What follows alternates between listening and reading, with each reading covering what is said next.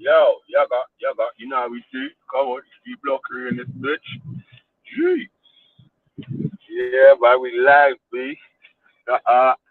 Yeah, we got my G Block T, Cameron. All that, man, like Ultra Funky. Man, like James Jones. Man, like Renegade Rough. Ladies like 9D for Belly Lake Goddess. Cameron, cut us up, all the team, you get me? Yeah, man, Cameron. G Blockery. Mm.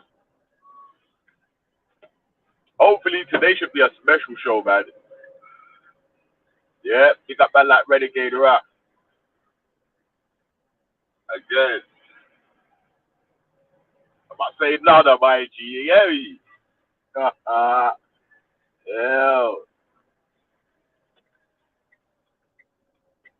Yeah. Ada peta senada in the yard club. Ada peta senada in the yard, yeah. Ada peta senada in the yard club. Yeah. The channel over there, them a flex my cellular. And to one and I get used regular. Yeah, me. Yeah. Ready for war then our war. Yeah, man. We up in here today, man. Yeah. Trust me. Trust me. Yeah, we big bad and brave, boy. Yeah, man. Pick up man like flames in the building. You hear me? Do what you want to do. Gee.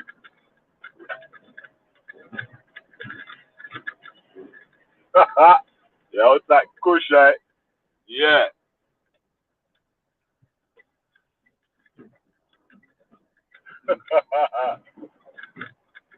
Yeah, man. We just clicked on now, man. So, you know, takes a little sec for everyone to jump on. All right. Today's show's going to be some up the sauce, though, man. So, did everyone watch the video we uploaded earlier? Yeah. Did you watch the video about FGM you uploaded today?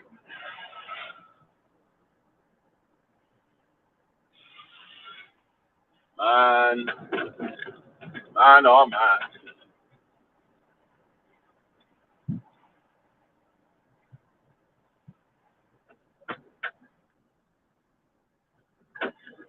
Yo, all right. Yeah, man. That FGM thing is serious, man. I had to put the video up today, yeah. True. I feel like people was kind of brushing it under the carpet yesterday, sort of thing. You know what I mean? So when you hear someone talking about what they went through their own words, sometimes it sounds, yeah, man, it sounds more real. You get me? Yeah, it sounds more real, man. So, yee, it's gonna be pepper sauce today, boy. Trust me. Trust me.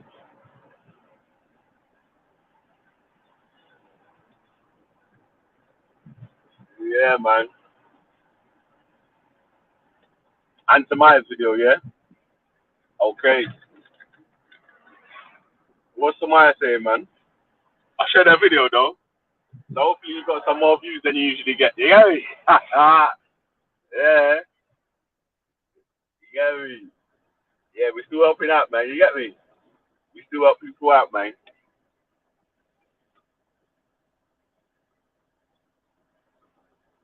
Trust me. No joke, cuz. When you wait, it's when you see the video, yeah? When you see the video and the way that the people were talking about what they went through themselves, of course it's not a joke.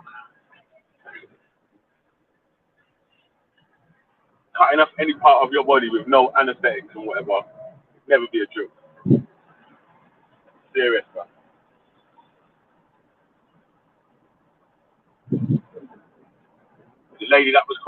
she said it ruined her life.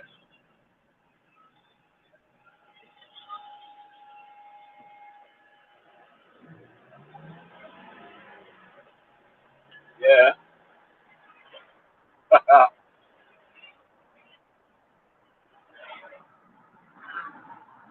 Yeah, man. Nah. Again, I can't think of no special cases, but I'm saying causing damage to a child is okay. Nope. There's no special cases which is okay.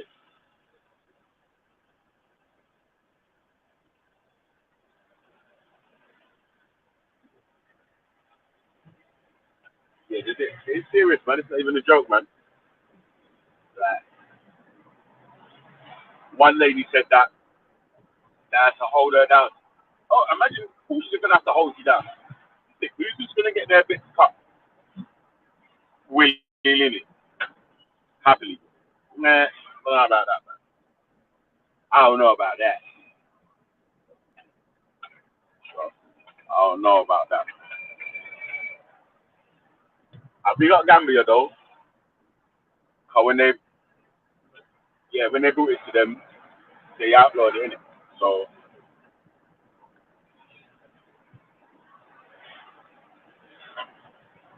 yeah, when the evidence was brought to them and the pressure was put on them, they ended up outlawing it, man.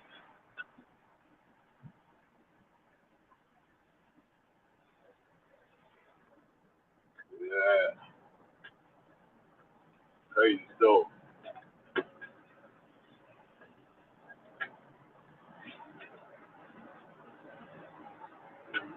I'm gonna listen to that. Thinking.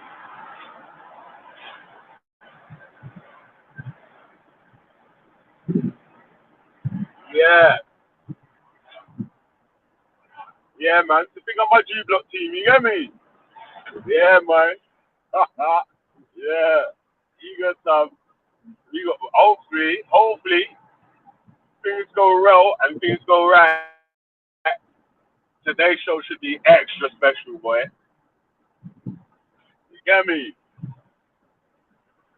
Extra special.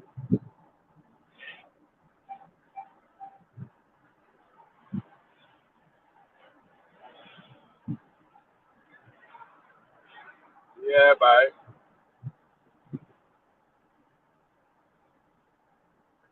So, the FGM thing is serious, guys. No circumcision. All right. What about bowel circumcision then? Yeah. So when we was reading yesterday on the NHS website, they said that there were some benefits to it as well. So that's a debate, isn't it? Yeah, because there's pros and cons against that. With the female team on the NHS website, I know Lynn showed that, I know, but on the NHS website, it said, boy, there's no benefits from it for the woman.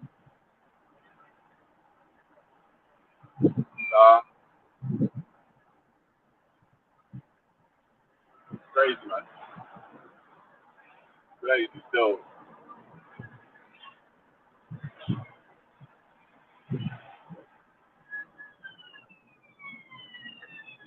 Yeah, man.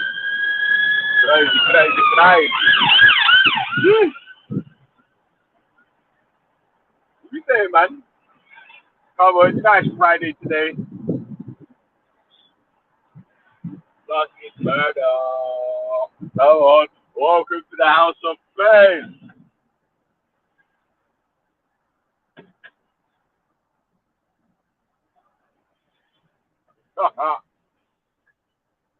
Yeah. Yeah, man.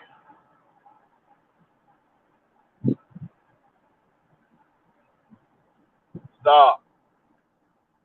Yeah, man. Jump on, man. Let's make the convo interesting. Yesterday, when we was talking about the child marriage thing, yeah, again, a certain group got in their feelings and was like, oh, you only want to talk about like them and the only one that's doing the child marriage thing. Yeah, we're banning out all child marriages, mate. Yeah. Yeah, everyone and anyone that does it. Could be my granddad that done it. Say, yeah, we looked that up, man. The FGM team, bro, that don't look pretty, man.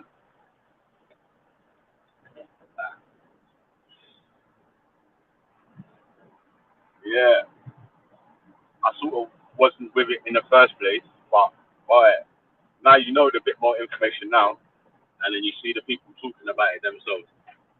Bro, yeah, that's it. Man, man,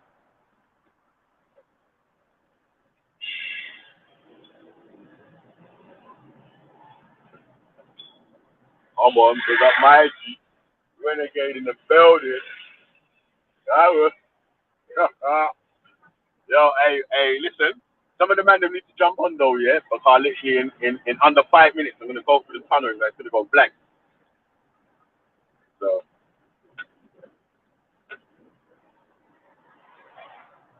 yeah, man. So, yeah, rap. Yeah, pick up yourself, guys. I ain't said nothing about what might be happening later on, yeah? I'm just letting back know that it might be a special day today. You get me? So when the special event happens, we can let the people know who it is and what it is. You get me? But we sort of want to keep our cards a little bit close to our chest until it comes into fruition. Yeah, until it comes into fruition.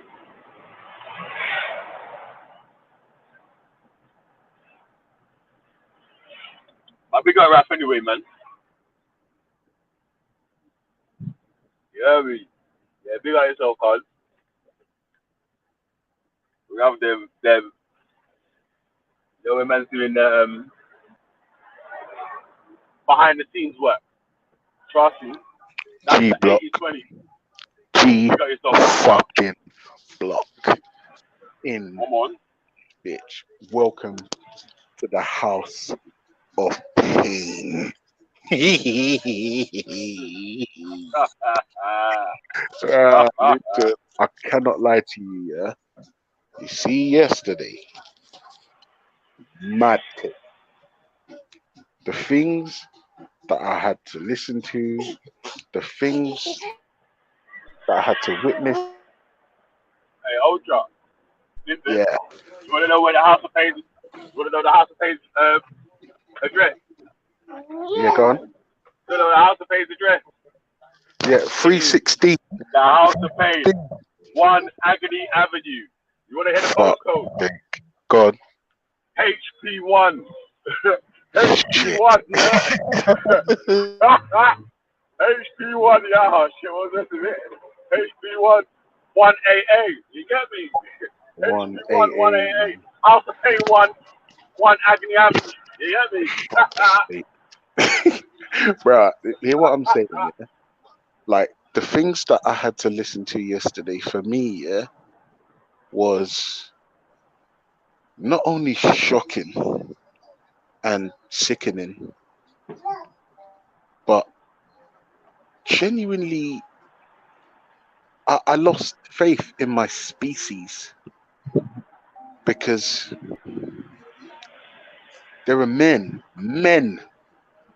in 2020 who have got full access to the internet that are co-signing child marriage. Like, why do I have to share a planet with these people? Well, some of Why? them have been told to by their book, right?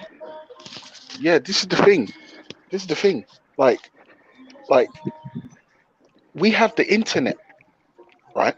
So you can just type in. You could just type in. Does FGM have any medical benefits? Any, right? And you can click the first, the second, the third link and find out for yourself. Like No, but I'm telling you, like for Ultra, me, I'm Ultra. sorry. Yeah, go on, To go be on. fair, yeah, Lynn shared something. What he said was benefits um to one of the FGMs, yeah. But I said on the NHS website it said there was no benefits to it. So I said, Yeah. obviously I was just to look on the NHS. You know what I mean? But yo, I'm about to go through the tunnel, yeah. To pick up Ultra, pick up Rob, pick up Yeah. yourselves, mate. I'm gonna be back in a sec, yeah. Yeah. No All problem. right. Yeah. Good morning, Rob. Morning, bud. How you doing? I won't lie to you. I was left in a genuine state of shock, and I think repulsion is the correct word. Like, What Rob. happened?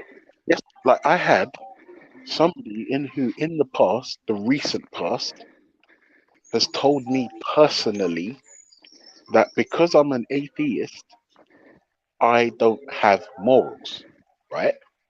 Which is fine. He's allowed to hold that belief, even though it's just asinine. Absurd, but yeah, we can't stop No, people being absurd, right? asinine, right? Yep. With, Double A. but then he's co-signed child marriage in his country. Now, going forward, how do you address somebody who is of that type of dangerous, um, absurd, disgusting mindset? How going forward? Like how it just I can't articulate words. And the reason, like I said, for me, I'm not invested in this YouTube stuff emotionally, but this man is co-signing child marriage, and then with the same breath telling me I ain't got no morals. And then what would hit me with like all kinds of whataboutism, and it's just like I had my face in my palms for like an hour and a half yesterday. I don't know who you're referring to, and I guess it doesn't matter. But firstly, it's obviously patently absurd that atheists don't have morals. Asinine and absurd, so double A on that one. So the brain is just not functioning there. But with regards to the other thing, I think all we can do is point out for anybody else who's listening. Maybe whoever it is you're speaking to will grow some morality, because if that person claims to have morals and makes that statement, then we've got to question it. But if, again, this is also the problem with certain religions, that they say they have morals and then they say do this, right? And if that's the case, and people are calling that good, what do they mean by good? Just anything they're told, which is what it boils down to. And I think at that point we can reject that a priori, because it's just might makes right. But then we can go further and go, what does it mean to be a human being? And we can reject it on those grounds as well. So it's like a triple asinine, absurd. I don't know what other A you could throw in there. It's just Amoral? like No, not even that. It's not even amoral. it beggars belief, Rob. Now the thing is, remember, for me, the reason why I'm struggling to make heads or tails of this is because this person has told me that I don't have morals, right? And I'm not gonna lie to you, Rob. Whilst obviously anyone telling me personally that I don't have morals is obviously a fucking idiot, right? But the internet's full of them. And to be fair, I could be a fucking moron at times myself, whatever, no one's perfect, right? But if you're gonna make a statement, you're an atheist, you don't have morals, and then with the second breath, yeah, it's all right for 10-year-olds to get married in my country. It's dangerous. Yeah, well, I mean, the brain is just not operational, right? And this is the thing. Brain is not Where thinking. did these zombies come from? Like, what is it that mummifies, zombifies a human being's brain to such a degree where they can make the most absurd, crazy statements and be okay? And do you know what the second thing is? You got people co-signing it with them, and I'm like, wait a minute, it's not just this guy. There's more of you. This is crazy. There's a lot of them out there, unfortunately. This is crazy. It's If crazy. you ask where do they get these ideas from, right? They weren't born with these ideas, right? They were brainwashed with these ideas. and then told to believe that it's true, saw it around them, maybe heard about it. There wasn't enough pushback, whatever it is, didn't think about it for themselves. And so once you have a virus implanted, if you have no way to use an antivirus, well, and it doesn't look like it's a virus, and other people have the same virus, then it goes, well, that's normal. But I guess we're also the antivirus squad to some degree. And not even that, Rob. Have you seen the question of the day? I did see it briefly, something about old information. Yeah. Just read it out again. What's better for our species? New, updated information or old, unquestioned information? Yeah, it's kind of rhetorical, isn't it? Hopefully. Yeah. Well, it would be for us, right? Yeah. There might be people who think Because remember, we had somebody come on the panel and compared FGM, Rob, FGM to elected cosmetic surgery. Just think about that for like a second before you even respond. You broke up a little bit. What was the part you said? Morning. We had somebody on the panel yesterday that compared FGM to elected cosmetic surgery. Like, did they not know what FGM was, though? No, he did. Oh, right. No, he didn't. I'm trying to think of a reason why somebody could say that. I'm telling you, Ultra. I don't think he did. You know, that's the crazy thing. No, that makes sense actually. Raf. For him to say that, I don't think he did know what it was. But the thing is, Raf said to him, "Here's a video. Click it and just watch the first 4 minutes and then come back." And he refused to. No, because do you know what it is here? Like, man, have to understand what type of character he's trying to do in it. Because people were trying to say yesterday he had like a mental. People saying he has a mental illness, like for him to be talking like that. And it's not the fact that he's mentally ill. It's the fact that he's trying to play this contrarian role. So he's trying to act like, oh, the thing I'm talking about is like, you know, there are probably other information that are talking against that. So that's what he was trying to do in it. But obviously he flopped at it, because in order for you to be a contrarian, you have to always at least understand what you're talking about. At least, 100%. Yeah, he didn't even look it up. When people started telling him about removing clitoris, then he started kind of understanding it, and that's why he was trying to reconcile it, saying like, "Oh, I don't agree with it personally, but I don't think that you can say that there's not information out there where there are people who say that is that it was beneficial for them." He was guessing, Raf. He was guessing. No, he was guessing. Yeah.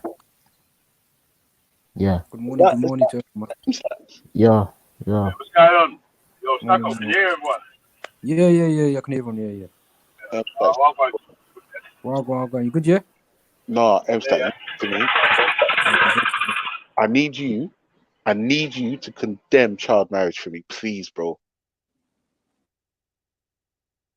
What do you mean by child marriage?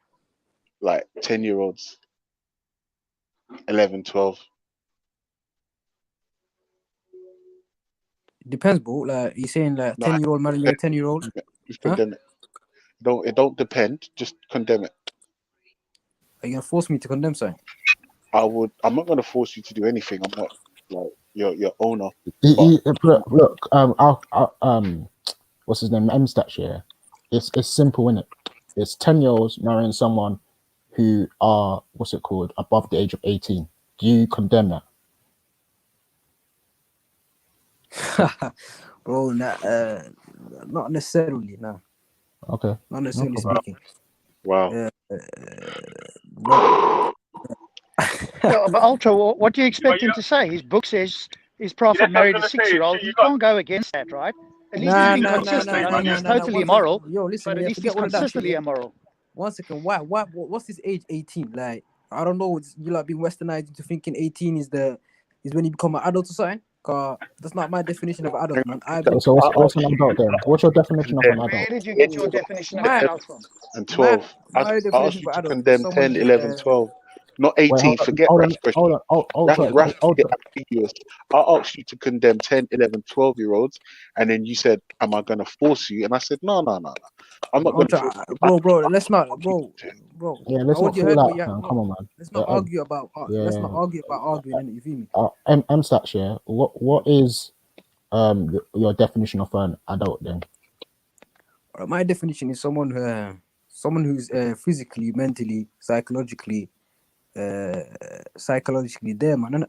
You feel me? So he has to be physically there in terms of hitting the age of puberty. He has to be mentally ready as well. Car even if you hit the age of puberty and you're not mentally there, I don't think you're an adult yet, man. And that can fluctuate from the ages. Go on. So you're saying that there's potentially 10-year-olds who are physically, mentally there.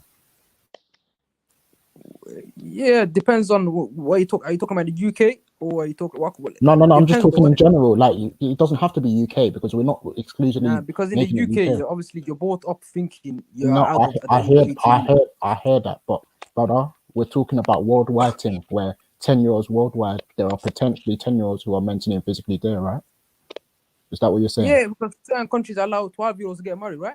Yeah, I know they allow it, but Spain I'm just saying, are they physically and mentally ready at that age? That's what you I'm have asking. to ask them that question. I believe so. Yeah, some of them can be ready and some of them can't be ready. All right, no problem. Are you telling, bro? Listen, yeah, I've seen myself. Yeah, I'm from Somalia, right? So, I will see my family themselves. Yeah, my cousin, she was looking after her own family at the age of 9, 10. She was walking distances just to grab water. She was looking after her own family. Like she's looking after her mom and dad as well. If I'm paying for There are people that do the equivalent or here the age of maturity. Not necessarily go out and what's it called, fetch water, but people do the equivalent here. If they have parents who are disabled, bro. they really look after their. Listen, don't even try to compare the UK back to Africa, right? Cause I'm telling you, yeah, women become more mature, and that's due to the environment. I'm telling you, cause I don't think it's per se. Yeah, there are certain environmental experiences, but my point was the fact that there are women, there are little girls, yeah, that who, when they are, they might have a disabled parent, and they are the ones looking after their parent. Are you saying that's not the equivalent? I'm saying that's scarce, man. Yeah, but it's also what you're talking about as well is scarce in Somalia too. No, it's not scarce in It's not the overall, is it? Nah, I don't know, bro. I'm talking about my own personal experience. It's not scarce. Therefore, in Africa, it's not scarce. So what example did you gave an example of going out to fetch water at the age of 9? Bro. I'm saying they become more mature. Like bro, when you see a girl here, yeah, her parents are looking after her until the age of 18, maybe 21, 22, 23. Back home, you're getting married at the age of 15, 14, 13. I heard about the whole getting married thing, but what makes them physically mental? Because you said one thing you mentioned was going out to fetch water. Is there physical maturity? What do you think physical maturity is? Yeah. What do you think? Yeah, well, that's what I would like hold on a second. Yeah. Yo, Rap and Stacks. Yo, we have already had this conversation. Still, I can't lie. Instead of making it like the exact same. No, but it's just his opinion, isn't it? All those Stacko weren't there yesterday. Yeah. All those Stacko. Yeah, I get it.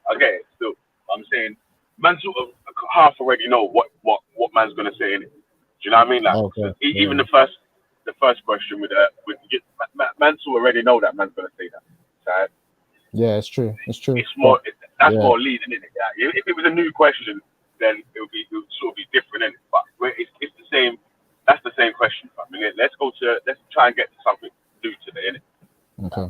With that, the question of the day is about the old info, new info thing, innit? Like, right, old unquestioned info versus new updated info, which has been tested or whatever. For me personally, I'm gonna say go with the new info, and then I'm saying especially. Let somebody argue for old info. Yeah, let somebody try and argue why old info is better than new info. It depends who the new info is coming from. If they're untrustworthy and lying cunts, they'll never take that new info. That's very true. I mean, the new info could be, could have some bias.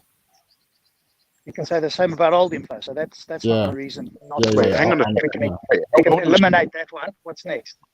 We'll go through all the reasons and eliminate If them one by one. if somebody's a massive cunt, but they've got the formula for curing cancer, No lying, ultra, lying, deceiving, hypocritical, no, but that's pussy the thing, holes. Freddie. If somebody I'll says, never take "I've no got new the cure for information cancer," from them. we can test that, Freddie. So even if they're lying, you don't take new information and run with it. No, if somebody says, "I've got a formula, I believe we can cure cancer with X, Y, and Z," you test it.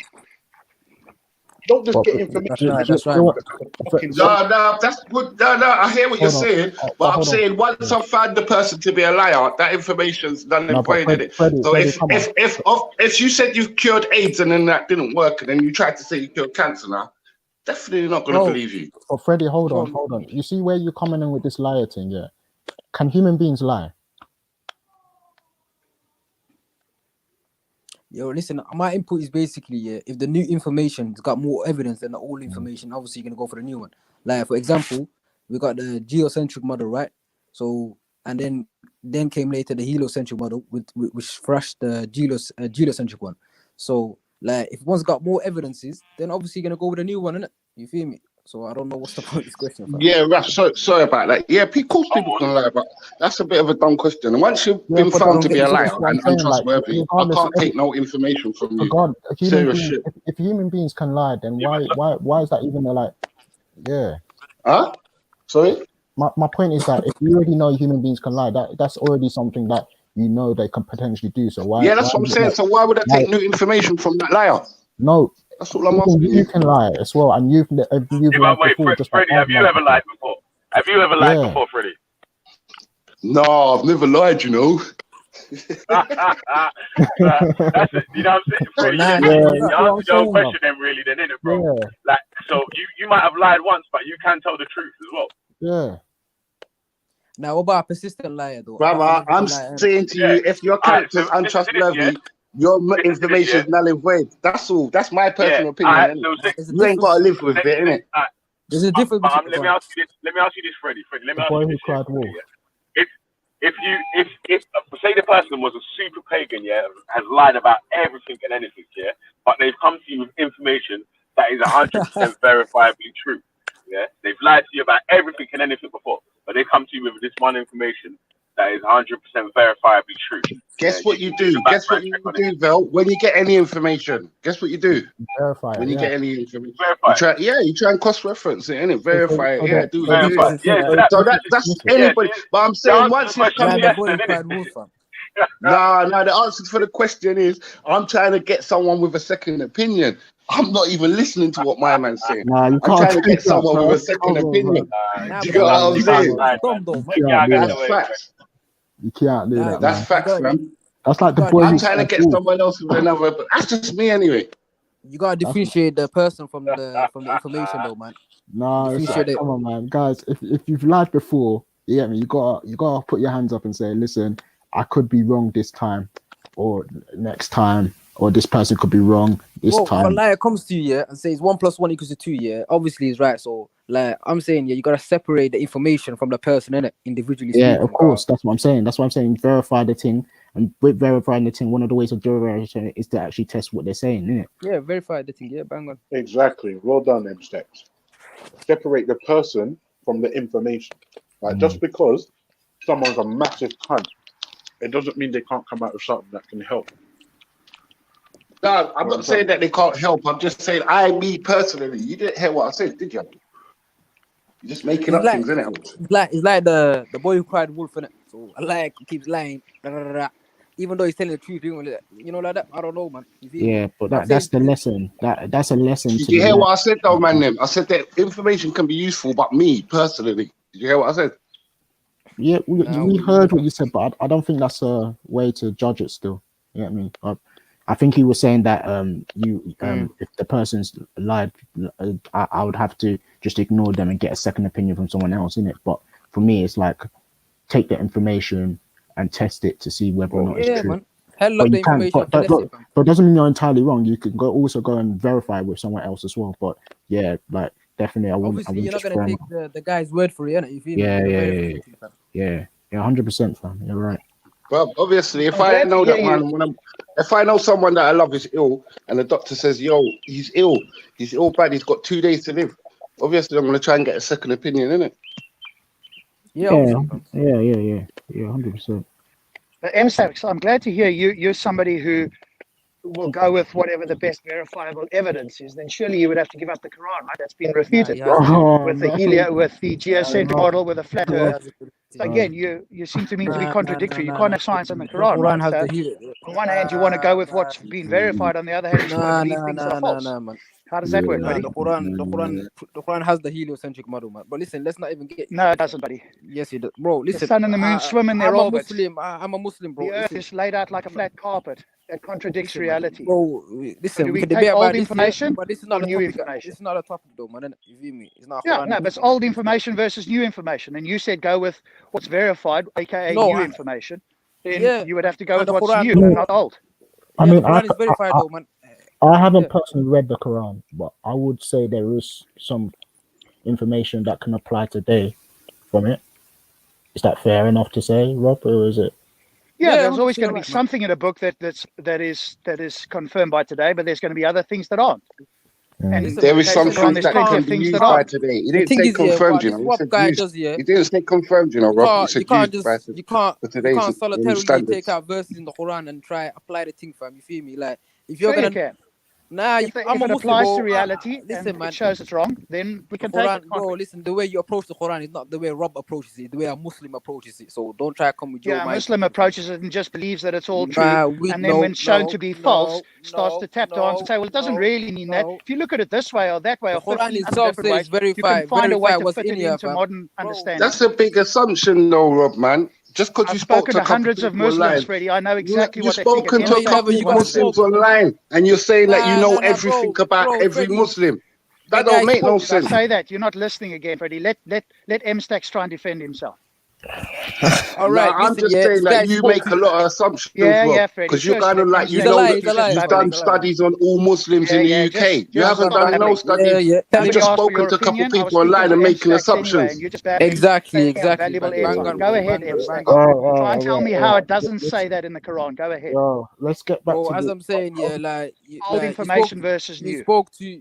Listen, man, I'm saying to you, I'm not saying you go with the old Hey, information. Raf, if I go to the African Centre and speak to 100 Don't worry, you Nigerians, won't get a word can in I with Freddie. speak? Can He I doesn't speak know for how all to keep quiet. Nigerians? Can I speak So for he'll all babble Nigerians, Raf? and he'll Raf, continue speaking why- non-stop. Raf, I'm why- asking At Raf a some question. point, 1 minute, Rob. M-Stacks, not? you Rob, might 1 actually get minute, a fam. chance to Let speak me because ask I Raf was a speaking to question. you and Freddie was just babbling Wait, away in the Raf, can background I there ask like you a a question cheerleader. without this No, man you can't. I'm interrupting? speaking to M-Stacks. No, you Can can't. I ask you a M-Stacks was question, Raf, speaking. without this No, man you can't. interrupting? No, I'm going to No, interrupt incessantly until you be no, quiet. because you're I'm going to unfair, show you Rob. what it's like when you I just want interrupt to ask one incessantly. question because you I'm don't in want the to hear the interrupting truth. mood You're now, so trying to I'm going talk to do the over me. interrupting. Just let. You're trying to talk over me because you don't want to hear the truth, There Rob. was a moment Yo. of You don't want to silence. hear the truth. Then That's I why, told Rob. Have some M-Stacks. decorum. That's why, Now because you you know you make and I assumptions. don't want to hear that. And when you're getting, man. and when you're getting So stop tied babbling, down to the Freddie. truth, you don't want to Yo. hear We're it. in an adult conversation. You're unfair, Rob, man. You're unfair, Rob. Yeah, I stop only babbling. want to Stop ask one babbling. question, innit? No, I'll ask stop this babbling. one question and then You're I'll come off. interrupt. Let them, Rob. I'll ask this one question and then I'll come off, Rob. No. Yo, Don't Freddie, have to interrupt Rob, me. I'll Speaking ask to this one M-Stacks. question and then I'll come off because you don't want to hear the truth. Now. You don't want to hear the truth. That's why. You don't know what truth is. You can barely You're a spell it. joker. Please, don't babble. yo, go on, Freddie. Say I've got it M-Stacks, anyway go because I ahead. know you don't want to hear the truth. So Go I'm ahead, out. M-Stacks. You wouldn't know the truth if I gave it to you in coloured crayons. So sit aside there. Yeah, off you Freddie, go. walk on, man. Rambling fool. Go for it, M-Stacks.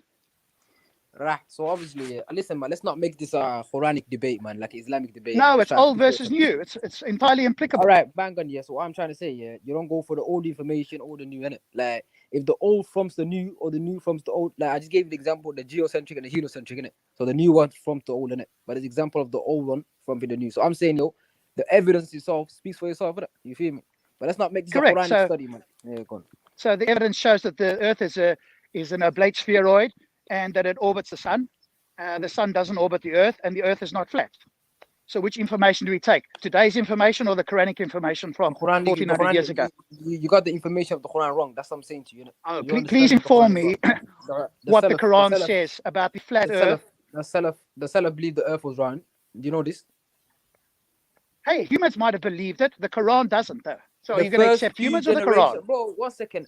Listen, man. The way you're approaching the Quran is basically like this, innit? You Yeah, I'm understand reading the Quran. What do you do? No. Take When other I don't opinions read when the it doesn't Quran. suit you.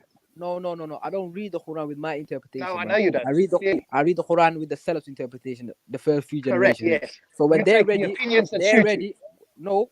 When they're ready, they came to the understanding that the earth is round. So I'll go with that Right, so interpretation. they That's what contradict I the come up with. Quran. I'm glad that you accept them. You've got to No. reject the That's what Quran, I'm trying buddy. to say, man. The approach you have with the Quran is you can read it yourself, man. No one told you Rob can read the Quran and come with his own interpretation. Oh, so Muslims, so people can't read the Quran by themselves. Is that You what you're can saying? read the Quran, but the way Oh, we approach up it your is mind. different. No, we approach the Quran Who with the decides the way to understanding. approach it? Who decides? The Quran itself tells us to use the Salaf. The Quran tells us to go to the believers, which was the companions, to understand the Quran. Why do you need to do that if the Quran is supposed to be a clear book for all people? See now, look, what's this got to do with the topic now? Because you're claiming that the Quran matches modern science, and I'm saying it's old ideas that have been superseded by verified ideas today. So if you're consistent, you go, no, I can't accept that. I'm going to accept science, or I'm going to go with my old book. One of the two. You can't have both. The Quran says the universe is expanding, man, and we know today that the universe is No, expanding. it doesn't say that at all. Yes, You're he dreaming. does. Yes, he does. You are dreaming. Word for word. See, this is the problem. You haven't It actually says read that. the Quran. I read it. No, I've you read haven't. it, man. I haven't read the Quran. Allah. You haven't read that. And if you knew what you were talking about, you would know that there was a modern translation that says it's expanding, and that was after 1924. No, coincidentally, I know Arabic. I know after Arabic. they There's a found difference out with you. that, I know Arabic, Edward so I can Hubble go to had the original discovered this. language. Then they I can go sadly to the changed original the language. translation. I know the original That's language, right. so I don't need your modern day translations of the Quran, innit? Your 21st century westernized, Harvard University. I'm sure you've got the Arabic that suits you. Every time science changes, you'll tell me that's what it actually means. No, we go You're to the utterly inconsistent, M-Stacks. No, I say to you, go to the oldest Arabic. I'm sure you'll dictionary. sleep okay at night.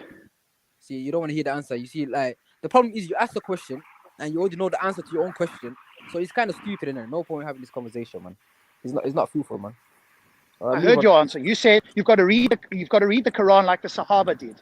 Why do I have to read this Quran like the Sahaba did? The If Quran the Quran tells says you something that. straightforward. Now we've got to take some man's word. Bro, why? Bro, 1 second. 1 second. If the Quran itself, the Quran you're reading, tells you to go to the companions to understand the Quran, how the hell are you gonna say I'm gonna read the Quran the way I want to?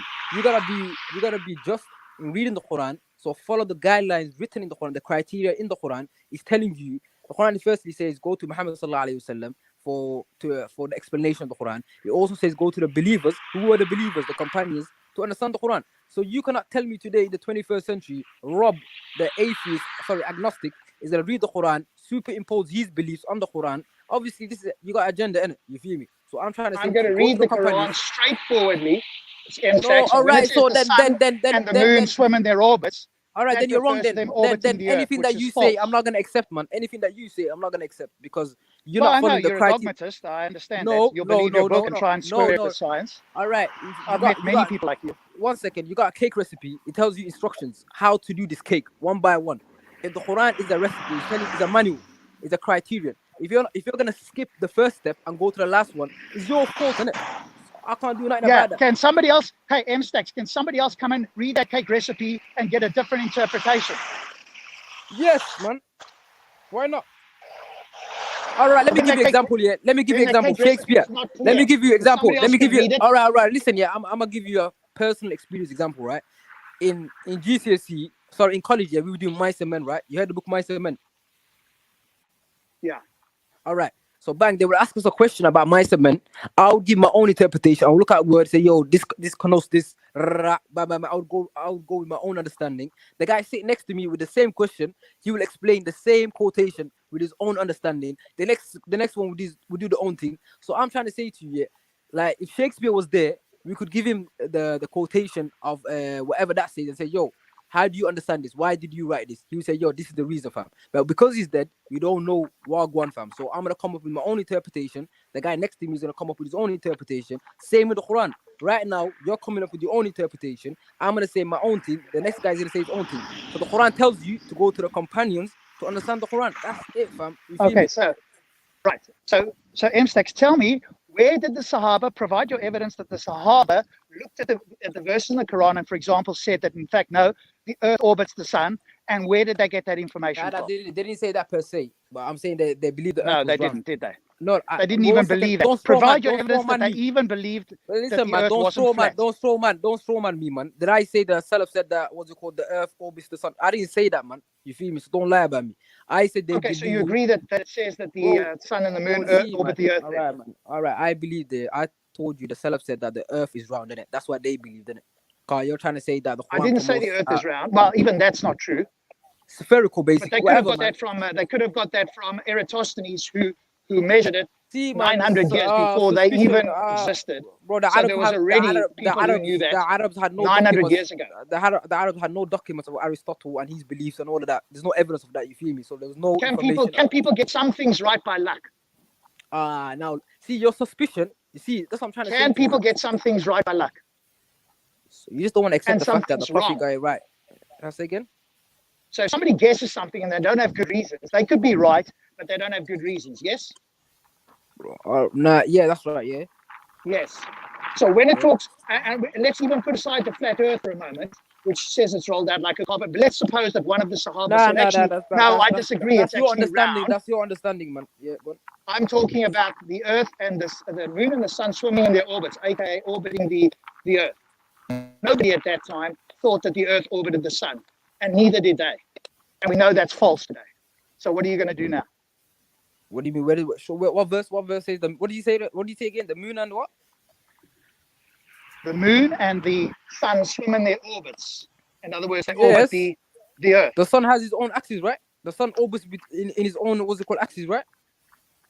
The sun rotates, but the sun is orbiting. Yeah. It's talking about swimming in its orbit, aka like the moon. What does the moon do? It goes around the Earth. What does the sun do in that understanding? It goes around the moon. See, that's what I'm saying, Rob, man. That's your understanding of the thing. It's a straightforward, logical understanding. I appreciate that. No, that's called analogy, fam. It's called qiyas in, a scholar, you can't do qiyas, you can't do analogy. You can't say because the moon does this, the Quran means the sun also does this, fam. You can't say yes, that. Yes, it does. Otherwise, you shoot yourself in the foot. If you're not going to allow for inferences, you are dead in the water because you have to infer things from the Quran as well. Okay, but my inference comes to the closest interpretation to the Prophet Muhammad, which is his companions. His companions were the closest to him, so obviously they're gonna have the most the closest to the correct understanding, more than what we have today in the 21st century, right? Any of the companions, M-Stacks, suggest that the Earth orbits the sun, and if so, where's the evidence for that? If they didn't, and they believe the Quran, which most people did at that stage, that the sun and the moon orbited the Earth, that would be the correct understanding given the information at that time. No Muslim, no scholar believes that the sun and moon orbits the Earth, man. That's your understanding of the thing again. Well, show me one scholar. Show me one scholar that I follow that says that. Your scholars today are accepting science and trying to split the difference with the Quran. No, I'm talking 800 years ago. 800 years ago. Give me Ibn Taymiyyah. Show me somebody who thought Ibn Taymiyyah saying. Show me. And they had evidence. No. Show me Ibn Taymiyyah saying that the sun and moon orbit the Earth. Show me. Ibn Taymiyyah can guess. I don't care about people guessing. I care about what it says and whether you have evidence for it. Bro, listen, man. So don't tell me about people who are guessing stuff. Bro, listen. I said to you, you're saying someone hundreds of years after Muhammad. Now we got Banksy again, man. See, that's a problem, man. Yeah. Not 100 years. Not 100 years. Hundreds of years after Muhammad died, someone came about here. Yeah, 200 years after Muhammad died. What? I don't know. You just said some dude 800 years ago. Muhammad. Yeah, apparently. Bro, you don't know what you're talking about, man. Sit down. Sit down and listen, innit? Sit down and listen. The other guy, Muhammad died. Listen before you start talking. 1400 years ago. You don't know so what you're talking literally about. hundreds of years later, after Muhammad's death. Who's 100 years? Who's 100 years? Who's this? What do you mean? Ibn Taymiyyah. What was the year that you said? You said 800 years ago. Listen. Are you calculating these days? Do you know the difference? Bro, listen. The guy who you were talking about, it wasn't alive during Muhammad's time. All right. Have you finished now? Yo, Vellemy, I'm back still. Sorry, guys. So basically, we're dealing with the companions who were not alive 800 years after the Prophet. I'm talking about the companions who were with the Prophet. Yeah, the Sahaba. Did they have a heliocentric view of from the Quran? Yeah, to my understanding, yes. Did they? Where is it? Where is the evidence for that now? Now you have to show us surah, hadith, something that actually indicates that. See, you're ignorant. The surah. You're a joker, man. You're sitting down, mute yourself, innit? Well, where is the evidence that the Sahaba believed in the heliocentric view? Listen. I don't have that evidence on me right now, wallahi. And the thing You is, don't I have the can't- evidence. Full stop. That's what you No, really. I don't have the evidence on me right now. I said, why you lying on me, fam? Why you twisting my words? I don't have the evidence on me right now. Let's assume But for a such moment evidence that one of exists. That's the point. Okay, but Banksy, let's Yes, assume the for a moment Salaf, that the somebody companions believed the went earth was against the round, straightforward spherical, reading. Hang on. and they derived the No. information from the Quran itself, innit? And they also No, believe but that you the don't, universe expand. 1 second. They also You believe the don't get that universe was information from the expanding. Quran, so that's false. Wallahi, they do. No, fam. that's The false. companions- That is totally false. Bro, There was the nothing universe about is the expanding. universe expanding in the universe, Quran. well, It yes, talks about you wanna- that God split the heaven and the earth asunder. That's literally where Muslims get it. No, Banksy, you're he's lying. now- You're lying. He he's now mentions the word changing, right? expanding in the Quran. It says He's now gone expanding. on to something You don't else. know what you're talking about. We can Listen. easily show what you said, Banksy. You're But he's lying. gone on You're to lying. another one. I'm not talking The about that verse. sun and the moon orbit the earth. They swim in their own pace. Let's calm down, man. Calm Well, down, it's man. right. All over the place, man. You're regurgitating information that Stick you on that heard. one. So slow Don't down. dodge. I'm not The dodging it. sun and the moon orbit the earth. They swim in their own orbits. Show me where the Quran says the sun and moon orbit the earth. Word for word for that. They swim in their own orbits. No, don't change it. Show me. You just said the That's Quran what the Quran says. Show me where the Quran says the sun and moon orbit the earth. Does the moon orbit the earth? Show me in the Quran where you say the sun Does and moon, the moon orbit. Give me the verse. Orbit the earth. Bro, show me the verse where the It's Quran a simple says. logic. Now I appreciate Can you that's show a me? battle for you, but do All your right, I'm best. asking you a Does question, the Rob. moon orbit the earth? Rob, can you hear me? Show me the verse in the Quran. I can hear you clearly. All right, show me the verse. to tell me I'm whether asking you a the question. earth, whether the I'm moon waiting for an orbits the answer earth. to my question, right? So where does the Quran say the sun and moon orbit the earth? Can you give me the reference? It says they swim in their own orbits. No, Does can the you give me moon that verse, please? orbit the earth? See this guy. Look man. it up. See, You can look it you're up a liar. immediately. You're a liar. Then you're a liar. You lied. Right? Yeah, I'm just making it up. Being like you, nobody. No, you just I've said actually the read Quran. the Quran. Bro, 1 second, calm down. No, you haven't read the Quran. You're a liar. Listen, as I said to you right now, you just mentioned that the sun and moon orbit the earth. Can I have the verse reference for that? I'm on my mobile phone. I guarantee it's there. It swims in their own orbit. That's the interpretation. No, don't change it to swim. That's it. Bro, I can That's infer what it anything says. from that. You All said right, if verbatim. I give you the verse, are you going to concede the Quran is wrong? If I bring the verse up and says it swims in its own orbit, are you going to concede the Quran is wrong? No, that was not my question. So what's the point of bringing you a verse? All right. Sidetrack, so you can avoid. No. Bring me the verse. You're not listening. Here's a video. Bro. Does the sun follow the moon in the same orbit? Scientific Miracles of the Quran, episode 10. Forget this, man. David Wood and all this. Listen, yeah. As I'm saying to you right now, yeah, you just mentioned that the sun and moon orbit the earth. You said that verbatim. That's what the Quran says. Either one, you're lying off the Quran, or you have the evidence for it, and I'm gonna look you up and I'm gonna search it. Which one is it? What did I say? What did I say the Quran said? You said verbatim 2 minutes ago that the Quran says the sun and moon, the earth and moon orbit the sun. Did you hear me say they swim in their orbits? That's what you said after, but before that you said the earth and That's moon. what I said right in the beginning, and I said you can easily infer This guy's a that liar. they orbit the earth. Infer now. So the Quran doesn't say that. I appreciate that you got a memory of a goldfish, but that was what I first said. All right. So no. Now you're saying it's an inference. The Quran does not say that. Yes, like you and every other Muslim make inferences. It's a straightforward inference. If they swim in their orbit and you agree that the moon orbits the earth, then by inference, the sun orbits the earth as well. That's it, logical deduction. If you don't say verbatim what you're saying, no, listen, man, I don't go with your logical deduction, man. I appreciate you don't go with logic. Thank you. At least you admitted with your logic. Wait, strawman argument. Yes, the logic that everybody else uses except for you. No one uses your logic, man. No one. I don't think so. No, of course we don't use valid inferences. Of course not. We go with M-stacks who just make stuff up. No. You can't follow a logical path. You're being unjust. You're being unjust to the Quran. I'm being logical, and I know it's uncomfortable for you. No, you're not. You're being unjust with the Quran. Yes, well, you keep telling yourself that. No, you're not. That's a response. Yo, M-stacks, yeah. You're being unjust, man. You're lying as well, fam. M-stacks, yeah. Yeah, do you know what's sad though? Valid response. Do you know what's sad though? Nah, bro, listen, man. Just go on.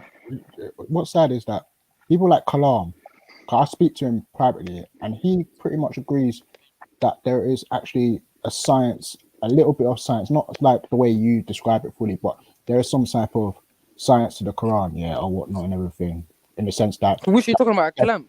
Yeah. Okay, go on. Carry on.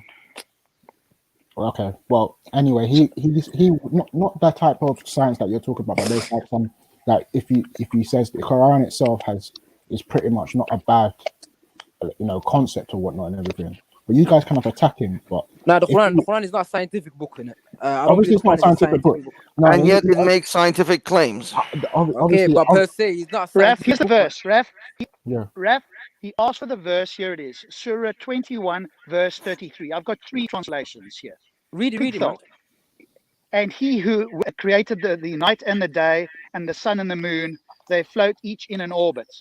And this is Sahih International. And he who created the night and the day and the sun and the moon, all heavenly bodies in an orbit are swimming. Yusuf Ali, it is he who created the night and the day swimming. and the sun and the moon and all celestial bodies swim along, each in its rounded No. The course. swimming thing, that's your, Thank you very much. your, bro. You read 3 interpretations, man. 3 what's it called, translations in it. So give me the Arabic word for swimming. It don't mention no swimming in that verse, man. I've posted the link where it's got the Arabic written. It is in the side chat. Surah 21:33 in Arabic, and underneath it Sahih International, and it is he who created the night and the day and the sun and the moon, all heavenly bodies in an orbit are swimming. There's nothing there. What verse is this, man? Let me look at myself, man. 21:33. Surah Al-Anbiya. Yeah, 21:33. He'll dance around this all day, and then at the end he'll say, "Sure, see, you haven't shown me." Because I'll just babble and ramble. It's clear there, straightforward reading. These things swim in their orbit. What does the moon do? It orbits the earth. Therefore, you can infer the sun also orbits the earth, because that was the understanding of those people who were ignorant about celestial information. Shut up, man. Be quiet for a second, man. Come on, man. Yo, what verse is it? I know it's painful. I understand that. Surah Al-Anbiya 21:33.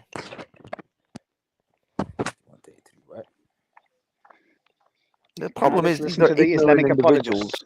Yeah, and let's listen to the excuse now. Unfortunately, that's the problem with faith. It is the reality. The truth has to be suspended so belief can be maintained. Of course, but it all goes back to old information versus new information. And here's a prime example.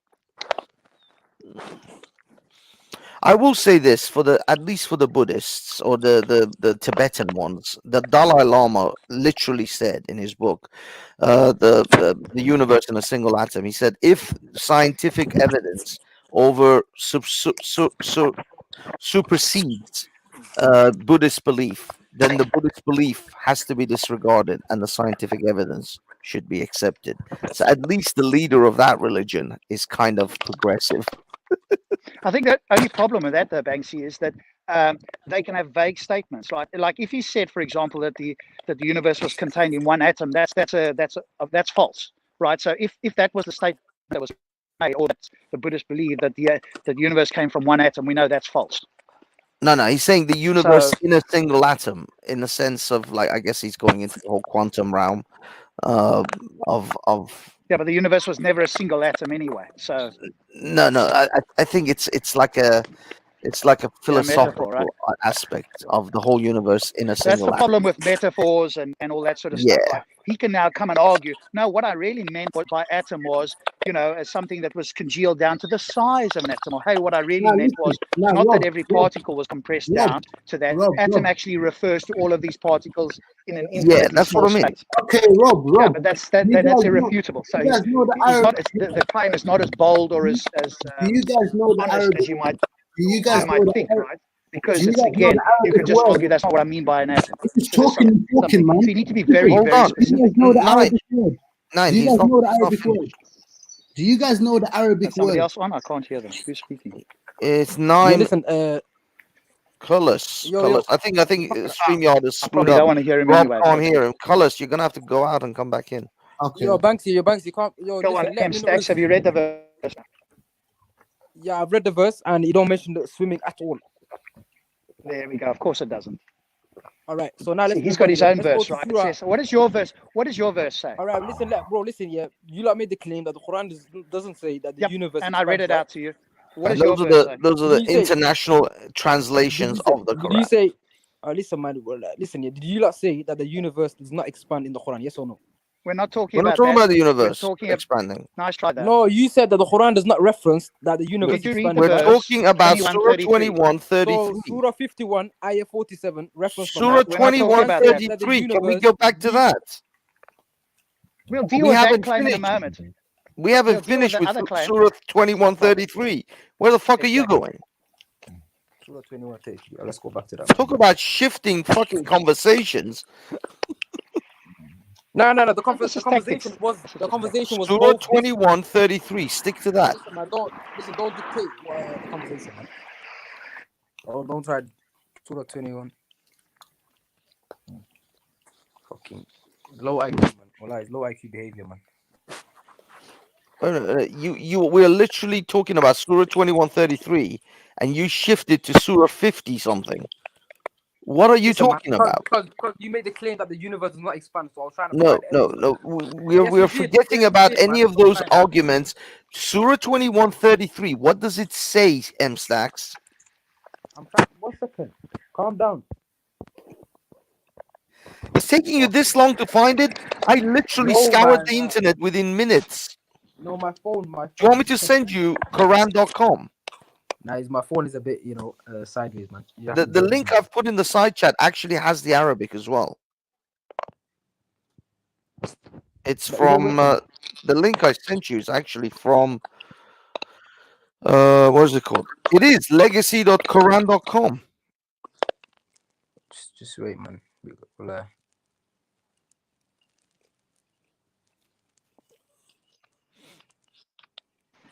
Banksy, while he's doing that, seems to take ages.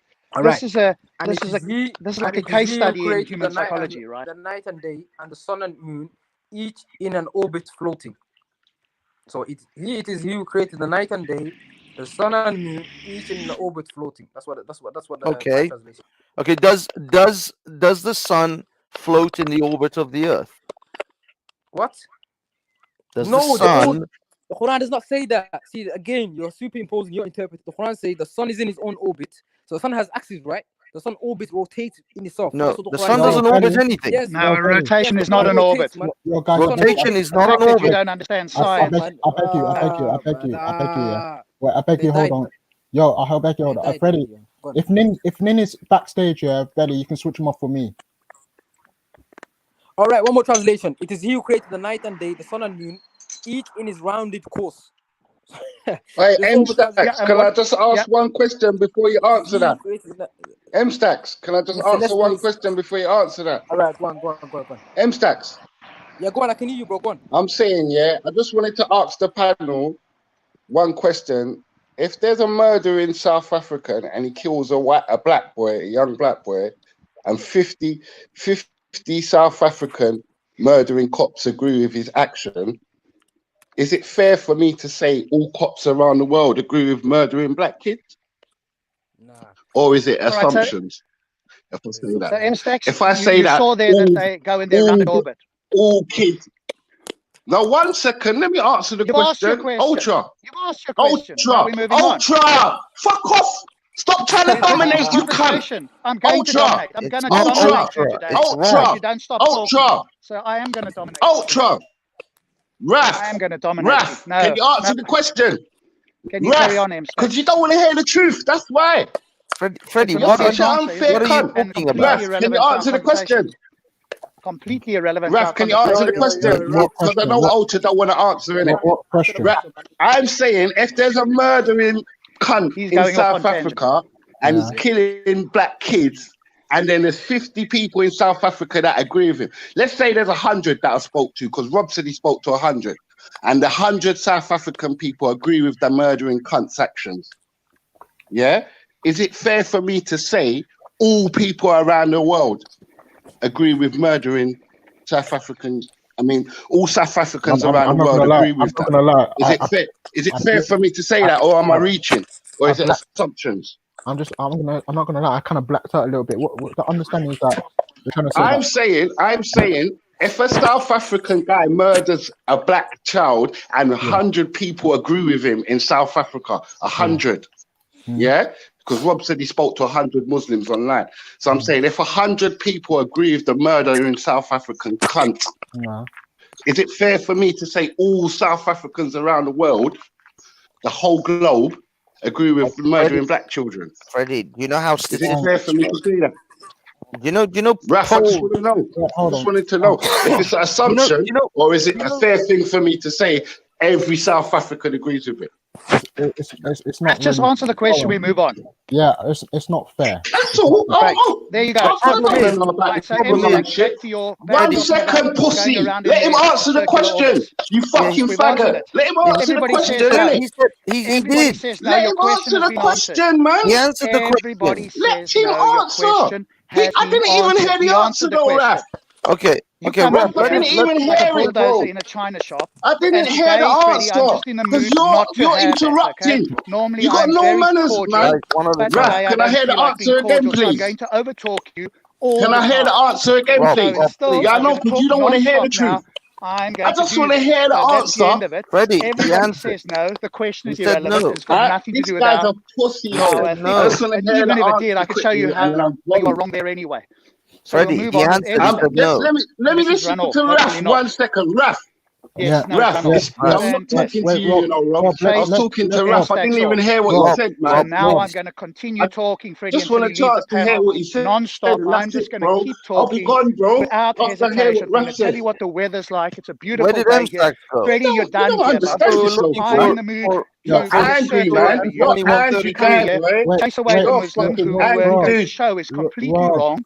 And you come in here and attempt to try and rescue him and fight. And it's just not going to work. So I'm going to keep talking non-stop until I get muted. There's no chance. Rob, let me. Hold on, Freddie, please. It's just not going to work. Please. Yeah, Rob, bear with me. It's not going to work. Rob, bear with me. I'm going to continue on. See, now you can see what happened, right? Yeah, I know. We were having a discussion here. Let me break it down for him. And this guy I've seen here wants to ask a question. The question was asked and answered. Let me break it down for him. Continue speaking non-stop. Okay, everyone be quiet. Next time, I'm going to come in here, especially when Freddie's speaking, I'm going to come over and just talk non-stop again. Rob, just remember, Freddie, you asked for it. I'm going to provide it. You're fucking triggered bad, man.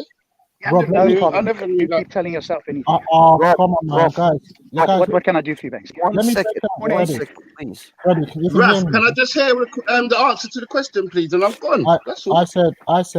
I said no. I said thank you. You said no. We all heard you. I'm back. Guys, chill. Guys, chill. Guys, chill. What's the question? The question was about sample size. That Freddie was claiming that just because Rob has only spoken to 100 people, that is not enough of a sample size to say that all Muslims believe that this surah. At no point did I say all Muslims anyway, Banksy. I know. Of course you didn't. Wait. Hold on. Wait, guys. Wait. Hold on. Be fair. What was the question Freddie asked? Dude, we were having a conversation. The answer is no. What else is there? Yeah, no. Ultra, I think, wants to know the question. What's the question was, yeah. Surah 2133, the interpretation that Rob has from it, which is that the sun and the moon orbit the earth.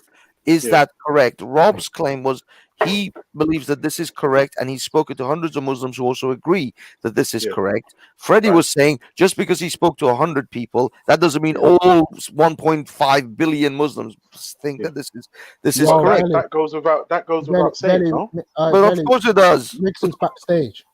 Yeah, completely irrelevant. Yeah, Terry's backstage. Yeah, I don't understand. Like, I would say, so Freddie saying,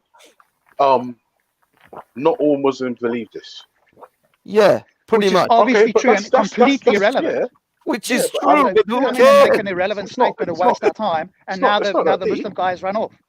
No, but the thing is, not all of everything is always true. Not all applies to everything. Everything. No, it doesn't. Yes. All of my ex-partners think I'm the most amazing thing since sliced bread. All of them. You see, I still think you're full of shit. Because we need to interview your ex-partners.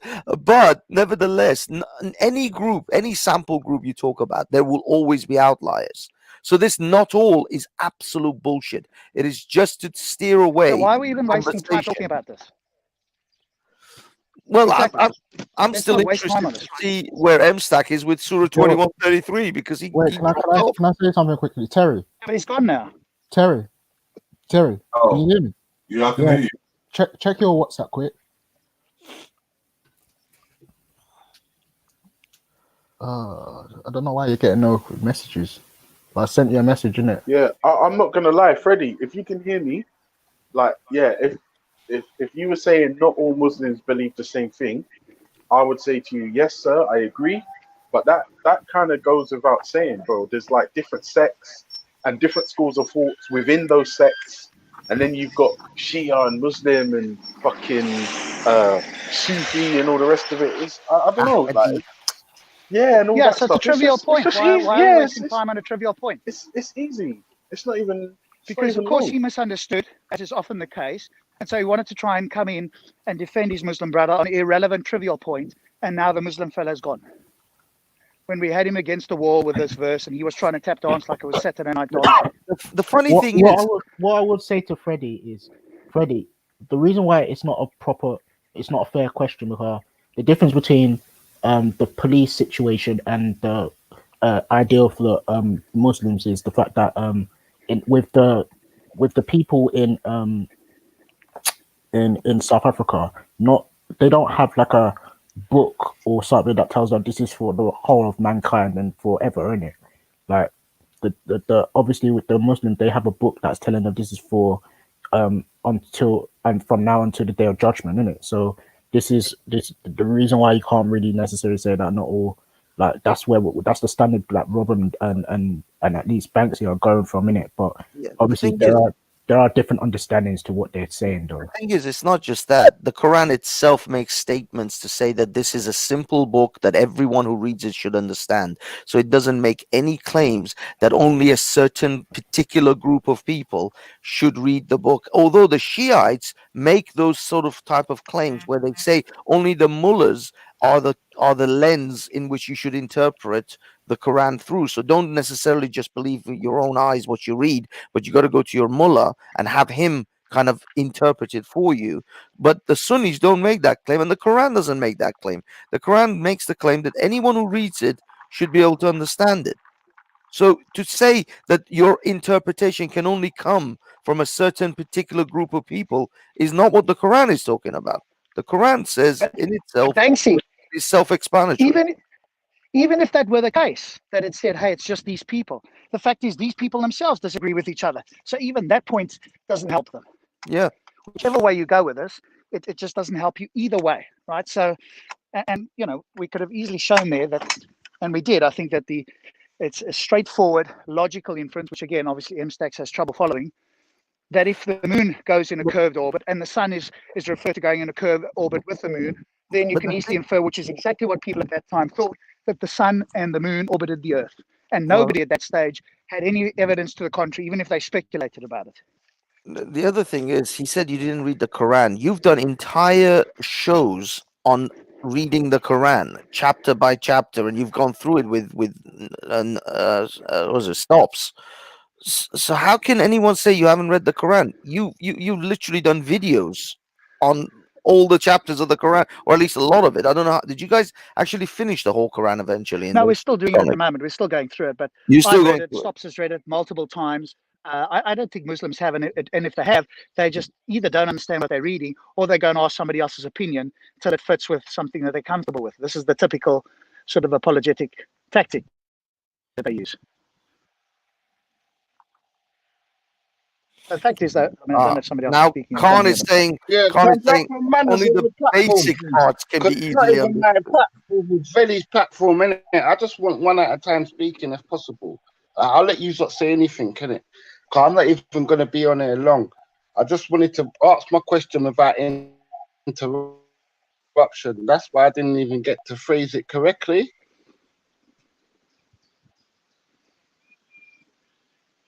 Is it possible for me to do that? Yeah, go ahead. Good. Because I know some of these people weren't born with no manners.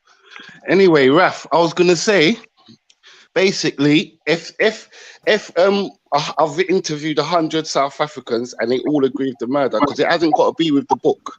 It's got nothing to do with the book. It can be embedded in their culture, racism. It doesn't have to be embedded in a book. It can be in the culture. Is that okay? Hello? I mean, yeah, but we're not coming from a cultural No, but I'm argument. saying if racism's embedded in the culture, and that cultural aspect's negative, I'm saying, is it okay to transfer that to all the South Africans across the world now? Or is it a fair assumption? Or no, it's not fair, obviously, and you know it's not fair anyway. Okay, cool. But all right, I'm gone. Bye. All right. Well, do you think he made a point there? This is the level of thinking. As if it was a point of any sort. This is a problem with some people. They just can't follow a conversation, and then it wastes all of our time. I just big on you, Raf, for actually answering a straightforwardly trivial question.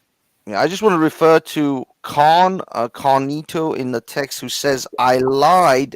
Banksy lying, although I think spelled lying incorrectly. Only basic parts can easily be understood. So I'm lying about anyone can read the Quran. Only the basics can be understood. Now these are surahs from the Quran, verse 54:17, Surah Al-Qamar, that says, Sahih International, and we have certainly made the Quran easy for remembrance. So is there any who will remember? And the truth, we have made the Quran easy to remember, but is there any that remembrance? These are all different translations of the same thing. The Quran is made easy to remember. Is there any that will remember? So this is just one of the verses that says that the Banksy, Quran I think is easy. But Banksy, that particular verse, people can remember things that are false, right? If you look at 3:138, it says it's a clear book for all people.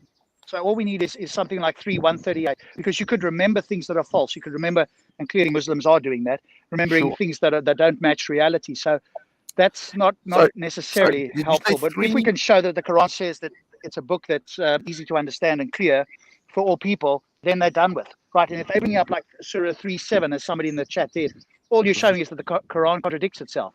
You're not making a good point. It's a point against you rather than for you. Yeah, this is 3:7. Do you say chapter 3? Somebody in the chat was talking about 3:7, that some verses are precise, some are unspecific, and if the verse, and then that contradicts 3:138 anyway.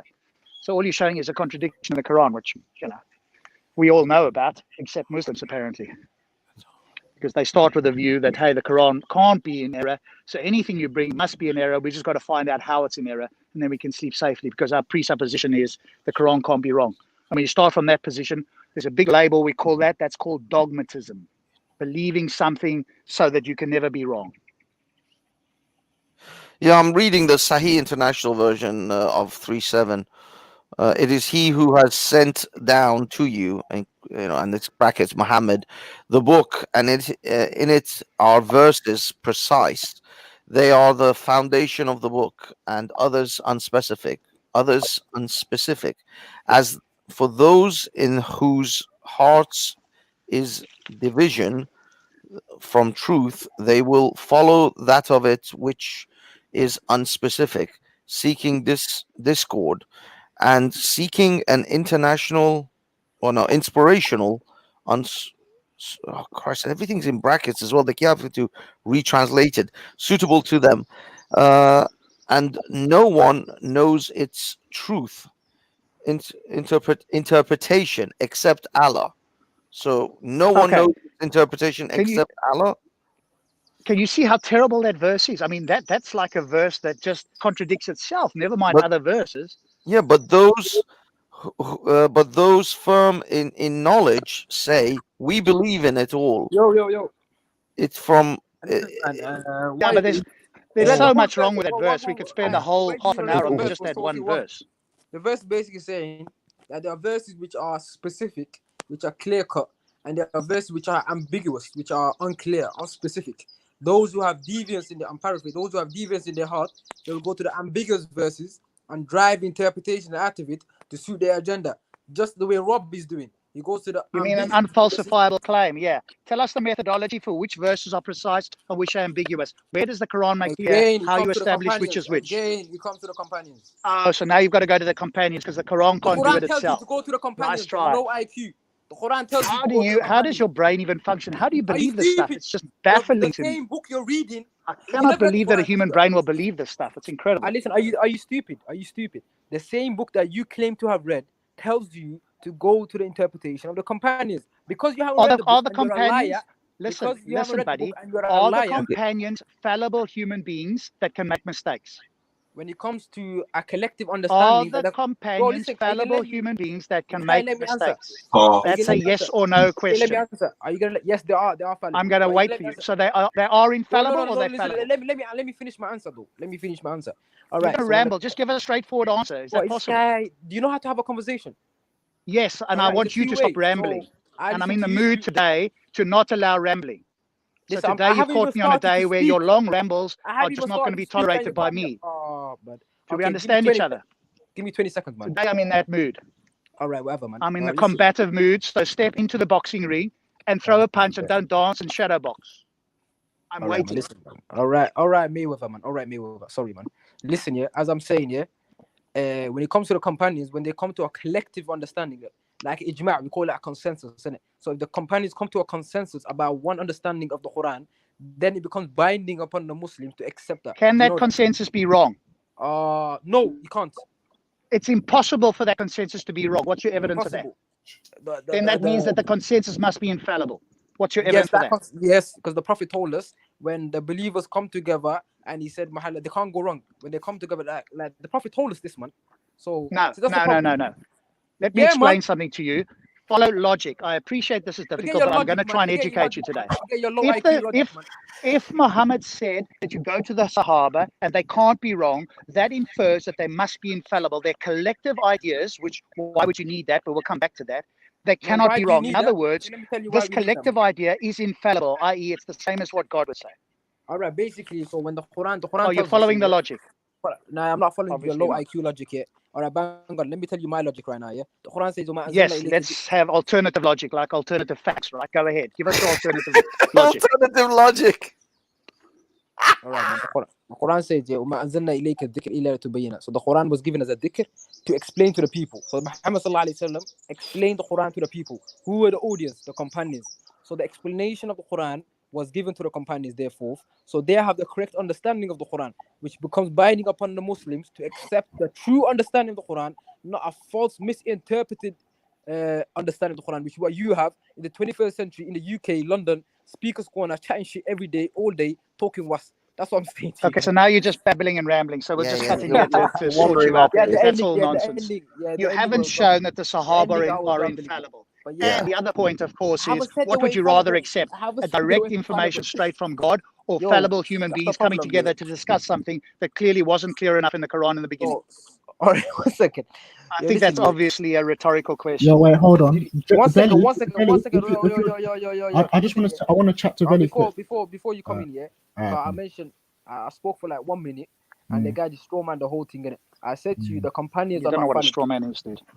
It's basically building your own argument and then attacking the argument, making it look like I made that argument. So I did not make the argument that the companions were infallible, right? I said they are fallible. Yeah, Vellemy, make mistakes. Sorry. They can make, listen, they can make mistakes, right? So put that to one side right now. I'm saying the companions. No, we can't put that to one side. That's the crux of the argument. Oh, but listen, let me speak here. The companions have the true understanding of the Quran. Do you get that? Yes or no? That's your claim. I dispute that. Why do you dispute that? You need to provide evidence. The Prophet told us that. Oh, because the Prophet told you, therefore it's true. Is that how you operate? Is that your evidence? This guy's stupid. Are you dumb? Are you stupid? That's what you just said. I'm following your logic, alternative logic. Listen, man, you know when you approach the Quran the way the Quran wants you to approach it. You don't approach it with the way you're trying to approach it. You feel me? That's and who decides how you approach the Quran? The Quran tells us the way to approach it. It gives us the Quran tells you how to approach itself. So why do you need the Sahaba? How do you know you've interpreted that correctly? Wow, man. How do you know you've interpreted that the Quran tells you have to approach the Quran the way the Quran tells you? You've interpreted that correctly. No, because we got the statements of the companions, we got the statements of the Prophet Muhammad sallallahu alaihi wasallam in how to approach the Quran. And where are those statements? It's in the hadiths with the Prophet sallallahu alaihi wasallam. And you do know that the hadiths are not followed by all Muslims. Bro, I'm a Sunni Salafi Muslim. That's why I Okay, am. so only the Sunni Salafi Muslims approach the Quran the way you think the Quran should be approached. Listen, man, there's Not always going to be the Shiites, the Ahmadis, the Sufis, and all the other sects. Shias are not Muslim. And by the way, all the other sects of Sunni Islam as well. They all have the same approach. Every Sunni. No, they don't. The Shiites don't even believe in Bukhari. Shias are not Sunnis. Yeah, that's what I'm saying. Who says the Sunnis are true? No, you said bro. 1 second. You said within the Sunni sect they don't have my understanding, right? No, I never said anything about Sunni Shia. I said, how do you understand the Quran? You're all over the place. The way I understand the Quran is the way the Sunnis understand it. The majority, the large proportion. No, not no. You do. You just said the Sunni Salafis. The Salafis are not the majority of the Sunnis. Exactly. So now don't retract. The Sunni Salafis, the Ash'aris, the Maturidis, the Sufis, they all have the understanding that I have, whereby you approach the Quran with the companions, and that when you exhaust the companion, then you move on. You feel me? You understand? Yes or no? How do we know the companion? Comprehend it. I don't agree with you. I understand it, but I don't agree. Listen, whether you agree or not, have got the correct interpretation, because Muhammad said so is not a response, right? I mean, that's just who's got the best understanding? Who's got the best understanding? 1 second. Who's got the best understanding of Shakespeare? Who knows? Who's got the best? Shakespeare's probably right. So who's got the best understanding of the Quran? Muhammad probably, right? That's your claim. Stupid low IQ logic, man, that you have, man. Stupid. Okay, let's try your alternative logic. Let's assume that Muhammad knew the Quran best. Just because Muhammad knew the Quran best, that doesn't mean that because Muhammad told the Sahaba that their combined conclusion must be correct. That doesn't follow. This is not logic, my friend. Right, just because he knew it doesn't mean that Sahaba know it. Logically, all right. You want to talk about logic, right? As I already told you, I gave you an answer. Yeah, my logic, not your alternative logic, right? Listen, man, your logic subjective or is it objective? My logic is objective. Yours is just alternative. Objective. All right. So then, yes, it's modus ponens, modus tollens. One follows from the other. All right, your logic is objective. Okay, Rob's logic is objective. Vellemy, all you have to do is follow the logic. Sorry. All right. Vellemy, my logic is admin. All right, as I'm saying, listen, man. Like, if you want to approach the Quran, you gotta be just the way to approach the Quran. You can't approach it the way Rob wants you to approach it. Because read the Quran straightforwardly. 1 second, no, you can't do that. Hey, Rob has superimposed implications of the Quran, whereby he's trying to straightforward. But M-Stacks, approaching the Quran your way isn't correct either, because if it was, all Muslims would be following it your way. So your way is not the correct way. It is literally in the canon of Islam that your way is not the only way. All right, 1 second now. Let me answer that. You're appealing to authority. You're saying because the Shias don't have the same understanding as Sunnis, that means there must be a quarrel. I'm saying the Quran is clear in the way to approach the Quran. The Prophet Muhammad is clear, but the Shias is a political group anyways, fam. Let's put that to one side. The Shias is a group that was created by Jews. But they don't approach the Quran the way you do. Bro, listen, Shias, it's beyond just political. Shias are not Muslims. What are you talking about? Now there you go. Now you just pick and choose whoever is a Muslim and isn't a Muslim for you. All right. I will pick. If picking and choosing, if we just pick and choose, then I'd say you're not a Muslim. Banksy, listen, man. Use your logic, right? If the Quran says, "Do not worship anyone other than Allah," the Shias then go to graves, start licking shrines in Iraq and Iran. Like, even with the coronavirus thing, I was watching a video where the Shias were licking shrines and all this. Oh, the coronavirus can't stop us. We're licking shrines. Banksy, we've let him go off topic now. He likes to dance all over the shop. We've got to keep him on track. I'm trying to say that his version of interpreting the Quran isn't the only version followed by Muslims. And if you pick and choose who's a Muslim, then I will say you're not a Muslim. What's your proof? Because I made the claim, just the way you made the claim that the Shias are not Muslim. I made the claim. I can substantiate why the Shias are not Muslim. I can show you. No, I don't agree with your argument. All right, let him off the hook. He made a specific claim about the Shias are not Muslims. The Shias are not Muslims because they worship other than Allah. And you're not a Muslim because you're a Salafi. And the Salafs are not the truest Muslims. Listen, man. When you want to excommunicate someone, the evidence has to be in the Quran, right? So the Shias are not Muslims because the Quran says worship no one other than Allah. The Shias call on to the dead. They don't worship. They don't worship those dead. No, they call on to the dead. The Quran says if you call on to anyone other than Allah, you're a mushrik. They don't call on to the dead. They don't worship those dead people. Banksy, don't let him get away from this. No, He's going away now. You're Rob. Listen, I'm gonna answer that question and then we're gonna move on, right? No, you're gonna go off and tell us about Shias and other stuff. That's I'm not because Banksy is coming up with an understanding whereby he's trying to appeal to authority and trying to say because the Shias have this understanding and the Sunnis have this understanding, you lot don't agree with each other, so therefore there must be something wrong. You're making a claim that as if Muslims all approach the Quran in exactly the same way. They don't. All the Sunnis clearly they don't. Well, 1 second. All the Muslims approach the Quran the same way, 100%. You going to show me the evidence that the Sufis approach it exactly the way the Salafis do? The Sufis, bro, and if they did, why are they Sufis? The Sufis are mystical. They're mystical, spiritual. That's beside the point. So they don't approach the Quran the way the Salafis do. Yes, they do. They approach the Quran with the understanding of the companions, and then the Tabi'in, and then they do that. You can check right now. Yo. Check right now. Nin, if you're still backstage, ready? Add Nin in. Sorry. Actually, we need to get back on it. He made a claim that the Sahaba, their combined discussions is infallible, and I want the evidence for that. And if his evidence is, hey, because Muhammad said that the combined discussions of the Sahaba should be taken as infallible, that's not evidence, that's a claim. Because what the inference from that with normal logic, not alternative logic, is that they must be infallible, that discussion must have an infallible conclusion. And I want the evidence for that. Because he said they cannot be wrong. If he had said they could be wrong, then it's a different story. But he claimed they could not be wrong. Do you want a scientific? Do you want a scientific one, or do you want? I want a logical one. Logic. No. Listen, provide some logical evidence that the combined discussions of the Sahaba, when they come to a conclusion, cannot be wrong. We're coming from two pathways, right? Did you hear the question? Bro, listen, I understand the question. Now listen to the answer without interrupting, right? All right. So as I'm saying, we're coming from two foundations. I believe in one hand that the Prophet Muhammad, whatever he says is the truth, nothing but the truth and the only truth. And you're skeptical and you're trying to say, provide evidence outside the Prophet what he said. So that might be scientific or something else, right? I can't provide you that. Whatever the Prophet ﷺ said about the companions, I believe it to be true. Now, further on, we can't go anyway. You feel me? That's what I believe, right? And I can prove the Prophet Muhammad is a true prophet, but that's a different conversation, right? That's a different one. Are you saying, hang on, let me just be clear here. Are you saying that Muhammad is infallible, that he never made a mistake? Muhammad ﷺ is infallible, 100%. So he's like God then, because God is infallible as well. He's infallible. All right, let me explain that. He's infallible in terms of guidance, revelation. So when he would in terms of speaking about the Creator, in terms of speaking about certain revelation. But when it comes to worldly affairs, he's not infallible. Okay, but so this is a worldly affair, right? Listen here, This is a worldly affair. You're claiming that he said the discussions of Sahaba cannot be wrong. No. It's a religious affair. It's not a worldly affair, man. You feel me? So, stop your bullshit, man. Stop your bullshit. Listen here. You made a claim that he said that it's the not a worldly of the affair, Sahaba man. combined cannot be wrong. My neighbor's gonna wake up, man. Bro, shut up, man. That is not a religious claim. It's a religious affair, man, because did God tell him that? All right. Yes, 100% yes. How do we know that? Where's the evidence for that? The Quran says, the Prophet does not speak from his own desires. All right, let's move on now, man. You haven't read the Quran. No, we're not going to move on. You don't know when the Prophet is speaking from his own desires and when he doesn't. You haven't read the Quran. How do you establish that? Say again?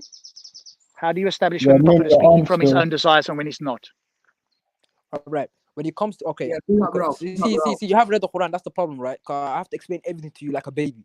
If you read the Quran, these questions will be irrelevant and we'll be getting to the crunch of the matter. But now I have to go baby steps and explain the Quran itself, right? So what's the crux of the matter? So the crux of the matter is the fact that the conversation that we're having. Why are you going to the Prophet speaks about his own desires? What's this got to do with the topic, fam? Why are you digressing? Because you claimed that he couldn't be wrong. The Prophet was infallible, yes. And where's the evidence for that? When it comes to deen matters, when it comes to religious matters, the Prophet is infallible. Did he make some mistakes outside of like a normal human being? Did he drop his water sometimes? Did he make mistakes like that as a human being? Yes. Let me give an example. Let me give an example. Right? Let me give an example. All right. When it came to one battle, I think it was the battle of the trench. The companions were building a trench, right? And the companions asked him, "Is this a revelation or is this your opinion?" So the companions differentiated between what the Prophet said was revelation and his own worldly understanding of how to approach like strategies and war affairs, innit? So the Prophet said, "No, this is my understanding." So the companion said, "Can we give you our understanding?" So the Prophet took their understanding over theirs. So we have to differentiate between worldly affairs and when it comes to spiritual and what's it called, religious affairs. That's exactly my point. When it comes to spiritual or religious affairs, the prophet was infallible because he was directly receiving revelation from God. So we believe. How do you demonstrate that? He's the prophet of God. So because he said so, you believe it. Is that how it works for you? We accept that he is the prophet of God. So by extension, being a prophet of God is someone who receives revelation from God. So if God is the one given the prophet revelation, then by extension, he's infallible. That's just simple logic argument. Simple logic, man. Here's the problem for you. You weren't there at the time. What he claims is revelation. How does he distinguish between revelation and his own imagination? No, Rob, what you're going into is he a prophet? Why do you guys believe he is a prophet? That's exactly. No. I'm even granting you that he's a prophet. That sometimes God spoke to him. The question I'm asking is, how do you know, or how does he even know when he was spoken to by God and when he was not? Because even if I grant you that he was a sometimes prophet, which I wouldn't, but I'm granting it for the moment. Because when he was getting revelation, the angel Jibril will come to him and give him the revelation, right? So when the angel Jibril did not give him the revelation, it would mean that this was not revelation. Simple logic, man. Use your brain. How does he know that the angel came to him and it wasn't just a dream? Look at this low IQ question there, man. You feel me? This guy is stupid, man. What do you mean? How would you know? He was here. That's a substantial response. Now you've got me. I don't know what to say to that incredibly substantial response. You don't know when you're dreaming. M-Stacks, maybe let Nin have a go because you're completely out of your depth here. One second. You don't know. You want to have a go at it. How does the prophet know that it wasn't his imagination? Don't do your divisive strategy, man. It's not going to work. Go ahead, M-Stacks. It's never going to work here. You feel me? All right. So when you're... I don't want to feel you at all. Thank you. All right, listen, man. Obviously, this is your posh understanding, man. You feel me?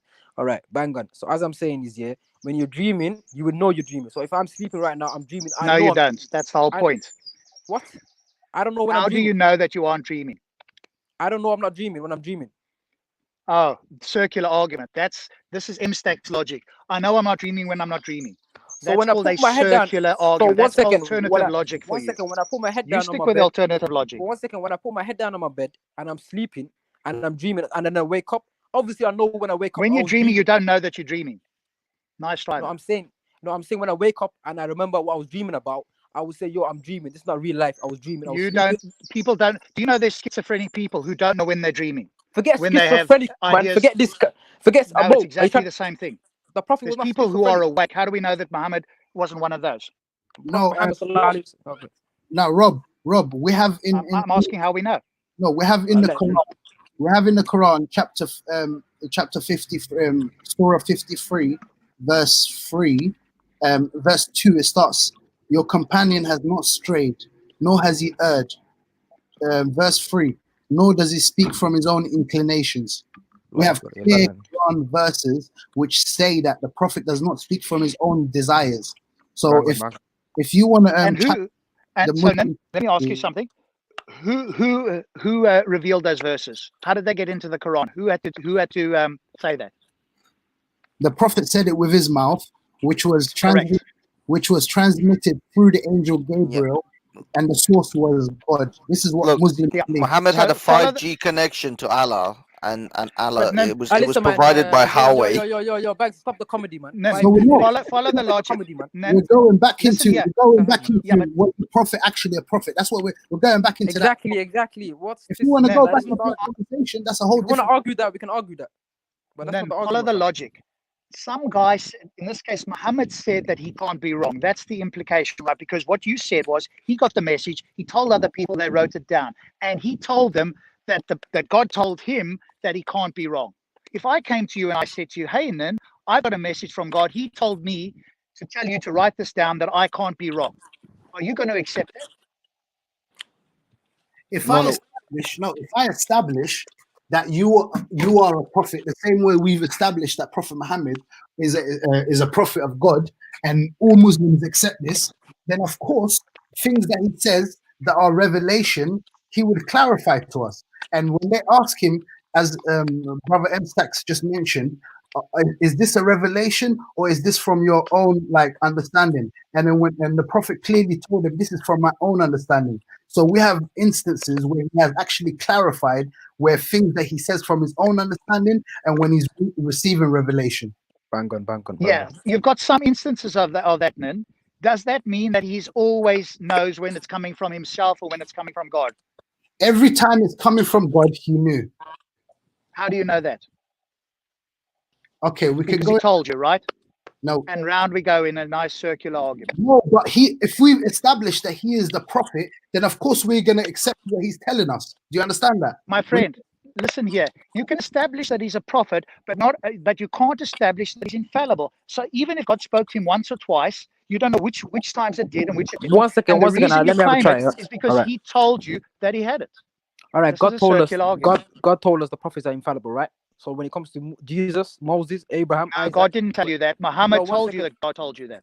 1 second. God told us that. God, in essence, God told us that. So if you're trying to say Muhammad, again, you come to the fact that you don't believe the Prophet Muhammad is a true prophet, and you believe everything that he's saying is coming from his own mouth, not Allah. I am granting you that he's some sort of a prophet, and even then, all right, you still then don't Allah get said it. Then God said that. Then why you denying that God said that? Because he doesn't know when God spoke to him and when he didn't. And everything you say God said, what you really mean is Muhammad said that God said. 1 second. How do you know that he did this not is logic. Know when God was... Logic. How did you? Not alternative logic. Straightforward. All right, you're telling me 1 second. You're telling me if Ben tells me something, I don't know if Ben is telling me or someone else is telling me. No, that's not what I'm saying to you. I'm saying to you, when Ben tells you, you don't know whether Ben got it from, whether Ben knows whether he got it from God or whether Ben is just making it up. And Ben himself doesn't even know. Okay, so so you believe the So in other words, again, you can't trust the original message because the Exactly, messenger is telling you what he claims that God told him as a message. And of course, that part of the message is that he is a prophet. All right, so we're This coming is from circular.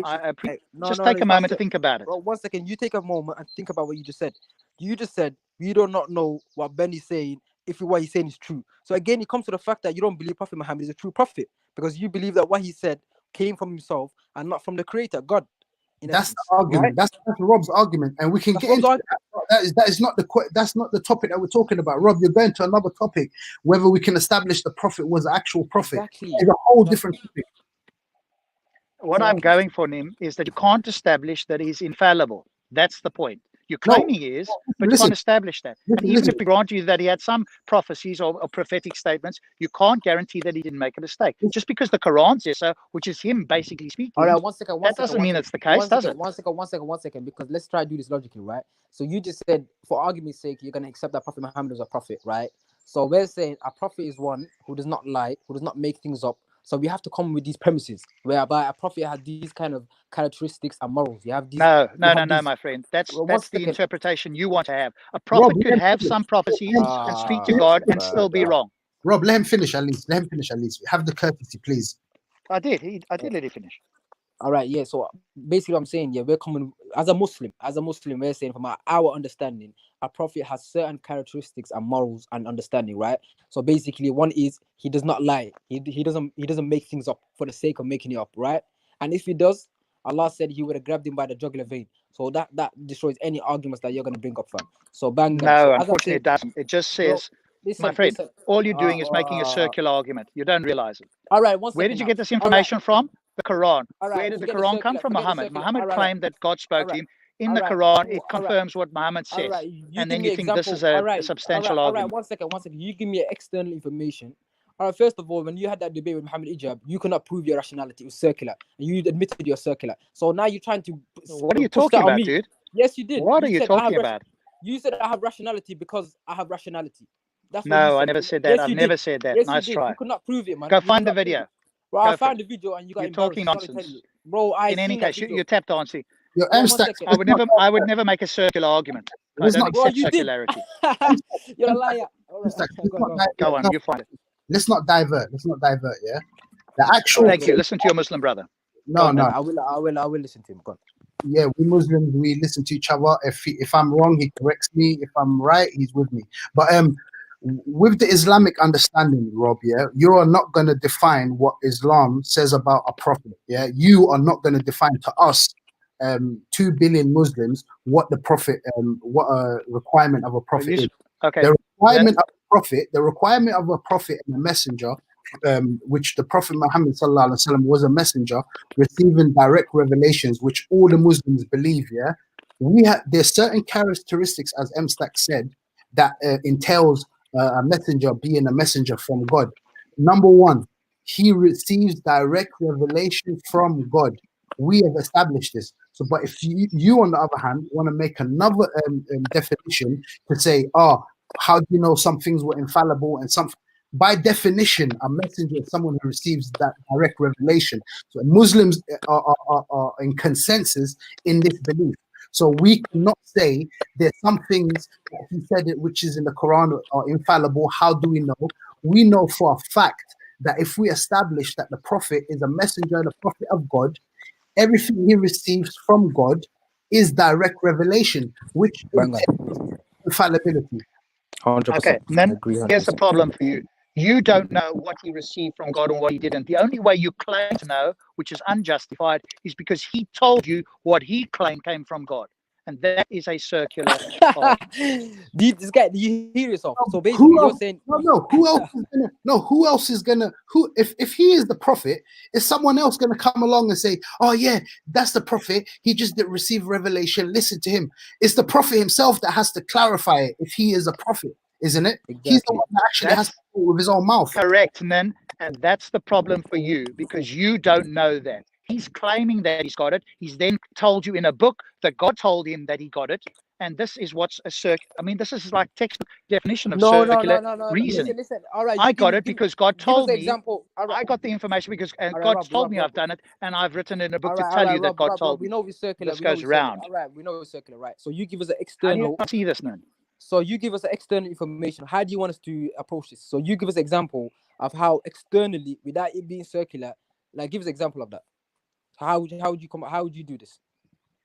You would have to verify externally to the prophet. In other words, one thing that you could establish, so one way you could do it is if a prophet made some sort of prediction that was so accurate that was impossible to be anything that couldn't be mistaken.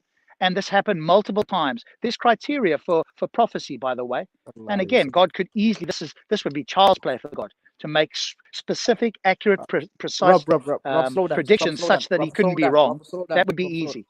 Right. But now, in actual fact, the problem is you can't establish right, which ones came from God and which didn't, because you weren't there. And he's just telling you that God said that all the things that he says are from God. And that is circular. All right, Rob, we just found out you're a liar because you said we're going to go with the premise that Prophet Muhammad is a prophet. We're going to go with that premise. But right now, you're telling us to prove that he's a prophet by saying, did he come with prophecies? Did he come with this? Or now you're trying to tell us to show you're not following along. Bro, you're telling us to give you prophecies. You're telling us to give you prophecies, right? Yes or no? I'm saying that's one way you can establish it, which is a shifting of the burden of proof. But I can answer it anyway. It's not a problem. So you're trying to tell me to show that point is irrelevant. I'm saying that even if he was some sort of a prophet, you can't establish when he spoke to God and when he didn't. You weren't there. Nobody else was there. The only way you claim to establish it is because he told you when it happened. We have a multitude. Nobody else was there. We have a multitude of plethora. So you've got to have faith in it. If you just said, "Hey, I've got faith," at least that'd be something. Have you got faith, or do you know it? We have a plethora of prophecies. We have a plethora of prophecies in the Quran and in the Hadith. Yeah. So if you want us to go through that route, but that's going to be a waste of time because but Rob actually he conceded saying, "Okay, let's go by your premise that he is a prophet." That's what you said. So now you're back. Yes. Statement. No, listen again. I'll say it for you, Nen, because M-Stack is not following. Then listen to this. He could have got prophecy. In other words, he could have spoken to God, right? But that does not establish that if he spoke to God or God spoke to him a few times, that everything that he ever said came from God. So even if he was a sometimes prophet, and even he doesn't know that, because he could have been mistaken. He thought, "Oh, I'm speaking to God," and in fact, it was just his imagination. He cannot even establish it himself, let alone you establishing it. So even if we granted that actually it happened once or twice, we don't know which ones they were, and we've got no way to establish it. All right, you want to answer? I understand. Go ahead, Nen. No, I understand. I understand what you're saying. He was a man. Yes, we accept that. He did speak to his wives. He did speak to his companions as a normal human being. Salam alaikum, how are you doing? How is everything going on? And things like that. He did speak. We're not saying every single word that he spoke, literally for him to say salam alaikum to someone, how are you doing, is a revelation from God. We're not saying that. We are saying there's differentiation between revelation, which is received by God, and him speaking normally to the people, and that he himself has differentiated it and said this is a revelation from God, and he would recite the verses of the Quran, and people understood at the time that this was the revelation that he was receiving. But Nin, how do you know the difference except Muhammad's word? All right, now I got that question. Yeah, so I believe you're trying to say to us, how do we differentiate between revelation and what the Prophet Muhammad sallallahu alaihi wasallam said, right? That's what they're saying, basically. All right. Eventually, you got the Ebstacks, yes. All right. So if the Quran is saying that, if I'm paraphrasing, right? So in order, if you can try to find it, yeah, that if Prophet Muhammad spoke of something that we did not tell him, we would have grabbed him by the aorta. So the Creator is saying, if he says something is revelation, which is not, that he would have grabbed him by the aorta, right? Do we accept who dictated the Quran? Just remind us, Ebstacks. So now again, now you're trying to say how is the Quran valid? You feel me? So bro, no. But who told you about the Quran? 1 second. The Quran, but we already accepted that the Quran was from the Creator, right? Yes or no? No, you accepted that Muhammad dictated the Quran. But you just said the Prophet. You said the Prophet. Who told you that the Quran was from the Creator? The Prophet Muhammad. Exactly. There so you go. You recognize the circular nature of this, bro, right? It's not circular. All right. So how is it circular? No, how is it a circular if we believe Prophet Muhammad is a prophet? And obviously, the verse that he just mentioned, is in chapter 69. Yeah, chapter 69. I think it's 44. If Muhammad made up anything about us, false sayings about us, we would have seized him by his right hand. Then we would have cut from him his aorta.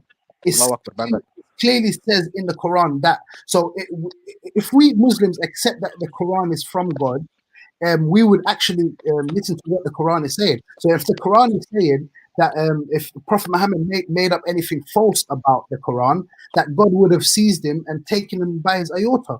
So it's clear for us, but what you're trying to say to us is reasoning is, why do you believe the Prophet Muhammad came with the Quran? Because the Prophet Muhammad told us that he's a prophet. He's the Quran. Okay, so why do you believe the Quran said that? Exactly. Are giving us.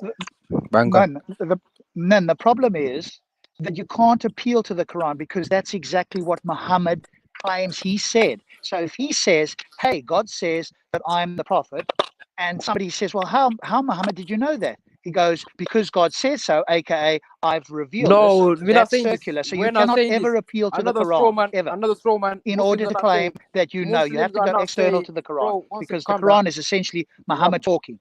Rob, written down, right? Muslims are not saying that Prophet Muhammad is M-Stacks, you're not following. Let me have a conversation with Nin. I understand everything you're saying. No, it took you about 20 minutes to find out what we were actually talking about. No. 1 second. Calm down, man.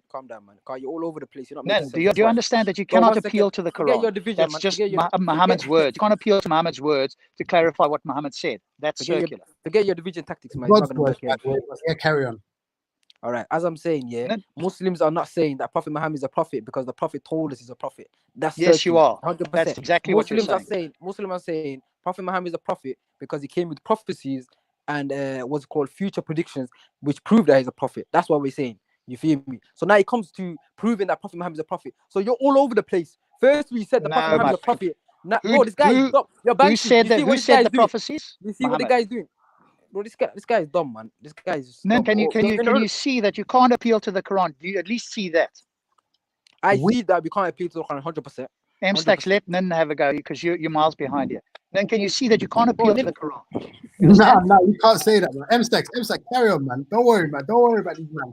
Just carry on saying what you guys say and I'll come in after. Yeah. Bro, you're not following.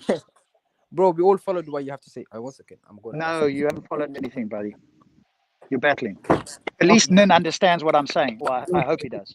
No, but Rob, what you have to understand, the reason why we believe the Prophet Muhammad, peace be upon him, is a prophet. Obviously, we weren't there at the time of the Prophet when he said, I am a prophet. We weren't there. 1,400 years later, we weren't there when he came to the people and said, I am a prophet. So what we as Muslims go back is obviously looking at what he came with. and to verify whether he was a prophet or not. And the things that we can utilize are the Quran and its prophetic teachings.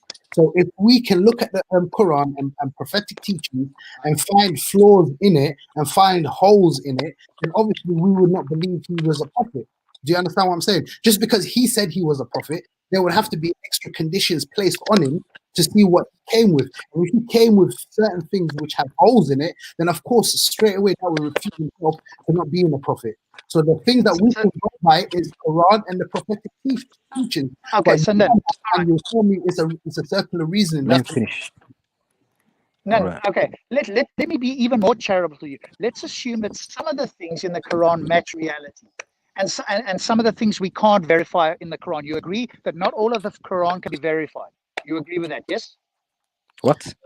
There are certain things that, like for heaven and hell, obviously we can't verify it right now. We're not in heaven and hell. Do you know what I mean? We can't see heaven and hell, yeah?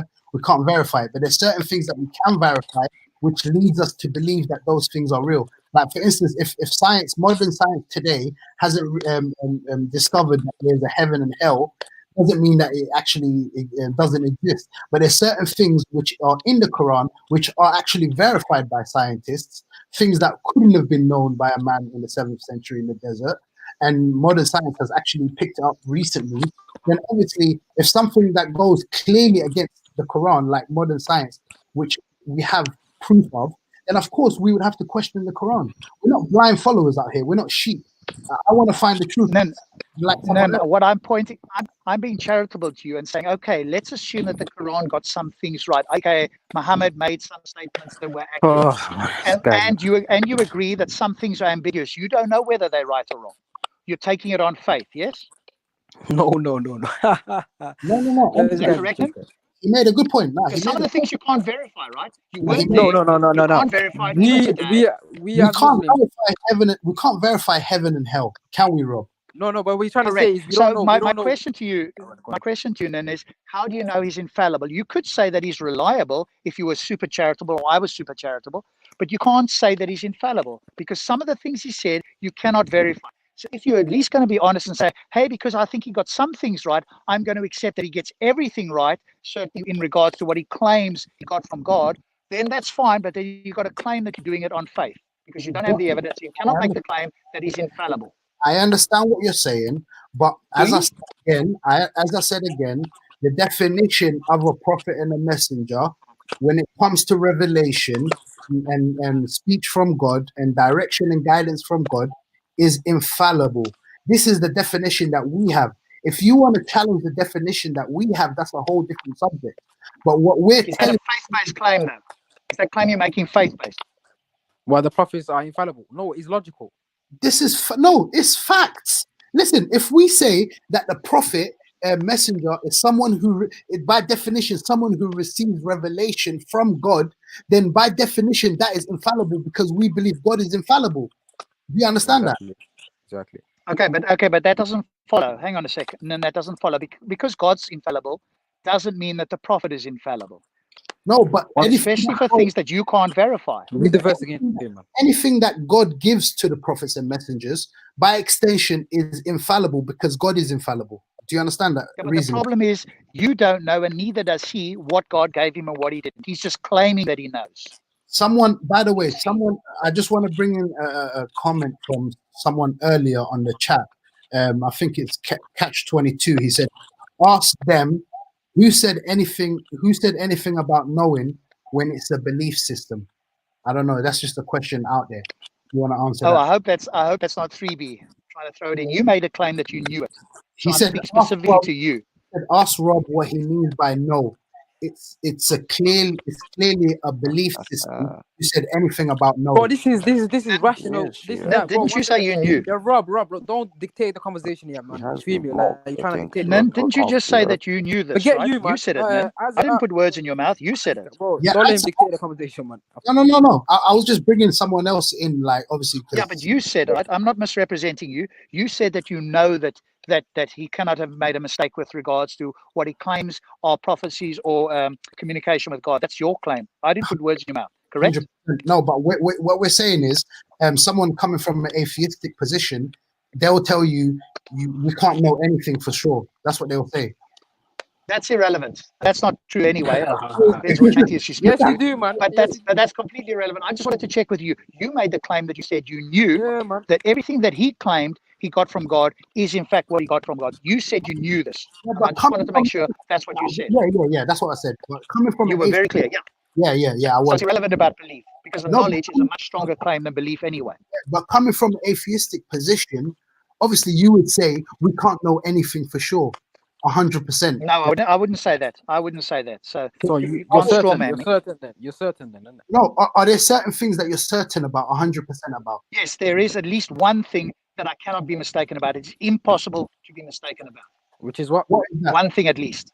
That something is going on. That something is going on. That is impossible to be wrong about. Impossible. What about you dreaming? Now, if you understand the philosophical implications of that, you wouldn't have a problem with that at all. You'd accept that straight off. What about if it's a simulation? What about if it's a simulation you're living in? Something's still going on. There's no state of affairs such that something isn't going on. Okay, whether I'm a brain in a vat, whether this is a simulation, something's going on. It is impossible for it not to be the case.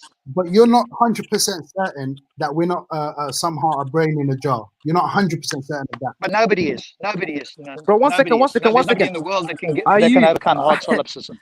Are you 100% certain? Nobody can overcome that. Are you 100% certain that you know that something's going on? Yes, correct. Yeah, it's due to the impossibility of the contradiction. You're 100% certain. So you're 100% certain that it's a contradiction. Sorry, guys. That's dumb, bro. That's circular. It's disappeared. Is he back? Yeah, Rob, this is the guy that just jumped on Random Cause was the one that actually, I think, asked that question. So I don't know if Random Cause wants to follow that line of reasoning. Yeah, but I mean, this week. So one second. Let me understand this here. Around. Are you 100%? Muhammad's infallibility. That was what we were talking about, right? No? Yeah, but it has. I can't hear Random Calls. I don't think. I don't know. Yeah, Random Calls. We can't hear you. But listen, guys. Why did you not invite me to the party, man? What's going on? Let's not waste that. What's going on? What's going on, guys? Why did you not invite me to the party? Why did you not invite me to the party? I blame you. I blame you guys. You're the guys. only guy that I can maybe have a conversation with. I know the other two. I want to have a conversation. Just let me know. What any kind of low story, man? Nigga. Oh, below. You carry on, bro. Shaydan, come on. M-Stacks. I blame you for not inviting me. I blame you for not inviting M-Stacks. I blame. Is he breaking up? But you've been holding it down, though. He's been utterly off with the fairies. Is he breaking up? But the fact that you think he's been holding it down tells me you're also off with the fairies. The two of you are holding hands with the fairies. Denial is not just the river in Egypt. Have a rational conversation. The two of you are off with the fairies. Rob, what would be the rational conclusion from the infallibility? No, you're using the rationale, right, to come up with these conclusions about infallibility and the prophethood. You're using your rationale. Yeah, we're all using our rationale. That's the claim. You're making the claim that he's infallible. Okay, so rationally speaking, wouldn't it be fair on your behalf if you are trying to disprove the prophethood and his infallibility that he came with the revelations? Wouldn't it be fair for you to go investigate the claims that he made regarding the revelations that he received, which is the Quran, God's speech, and the prophetic teachings? Wouldn't it be fair for you to investigate that and try to point holes in it and try to show us clear scientific errors or prophetic prophecy errors? Then at least you can come back to us and say, here is what I found. This makes the claim strong that he can't be a prophet. This is the kind of reasoning that you would have to make. Do you understand what I'm saying? Yeah, and then look, I mean, that's a shifting of the burden of proof. I can do that. I could give you an irrefutable error right now, which I have done, and M-Specs just imploded on it, and I'll give it to you too. But that's shifting it, right? because you No, guys made the claim. no. That was not irrefutable error. He's lying. You can shift the burden of proof. I can still meet it, even though it's a burden of proof shifting. But if you, the guys making the claim, you need to demonstrate it. I could come and say, hey, Zeus told me to sit here and to make iPhones. You guys prove it wrong. I'd shift the burden to you. That's not how we have a rational conversation. Though. No, but Rob, that's not fair, because we're saying the Prophet came with the Quran, and the Quran is something tangible which you can investigate. So we're saying, here is the proof. Here is the proof. We're actually giving it, and now it's on you to actually say, okay, let me take it. I'll investigate it and bring it back to us and say, oh, here is wrong. But Rob has literally got a show, Gin and Tonic, that does that regularly and shows the problems of the Quran. So hold on. Because he's got a show, that means he's done the investigation. Yeah, on the show they investigate the Quran. That's the point of the show. But they come out with lies. They come out with lies, though. They come out with lies. Remember something? I just want to confirm. If you have a show, that means you're a scholar. That means scholar. If you have a show. It means he's investigating it. He's doing the thing that Nin just said. Here's the Quran. Why don't you investigate it? That is what the man is actually doing. He's investigating. This is sad. This is sad, guys. This is sad. This is sad. What's sad is you coming on and opening your mouth here. That's what's sad. Rob, can we just agree something? Rob, you're very arrogant, man. You're very arrogant, man. What's happening? Yeah, why are you so arrogant Nen, for, can we agree Calm something? Down. That Bro, the Quran no. a book of Don't claims. dictate the It isn't conversation, evidence of anything. It is a set of Nen, claims that we have to try and verify outside. And if you bring the claim, you've got to verify it, right? You don't bring a claim and then tell me to verify. That's not how it works, is it? What do you think? That's not a rational way of doing things. Please. You never heard what you have to say, man. No, M-Stacks, if he lies, whatever, let him just say whatever he's got to say, please, yeah. Nah, but he's not gonna let us speak though, man. He's not gonna let us speak, man. He wants I'm speaking with Ned. I am. Ned and I are having a conversation. Bro, he only wants you two to speak, man. He doesn't want no one else to speak. Go on, though. Well, you're behind the curve, so it's not helping. No, say you're trying to dictate the conversation, man. You see that? You're trying to dictate the conversation, bro. Ned, I just want to check something with you. Do you agree that the Quran is a set of claims and it's not evidence? Would you agree with that? We believe that the Quran is the actual words of God, and of course is going to make... He doesn't understand the word belief. He doesn't understand the word belief. He doesn't understand it. That's what I'm trying to tell you. It's sad. Okay. Carry on, then. He understand pretend that interruption didn't happen. Go ahead, then. Rob, what Banks is saying, if you are doing that, which I was unaware of, obviously if you have a show or something, you can direct me to it and I can obviously look into it. What is the You can come on tonight. 9 o'clock, you can come on tonight. What's the show called? No. We're busy. Gin and Tonic. We've had M-Stacks Gin and Tonic show. But what I'm trying to tell you guys is that Rob is not just some guy who's, randomly come across some Quranic verses and he's critiquing just hearing willy-nilly. They actually are dedicated and they spend hours a night discussing and reviewing these verses on his show. Banksy. So he's not Banksy, randomly coming across this stuff. Nah, you know what it is, fam? Like, he's looking in the Quran with a microscope of errors. He's trying to find the errors in the Quran. He's not looking at it from a picture he's not coming at it from a faith perspective. He doesn't have faith in it. He's looking at it and he's analyzing it just like any good scientist should analyze anything from an objective, non-faith-based, non-biased perspective to see if it is true. How do you know he's doing that? How do you know he's doing that? You can't say he's non-biased though. Come on, he has a bias. Everyone has a bias. He's a bias. He's biased. If his bias is anything, is skeptical. He comes from a skeptical perspective to look at the Quran and see if it is actually true and the things that it says are true. Just because you come from a heavily biased perspective, who you think it has to be true, then you're not even in a position to say that the Quran is true or not, because you're heavily biased for it. All right, religious people are heavily biased, but atheists are not heavily biased, but they're skeptic. Is that what you're trying to say? I'm saying that they come from a much more objective perspective. Because you know why? You know why, M-Stacks? Because if Rob finds the Quran to be true, he will change his mind. But will you change your mind if you find the Quran not to be true? No, but Banksy, I don't believe we have something called, obviously, the kuffar, yeah?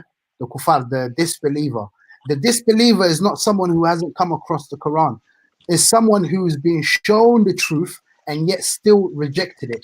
So there's people that know the truth, that have seen it, and it has become evident to them, yet they still reject it. So your line of reasoning, just because he's seen it or if he finds it to be true, he will change his mind, is not the case. Because there's people who will see the truth and Again, that is your heavily biased perspective.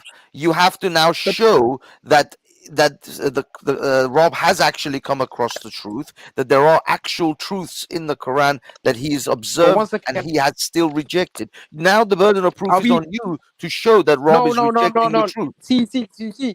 See how they switch the burden of proof. The burden of proof is on you because you're claiming he's not biased, he's skeptical, so prove that he's not biased. How do you prove this? The fact that he can analyze it logically. Sorry, go ahead, Rob. But you don't know, man. I've got to go now, Banksy, but I'll leave the panel in your safe hands. But I'm inviting you tonight, 9 p.m., because we start at 8, but we do other things before that. 9 p.m. If you want to come on the Gin and Tonic show, Gin and Tonic, Jinn and Tonic show, I'm more than happy to have you on. I'll make sure that you get to speak and you can reflect. And we're doing Quran and reality at the moment. Does the Quran match reality? So a perfect topic for you. I've got to go now, but I hope maybe you'll just concede or at least consider whether the Quran is when you make a claim. The Quran is a set of claims. It's not evidence in and of itself. So you're welcome. I've open invitation to come and join us every Friday night if you wish. One second, Rob. I commend you if it's coming from a non-biased, just looking at the evidence. Okay, Rob is gone. Okay, and let's not say leave it in Banksy's safe hands because we know what he does with his hands with 6-year-old girls. Yeah, bro. I wouldn't send shots about child abuse, bro. Yeah, you could just get bent with that, bro. And by the way, that was 5-year-old. It wasn't a 6, and it wasn't a girl. It was a guy. Okay then. So you don't even have you don't even have that much of the facts clear. It was a hypothetical cartoon of a man. I don't care if it's hypothetical. Ultra, are you not going to? So you're just a hypocrite. You're condemning me, but you won't condemn Banksy. That's the definition of hypocrisy. No, wait. Hang on a second. Wait, Banksy, hold on. What are you talking about, bro? He's talking about the lie. Wait. Hold on. In fact, I'll tell you what. Let me tell you what I'm not prepared to do, Nicholas. You see, because you can't call out child marriage today. Yeah? You can go fuck yourself. Banksy, let me ask you a question. That stupid, nasty statement you made, right? Do you still stand by it? Would you masturbate over a child's picture? Please be honest. It was a drawing. No. I know, Banksy. I know the context. Banksy, I'm asking you. Do you stand by it? I stand by my freedom to draw whatever I like and do whatever I wish, to whatever drawing I wish to draw. And in a real free state like the United States, I can still do that legally. Unfortunately, we don't live in a free state in Britain, so legally you can't do that anymore. Yeah, all right, Banksy, I'm being honest. That standard falls beneath mine. I have to condemn you. Right, let me tell you why. I hear what you're saying. I hear what you're saying, Banksy. But to say I will still draw a picture of an infant and do whatever over it, I have to condemn you, Banksy. I have to. I don't have a choice. Whatever you like. But no, listen. Hold on a second. Ninkalas just called out Banksy. I'm calling you out because you're advocating for child marriage today. Yeah. Ultra, who made you the judge? Hold on a second, M Stacks. It ain't about authority, bro. That's an argument from authority. Bro, you're condemning people. You're condemning no, wait a minute. Hold on a second, M Stacks. Hold on a second, M Stacks. Hold on, bro. Chill out. Chill out, bro. All right, bro. Listen to what I'm saying. You see, from a man, right, can't tell me, nah, marriage to a 10-year-old is a bad thing, and go fuck himself. Yeah, but Ultra. Why? No, I'm done. Ultra. Wait a minute. Hang on a second. M Stacks. Do you not share the same opinion as me? No, but Ultra. That marrying a 10-year-old is demonstrably harmful. Do you not share the same opinion as me? Ultra. Can you prove that? Can you prove that objectively? Yeah, Yes. yeah. Oh God. Objectively, yes. There are medical records Yeah, I'm of not gonna lie. You children man are of just 10-year-olds fucking having nasty. there are children. medical records And that then say and that then you people at man the age of are 10 Yes, trying to there are tell using me you've got medical objective reports. enough to morals. You're assess aliens, sex man. Guys, sexual chill. You're intercourse. nasty idiots. You're Okay, predators, and you okay. need to be in prison. You are a low IQ person. Do you know Anthony, what? I'm not gonna lie. Low IQ over pedophilia. I don't okay, business all day. Bro, okay. you Ultra. are westernized, indoctrinated, So be it. If liberalized, being westernized, democratically if being understanding. westernized means Bro, I go to will choose to have Nigeria, a man. low Go to IQ over Nigeria. being a pedophile, then Nigeria. I'll accept it. Nigeria, That's you a get married charge with a I'm willing passport. to take. Nigeria. You are a Nigerian who adopted westernized culture. That's you, fam. Go back to Nigeria. Yeah. You can marry a And 12-year-old in then Nigeria, man. you want to call me on the pictures, and yet you would fuck a 10-year-old. I would not. That's the difference. Oh, Mine is about a hypothetical picture that I would draw. You would fuck a 10-year-old. No, I You would wouldn't. marry and have sex with a 10-year-old. No, I That's the wouldn't. scale we're talking about here.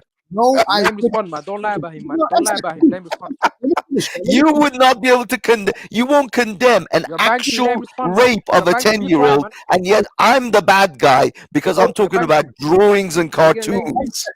Let me finish this. Yeah, let me finish this reasoning. Yeah, because I commend Ultra. Now I commend Ultra for condemning Banksy. Yeah, for what he said, and he's not changing his stance. Yeah, so I commend you on that, Ultra. At least you're being consistent. So we can't. To be fair, I don't need your like appraisal. Like to be fair, I I'd don't rather need not you get it. either. I don't To need be you fair, either. like You don't need you either, man.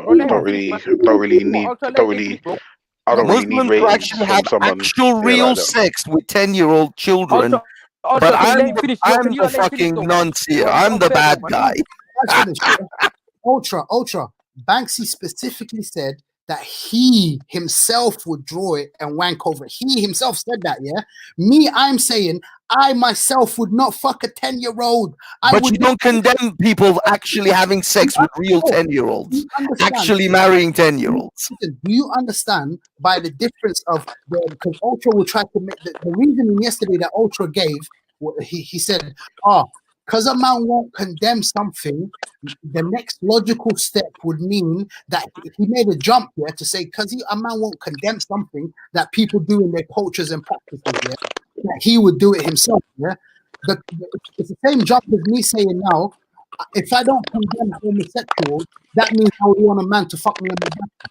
That is you would actually condone a culture that marries 10-year-olds and has sex with them. Yo. Can I say something? That is your life. Can I say something without being fucked? That is your life. One second, you just so see the conversation, A man. whole slew of children being raped, and it's perfectly fine in your religion. Banksy yesterday said that he would go into a pawn shop, find the biggest black dildo, and force it down a woman. So not only is this man a nonce, yeah, he's also Are you spitting plastic, Zabida, today? Are you spitting plastic, Zabida? Because I said today you'll be spitting plastic. You're a rapist. Are you spitting at plastic, Zabida? You are a rapist, man. Are you spitting plastic, Zabida? He went on his show. Are you because that's what I said I would do last night. He will get a black dildo and shove it down me. Yeah. Now, Ultra. I just want to ask Ultra because he's an atheist. It won't be big enough, and it will still be room to spare in that giant cavernous fucking vagina of yours. That giant cavernous fucking hole you call a vagina. Is that rape? I just want to know. Your pus-filled vagina will never be fucking within 100 miles of me. Why are you so scared? If you're not a rapist, you're not a nonce, then you're fine, right? Vagina.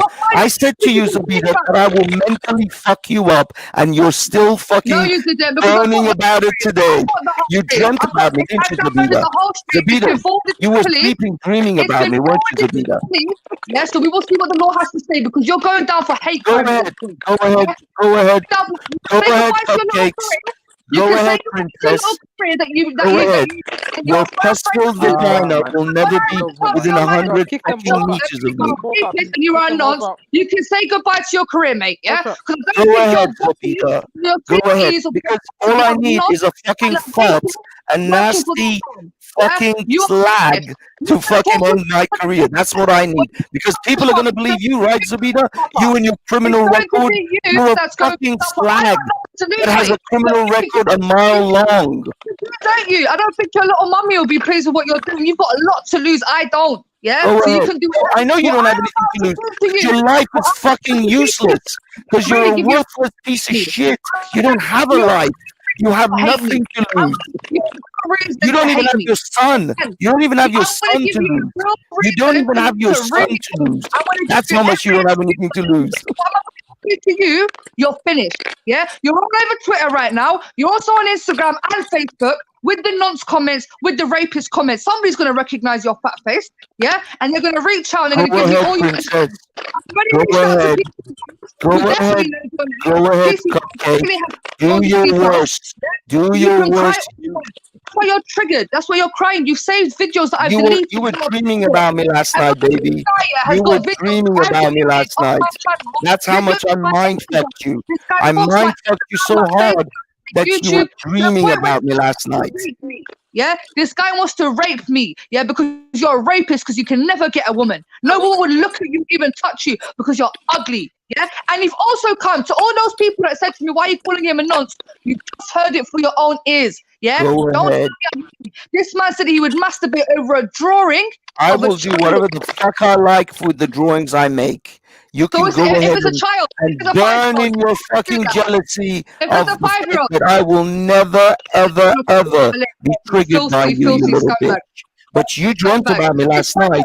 You dreamt about me last night. That's what you ran up here today. Yeah, when you're fat and ugly like this guy, you ran up here butt hurt. How does your ass feel, Zabida? Is your ass burning?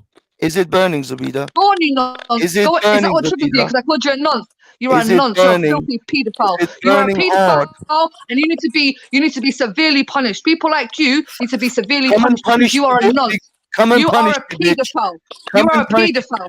I don't know how these men who condemn me all the time because I'm cussing moms and cussing everyone. Now you're allowing Banksy and chatted to Banksy. Yeah?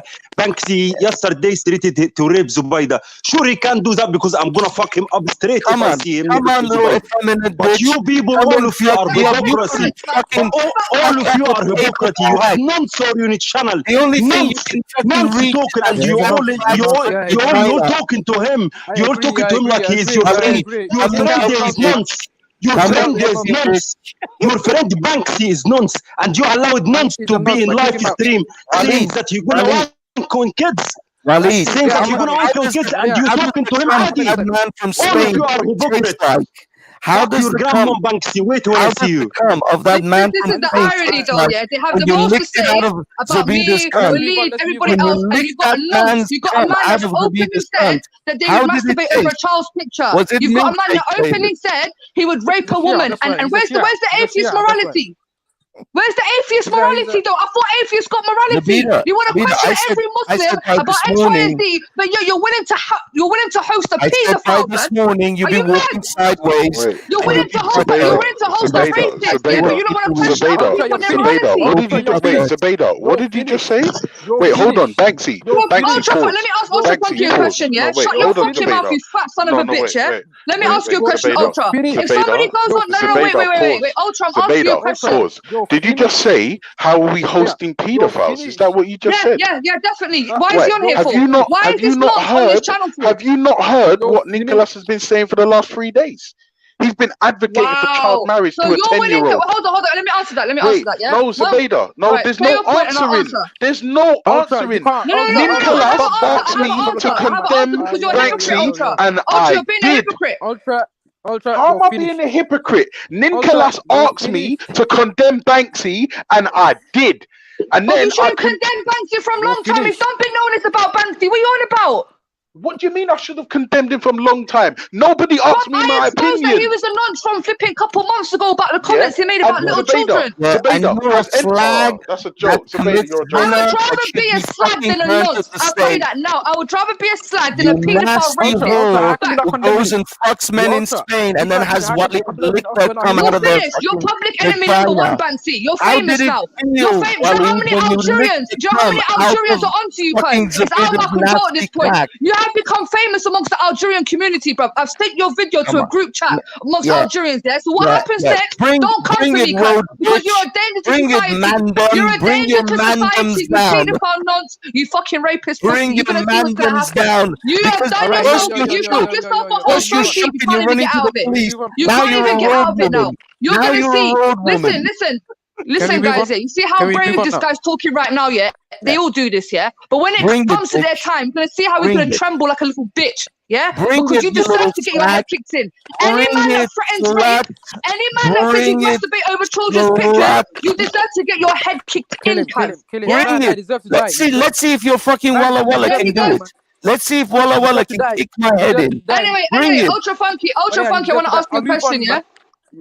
No, Ultra Funky, I want to ask you a question, yeah? Because I didn't nasty whore. I haven't heard. You're a whore. That's your mom. That's your mom. That's your mom. Because I want you. You've been trying to get my attention for the longest. You're obsessed with me. But I can't let your buttons, my guy.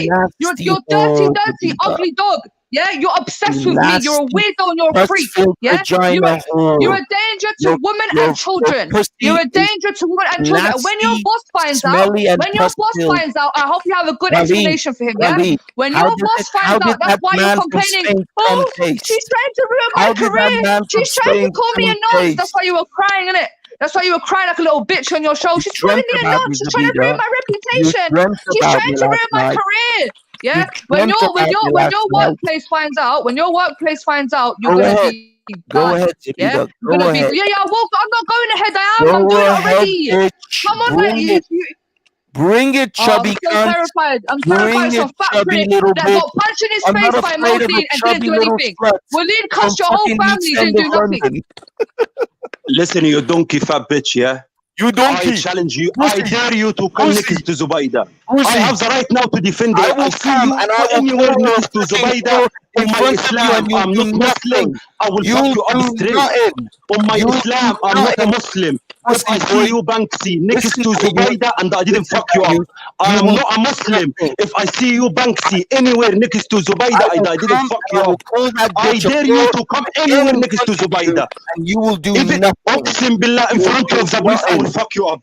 In front of the police, I will fuck you up. In front of the police, I will fuck you up, Banksy. I dare you to come to the bar. I dare you to come anywhere next to Zubaida. I will anywhere next to Zubaida. In front of you, and you will do nothing. Fuck your grandma! I cussed your mom. You pushed all in your face. You couldn't do shit. Go to Zubaida Arabiya channel and see what I was doing to Banksy. Fuck you, you dirty cunt. Come anywhere next to Zubaida, and I have the right to defend her. You serrated to rape Zubaida. If you come next to her, I will defend Zubaida 100. Oqsim billah, I will finish you in front of the police. Because I fucked the police officer in Egypt. I don't care about police. I'm here because I fucked the police officer. I ran away from Egypt because I fucked the police officer in Egypt. The police officer never marked me. He was marking his face because of me. I'm gonna give you mark in your face, Banksy. Remember that. Fuck you. I will fuck you in front of the police. Remember that. Oqsim billah, I'm not a Muslim. If I see you Banksy and I didn't fuck you up, Oqsim billah on my Islam. Wallah. I will call her a whore in your face and you'll do nothing. Your mom is the biggest whore. All right. I challenge you. I dare you to come speak as corner this Sunday if you're a big man. One second. Let me speak. I'll be there. Wait. Just do it. Say that. You be there, yeah? All right, Banksy, go do that and then we'll see what go on. Just do that, man. Go on. But you're a nonce and you're a bastard. I will call her a whore in her face and Wallah will do it this Sunday. We're going to be at 1 o'clock. 1 o'clock. 1 o'clock. If you're not there, you're a pussy. I hope everyone heard this. You're not a man, Walid. You're not a man. Because Walid cussed your mum in front of your face and he didn't do nothing. Modine punched you in your jaw and he didn't do nothing. You cried to the police like a bitch. Big up Modine. Modine punched you in your face, you little bitch. You got that dirty one to your jaw and he didn't do nothing. You didn't do nothing. You was crying like a bitch. Oh, Modine just punched me in my face. Big up Modine for boxing you in your ugly fat nonce face, blood. Yeah, and you didn't do nothing because you couldn't do nothing because you were scared like a bitch because that's what you are. That's exactly what you are. Yo, can we change up now, man? You're Banksy, man. Just leave the panel, man. We don't want you here, man. Safe, man. Hey, fuck you and Stacks. You fucking leave the panel, shit, Stack. What are you about, man? You just got exposed, man. You're a rapist. Anyone who's the Banksy is nonce like him. Anyone allow Banksy talk to Banksy. He's not like him. That's fact. And anyone that talks to you anyone is like Banksy or chat to Banksy or debate Banksy, he is a nonsense. He's a nonsense.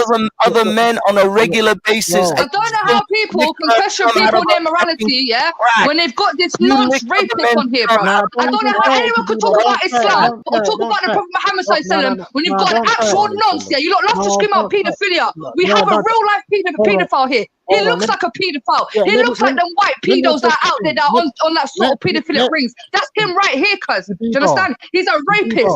Yeah? A rapist. Let me address the face and Say to me on Sunday. Say to me on Sunday. Say to me on Sunday, go big man. Say to me on Sunday.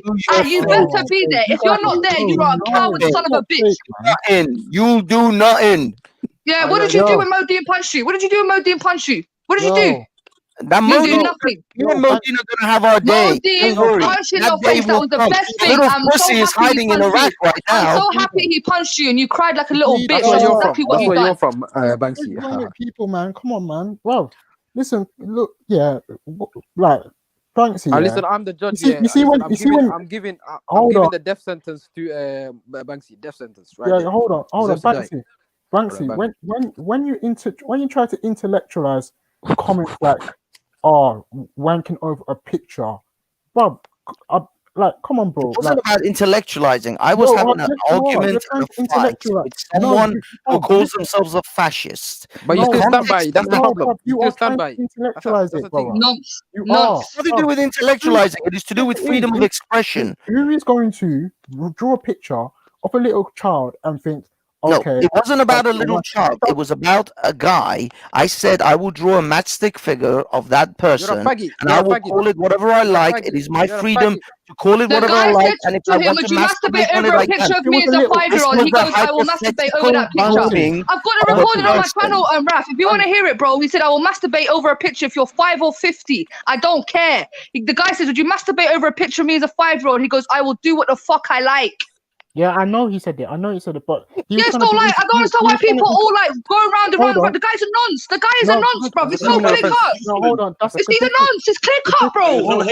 Hold on. The difference is, yeah, with Banksy, yeah, he's trying to intellectualize something. So it's like the way Takia Watch came on one time and said, if two and all his examples about kids, yeah, two siblings who were above the age of 18 decided to get in a relationship where they couldn't have kids. Therefore, what an intelligent man. Therefore, incest. Therefore, is that form of relationship wrong? Bro, Raf, yeah. This is the same man, yeah, that tried to justify paedophilia on Dan Troll. He made every excuse. He was like, listen, you know how he was acting? Imagine there's a paedophile, yeah? Want to marry 10-year-olds? There's a paedophile that's about to go get tried in a court.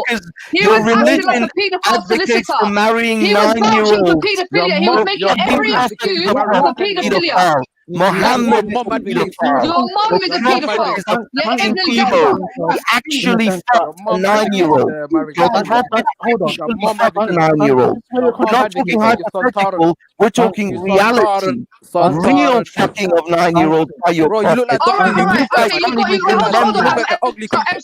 on, M-Stacks, yeah, because people might think 9-year-olds coming at him. You've got Anglo-Saxon, yeah, Anglo-Saxon, who was a right-wing English guy, also agreeing. You've got a white nationalist who's also confirming, yeah, me and him are not affiliated. He's not my friend. He's got no reason to agree with me. Even he's in a chat right now, agreeing the fact that you've done that because you're a nonce, bruv. Even English people are calling you a nonce. Your mom fucked a 9-year-old. Your mother did. This is where you fucked up, innit? Yeah. Okay, you come at every Muslim talking about the whole 9-year-old thing. Grooming gangs, paedophilia. He's the worst. Because you guys are fucking real 9-year-olds, real children. I'm talking about. I'm gonna ask the question to everybody. One second, Renegade. What's his name? Very different. Actually, fucking a 9-year-old. And by the way, this child isn't allowed to be around her. She's not allowed to keep her own child. This is the person talking about having problems with children. You're not allowed around children. You're a nonce and you're a rapist. I'm getting you down for hate crime, yeah, and we'll see how that goes down. All right, you personally, let me put that two child and that's the question. Sorry. The question is, in a hypothetical situation, do I have the right as to draw whatever artistic expression I have? Now, in this country, don't change my question. But in America, I can, and many other countries around the world. I don't care in America if they can. Would you personally draw a picture of a child and masturbate over it? That is not the question. It's indifferent. I wouldn't. Is it yes or no? He can't even say no. Look, guys, he's not even saying no.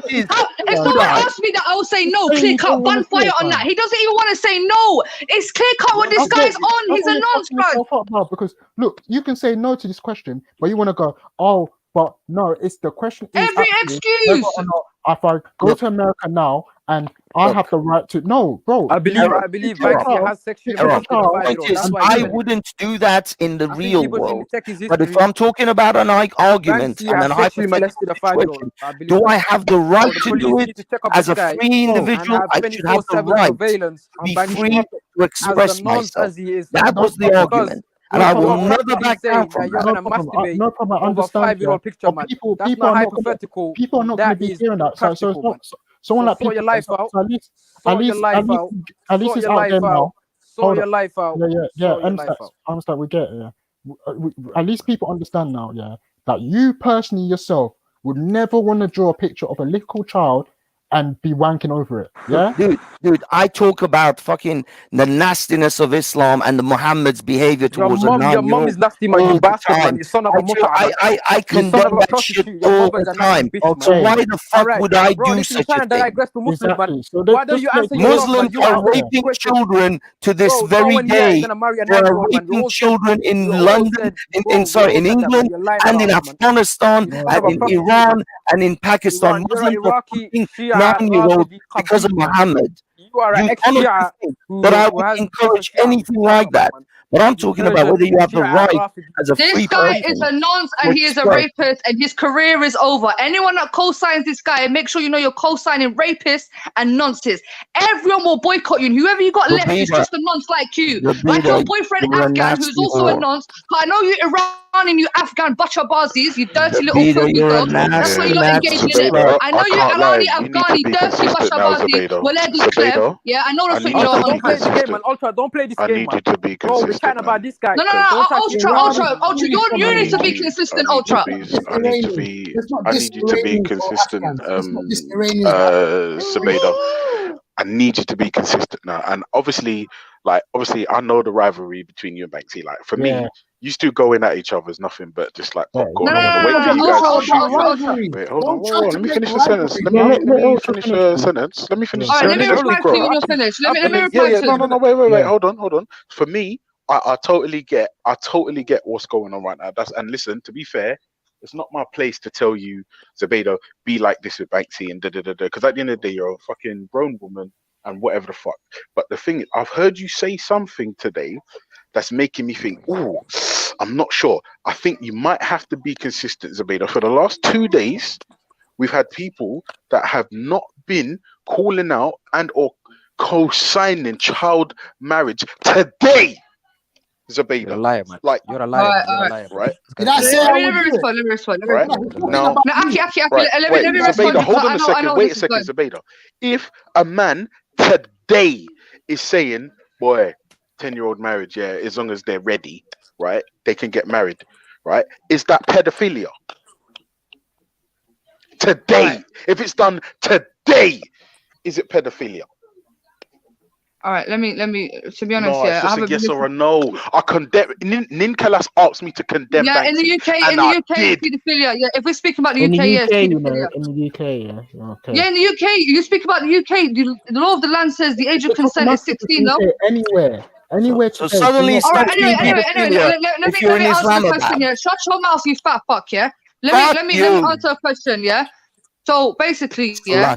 I wasn't here for those topics, yeah. So like, I can't really answer that right now because I don't know the context. I don't know what's been said.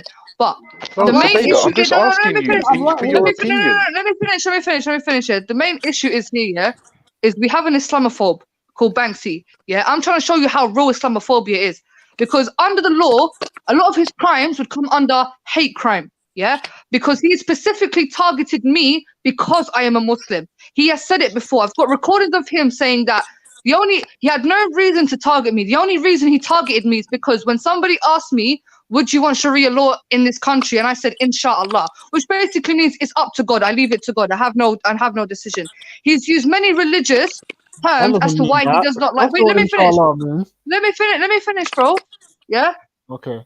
He's used a lot of racial and religious terms against me. Yeah, because I'm a Muslim. The only reason that he said he would rape me is because I am a Muslim. He accused me of terrorism. Yes, this is what Islamophobia looks like. Yeah? You commit zina, you smoke, and you drink. You're not a fucking Muslim. Why are you talking when I'm talking? This guy's a 40-year-old man. You're not a Muslim. Who goes around attacking a 22-year-old woman simply because she's a Muslim. You're not a Muslim. He talks about prostitution and cops, yeah? He talks about prostitution. You're a slut and a whore and not a Muslim. Okay, he talks about prostitution. When Isabella was naked on a live stream, he was bigging her up. Amy, who was an ex-prostitution, he loves her. But all of a sudden, I am the thought. He loves thoughts. He loves hoes. He has no proof to prove that I'm a hoe. Because when he comes across actual what you would call hoes or whores, he likes them. He bigs them up. Yeah. So the only reason he's targeting me is because I'm a Muslim. Yeah. Yesterday, he said that he would go to a pawn shop and he will take the biggest black dildo and shove it up me, ram it down me. That is rape.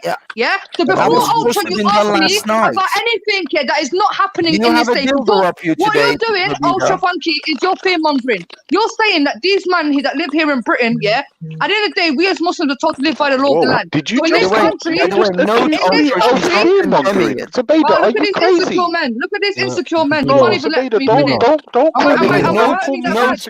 He's not condemning child marriage of fear mongering. Zabeda, these men for the last 2 days have been advocating for child marriage. Can I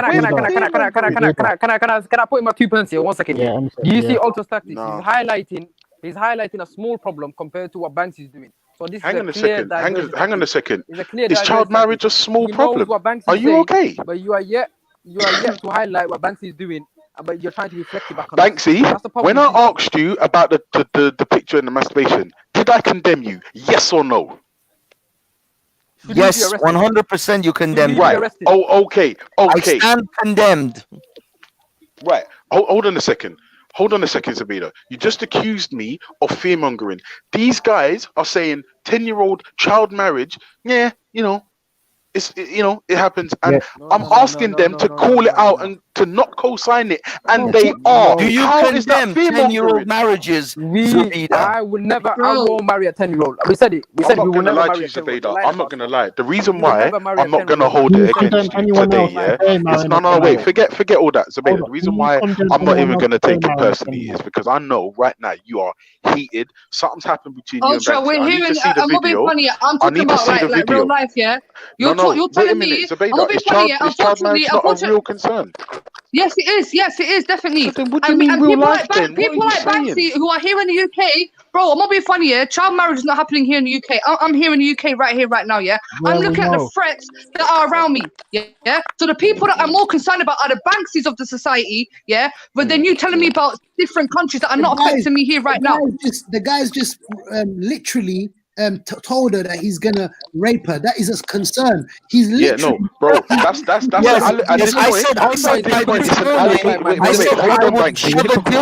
Banksy. This morning she'll be Nicholas. What Zabeda is saying is currently an allegation. I haven't heard Banksy say this.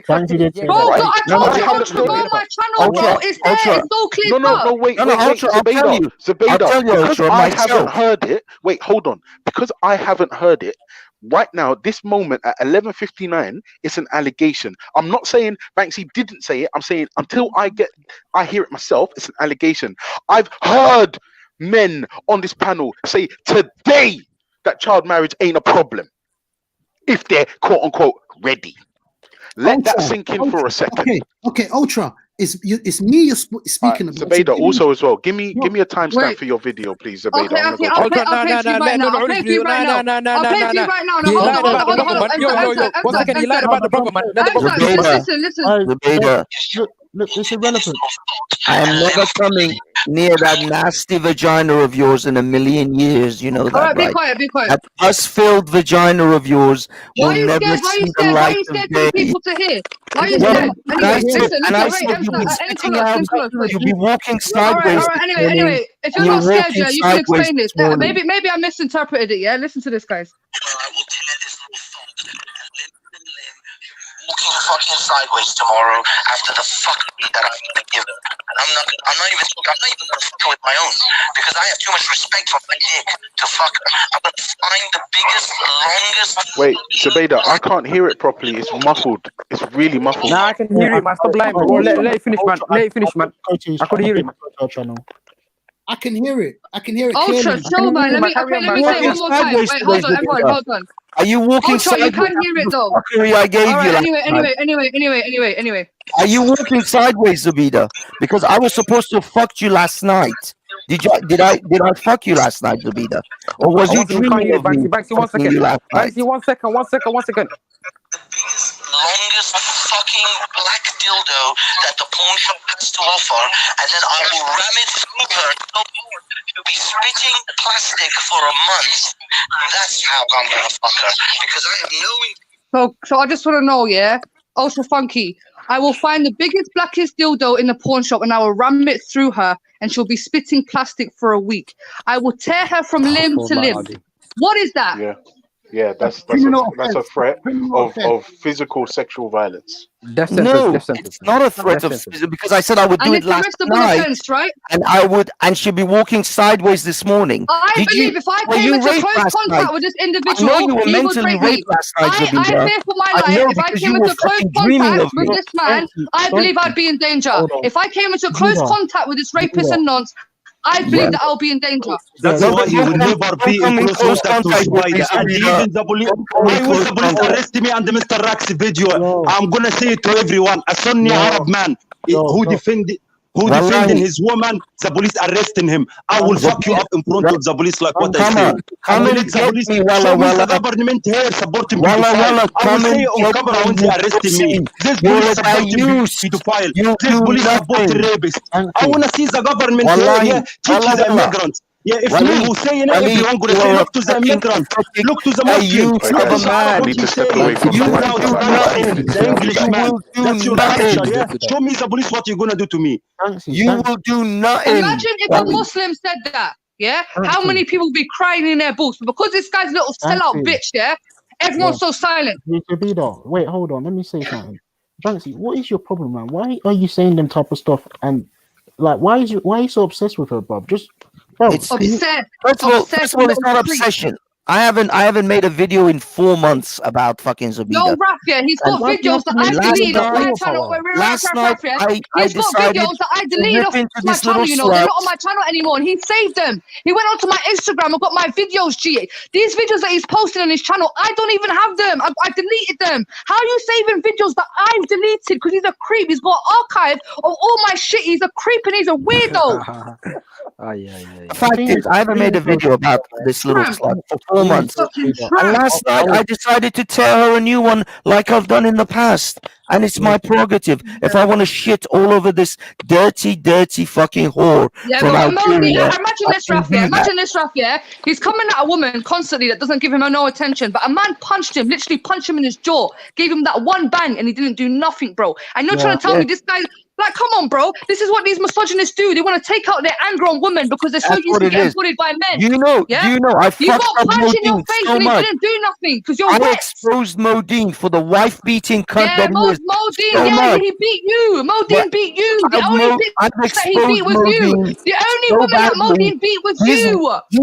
He is right now. Now he cares. Listen to this, Rafia. He cares about woman beaters, but he's threatening to rape women. The irony. Yes, because I'm not actually going to do it. Because I mind fuck you. So you're not I mind fuck you, Sabida. He does not stand for shit, blood. Sabida, did you hear that? He said he's not actually going to do it. He was just saying it. Listen, you're Rafia. I don't care. He's been reported because at this point it's hate crime. It's hate crime. He's constantly targeting a Muslim woman. Aram, I said I would do this. Using religious terminology. Trust me, the police in this country, they take Islamophobia very seriously because they don't want to offend the Muslim community. Yeah. So if I was to take this any further, trust me, they don't want it, Amran. Because once you're committing hate crime, especially against Muslim women, it's not going to go down well. I am a Muslim. I am Iranian. I am a Muslim. But you're not a Muslim, bro. You're dirty Muslim. Get out of it, bro. SubhanAllah, I'm a Muslim. You go ahead and prove that I'm not a fucking Muslim, But why are you not in Iran? SubhanAllah. Ashhadu anna ilaha illallah wa ashhadu anna Muhammadan Rasulullah. I am a Muslim, wallahi. You go ahead and prove I'm not. He's mocking the deen, bro. Mocking the deen. Watch this. You go ahead and prove I'm not a Muslim, bitch. Why did he say black dildo though? Why black? I don't get it. He's a racist. He's a racist. Racist and nonce. That's because I like the black male appendage. I'm admiring the black male appendage. Filthy scumbag. The obsession is a bit too much still. I'm not gonna listen, lie. Aaron, anything you say right now. The fact is, I fucked over Modine so badly that he's holding his wife blackmail, saying that unless I remove all the videos of showing Modine being a wife beater, he won't give her a divorce. Right now, I've had to privatize some of my videos of exposing Modine because he's blackmailing his ex-wife. Like, it's out of my control at this point. It's out of my control what happens to you. You're a recognizable guy. We know your face. Zabida, you go ahead and do whatever you want, you dirty little whore. You go ahead, You can do all the talking now. It's easy to talk. It's easy to talk on the internet. Face to face, when you're getting punched, when Waleed's telling you that your mum's a filthy whore, you didn't do nothing. When you're getting punched in your face, you're doing nothing. But on the internet, you're a big man. I came in front of your face. It's easy to do that. It's easy to talk shit on the internet. It's easy to act bad on the internet. But once you're getting your jaw spot, like, let's see. And calls her a whore, I will rip Waleed a fucking new asshole. But Waleed did nothing when I Sunday, fucking pussy will come and rip me. Come, we're gonna see who's gonna rip me. Come to Sunday, come next Sunday. Come next Sunday. Don't go. I cussed your mom, your grandmom. Everyone was laughing on you. You was the joke of the day. That day. All the whole was laughing on you. Till this day, they still laughing on this video. I exposed you badly. I embarrassed you badly. I cussed your mom, your grandmom, your ancestors. You didn't do shit. You didn't do shit. Banksy. Here's the truth. Every time I see you in the park, what I say to you, fuck your mom. Every time my face come to his face in the park, that's what I say to him, fuck your mom. And he laughed. Every time I saw Banksy face in the bar, fuck your mom. I'm not lying. And he hear it and laugh. Hear it and laugh. Now after her, Banksy, I dare you to come to Zubaydah 100 meter. I dare you to come anywhere next to Zubaydah.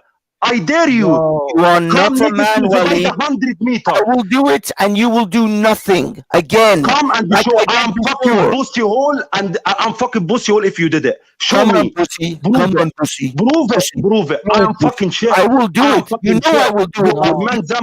You are man more than me if you did it. You are man more than me if you did it. You are hard, DG, if you did it. I will do it again. Okay, come next to Zubaydah 100 meter. I dare you to be next to Zubaydah 100 meter. I dare you to come next to Zubaydah 100 meter just to prove it. Yeah, we proved you nonce. We proved you rapist. I will look at I know you benefited from that. I'm gonna finish you in front of the police. I'm gonna fuck you up. And you will do nothing. I will fuck up your face in front of the police. You'll do nothing. Well, yeah, okay. I'm not gonna do nothing. Prove it. Just to come next to Zubaydah 100 meter. We will see. Come next to Zubaydah 100 meter, innit? It will happen. I'm there next Sunday, yeah? Next Sunday, I'm in Zabar. Zubaydah gonna be in Zabar. If you are G, come next to Zubaydah 100 meter. It will come, bussy boy. It will come. You son of Mota, you son of bitch. 250,000 child in Iran because of Mota. I don't know their father. I am sure you're one of them. I'm sure you don't know who's your father. That's why you hate all the women. That's why you hate all because your mom is a hoe. Because you don't know who is your father. You say to every woman like your mom. That's why you hate all women because your mom is a hoe. Who's a proper who doing Mota 24 hours. When that man bitch, fuck your mom. Fuck your mom. You remember what I was saying to you? Fuck your mom. I'm gonna fuck your mom without chocolate, like what I said to you. Like what I said, I will fuck your mom without a chocolate. I will never give you chocolate, and I will fuck your mom. Remember that. Remember that I will fuck your mom like always. Like always, you pussy hole. And opened her legs for you. How did it taste like? Fuck your dirty mom. When I see you, bitch. When I see you, bitch. Come next to the 100 meter. 100 meter, and I'm bossy all in front of all of you. If Banksy came to the bar and you left it safe, I'm bossy. Do it, Waleed. Do it. When I get there, let's see you make your move. At the end of the day, guys, yeah? I've just proven this man's a rapist and a nonce. He's obsessed with me. Why, I don't know. He's a weirdo and a creep. He's also threatening to come round me again. After he's threatened me, Ralph, you're telling me that he's not going to do it. He's just said he's going to come next to me. He said he's just going to come and approach me in the park. So that's not a threat. This guy wants close contact with me. And I don't trust or feel safe with this nonce and rapist having close contact with me. Come next to me. I'll be in the park. And I'll be in the park. Hang on. Do you know what's mad though? I don't know if she can hear me though. But yeah, there's people backstage, but you can't in one voice say, "Oh, I want you to meet me up in the park and do something," and then in the same voice be saying, "But I'm fearful for my life that he might do something to me." That's a bit. Do you know what I mean? Like, come on, man. You can't. You can't do that, man. Yes. I'm afraid of this man, but come and meet me if you've got the balls. Do you know what? For me as well, like, listen, at the end of the day, I know Zabeda hates Banksy. She's fired up. She's a hothead and all the rest of it. So for me, like, I'm just gonna chalk that outburst off as a minor blip. Right? I can do that, right? But the one thing I couldn't understand, and no, I do understand. What's that? What do you need? Do you need to help? What is it? Is it hard? Should we get an electric mixer? By the way, Veli, did you notice she never condemned the child marriage thing? She never condemned. That's exactly where I was going until my daughter asked me to help her stir the cake mix. Did you put raisins in? No? You're not putting raisins in? No? Never condemned the child marriage thing. Yeah, for me, that's where I was about. That's what I was about to say. Now, the thing is, I understand why Zabeda's hot for you right now. I get it. Like it's hot for me. Don't say that, man. It makes sense. It makes sense. Like I get it. Like, to be honest, I've seen you guys been going back and forth for months, right? So for me, it doesn't take a genius to figure out. But some of the things that she was accusing you of, I asked her the same question about somebody else, and she said, "Well, only in the UK." Now that's worrying. Yeah, that's worrying. That's concerning to me. That's why I said. I said, does it need more mixing? Like for me, like I said, I'm willing to give Zabeda the benefit of the doubt only because you know what it's like when you're fired up. Like you're not like you've got your eyes set on the target and you can't be swayed and you won't hear it and all the rest of it. But once Zabeda's calmed down, I'm gonna have to ask her to clarify her position because the thing she was upset with Banksy for, some of the accusations she was pointing at Banksy, was I asked her to condemn the same thing, and she couldn't do it outright. They can never answer that question honestly, though, can they? Because Muhammad is the example for all time, so they can never actually honestly answer that question. So it's kind of pointless, really. That's why so many Muslim countries don't have age of consent laws. Yeah, you're right, still, but. Yeah, I mean, as for the Zabeda thing, Banks, I don't think you should be doing videos on that, bro. Like, come on, you gotta. Dude, I will do as many videos as I fucking like about whoever I like, whenever I like. It's my channel. I hear that. I hear that. I can understand that. The same way when you made that statement about, like, I can understand where you're coming from, but sometimes you need to stop trying to intellectualize those type of statements and try and talk for yourself in the sense of you. Dude, and people, I 100% appreciate it, and I agree with you. And I would never ever do the thing that I said that I should have the right to do.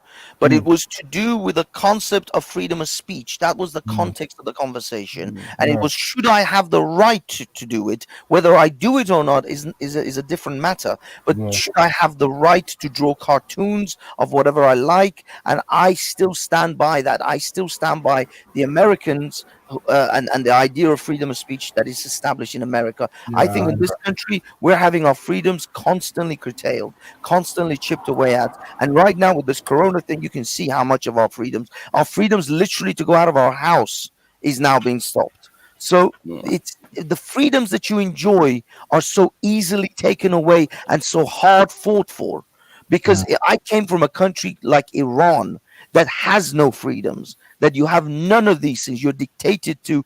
Every facet of your life is dictated to you. So I will never defend dictatorships. I will never defend curtailing freedoms. I will always be on the side of more freedoms than less. Now, whether I choose to become a degenerate like that, and if I choose, it depends what type of freedom you're talking about. Matter. Sorry, it depends to an extent. So I wouldn't defend the freedom for a paedophile to want to have engage in sex with a little girl. Would you? But that the thing is that is not freedom, because by allowing the pedophile, you're taking away the freedom of the child. So it's not a true freedom. You're taking away someone's freedom to give someone else freedom. Yeah, I hear that. So that when you actually look at it in its total, in its totality, you'll realize if you truly are free, you are free to do what you want with your body and your mind. You're not free to take away someone else's right to do what they want to do with their body and their mind, and you're not allowed to violate that person's freedom. So when you violate that person, you're taking away their freedom. So under a true free society, you wouldn't be allowed to do those things. You're free within your own domain until your domain comes in contact with someone else's. Then your freedoms actually stop. That's where your freedoms stop. But as far as my freedom to draw or write books or do whatever the hell I want, that is my freedom. That is my freedom to express myself. Yeah, Banksy, have you commented on what happened with the man in America? Is his name George Clark? Have you commented on that? Or you mean the guy who got killed? Yeah. I mean, I spoke on it a little bit on my show last night, but not on this show yet. What's your take? That's fucking. Well, I mean, it's fucked up. I mean, that guy was he literally was killing him slowly. He killed him over like a 6-minute period or 5-minute period. Do you think we will see him go to jail? Do you think he's a murderer. He murdered someone right in front of a bunch of people. That's the thing, though, isn't it? Will he actually go to jail? Because I don't know. I've got a bad feeling he might actually get away with it, if you know what I mean. Well, I mean, that's why in that sense, the American judicial system is fucked up. I don't think he will, though. I'm sure he will get some jail time, because it was obvious to everyone that he is killing this man. Is that an actual procedure in America to kneel on people's necks? I don't. As far as I know, it's illegal. Chokeholds are even illegal. Yeah. America, in the American police. Although a guy called Wanksy on my show, he said that in Holland it's legal. It's not illegal. Chokeholds in Holland are legal, but in America, I'm more than sure that it's illegal to chokehold anyone. And that was a choke. I mean, you don't have to necessarily put pressure on both sides of the neck to choke someone out. You can choke him out by just having pressure on one side. And if he's cut off the oxygen to the brain long enough, then eventually he's going to have brain death. And then that's it. He's gone. He's dead. Even if they keep him alive with respirators, he would be brain dead. So it's like the police officer, right? If he can actually put his full weight onto somebody's neck for that period of time and not have any feeling, any thought of this is going on too long, any anxiety about doing that, I wouldn't want him in my community, because that fuck knows what that guy's done in the past. Yeah, I mean, America has huge problems with its policing. They have huge issues with training, I mean, you got to think about this. You're getting paid what, $30,000-$40,000, maybe $50,000 a year. I don't know exactly the rate of pay in America, in order to put your life at risk with everyone carrying guns. You're not going to get the best of the best. You're not going to get Ivy League, graduates that are going to become police officers, because why should they? Why should anyone put their life on the line for $30,000 a year, $40,000 a year? They're not gonna fucking do that. So you're gonna get the low run of the society who are gonna go into this. People who are gonna have authority issues, or they're gonna feel all big and bad, and they're gonna feel all fucking important in life because they have nothing else going for them. And that's how it is. These guys are basically bullies. Parts of the American police force has actually been infiltrated by white supremacist groups. Have you seen that report by the FBI? Well, I wouldn't be shocked. I haven't seen it, but I wouldn't be shocked. Why not? Why wouldn't The they? FBI I mean, in released. Britain, Yeah, the FBI released a report. I can't remember. I think it was early 2000s, saying that it's been infiltrated by elements of white supremacist groups. yeah, I mean, in Britain, we found after the Stephen Lawrence case that there was, systemic racism within the Metropolitan Police, and the Metropolitan Police tried to, change their attitude, change their training. I think it's down to training. I think it's also down to the fact that the police have this code of brotherhood of never telling another police they're wrong. So Yeah. that guy who was standing, that Chinese-looking guy who was standing, just simply watching the crowd controlling, none of them turned around and went, "Guy, dude, ease off a little bit." You know what I Yeah. mean? Like that looks a little bit off because they all have to be in sort of unison. There's this idea of we all have to be in the same, we're in the same club, so we can't tell any of our police officers that they're wrong. No, you're killing a guy. You're literally killing a guy. The guy's begging you to lay off his neck. You should at least alter your position. Put your knee on his back. He can still be on the ground. He can still be pinned if your knee is on his back. You don't have to put his neck on the, you don't have to put that pressure on his neck. Not only the fact that he cut off the oxygen to his neck, he could have made the guy a paraplegic. He could have broken the back of your spine, where the spine connects to the neck, But to the head.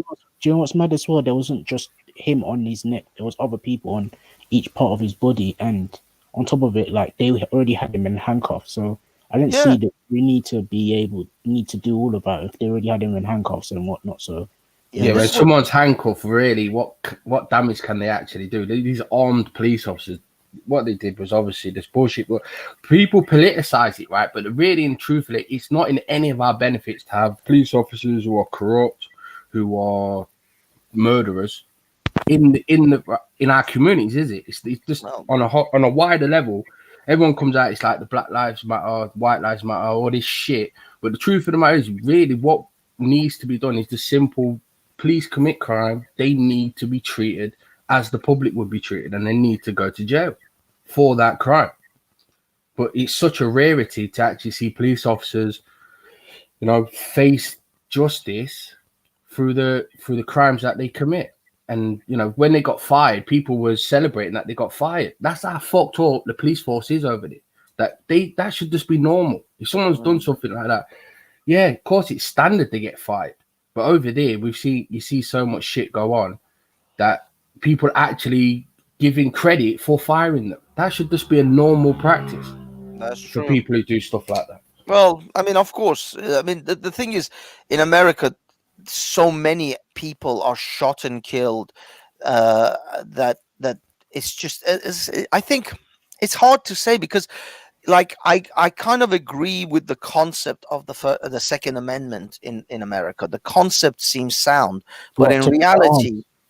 Yeah, to bear arms because of tyrannical governments, because of all sorts of different scenarios that could happen within a tyrannical governments. Yeah, I heard that. Yeah. Well, it's not just that. It's not just that. For example, the reason why the Japanese in Second World War were afraid of landing on American soil was one of the generals, the Japanese generals, was quoted to say, if we land and try to invade America by land, we will have a person with a gun standing behind every blade of grass. That's the fear that it put in the enemy, that everyone's armed, everyone has a gun. So we're going to be killing. We're going to have to shoot the whole country. So there are those aspects of the Second Amendment which can be useful, but in reality, what is actually happening is that everybody in America, the police, the civilians, are all paranoid, and the police are extra paranoid because they think at any second someone could pull a gun out. Every time they stop someone for a traffic offense, they could get killed. They could be shot. So anytime there's an altercation, they are super paranoid and they've got their hand on their gun. And that's why so many people are killed all the time. Life becomes cheap because the police are just shooting the shit out of everyone all the time because they're paranoid. It's like they're walking around constantly paranoid. And that atmosphere can't be good. I like the fact that the British police don't carry guns. That is a good thing. A lot of countries keep saying, I speak to Americans and they take the piss. Oh, your police officers are such pussies. They don't even carry guns. No, we live in such a safe society that our police officers don't feel like they have to carry guns. Yeah, majority of the time a traffic stop is not a life or death situation. The geezer gets out with a notepad and says, give us your license. Yeah, it's not some geezer with a gun. Obviously, you can get pulled by armed police, but that doesn't apply to this guy who done this with this man in America, though, right? Where he's leaning on his neck. He wasn't in any threat there. He was in a very, like was said, he was in handcuffs. So I don't think that applied to him. I can understand every day you go to work, there's over how many guns is there? What I think there's more guns than people in America, right? So every day you go to work, you know you're working in an armed society. I understand that, but that don't apply to this guy. This guy had no reason to do what he did. That's just murder for me. Yeah, what I'm trying to say is that the mentality that it generates, I mean, when you live in a society where life is cheap and police are just killing people fairly regularly, that creates a mentality of life is cheap. They don't have respect for someone's life. It reduces the level of respect you have for someone's well-being, and so like the Wild West. Like the Wild West. and it leads to a situation where a guy so cold-heartedly can can put his knee on a dude's neck, recognizing that this man is seriously suffering, and not even have the decency to sort of go, okay, are you all right? Can you breathe? Or at least have some concern for his well-being. Like no concern whatsoever. He was just cold-blooded, and he just watched the man slowly die under his knee. See, they do pay a price for being able to have firearms and stuff. Obviously, school shootings and these things. But it's like with the Brexit situation that happened here. Like in America, you would not be able to overturn something like that because everyone's armed. You would create militia groups. So if a law gets passed, they're going to find it extremely hard to overturn that law, aren't they? Because people are armed. Yeah, We're the Second here, Amendment. they can overturn us quite easy. Yeah, no, overturning the Second Amendment is extremely difficult in America. Any of the amendments, if you were to if you wanted to change them, if the Congress... the person's new to the panel, can you please talk? Is it Pee Wee? What's his name? P. Yo, you're on the panel, dude.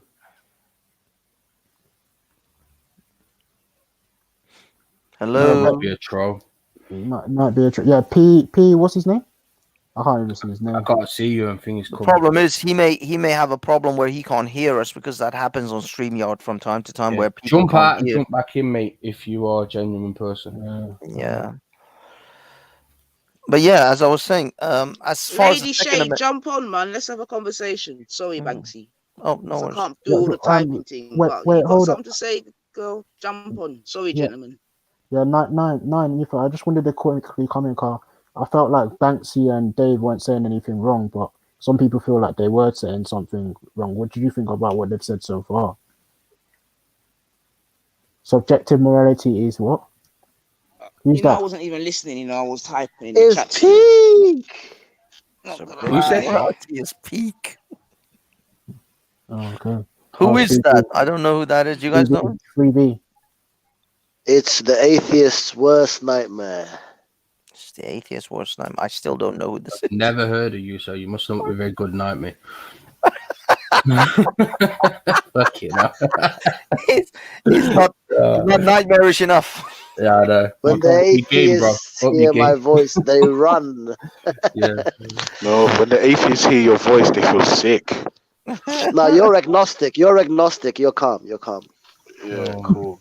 Listen, yeah, 3B, are you co-signing child marriage or not? It depends how you define child. Oh, for fuck's sake. Somebody who has somebody.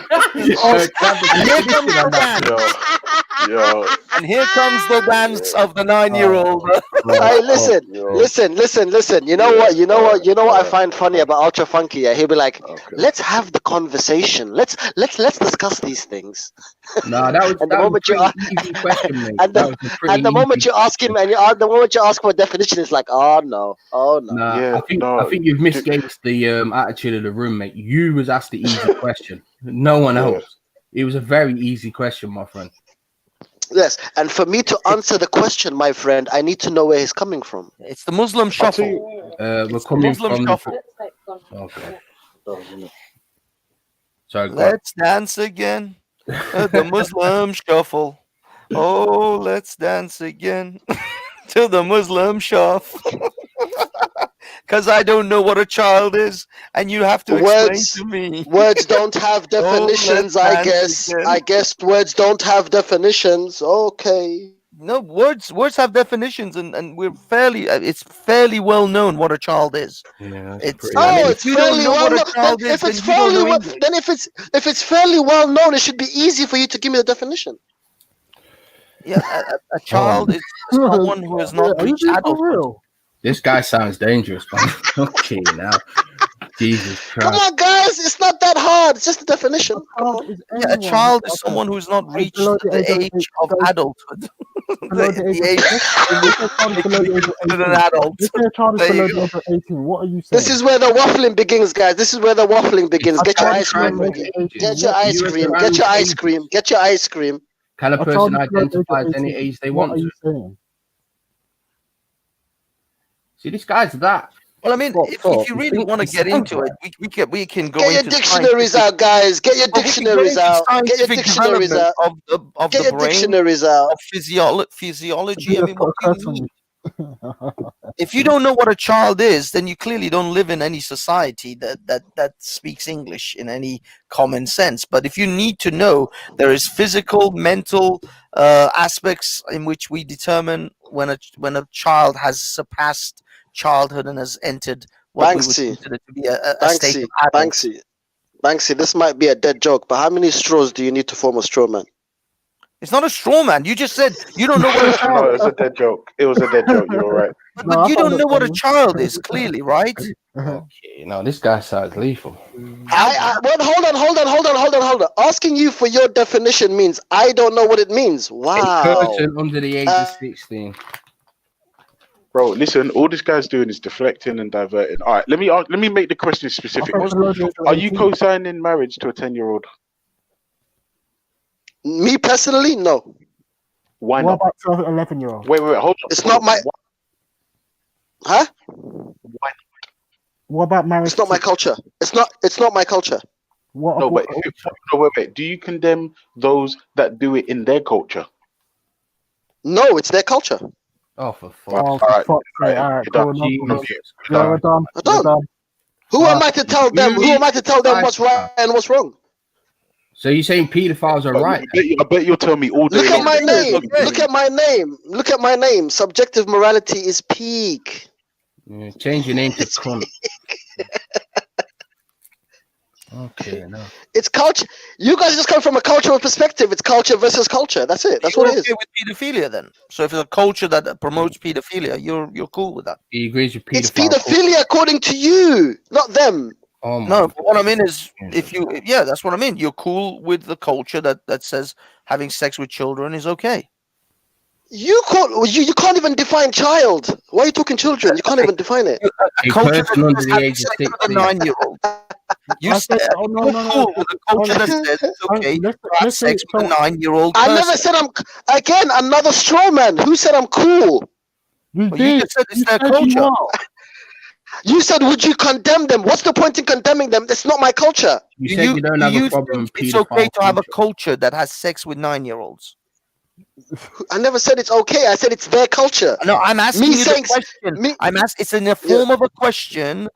Do you think it's okay to have a culture that has sex with 9-year-olds? I can't tell a culture what's okay for them. That's their culture.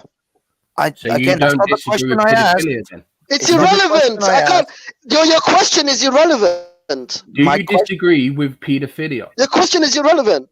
So if someone pedophilia, hold on. Pedophilia according to who?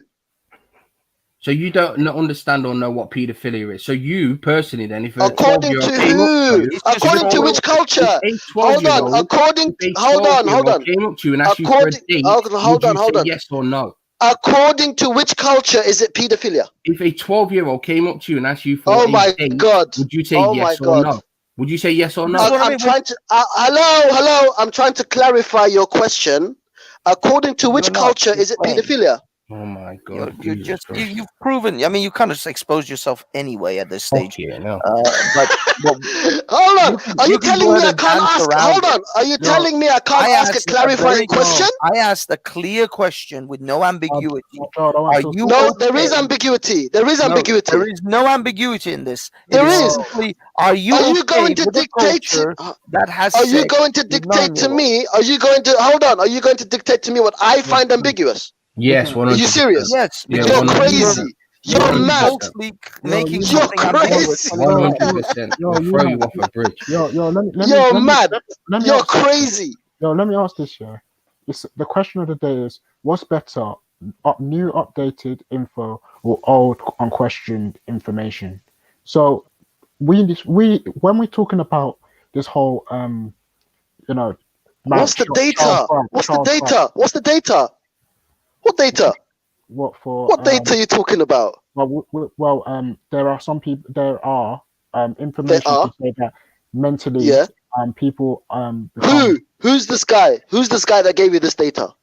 Well, yeah, you know what? I'm not gonna lie. I've heard this. I'm talking someone else's information. Oh, okay. We've heard. Yeah, we've heard. We've all heard something. I'm talking about James. James Jones. Maybe he's in the. He talked about James Jones. Okay, he's the scientist now. He's the scientist. Yeah? He's not a scientist, but he did. Okay.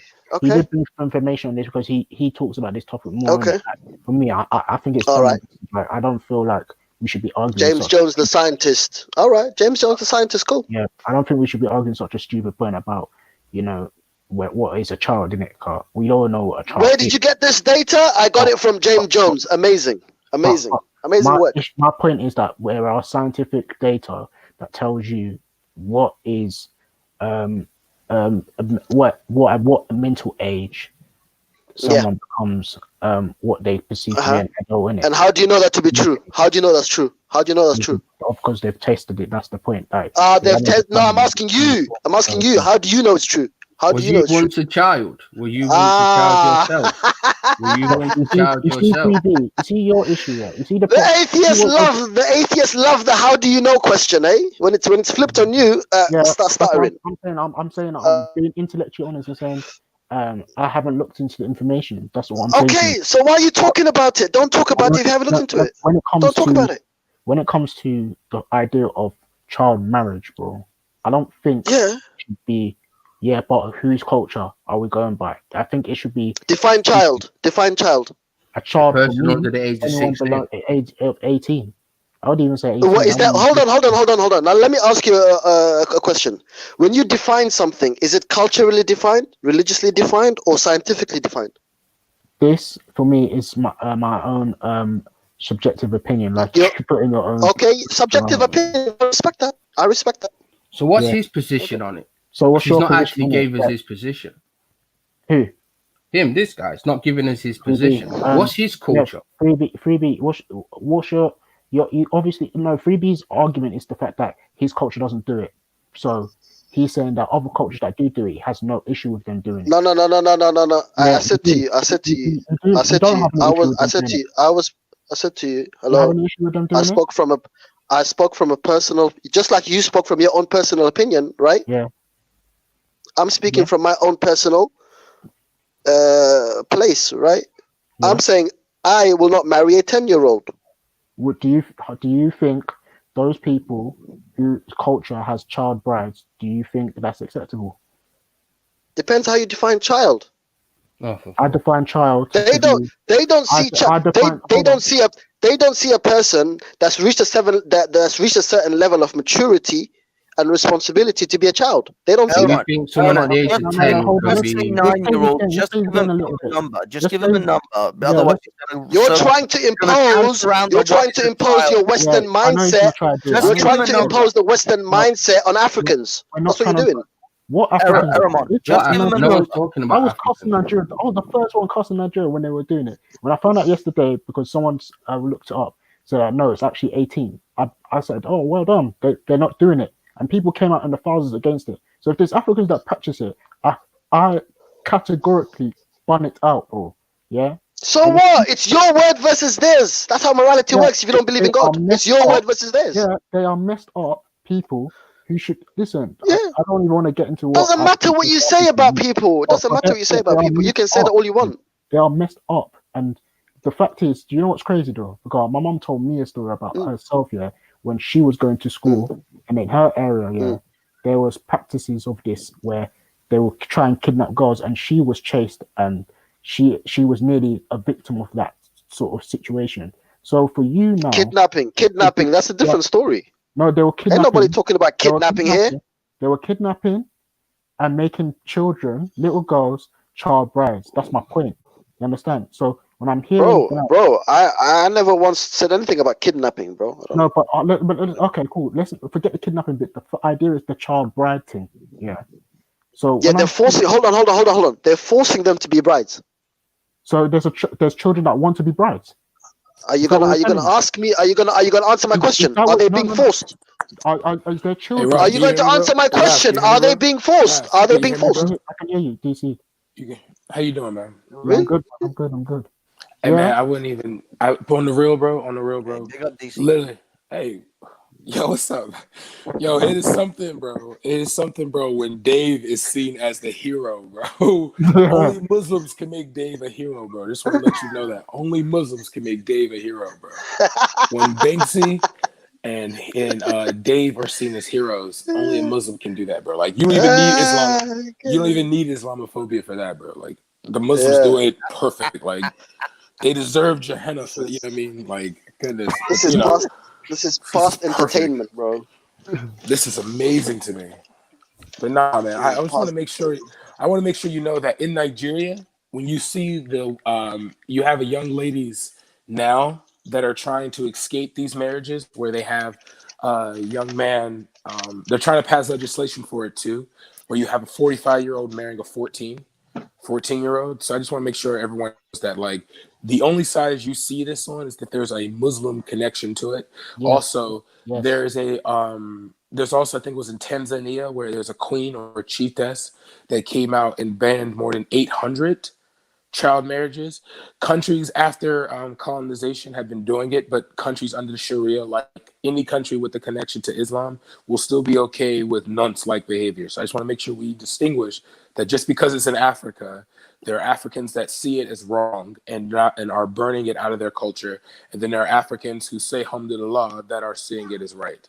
So I want to make sure people know that, you know, Allah is okay with people marrying kids, and as long as it's within their culture, but people with, you know, logical brains aren't okay with it. But yeah, but come through, bro. Go ahead and have your conversation. I mean, to cut you off. That's a good point there. I think I feel like he was just trying to drag me down a rabbit hole, and I was trying to trying to be kind to him and intellectualize his argument. But like, it's silly though. Like, for you to ask the question, what is a child bride, and what makes them a child, and what makes a child? Why is that silly? Why is that silly? That's ridiculous. Oh, yeah, sorry. You're right. It's not silly. It's a stupid question. So it is. So don't worry about it. It's pathetic. But you know what's funny though? They call it Western though. They call it Western. They'll say like this is a Western mindset you're imposing on Africans. But yet, when you have Africans who have the mindset of like, you know what? Sleeping with a child is wrong. So for example, I was accused of, because I don't agree with sleeping with a child, that I was following my slave master's mindset, right? And you can ask, Scientific Method. I was at Scientific Method that was on this conversation when he had this with me. And it makes me wonder, so what happens when the African says, I'm going to reject that? And I'm gonna find me a nice mature woman between the ages of, 20 to 30, if I'm like over 30, You know, hell, I would even think I think it's weird personally if a 30-year-old dates a 21-year-old. You know, I think like you have 25 to 20, you know, and plus older. You know, like I know I'm getting to the point now. It creeps me out when like there's some girl says, "Oh, I'm 18." I'm like, "Oh, okay, well, hopefully you'll find a guy around your age." You know, I'm 29 and it freaks me out now. But the thing that really, see, like your age, like a girl your age, I'll be like, all right, let's give it a year. You know, like, all right, 25 I can be okay with. You know, that's the cutoff mark for me. But when you have a grown men that believe, well, she can cook, clean. Oh man, she hasn't prayed just 5 times a day. She prays. You know, she puts her dolls down and prays. You know, 4 times a day because you know what's defined as a child. You know, and the thing is, because when they say what's defined as a child, because there's already an example within their belief system of a grown man that's supposed to lead them to the best and brightest of humanity, consummating a marriage. And we all know what the word consummate means. We don't have to worry about, well, what's defined as consummate, you know what I mean? Because we have that, we don't really have to worry about, you know, this. We don't really have to worry about this, like trying to really engage them. They already know that, okay, if my prophet can marry at 6 and fuck at 9, alhamdulillah to him for that, you know? So it is what it is, bro. So that's what I'm saying. Like we got to stop because we're not really fighting African culture right now. We're fighting a religion, okay? And the fact that there's a religion and there's individuals on that religion that would want to claim Islamophobia. They want to claim that like, oh, Muslims are being attacked, Muslims are being destroyed and stuff like that. But then want to turn around and say, oh, the white supremacy, white man, this. If you have a group of white supremacists, like, and I'm not even trying to call Dave like a white supremacist. I just think he's like a really funny troll that just triggers minorities. You know, if you have a guy like Dave is even white supremacist, to be honest. But no, he's not even ethno-nat. He just in that position because he's white. Like to be real, I can always tell the difference between a real white supremacist would come with some real juice, like a Liam, you know. But he's not even that level, okay. But the fact that he can get on the panel and simply ask 3 subjective questions, well, 3 very like I wouldn't say subjective.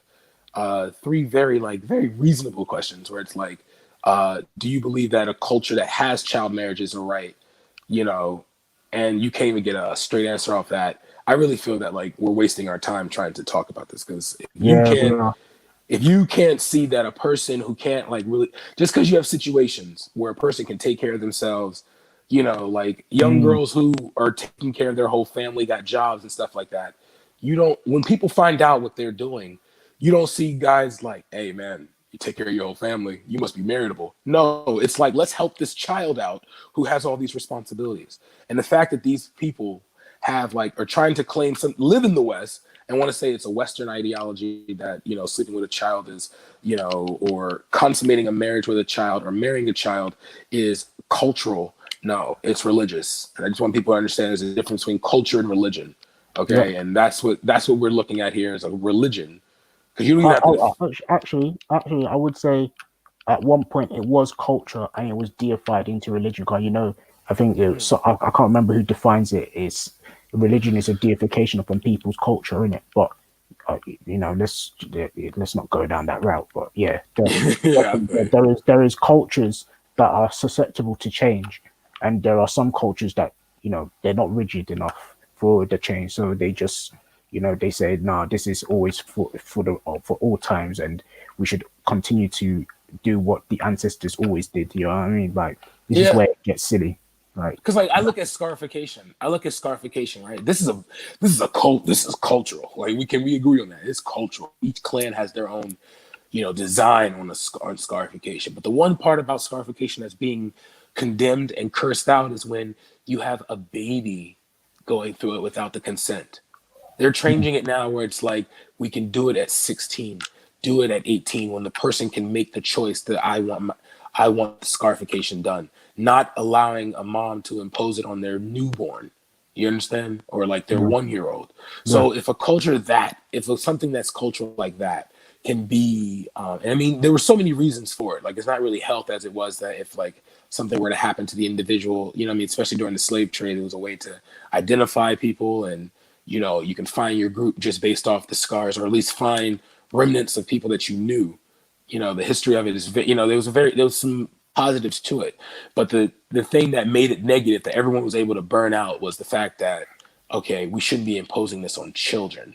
on newborns. So if Africans are smart enough to make that decision, I'm pretty sure we can look in a modern age and say, hey, there's enough women, Tinder, the fucking internet, that like, I don't need to marry and sleep with a 10-year-old, So it is what it is. But, there's some guys out there that, the nuns will always live, I guess, But no, I like the topic of today was something incredible, like updated information, This is the old information. Yeah, that's a very updated information will 100% win, 1000%. Yeah, because for example, the one thing that I always saw was there was a syphilis experiment that occurred in America, and everyone said that the U.S. government gave a bunch of black people syphilis, but the reality is that the black people already had it. It was known as the Tuskegee experiment. And it was a group of black people that already had syphilis, but the government wanted to see how they lived with it. So they untreated it. And the only crime the government did was they did not treat it. They just let the people deal with it just to see the effects of it. That was seen as the unethical thing, was that they didn't try to treat it, but they didn't give the black people that they already had it. So it was like getting that information, it was something incredible, because it was like, if you look at modern medicine in America, you see, I think his name is Cornell West. Cornell West. No. He's a doc. He was a scientist. But you have a lot of African Americans that are responsible for a lot of advancement in medicine. On a fucked up level, gynecology in America was done because of a black woman. Like, they literally tortured a black woman to see the level of pain a woman can go through within the realms of within the realm of studying the female body parts. But I'm pretty sure to some people's culture that's called a rite of passage, to do that to a young girl. But wallahi, you know what I'm saying? So it's like, I really do believe updated information and the truth, because when the truth comes out, that's how I see updated information, is clarifying truth. What you think is the norm, or what you think was acceptable for this amount of years, clarify, because it can either reinforce one's belief, or it could it can either reinforce one's belief, or it can almost change their belief completely, because I used to think growing up that white people were perfectly rich all the time, but then you go to West Virginia and you see bro, come on now. You see the white trash.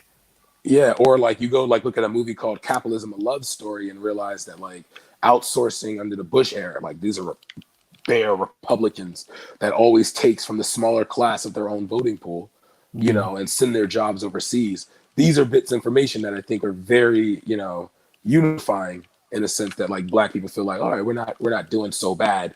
You know what I mean? But do you know what that, because this was going to branch into the topic that me, you, and M.A. Brown were supposed to have yesterday, and this was about the whole segregation thing and whatnot. For me personally, politically, especially when I look into political philosophy, I take from I take most of it from the Black Panther Party, especially people like Fred Hampton. And one of the messages he put out there was that, this isn't just a black situation or a black issue. This is an issue found across all groups of people, apart from but I'm gonna be real, when it comes to the race thing. The thing about segregation, if you're going to talk about segregation, the reason why the fucked up thing about segregation is that it actually financially, if you look at the 1920s, if you look at from 1865 to 1840 to about 1964, I believe. In 1964, you will see that before that, African Americans were building towns that were they literally had to burn stuff, because the one thing we showed them is that we can take our shit and we had we had medical fraternities where fraternal orders where we had female and male doctors building together hospitals just simply pointed at supplying medical needs for the Black community in New York. You had and that's just our medicine. You had groups like, when I say the Boule, when I say like the Divine Nine, these groups were just meant to facilitate Black intellects. Because when you had guys like Jack Johnson, who invented the wrench, which was called the monkey wrench, where you had tons of modern technology that comes out of the hands of African Americans, but they weren't allowed to have a patent to it, let alone get like the credit for it. You see that segregation.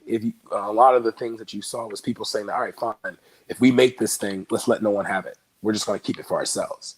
That was how our ancestors were. It's something known as the Negro Conferences of 1920, where people's major goal is like, all right, fine.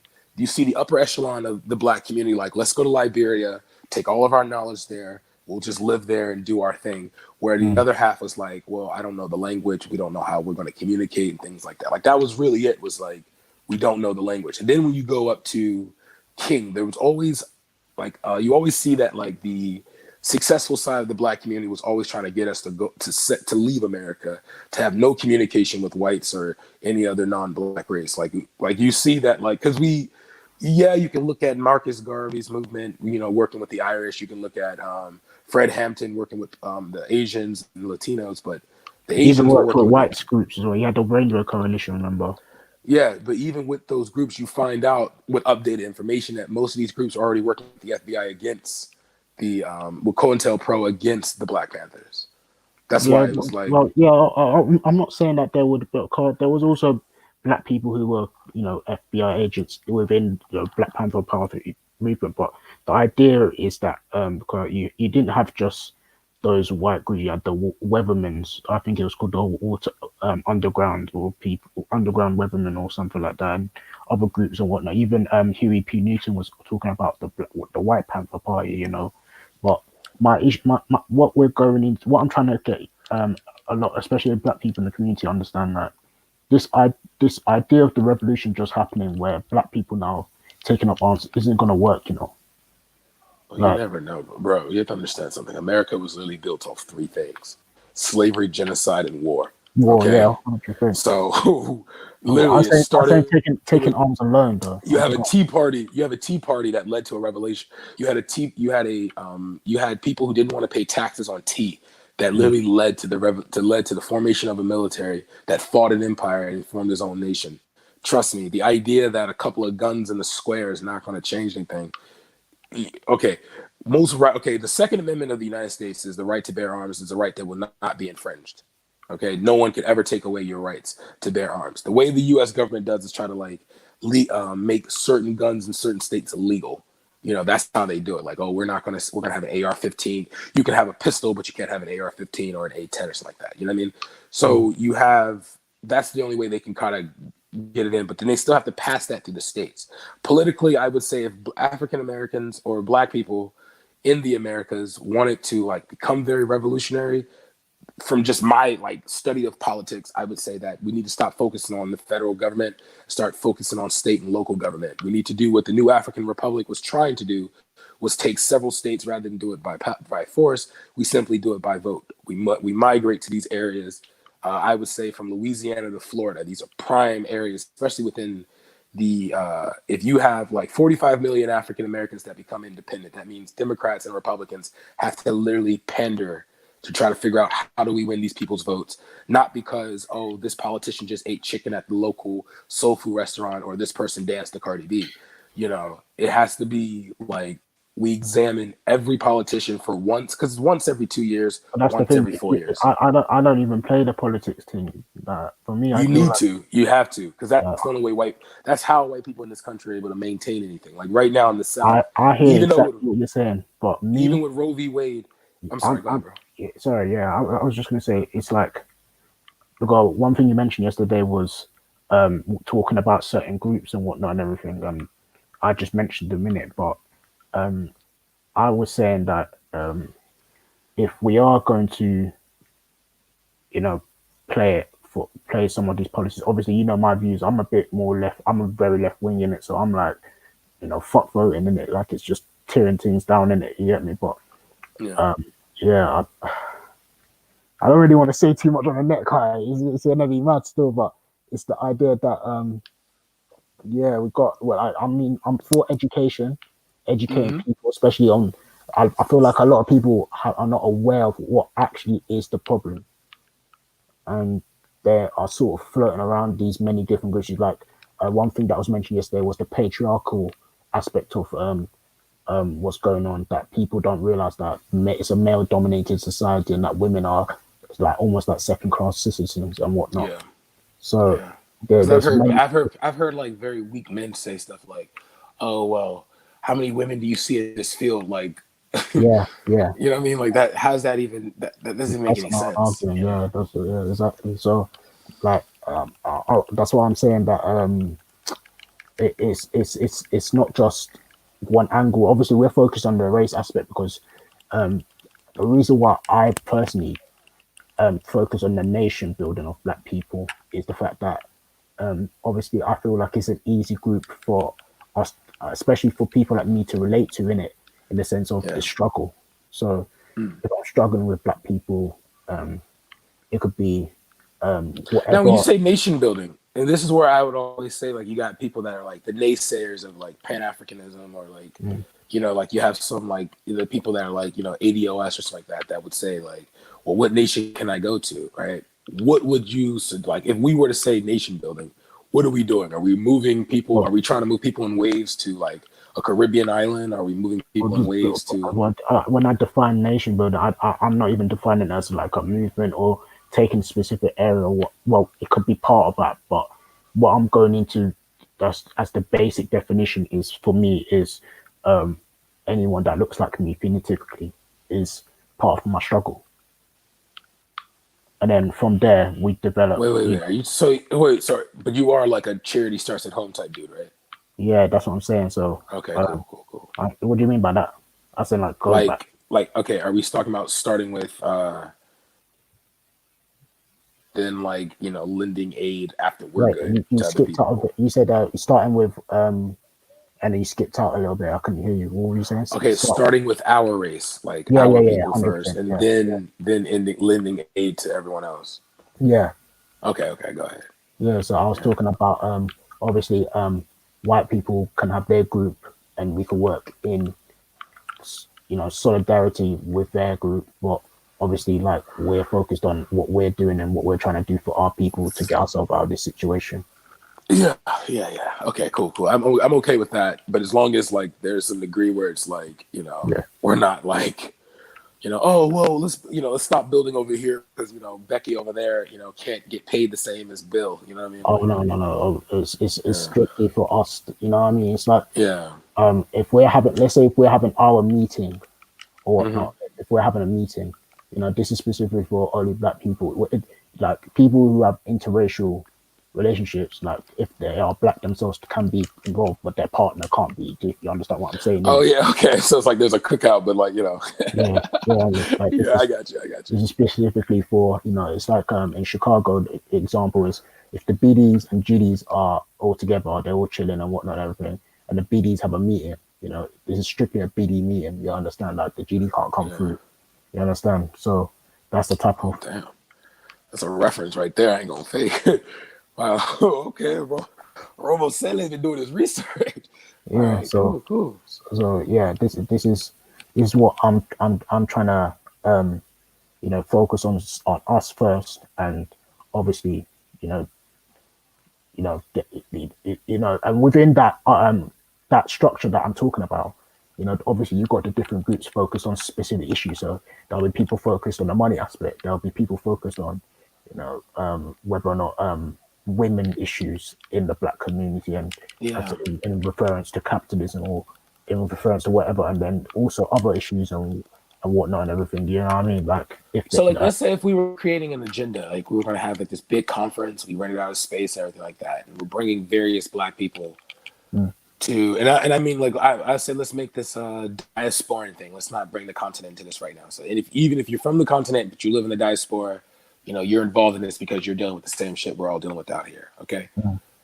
What would you prioritize as the first thing that, like, I mean, and like, I personally, I put my list out after you're done, but what would you prioritize as like the first thing for us black people to be doing? Yeah.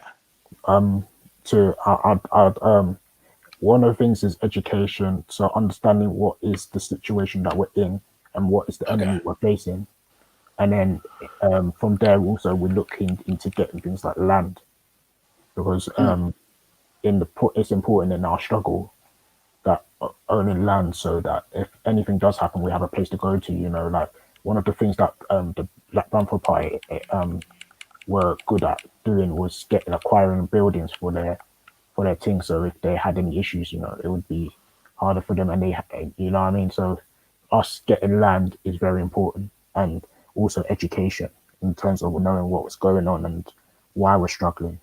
Yeah. Yeah. All right, cool. So for me, I wasn't going to say education. I was going to more say financial. Oh, damn. I guess that would be education then, because you said based on the situation.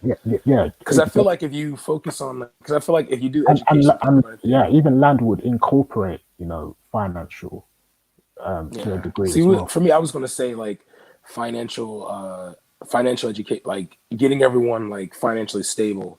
And finding ways to, because if you start having people making money, right? I was going to say, Vellemy, Terry's backstage still, so let Terry on, please. Yeah, go on. Yeah, but no, if you have black people who are getting financially secured in their who's getting financially secured, you know, I feel like then it's easier to talk about, well, let's unify in a sense, because you're not going to have everyone be a boss. Like there's going to have to be that boss employee thing. But I feel like if the opportunity's there where it's like they're making more than they usually would over here, you know, I feel like that could, you know, that would be easier to communicate, you know, with them. You know what I'm saying? So like I would go with that first, and then secondly would be just repeat that point quickly again, because I kind of blipped out. I don't know why I did that, but yeah, it was just that second point that you were repeating. That if you get people financially secure, then you'll be able to talk about like, let's unify on this. But I think the second step would be self-defense. Like, you know, like you shouldn't be like, I mean, and this is why I say segregation will become very, very, very important, because if we know that like imagery in the Western world, they're able to take like videos, TVs, and like make that like the image of, you know, a certain group of people in the country. You know, I feel like, you know, with segregation and having like your own like media outports and things like that, the image that like black women are this, black men are that would be defeated almost like within a year, because it'd be like, you know, we have our own, you know. No, I can understand that. I feel like where the issue would be with segregation, because let's say we because you know Reggie talks about this Black City plan. Yeah, and then I'm not gonna lie to you. That's why I 100% agree with the Black City plan. Yeah, I have no issue with that either. But the only thing I'd say is that it will make us easier target, because they know us where we are and whatnot and everything. Whereas, you know, with you know, we can have a neighborhood where it's black and we dominate and whatnot. That's not a problem. I'm just saying that there should be also black people living amongst other groups to be like almost like cause we're in a war-like situation, so almost like a spy type of thing. So, but is it that deep where it's like we need like espionage involved? Because the way I see it, like white people have never hid what their intentions were for us, like ever. Obviously, you know? but that's the point, that they're involved in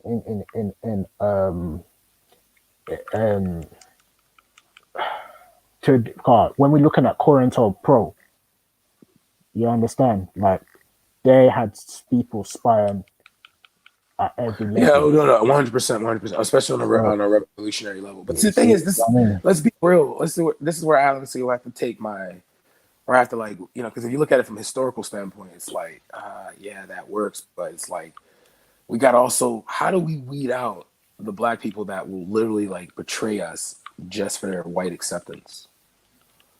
Well, that's the thing. That's what I'm saying. Like one thing that I heard Shakara saying was that there was this idea that Marcus Garvey was going to develop a secret society, and then he was also going to develop a secret society within a secret society. So he was going to have people that he can know for a fact that he can put near to 100% trust in, so that he can have this going and whatnot and everything. So yeah. Because I think I think if we get that taken care of, because the reason why a lot of people are saying, so actually no, you know what, come through. What were you gonna say? No, I was saying that if we get rid of that, I would say the turncoat, you destroy that, you know what I mean? Like, man, let's go. Yeah. Vellemy, 80% problems. Vellemy, people are backstage, bro. Don't do this again and leave this guy, man. Yesterday in the screen we nearly went dead. Yeah. So yeah, I'm sorry. No, I'm sorry I came on and changed the subject. I'm just tired of these. No, it was a good subject. It was a good subject to talk about. Like, I'm just saying that when Vellemy, because there's people backstage that want to come on in this topic, and man is run, he's somewhere else in it. So obviously he's working in it. He has to work in that, but you can't keep an eye on the stream still a little bit, car. Obviously, this is a thing still. Like, it's a conversation where it's an interesting thing, car. The reason why I'm talking about infiltration, car, at one point, we were being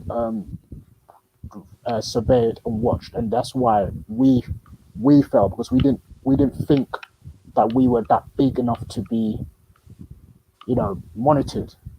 That's we kind of played it down, but obviously, I haven't even though I don't like the police and whatnot, I feel like to a degree we have to have black police officers, and that would be to infiltrate and I don't know how the UK laws, but Americans have the right to defend and protect their own environments. I would say we should have like a police force that's detached. Like, I don't want to say vigilante force, but I would never, in this current climate, I would never tell African Americans to go ahead and join up, because I promise you, it has this way of the police in America have a way of indoctrinating people of different races that they don't even see their skin color. They're like, I'm blue now.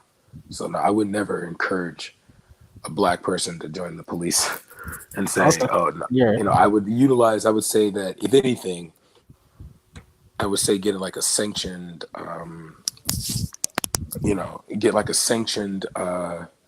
like have like a government oversight over, like if the police officer, one of these like safety people, when the police officers do something fucked up, it's like, all right, well, you're going to be punished under the confines of the law because you abused your power in that sense, and show how like proper policing should be done. Like if you do something wrong, you should be held accountable for it. But I would never tell someone to like, oh yeah, because the way policing really fails is that like most of the times police officers don't even live in the neighborhoods that they're supposed to be protecting, so they don't see the people as people. It's like 100%. That's why I would say community policing in regards. Like if you want to say black people join the police force, right? I would say the incentive is because usually the areas that we see that this abuse suffers in is usually in somewhat high crime areas or high crime environments, and police officers always want to use but I'm talking about crime thing. But you understand my argument was to join for purposes of infiltration into their team to disrupt. But that's what I'm saying. There's that indoctrination aspect that I can't risk it. What's up, man? You doing? I shared a video in the back chat. I don't know if everyone's got to saw it this morning. So I beg you to share it and play it on the screen. What is it? Video I released earlier this morning. Still. How long? It's about 6 minutes. Okay. How many avatars man got? You know what happens here? Sometimes if your battery dies on your computer or tablet or something, it like leaves you on the call in it until it properly disconnects. Still. Okay. But yeah, I mean it's an interesting thought. I mean, Terry, you wanted to come in on this. What are you saying? Oh, what's up, Mr. Riggs?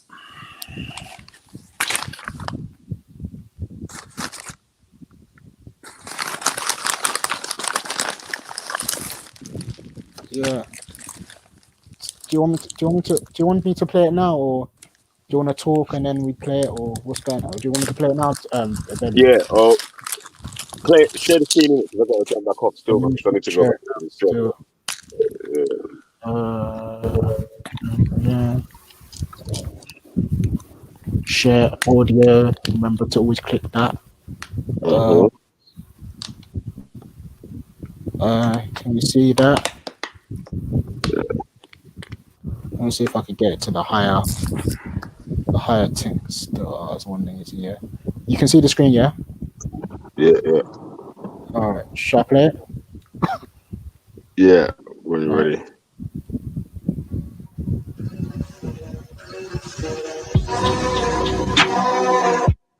Okay, Vellemy, that's a good song.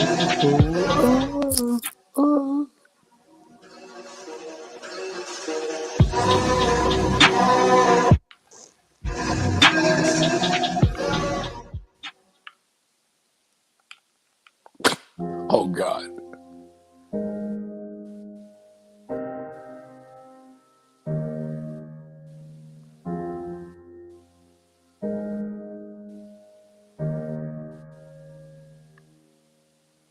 The day I circumcised, they said I should open my leg, and I did what they said.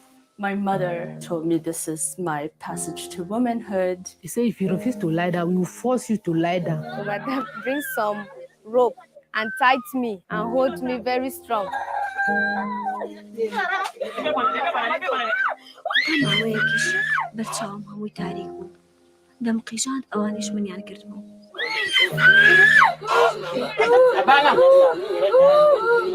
I could feel the blade cutting.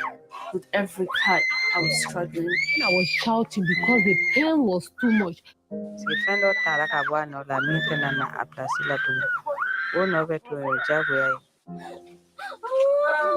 really thought I was gonna die.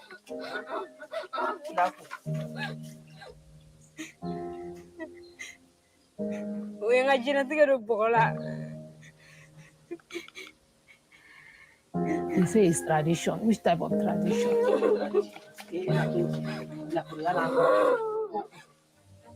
I have been at The Guardian for 25 years. I was the investigations editor.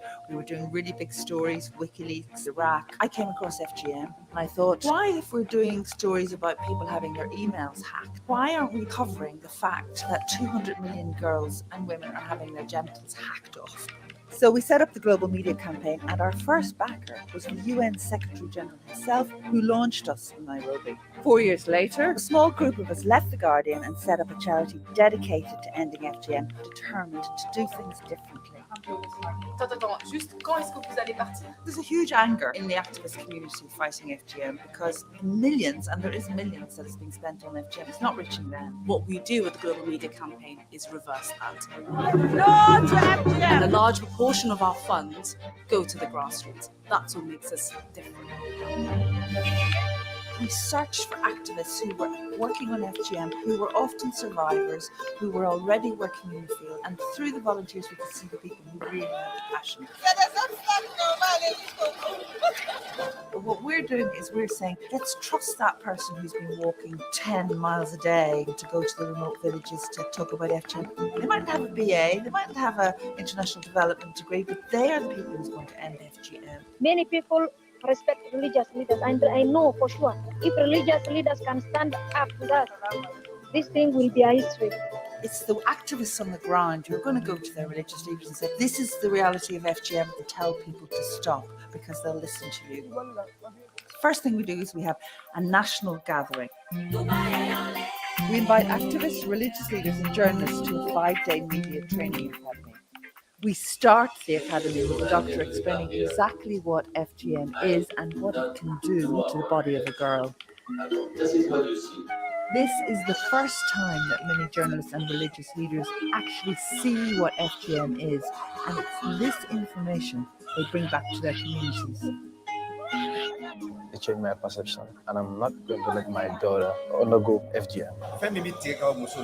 no abe digumbasi musoya konna ma abe bana usama na wi from munuka ngata musoya konna no an ku ala ni fa mana ku kana gesa ko yimi msika am balika bodi ulumadu markas bas ka shala hay sahafadu markas wa bi qada hay ardu wa The media can be revolutionary, and the moment it's here, it's now. Activism is aided by tools to drive your story home. So what we're doing with media is we're saying, let's use the smartphones, let's use the WhatsApps, let's use the Google documents, and create a new, faster way of getting action, and we are getting results. In a campaign for 10 years now, TV, radio, I didn't know how to use them. I used to knock doors, talking to people, and my work was never recognized. But now I can say I'm very confident. I've amplified my work through social media, Twitter, WhatsApp, Facebook. I've seen a lot of changes in my community since I've begun engaging the religious leaders. Muslim leaders have linked the Islamic religion from female genital mutilation, saying the act is sinful.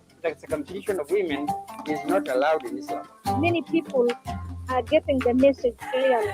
Using the media to end FGM is really very important. I must say it's been a revolutionary journey of discovery for me, as I've learned so much about the media and I've been exposed to the digital world. So far, I've appeared in more than 10 TV stations and radio stations in Nigeria, reaching 150 million people. There's a whole generation of young women.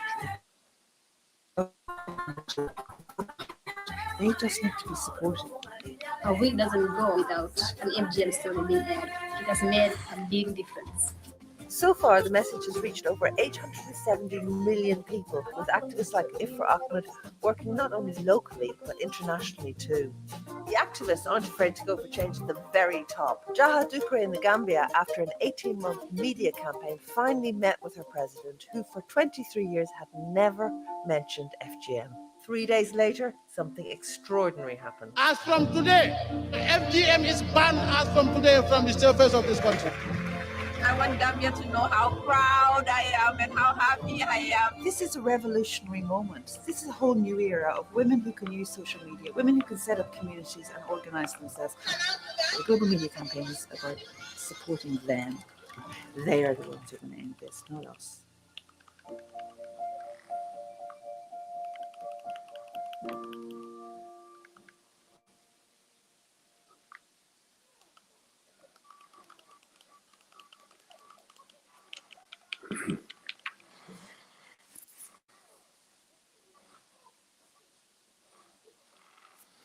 Damn, bro. Them screams, man. Ugh. I hope a Kingo Gold was watching that. I hope so too. Yes. What's going on? Man. Yeah.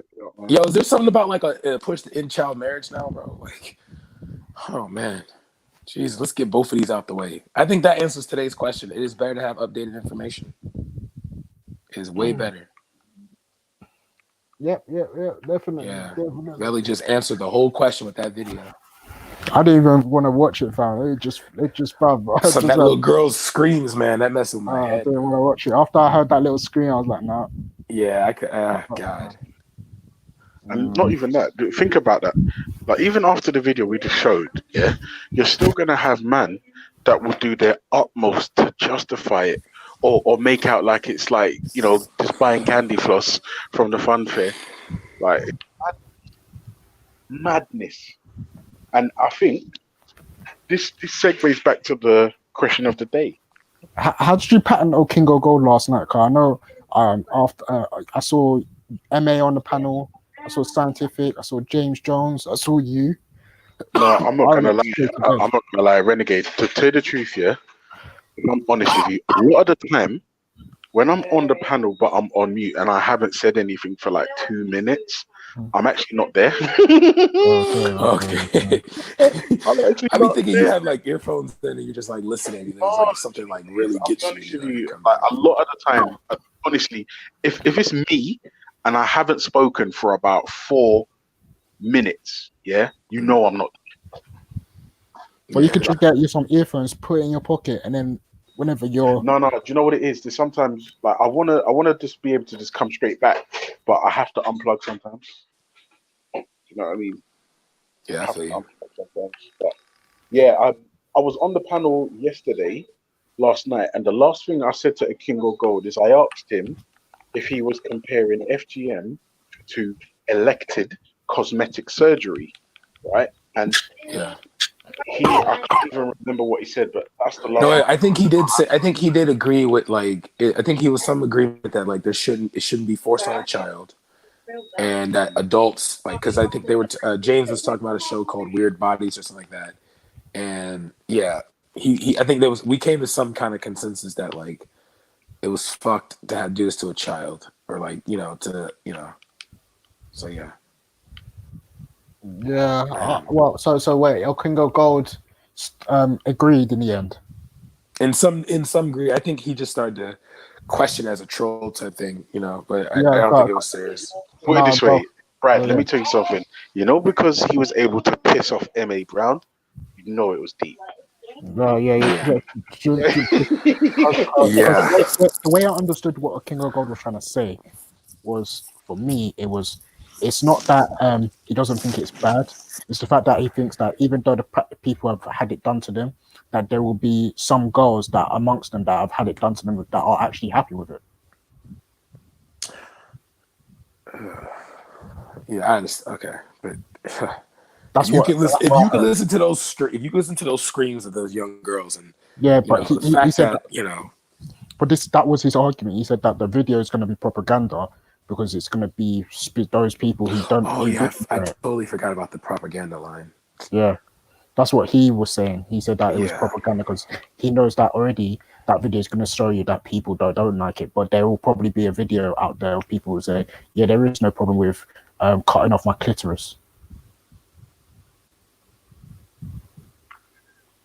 Because even now in the chat in Nin, it's still saying that. Please don't bring Nin into this, bro. Yeah, Nin is the worst example of a human. Well, no, it's because I went to go look up what he was actually describing, and what he's describing is hoodectomy. I think it's called hoodectomy, and basically hoodectomy is the idea of removing.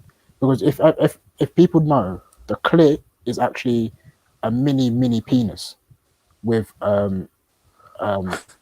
yeah, that's the best way I can describe it. And basically, it has like a little hood, or like like you have the foreskin on it or whatnot. Yeah, that's the hoodectomy is basically removing that little foreskin on the clit and exposing that the skin more, the flesh more in it. So he's describing that and using the World Health Organization's definition of it, saying that a hoodectomy is actually is actually wrong, and that it's actually part of how it's considered to be FGM, to say that this is what people are talking about when they say FGM, but actually there is different stages of FGM, and that one stage he's talking about could be questionable, but the one that everyone knows to be FGM is actually what we describe as removing the whole clitoris. So I don't know why he keeps strawmanning the team. He needs to stop doing that. And yeah. So to be honest with you, if I'm honest with you, I don't even understand why we're taking anything that this fucking predator says seriously going forward. Yeah, like bro, it doesn't make sense to me. It was just to be, not for people to cry out that we didn't look. No one looked into his information. Therefore, we're biased. That makes sense to me. Yeah, so I did. That makes sense to me. Yeah. Yeah. Well done for doing the most cursory of research. Yeah. You know what I'm saying? Like, I'm not gonna lie to you. Can you imagine? Right? In 2020, there's men that have a God belief, who believe in a God and objective morals, who you can't leave your kids with. Hey, man, these men are done out here. Fuck's sake. Now, what you're gonna see is the biggest zombified cases of whataboutery now. Yeah, you're gonna just see all of the whataboutery, and the fact that that's the response just says everything I need to know about these individuals. Just disgusting, disgraceful, and I have to share a planet with these people. I do, and that for me says, well, I need to. You know, the go thing away, that kills me is that the concept. You know, they're quick to defend a guy who died like a thousand years ago, right? They're quick to defend that, but in the modern age, if you say, "Hey, we live in an age where it's like there's plenty of ways of grabbing there's plenty of ways of getting in contact, grabbing the attention of a woman. We don't really need kids anymore. What happened possibly 1,000 years ago don't need to happen today. But then when you say that, you're Europeanized or you're colonized for thinking that. No, but you have to understand the implications of that statement in on itself. So by definition, right, or de facto, he's saying then that in his way of thinking that this thing is okay. That's Right? essentially And that was my for point. me, Was that but like Brad, in let the me ask age you where a we question. Brad, let me ask you a question, and I asked this question before, and I didn't really get straight answers, right? If a white man has got the cure for cancer, but he's a cunt, are we not supposed to take the cure because the guy fuck who's yeah. invented it? Right. So if the guy from wherever the fuck Nin's from Somalia is claiming he's there might got be a particular clan in because their men are very tribal. So well, no, when he came in, he said he was defending, he was backing up three things. I want to be clear. He said though he never did it himself, he's backing up three things: his culture, his country, and his religion. So that was his three stances that he was defending when he had this argument. I don't. Honestly, I'll tell you that now. Yeah, obviously I live in London, innit? Yeah, and I'm telling you that people who talk that talk in London, I'm telling you, if they were around my people, I know Marlies, innit? And Marlies will not have that, bro. I'm telling you, it's a problem, innit? Be honest, bro. It's a problem. Yeah, Marlies will not have that talk, bro. So when Nin's talking for himself, innit? He can't be saying he's talking for the whole of Somalia. I know people in Somalia who ain't gonna have that. I know the Marlies I know ain't gonna have that. They're gonna look at him like he's a weird Brit, innit? You know what I mean? And that's not a disrespect to my man. It's just how certain man. Yeah, I need to stop doing that because I keep thinking I keep forgetting that yo, Brad, you know who Kushite Smoke is, and Kushite Smoke wouldn't say some dumb shit like that. So, yeah. I need to stop doing that. I need to stop because I'm just what as so well. One thing I realized is what Nin was throwing all of Somalia under the bus. Yeah, that's where. Yeah. No, and not even that. You know what he said to me? I think it was the second day when he doubled down in his nastiness, or maybe it was the first day. I can't remember. It doesn't matter. He goes, "Show me one Somali that disagrees with me." No, and come on. the first thing I said was the Somali Maverick. From Ahmed. I said that's the first. I said to him, Somali Ahmed. Yeah. And I was just like, nah. Even though he's fucked up, even though he's a fucked up Somali, I would say that Asgari wouldn't be on that shit either. Yeah, Asgari came on and said that he was wrong as well. He came on yesterday and cussed it out too. So it's like, bro, come on, man, don't talk for all Somalis. So this Nin dude is only representing himself and his version of Islam. Because I feel like they're Muslims that would even come out. Hey, Brad. Even when I asked M-Stats this morning, can you ban out 10-year-old marriage? He said it depends. Oh God, but it's M-Stacks though, bro. You can't have high hopes. It's M-Stacks. No, but that's the thing. For me, I don't know why, yeah. I don't know what it is about M-Stacks, yeah. And I don't know why I can't rationally justify this, right? But I like him. Like, I don't know why. Like, the thing is, he's... you have a heart, Ultra, that's why. I feel like these men, if you remove religion out of it, yeah, if it wasn't the fact that, what's it called? Because for the initial conversations, let's be honest, yeah, it started because we're talking about the Prophet Muhammad who had supposedly a relationship with a 9-year-old. If we weren't talking about it, I reckon these men would wholeheartedly ban that out. The fact is that because we know we're going to relate it back and say, so why don't you ban out your prophet for it? Or someone's going to come in and say that, yeah, that's where the lines get, fuzzy for them. So they say, yeah, no, actually no. Vellemy, James Jones is backstage, my G. Oh shit. About to get peak. No, but man, it's all love still, but bro, I know. No, it's not all love, bro. It's not all love. How can you say it's all love for man them? Nah, bro, they're done at it. Done. Honestly, done, I know. He's saying it. Yeah, you have to understand. Yeah, man is saying this. Yeah, because he's trying to defend something that he, loves so much in it.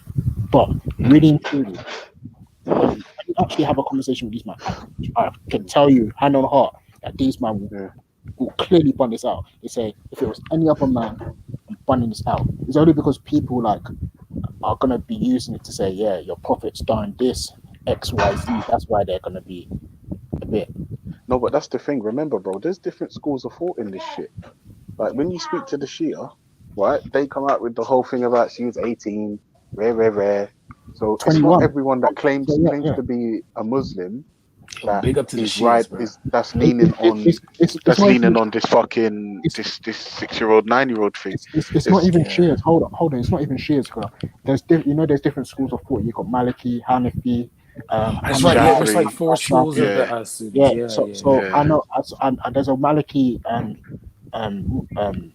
won't call him an imam, but he's a mufti. He said that he could be because of his knowledge and whatnot. But he is on YouTube, Mufti Abu Layth, who talked on this topic when Ali Dawah was coming through debating Tommy Robinson on it, and he said that when you study the Quran and Hadith properly, she was actually 21. Right. Well, you see. All right, cool. This is the thing. This is what I'm saying. All I'm saying to you is this is the reason why, like, you got man out here, zombified morons talking about, oh, it's okay because of rare. They're just like, nonsense, bro. They're just nonsense. That's it. If you don't even know your own thing. They're just crazy, man. They're just crazy. But yeah, well, one thing you have to understand as well, is it's the narrative is being pushed because when you understand the Prophet Muhammad and Aisha, I think a lot of people put Aisha on a higher level. So for them, they see the fact that Aisha being on a higher level like that, they have to make her some type of purified person as well. So like Mother Mary or something like that. Yeah, so the Virgin Mary, almost the Virgin Mary concept in it, because they if you ask Sunnis as well, was Aisha married before? They'll tell you yeah. So Aisha was actually married before the age of 6 to someone else, which is weird. So whoa. Hold on. One second. Hold on. So before we go deep in this thing, because I ain't got that long. Can somebody do me a favor? I'm still dealing with the same old busted battery. So I've got a prevalence of FGM map up. So we've got in Africa, we've got Egypt 87%, Sudan 87%, Ethiopia 74%, Somalia 98%, Tanzania. You said in 99 where? So what I think. It's a Kemetic practice. Yeah. So I think what we should do though now, is let's say, to be fair, above 70%. So the above 70% countries, we should look to see what the main religion in that nation is, and then we can do that. We can do that breakdowns of what regions in those nations, because it's got little graphs.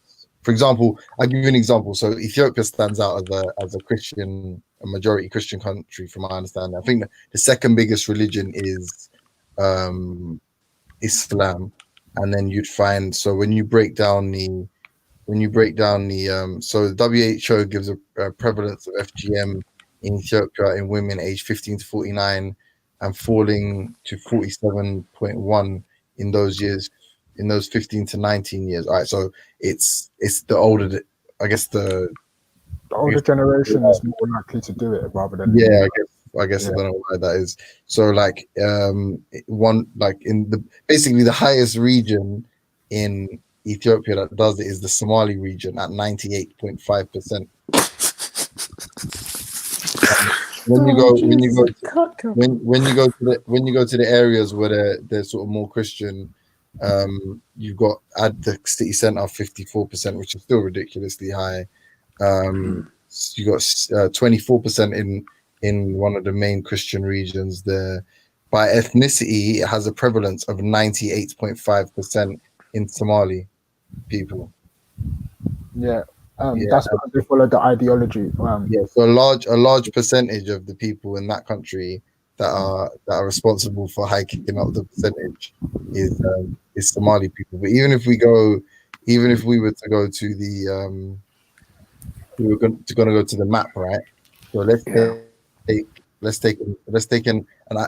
look sort of westernly, because you was talking about Semitic practice. So we'd say, where's that map I saw earlier? So my computer's moving hella slow. Here's the map. So take a country like that's got quite a high percentage, like Burkina Faso's over 70%, Gambia's over 70%, Sierra Leone's at 90%. Do we know what the main religion in these nations are? Can anyone? Serious question. Sierra Leone is Muslim. Oh, okay. What about Burkina Faso? Muslim. They got Ankara. Is that Muslim as well? Okay. What about Gambia? Muslim.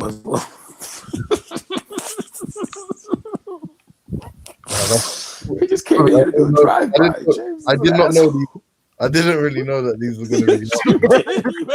Yes, you did, you asshole. You just took a shot at Islam just to bounce out. You're just an asshole, bro. Okay, so just to be it's not really Semitic or Cushitic. Seems like this seems like the equation for large scale FGM. Dark skinned person plus Islam equals removal of clitoris. Is that like an equation that makes sense to you guys based on the evidence? Yeah. 1 + 1 = 2. Yeah. It's that simple. It's sad. Hold on, though, yeah. Let's confirm that Islam is the dominant religion. Yeah, because do they do it in Libya? Do they do it in other countries? In Iran? Yeah, do they do it? You know what I mean? These are Muslim. What about Ghana? We got 8% in Iraq. We got Yemen 19%. Yeah, Djibouti 93, Somalia 98, Eritrea 83, Egypt 87, Sudan 87. Weird one though. And then when you look at like Kenya, Tanzania, Uganda, all well below 50%. Chad 44%, Niger 2%. Niger Republic. Yeah, Nigeria 25%. Thank God for the Christians over there. We know where that's at too. Yeah, thank God for those Christians over there, because anyway, Cameroon 1%, Benin 9%, Togo 5%, Ghana, mashallah, 4%. Yeah, Cote d'Ivoire 38%. Obviously, them man got other problems. Mali 89%. Oh my God. What's Mali, Raf? Muslim. Stuck for a lot. Okay. Jesus, an asshole. Mauritania. I can't see the numbers there because I'm zooming. Mauritania. What is Mauritania? That has to be high, bro. Mauritania is like, is it called like the Islamic 89 Republic? or 69. They wrote it really poorly. So either 89 or 69. Too funny, bro. Actually, no, I'm up to 89 because the color's red, isn't it? And red is the highest. Actually, no. Red is 50 to 69. Black is so that would be 69%. Mauritania 69, Gambia 75, Senegal 25, Burkina Faso 76, Guinea-Bissau 45, Sierra Leone 90, Liberia 50. I mean, Marcus Garvey will be rolling. Liberia also has it's mostly cultural practice as well. So the 50% is that's I can say that one is not Muslim, unless I'm wrong, but I'm pretty sure the rest are definitely Muslim. I know that for a fact. Nigeria is a Muslim country anyway, based on the statistics they give. Yeah, but see, I don't know. I'm just looking at my simple brain. Yeah, James, you don't know. Wink, wink. No, I'm saying it looks like when you add black sovereign state with Islam, it equals removal of clitorises. That's what that's the simple calculation my mind can do. I don't know, you know what I mean? I'm not a high level mathematician. I can't really, there's probably far more moving parts that I can't observe from my vantage point. It just seems to me that all the people putting in these weird statistics on the panel, in the chat, it just seems like they're not observing what seems to be a clear fact. You know what I mean? Yeah. Yo, Hey, James, can you lead though? Can you lead though? You're being the agent of the vision. So can you lead?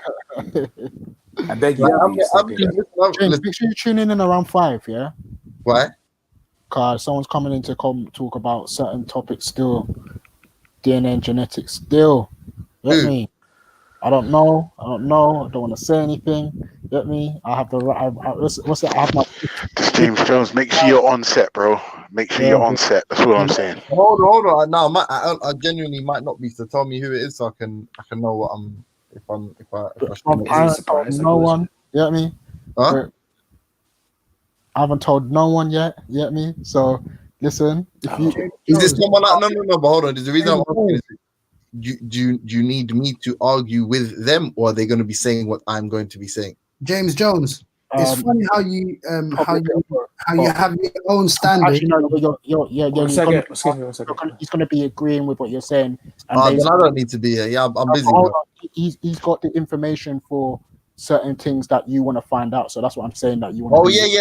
No. I'll try listen in because I'm going to be out them times anyway. I need to leave soon. But go on, Nin. Go on. Yeah. It's funny how you try to make your own standard and say, anything under 70%, because Ethiopia has 68.9%. So it's funny how convenient it is for you to raise the bar at 70%. Why do you think Ethiopia has? You think I give a shit about Ethiopia? I don't give a fuck about no one that practices FGM, my friend. Yeah, even that's your own country, though. Your own country. Why? Because you told me. I'll take your word for it. Fuck Nigeria. Okay, so man, I'm saying fuck Nigeria. Man saying fuck Ethiopia. I won't say fuck Somalia, bro. If you guys hate your own country, I didn't say fuck. Try to make us hate. Okay, but you just said I don't care about. You just said I don't care about Ethiopia. Because why? Because you tell me that's where I'm from. I have to assume is that true. Is Ethiopia? Is it where you're from, Ethiopia? No, he's from Morocco. I've never told no one where I'm from, so I'm just gonna assume you're telling the truth. Let's just assume Mauritius, man. Make your point. People. Some people say Mauritius. Some people say Morocco. Some people say Ethiopia. Bro, fucking James's lineage is from Skunkfolk. There's no one in the world that cuts off anybody's any woman's clitoris for their own gratification that I would call my people, my brother. So don't worry, you can say any country in the world and I fuck them. Those people. I wouldn't say fuck you to any country. Okay. But fuck them. Sorry, can I just say big up my brothers in Puntland and Somaliland, for reducing what is an epidemic. You know what I'm saying? Yeah, big up Khalid. Somaliland. Of course, Somaliland, bro. Okay, of course you would love Somalians being broken up.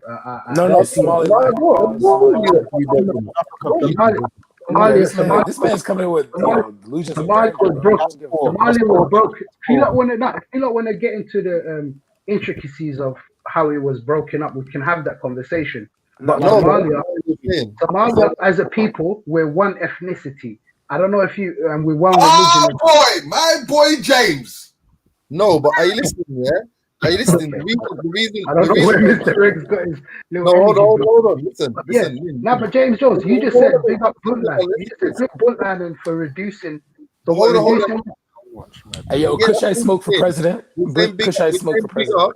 The same big up Somaliland and Puntland because they're reducing what I consider to be an epidemic in the nation. Bro. That's it. I'm saying so for them because they're recognized as part of Somalia, internationally. But they're the region in which FGM is least prevalent is the north.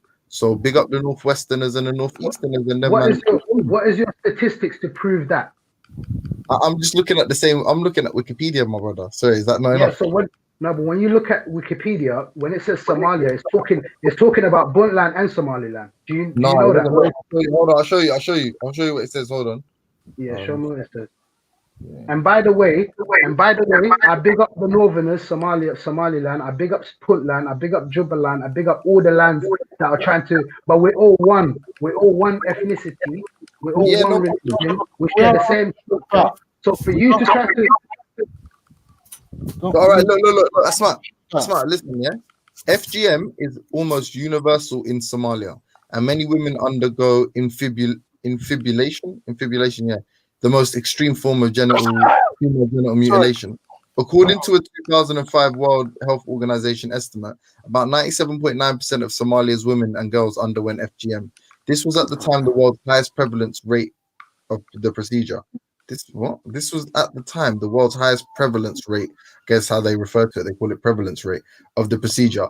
A 2010 UNICEF report also noted that Somalia had the world's highest. Wait, where did I read that? One thing. Okay, cool. I'm so sorry. That kind of muddied the waters. So, hey guys, if you can you strike that from the record, please? Yeah. The prevalence rate varies considerably by region and is reportedly on the decline in the northern part of the country. Somaliland in the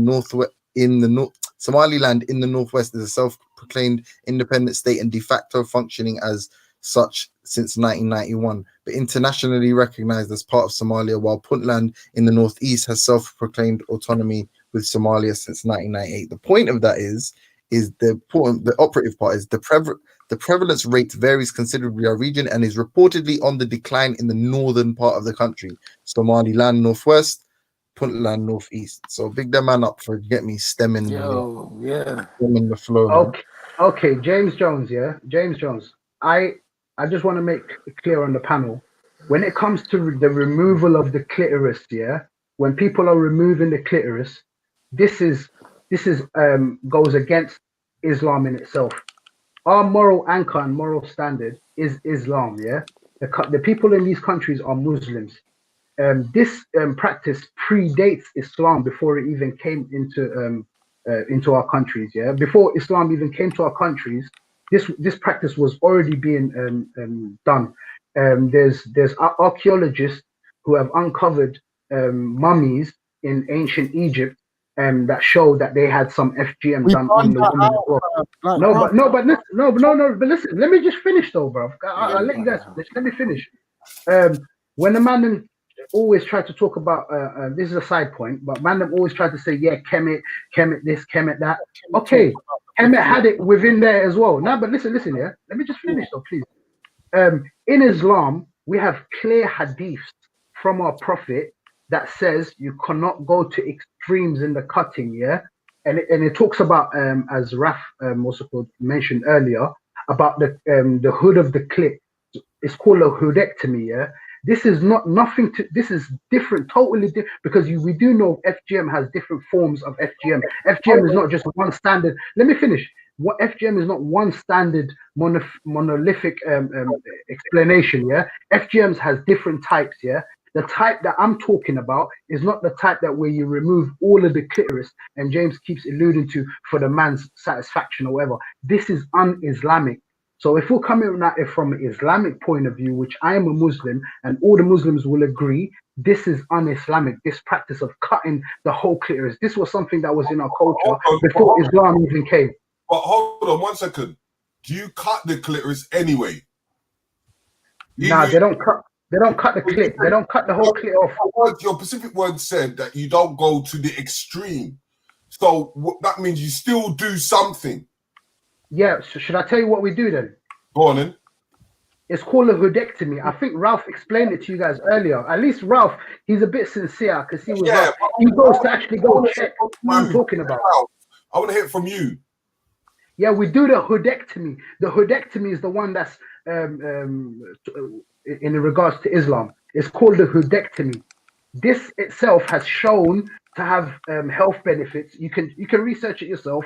Don't take my word for it. The clitoris hood, the hood is the one that's either a little slice is gone on it, or they cut off a bit of that hood there. They don't cut off the whole clit. People go to extremes because that was part of their culture before Islam came to them. Hold on. So aside from aesthetic value, so the risks are you can permanently lose all sensation in that area. So that would be what the medical complication is, and I imagine whatever any medical. You're talking about the whole clit. You're talking about taking off the whole clit, right? No. Clitoral hood reduction. Yeah, the the risks. The dorsal nerves of the clitoris travel above the clitoris along the clitoral body. Permanent injury to these nerves can occur with clitoral hood reductions. Yeah, the criticisms are that it's considered to be female genital mutilation. The American College of Obstetricians and Gynecologists call it. Sorry, as medically accepted. It's a routine such associated by right. The college's formal policy statement of opposition to the commercial misrepresentations of labiaplasty and associated vaginoplastic procedures as medically accepted and routine surgical practices. The ACOG doubts this medical safety, the therapeutic, and doubts this. The ACOG doubts the medical safety and the therapeutic efficacy of surgical techniques and procedures for performing vaginoplastic operations such as labiaplasty, vaginal rejuvenation, the design of vagina, revirgination, and G-spot amplification, and recommends that women seeking such genitoplastic surgeries must be fully informed with the available surgical safety statistics of potential health risks of surgical wound infection, pudendal nerve damage resulting in either an insensitive or oversensitive vulva of dyspareunia, of tissue adhesion, epidermoid cysts, and painful scars. So that's the American College of, and I guess it's the American, that's what you're going to lean on, right? The American College of Obstetricians and Gynecologists are basically saying that it is far more risky than people are making it out, and it's not a routine surgical practice. The risks are that you could lose all damage, you could lose all sensitivity in that area, and the cervical, surgical risks that I just stated, be it the infection, the pudendal nerve damage, again that word I can't pronounce, tissue adhesion, epidermoid cysts, and painful scars. That seems to be negative. Okay. The benefits, the benefits, if they're not aesthetic, what are the actual physical No, benefits? but James, is it not? Yeah, is it not a risk with every procedure of surgery that is done? Is there not a risk? No, I can. What I'm saying, so what outside of aesthetics? What is the other benefits? So you told me I will state them. I will state them. But it's funny how you read the criticism part of the Wikipedia, but won't go to the results part. So then let me read the results. I'll let you finish. Let me finish. Yeah. The study of that was done that you're talking about, yeah, in 2008, reported that of a 407 women that was asked, yeah, 98% were satisfied, yeah, with the outcomes, yeah, and the average patient satisfaction score was 9.2 on a 10-point scale, yeah, and it said, yeah. No, I'm saying he failed to mention that part, and obviously you can see the picture, yeah. James Jones, you can see the actual picture of it while you're reading the criticism. They got a picture of the fannies in it on the side. Look how it looks like, yeah. Yeah, you can see the picture in it, bro. Wait, James, can I ask you a question? Are you reading it? Are you reading the practice that occurs in these countries? Or are you reading it from like something that's done in a professional setting? No, yeah. No. We're talking. No, but hold on. Before we go too far, boys, yeah. Okay, so someone could argue that a nose job is beneficial because it helps them breathe. Yeah, it helps someone breathe better, and then you could say that a nose job could be purely for aesthetic purposes, right? Mm-hmm. So now I would accept that there was a benefit outside of just making one more glamorous. Yeah, I would argue that there was a benefit for a nose job. What are you arguing is the benefit? I give you the health benefits? Can I give you the health benefits then? Yeah. Go on. Answer your phone. It's fine. No, it's good. Go on. I'll just call them back. Okay then. The health benefits. I don't know if you would accept Muslim sources, because obviously we're accepting Western scholars and Western medics. So if we're gonna accept them, I think you would have the courtesy of accepting female gynecologists in what's it called, in this field, yeah, in the actual field that gynecologists say in this, yeah. So I'm taking Islamic gynecologists. No, I never said Islamic. I'm talking about from the Islamic world. I'm talking about someone that lives in the Islamic world, when are we going to accept? Can we accept their, Yeah, I'll accept their any. I'll accept study a as well? study. Is it a study or an opinion though? Is it a Yeah, study? it's, no, it's a study. No, it's a study that Yeah, that I'll was accept it. Why not? You go on. okay. So the health benefits that this gynecologist, female gynecologist, stated with the clitoris hood bit is number one. It takes away excessive libido from women. That's the aesthetics that we were talking about. Yeah. It prevents. Can you pause there? Can you pause there? It takes away excessive libido from women. Yeah. You think that's okay? Did you just hear? You just argued for it right now. You said if there's an aesthetic argument for it, I would have to agree. That's what you just said. So I'm just reiterating that point. You're misunderstanding. You're misunderstanding. You said there's health benefits. So let me give you it then. Let me give it to you. I'm reading it. Oh yeah, hold on. I'm not. No, listen, I'm engaging you. I'm saying, are you saying excessive libido? Yeah. So to remove one's libido is a health benefit. James, I know you're going to be called James. Please let him speak. Let's hear his story. No, hold on. Don't do this. I'm asking a real fair question. I'm saying, is that what you're suggesting is one of the health benefits? Can I finish my thing? I had a few things that I'm gonna say. If you can't give me the courtesy of finishing, the courtesy I give you. Go on, brother. Speak. Yeah. It prevents unpleasant odors which result from foul secretion beneath the prepuce. It reduces the incidence of urinary tract infections. It reduces the incidence of infections of the reproduction system. And the World Health Organization, in the Book of Traditions that affect health on women and children, published, and I quote, with regard to the type of female circumcision which involves removal of the prepuce of the clitoris, which is similar to male circumcision, no harm health effects have been noted. This is what the World Health Organization has stated in their Book of Traditions, called the effects that affects the health of women and children. And the World Health Organization published this, and I quote again. No, don't do that. The type of let me just put the last bit here. With regards to the type of female circumcision which involves the removal of the prepuce of the clitoris, which is similar to male circumcision, no harmful health effects have been noted. This is what it said, yeah. So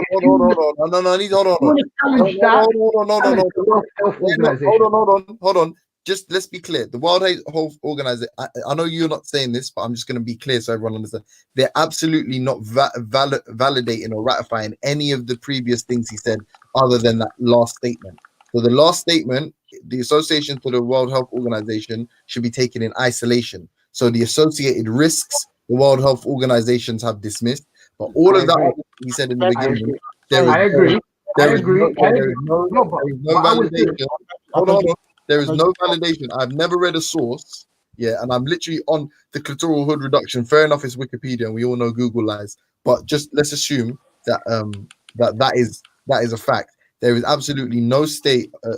There's no place in that I don't know, that Wikipedia page where it concurs with the statement about it reduces UTI. It makes the odor preferential. Any of that stuff. None of that is stated other than it was a purely aesthetic design a vagina type procedure. That's all it said. I just wanted to ask a question though. Yo, Belly, switch me for. Hold on. Belly. Yeah, I just want to ask a quick question. Yeah, is that without cutting the clip, everything you said, can it be solved without cutting it? 100%. 100%. James Jones, you see that one question. Can you hear Mr. Riggs? No, please, we'll just hold that for 1 second. Yeah, James Jones, you see the clit hood reduction that you was just reading now, yeah, on the criticisms. Yeah. Go back to it now. Go back to it. Belly, can you put on for? Are you back on it? Read the criticism. Read the criticism top line. Read the criticism top line. partial or total hood. No, above that. Yeah, partial or total hoodectomy is No. classified. Refresh the page. No, refresh the page and read the top line. Just refresh the page, please. Oh, I you just mean want to. clitoral reduction also termed clitoral No. hoodectomy? I'm saying refresh that page. Refresh the page. Just press refresh. Why? Press the thing and enter. Why would you refresh it? Just please. I'm saying please. Unless you edit it. Please. For me, do that for me. Just refresh it. James, is it refreshed? What are you reading right now? Read the line above. No. Wait. Please wait. Because if it James changes, Jones, if the line changes, we want to know. No, wait. So James read Jones, it. Read it right now. No, read right now. James Before you Jones, refresh have it. you I've already refreshed it. I've refreshed it. Partial or total hoodectomy is classified by the World Health Organization as female genital mutilation type 1A. Okay. That's the rooms, yeah. Okay. Good. Now I was gonna show because maybe it's gonna take a while to put it in, but I was just trying to show you how unreliable Wikipedia is because I just typed "I hate James Jones" on the top line. But well, anyways, obviously they got that's besides the point. That's besides the point. Anyway, they Mr. fact Riggs, check it. what was You can't just put Mr. anything Riggs, in. They fact check Mr. Riggs, what was the thing that you was telling me? The question that you said. Sorry, earlier. Hold on. Sorry, Riggs. 1 second. But rather than any of these cheap parlor tricks, yeah, why don't you actually point to an actual study in which you can understand the evidence? You know, for example, something like in a poll of 86 women, or not poll, sorry, in a medical study of 86 women, 0 reported any signs of whatever, or 25% of them said that their odor, the vaginal odor was better and they had less chance of getting UTIs and whatever, or you know, prior to the surgery they had X amount of UTIs in whatever period subsequent to that they did. Like there's lots of ways that you could be comfortable yourself saying that this clear evidence. It doesn't matter about Islamic world or wherever world. This clear evidence of it having a health benefit. If it doesn't, what I would ask you is, why did your Prophet, peace be upon him, not completely outlaw the practice, or say that it's exclusive to adult women that are making the choice? And the reality is the reason he didn't is because in that period of time, and still in the Islamic world, men seem to have dominion over women, and that's all the women in their family, from their daughters to their wives, to their sisters and whoever, and they're making the decisions on what is more aesthetically pleasing to themselves, at the risk at times of these women. And the fact that you man are meant to be objectively moral and you care about Muslim sisters and whatever, I think is bad, isn't it? Because if one of your sisters, girlfriend, your wife says, you know what, I do not want this to happen to my vagina, then you should take that and you should extrapolate that, or you should apply that to every other Muslim woman and say, you know what, let's wait till the age of my sister, other wife, whatever. Would we apply the same standard to men now? Because men have circumcision, which is you can do that. You can, but it's less risks associated with it, isn't it? That's the reality. It's like, I don't want to make it valid. What I just showed you, you just read from Wikipedia. I showed you the same Wikipedia of the results here. Out of the study that they done about the 407 women, 98% reported that there was no problems with it. The procedure that they done. Let me finish here. Going by your statement, yeah, because they were forced to it or they didn't have a choice in the matter, we can make the same reasoning for guys that make the same thing with male circumcision. Me personally, my personal experience, I got circumcised maybe when I was 3 or 4 in the Western world, yeah. I was held down. I was screaming. I remember I was screaming, saying, no. The same video that thing was showing, I was doing the same thing that girl was doing. I was shouting and screaming, and no. They had to hold, my dad had to hold my 2 hands. My mom had to hold my 2 legs, yeah. And that's how I got circumcision. So if you're saying that is form of a child abuse, you have to stick with the same. I'm not. Yes, I don't. Hold on. This is a bit of a red herring, because this is what, like. So I just want to, on the statistic, the issue with what you just gave to me is literally that's what we're advocating for. I'm saying of these 407 women, the operative word here being women, who made the decision to undergo elective surgery, clues in the name. I don't have an issue with that. I'm saying that those results are not, the dangers occur when we're talking about children. a child, yes, and also we're saying that it's not keep the same standard for men. Hold on. It's not elective surgery anymore when a child who doesn't possess the faculties to make that kind of a decision or is able to make that kind of a judgment, right, is being forced, right, under duress, is being forced to undergo that procedure. Can we make the same differences, bro? Okay, no, but can we make the same argument for men though? There's men. I don't know what's wrong with your argument. Like, are you listening to what I'm being saying? I'm saying the reason. So can I just quickly interject one quick question? Because Nins or whatever, sorry, what you just described, do you not believe that to be child abuse, bruv? What I just described? Yeah, you just described your experience of being circumcised, right? Yeah. You said you were bawling, yeah? You said one had your arms, one had your leg, and was holding you down, right? Against your will. Is that correct? Yep. Do you not believe that to be slightly abusive, bruv? It wasn't because you know why? Because when I go to the dentist, and when I was young, I was doing the same thing. But so hold on a minute. So wait. I wouldn't class that. Because you do this a lot, man. Did you hear what I just said, though? Comparing? Did you hear what I just said? Wait, man. Did you just hear what I said? Wait. No. You've been talking a lot, innit? Give me a little 30 seconds, innit? You've been talking a lot. Sorry. Are you now comparing going to the dentist, yeah, to being circumcised? Is that what you're now doing, bub? I'm making an analogy by what you just said. Do you think? Okay. Do you think that's a good analogy, bub? No, can I finish though? Yeah, go on then. Go on. When I went to the dentist as a child, I was still crying, not wanting to do it. I was being held down by my parents the same way as when I was. This is the analogy I'm making. So, is that classed as child abuse too? Do you think that is a good analogy, my guy? Like in your head, just think about it. Just think about it. I'm not talking about what is being done. Analogy? I'm talking about the methods that is being used for something to get done. Do you understand? I'm comparing the methods. The methods. Do you think that is a good analogy? Just answer that question. You're not listening to what I'm saying. Of course I'm listening. I heard you, man. You said you went dentist. The same thing happened. You wouldn't be saying that. You wouldn't be saying that if you just no. Listen. I'm using the same analogy because I'm using the methodology. I'm not talking about the end result of me being circumcised or me having my tooth thing or whatever. I'm talking about the methodology that was used for me to sit in that chair. I was forced, laid down, held my arms and legs for same scenarios, whether it's the dentist and whether it was circumcision. Can you understand that? No. But okay. I don't know if you can't understand that, then I don't know. Is forcing a child, is that an abuse? Holding him down, strapping him up, you might have to slap his face. Would you class that as abuse? It depends on what they're doing to him. No. We're not talking about the end result, as you said. The strapping down, the methodology of forcing the child to doing something he doesn't want to do. Do you think that's abuse? Didn't you just hear what I said? It's a loaded question what you're asking me. No, it's not. It's simple. It's the strapping, as you said, strapping you down on a seat and forcing you to doing something you don't want to do. Do you think that is an abuse? I would not class it as an abuse.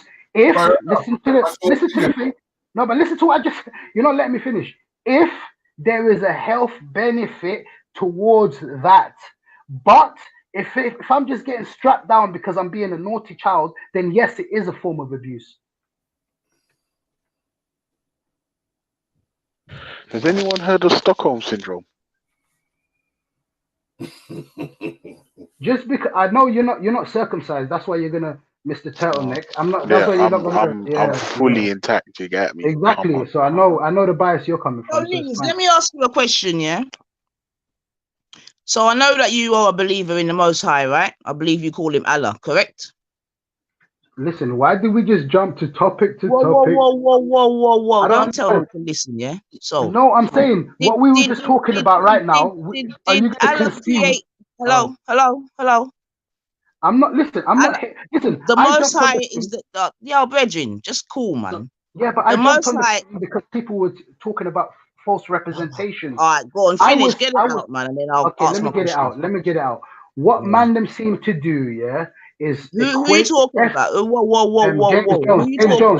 James Jones. What he was I'm talking to about you. earlier. Why are you mentioning No, James Jones? No, because I jumped on for that reason, because I said he was Well, given can a you false. pay me the respect of addressing myself, because I'm actually Okay, addressing you? you just said let me finish, so let me finish then at least. You just said But you get it mentioned out, James so let me get it Jones. out. That has I nothing to know, do but with let me get it. No, but let me get it out though. At least let me get it out, then we can All start a new right, bust subject. your shot, bust your shot, bust your Okay, shot. let Go me on, bust hurry it. up. Let me bust it. What And people aim it in seem the to right direction, yeah, because you're a bit wonky. Nah, I can aim it. I think it's Ultra Funky that can't aim it because he's got a hood on. But anyways, what I was saying was, But what isn't that people the hood that do. the Most High Oh, created Ultra with, Bab? Isn't that the same hood that the Most High oh, created him with? oh my God! Can I Yeah, just finish, please? to be No, fair, but this I'm dude asking does you a child question, marriage. yeah? Don't talk about my junk with this dude, please. Didn't the Most High create us all perfectly, or did He make a mistake when it came to certain things in the nether regions? We can get into that debate. Let me just bust my shot, as you said, and then we can get into that. Please, All is right, that go on, Bab. Go fair? on. Yeah? Think about it. Go on. What I wasn't fair. I'm just okay. Let me bust my shot. Yeah. What people seem to do, like James Jones specifically, is they try to equate the FGM thing with automatically they have to cut off the whole clip.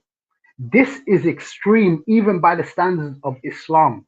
The thing that Islam promotes and is Islam is talking about in the hadiths and things I can bring up in the back chat is similar to the male circumcision, where you take off the prepuce of the clitoris, where it's the same as taking the hood off a man's penis. It's the same as the prepuce from the clitoris. So any man that tells you you cut off the whole clit, I bun that out. Me personally, anyone who does that is a practice which is not adhered to by going by Islamic definition. So what people will tend to do is try to lump all of that as a FGM. And I don't know if people didn't know, FGM is an actual new term that was invented recently. It was actually called FGC. You don't take my word for it. Don't take the Islamic. Look at the Western definition. It was FGC, female genital circumcision or female genital cutting. It was not mutilation. They tried to sensationalize by changing these words into mutilation and try to lump up all of that into one thing, as to say, because that person does the Islamic what's it called thing that we're supposed to do, where you cut off just the prepuce of the clitoris, they try to lump that in as a mutilation, which is wrong. I've clearly demonstrated to James Jones and the people on the whatever chats or whatever that this is un-Islamic. I can bring up the sources that show that it is extreme to cut off a woman's clit totally. This is crazy. People, yes, there are people that still do it, and I agree this is un-Islamic because my moral compass comes from Allah and Islam and the Quran and Sunnah. So anything that goes in line with that, this is my stance. Anything that goes away from that is not my stance, which I can ban it out. Do you understand? Anyway, I've done my shot anyway. Yeah, let's carry. So, did God create us all perfectly, Bab? We're not perfect, no. People are not perfect. So God made a mistake when He created our nether regions, yeah? So are you saying that a child that is born disabled or a child that has Down syndrome or Whoa. My guy, listen. You bust your shot, yeah? So you're supposed to be able to be steady now. So no I'm one didn't answering talk about no disabled people. You understand what I'm saying to you? but We're talking disabled, about the whoa. We are talking about the way in which the Most High created our nether regions, yeah? Now, seemingly, yeah, a time has come in history whereby some man, and I know it's a man, has decided that, you know what, man, them don't need the end of their penis, yeah? And then another point come where they said certain women don't need certain bits of their clitoris. Now, what I'm asking you now is that, do you think that God made us imperfect? Whereby at some point man has had to come and say, you know what, Father God, you see the penis and the clit, you didn't make that one right, Bridget. Come, We're gonna start out that one day. What is your definition of imperfect? Oh, please, man. It's a normal question. Okay, my definition. Listen. All right, let Define me say what I'm saying. Listen. I believe that that we were made perfectly in it. Yeah, there are certain anomalies where things go wrong. We know that, i.e., disabled people, etc., etc. I definitely understand that. Yeah. So did God make a mistake with the disabled people?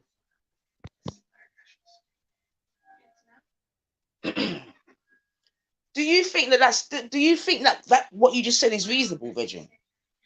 I just asked you for a simple question. No, he didn't. No, he didn't. He didn't make it. He didn't make a mistake. And disabled people don't just come via God in it. We know that it comes because of certain what would you call it? Inefficiencies in the chromosomes, etc., etc., etc. Yeah. So are we now saying that it's because of that? Why? Is that not made by God as well? The chromosomes and all these things that you're talking about. Is that made from humans or is that made by God? This is actually painful, man. No, of course it's painful because you can't answer simple questions. Because you're not being genuine. You're being very disingenuous, my guy. I'm not. I'm literally going by your reasonings. All I asked first was, what is your definition of imperfect? Then I said, is someone who is born disabled, as in your definition, classed as imperfect? Then you said no, it's because of the chromosomes and all of these things. Then I asked you, is the chromosomes and all of these things not made by God? I don't understand how that's crazy.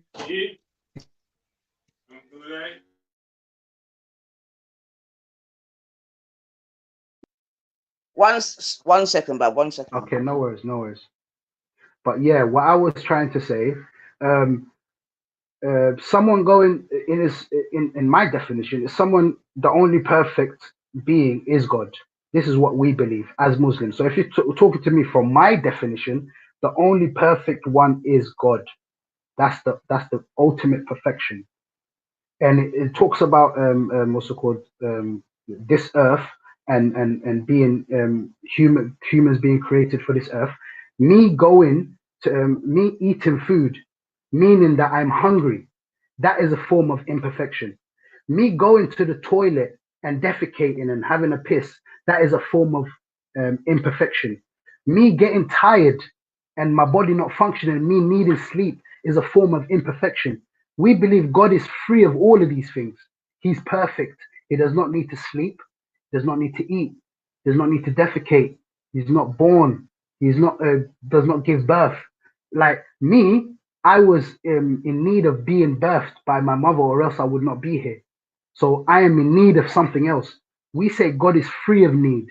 God is perfect. So I don't understand if you can understand that. That's my definition. So I was just wanted to know what your definition was. Do you get it? So Valley, can you come on and let me screen share? Because I think it's funny that Neen said, let's use Muslim sources. He was upset that one of the people were using Western sources all the time. I don't want to talk to you, man. You don't let me talk. I don't want to talk. You don't let me talk, bro. I just let you. I've been on here for the past 7 minutes and I haven't said a word, dude. Okay, so let me finish. I'm not even talking to you. What I'm saying is, look, Valley, Valley, G Block, let me screen share real quick.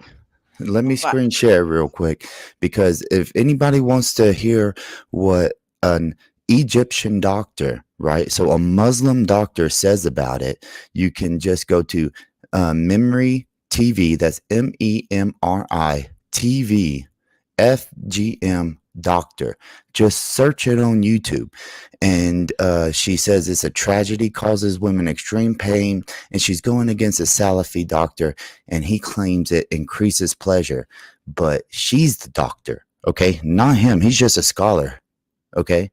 But she talks about all the medical practice, all the medical problems with it, all the dangers and everything. So there's your Islamic source, okay? This is not biased. This is a female OGBYN doctor, right?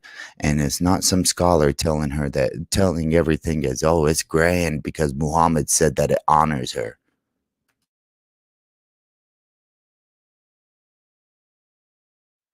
Nine Ifa. So what you were saying, sis?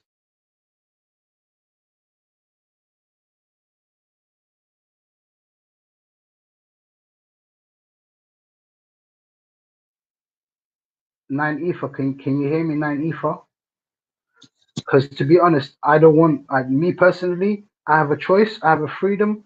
I do not wish to engage with this guy because I engaged with him. He did not let me speak. Even scientific method came to my aid and told me that this guy was not being fair to me. So there's nothing else I want to say to this guy. So then what's it matter, dude? Get over it, dude. That was a couple of days ago. Why can't you just get over something and move on? We're not even talking about the same conversation. We're on a different conversation. I want to talk to 9 Ether if that's all right. So what, dude? You can't always get what you want, dude. This is an open platform, bro. Get over it. So get over it. I don't want to talk to you. Get over it. Yeah, dude, because I'm bringing an you want an Islamic source, so I bring you an Islamic doctor, okay? Actually, you know what? I don't need him to let me screen share. I'll just turn it on my screen and my mic will pick it up. How about that? And then we can just listen to it, and you can hear, if you know Arabic or not, you can hear this woman from Egypt, this doctor, talking about how dangerous it is, okay? How dangerous it is, and how it's not good for the woman. You asked for an Islamic source, right? You wanted Muslim sources, right?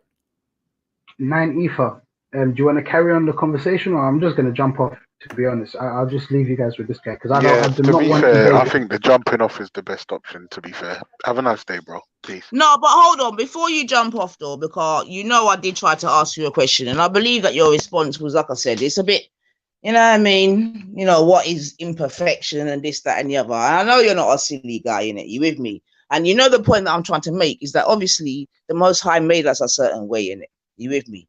You get me? He made man with the skin over the hood, and he made women's thing the way it look. You with me? And the point I'm making, you understand what I'm saying to you, is that somewhere along the line, someone has come along, a man at that, you with me, has come along and said, nah, you with me? God has not made this right.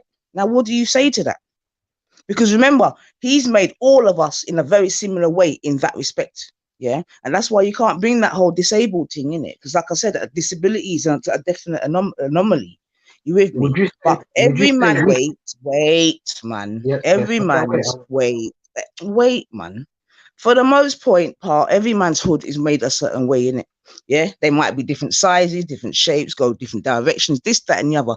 But the basic anatomy is very similar. The same as a woman. You know what I mean? Some might be fatter, skinnier, whatever, but they have you know what I mean? It's all very thingy bobby. You with me? Now, I do appreciate, like someone mentioned yesterday, that there are certain men, because I've known them myself, whereby the skin is too tight.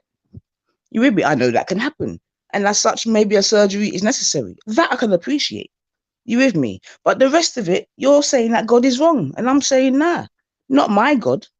You understand what I'm saying to you? So, I get what you're how saying. you... So but how... I did not say God was wrong.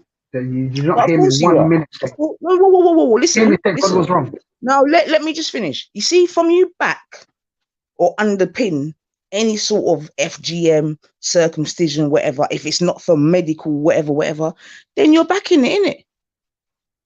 You with me? I heard people talk about women and hygiene and all that, and that's why this is outrageous.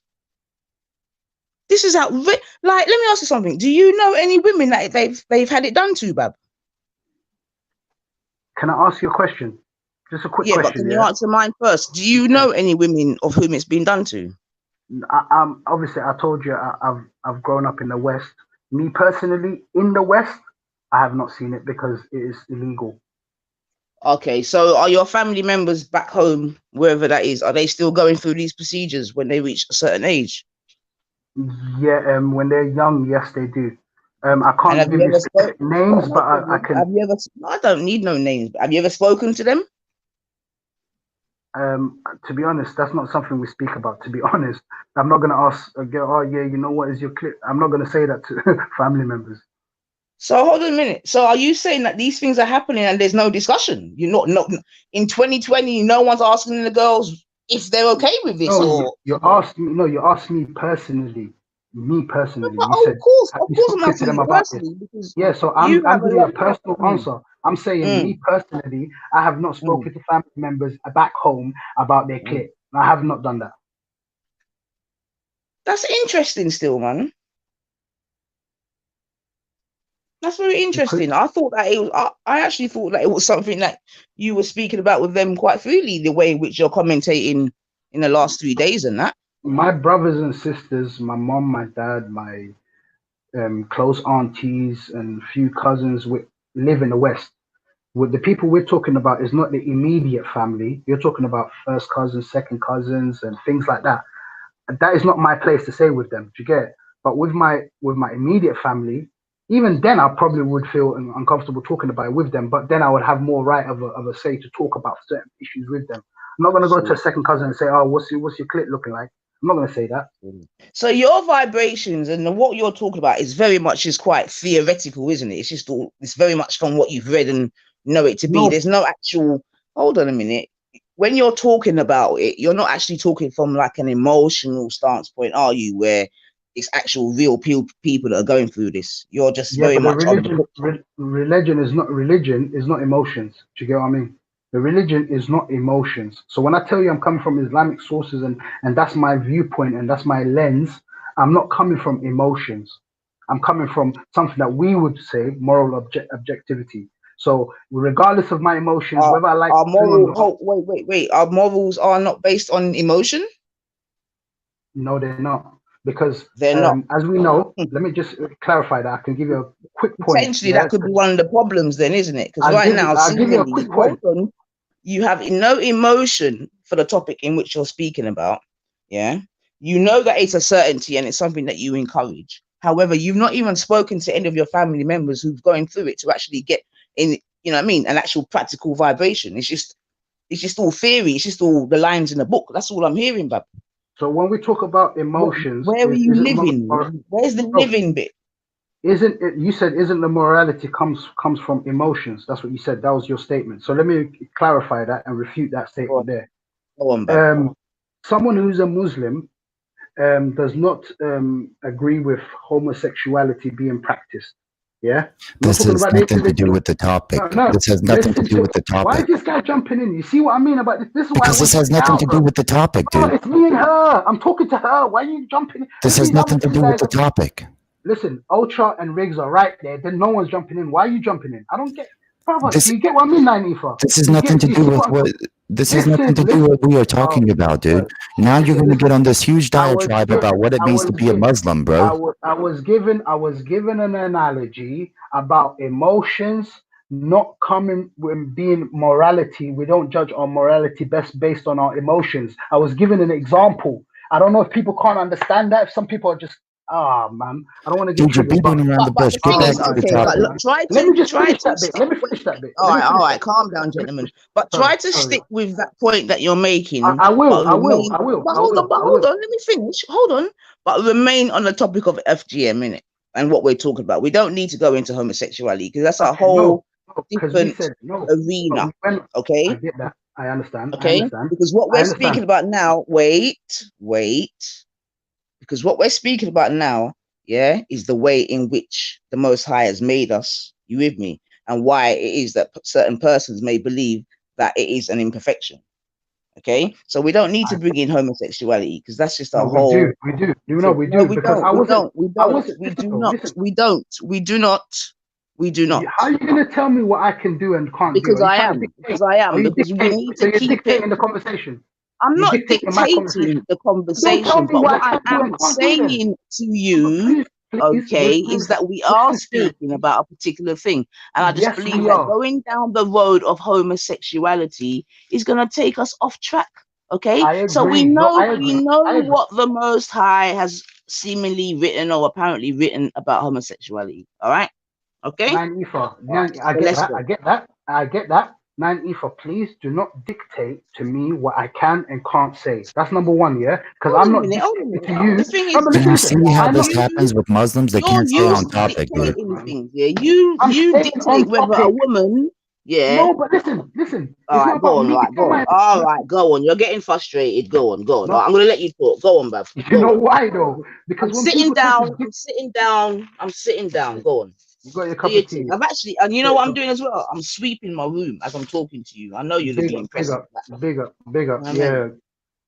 They say cleanliness is close to godliness. But anyways, what I was trying to, the reason why I'm getting pissed off is just because of this guy. It's not you, 94, yeah. So I apologize if you think I'm getting pissed off at you, but it's not that. I think you're Yeah. being quite civil with me, to be fair. No, thank you. And you're being civil with me, yeah. But just please, just hear what I'm talking about. I'm not talking about homosexuality. That is not the topic I wanted to get into. Number one, the only reason why I mentioned that is because you made a statement about, yeah, you said emotions. Doesn't morality come from the emotions though? And I told you no, so I was making an example. That's all I was doing. But I was not going to go into homosexuality. Go on. Go on, Bob. Yeah, okay. So what I was saying was, with Islam and obviously Christianity and Judaism and all the Abrahamic faiths, they ban out the homosexuality act, yeah? They ban it out, yeah? For being, for doing homosexual act, yeah? A homosexual that's born in a Muslim family that has tendencies to be, what's it called, attractive to the same sex, yeah? He might have the emotions of loving a man. He might have that emotion of wanting to commit homosexual act with that person. But the morality says you are not allowed to do these acts. So regardless of that person's emotions, whether they want to do it is irrespectable of what he wants and his emotions, because the morality stands. So emotions cannot dictate what the morality is. Do you understand what I'm saying? That was the point I was trying to make. Wait. But I still say the same thing. You get me? The morality is still based on emotion, and that emotion is one of being against the homosexual act. That is an emotion. No, what else no. The reason why we say we're against homosexual. What is it then? Okay, wait. What would you describe it then? No, okay, I'll describe it. The reason why we're against homosexual acts is not because of my feelings. Do you understand that, Nainifa? It's not because of what I feel. What is it then? What is it? It's because of the morality that was set in our religion. Dude, this is useless. This is useless. It's still a feeling, man. That's the point that I'm making. Okay, so I've been quiet. I've been quiet for a while. So I want to say this. But it's still a feeling, and that's the point that I'm making, bub. How is the morality? How is the morality? How is the morality in the Quran and the Hadiths a feeling? I told you, irrespective of my feelings. Well, hold on. Well, I can answer this now with a little bit of. So definitely, I know now that Hadiths are just based on man. They're just man's chattings. So that's his emotions that you're hearing. That's a definite. No, you get me. You're going to tell me what I believe. The Hadith is. I know what you believe. You asked me a question. Yeah, but you're telling me what I believe, though. I'm telling you. No, I'm not telling you what you believe. No, but I'm not, though. You asked me a question, and I'm now giving you the answer. So what I'm saying is that I now know, because previously I didn't know these things. You with me? But I now know that the Hadiths are based on man's chattings, and man's interpretation, what a man believes he said, or what a man believes that he heard. Is that not what the Hadiths are? It's not from. It's not. Yeah, go on. The Hadiths. I'll tell you then. Oh my gosh, he's about to get into a huge diatribe, dude. Can we just please? So y'all have been talking for a few minutes. Y'all have been talking for a few minutes. Can we get back on topic, please? Can we get back on topic about FGM? I was just going to answer what she just said. Just because I want to answer, this guy jumps in, but he never jumps in somehow when you want to say something. No, I did jump in a couple of times, dude. Can we please get back on topic? Can we please get back on topic instead of you start trying to tell us again about how hadiths are so spiritual and people try to speak for you and shit, dude? No, listen. Because I got something I want to say. I want to say something too, you know. I will let you say whatever you want, yeah. But let me just finish this point with Nifa, because it is on topic. The topic that I was talking about. Remember when I said the hadiths? I have things in the hadith that can clarify and talk about the FGM, the certain. Okay, I don't even want to call it FGM, but the FGC that we're talking about. Remember, I told you I can provide evidences from Islamic sources that talk about these things. So obviously it is on topic. But what I was trying to say is, you're telling me. Defining, please don't interrupt, defining to me that hadiths are just man sayings. Me as a Muslim, I don't believe it's just man sayings. I believe the authentic hadiths spoken by the Prophet is revelation from God. This is what I is that believe. enough? Is that enough? Did you make your point? Did you make your point? So can I finally speak about the topic that's going on? Thank you. So I can't screen share right now because Valley isn't around or whatever. But so right here, the World Health Organization International, what does it say about it? FGM has no health benefits and it harms girls and women in many ways. It involves removing and damaging healthy and normal female genital tissue and interferes with the natural function of a girl's and woman's body. Generally speaking, risk of FGM increase with increasing severity of the tissue being damaged. Now, it says right here, complications can include severe pain, excess bleeding, genital tissue swelling, fever, infections, urinary problems. Most of these are things that you use, Nina, as a source saying that it allegedly helps. So that's weird. You're using Muslim sources. I'm using doctors who say things because they've done the test, but you're just using quote unquote Muslim scholars or sources or whoever who of course are propagating this. You have wounding, you have wound healing problems, injury to surrounding genital tissue, shock, death, you long-term complications, urinary problems, vaginal problems, menstrual problems, scar tissue, sexual problems like pain during intercourse, decreased satisfaction. Wait, didn't you say that it increased satisfaction? That's weird. Increased risk of childbirth complications for newborns and deaths, later surgeries. So these are big things right here, bro. Now we can go to womenshealth.gov. Okay, what's it say here with health problems? Immediate and long-term health problems, how bad these problems depend on how clean and sterile the place is. Cutting is illegal in most countries and must be done in secret. Now it's saying also, where is it? Who is at risk? Why is it done? I'm sorry, I'm trying to find where I was. Right there. Okay. So infections are a big problem. It says such as hepatitis B. Do you really think that people should be given hepatitis B for cutting off clitorises? That makes no sense. Now, depression and anxiety, because most of these people are not happy with when it happens to them, okay? These people have to grow up, and that's the reason they're doing it before they can even make a decision about it, right? They're doing it to little girls before they have any say about it. And then you try to say that there was some study that said 98% of them said that they that it wasn't a problem to them or something like that. Well, here's the thing. They wouldn't know because they never had their clitorises since they could remember, bro. They've never had a clitoris when they've had sex, after they've had sex. They got it chopped off before, okay? So it makes no sense what you're talking about. So these are all medical professionals, okay, who are mentioning the problems with FGM, with genital mutilation, okay? And like I said, just go to this Egyptian, type into YouTube, Egyptian OBGYN, okay? And it will pop up from Memory TV. And she talks about all of this, and she's a Muslim, okay? She's telling you that it's not healthy, okay?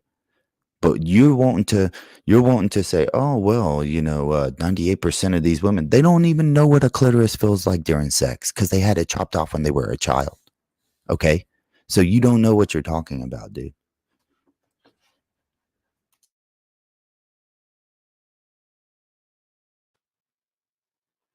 So 9 ether. To be honest, I didn't hear one word he says, and I don't want to hear nothing he says. Yeah, but anyways, so you just ignored everything I said, all the medical proofs, everything, all the medical proofs I just gave you ignored. That shows you. That shows you your problem. That shows me I do not want to talk to you. Do that shows you your problem. That shows you. Do you understand? That shows you the problem. What don't you understand? But I do not want to talk to you because you're a fucking idiot, dude. Because you are a self-described ignorant idiot who lives in a fantasy world who refuses to take in facts. Thank you. Anyways, Nanifa, what I was saying was, I don't know if you can check the back chat. Yeah, I wrote, I brought out 2 Islamic sources. Yeah, for talking about this. Yeah, no one is condoning the FGM practices of cutting off the whole clit. I don't know how many times do I have to repeat that. It is un-Islamic. You do not cut off the whole clit of a woman. And do some countries do it? And a lot of countries in Africa or Asia or wherever, in Middle Eastern or wherever, do they do it? Yes, there are people that do it. Is it Islamic? No, it is. It's not Islamic. Dude, you're not Oh the my sheikh, God, dude. man! I You're not the can't. sheikh. You're not the I'm not sheikh. talking to you. I'm You're not not a talking to sheikh, dude.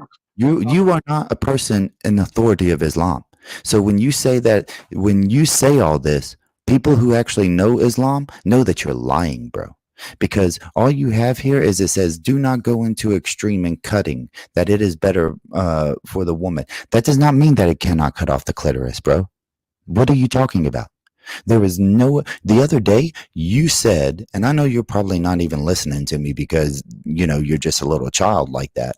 But the other day you wanted me to bring you a hadith that said that girl, and I quote, it had to say, and girls after puberty cannot play with dolls.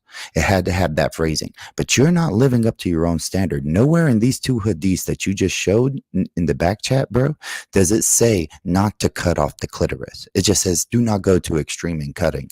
That doesn't mean anything, dude. That doesn't mean anything. You are not. So where is your hadith? Where is your hadith where Muhammad said, do not cut off the clitoris? Where is your hadith where Muhammad said, do not cut off the clitoris? I need the word. I need the word for word, bro. I need that verbatim. I'm not talking to you, man. 9 ether. Clearly, anyone with a rational mind, when someone tells you do not go to extreme in cutting, and someone cuts off the whole clit, would that be classed as extreme in cutting? Yes or no? So Nings, can I just say something as a female, yeah? As a female, and I need you to hear this, you know.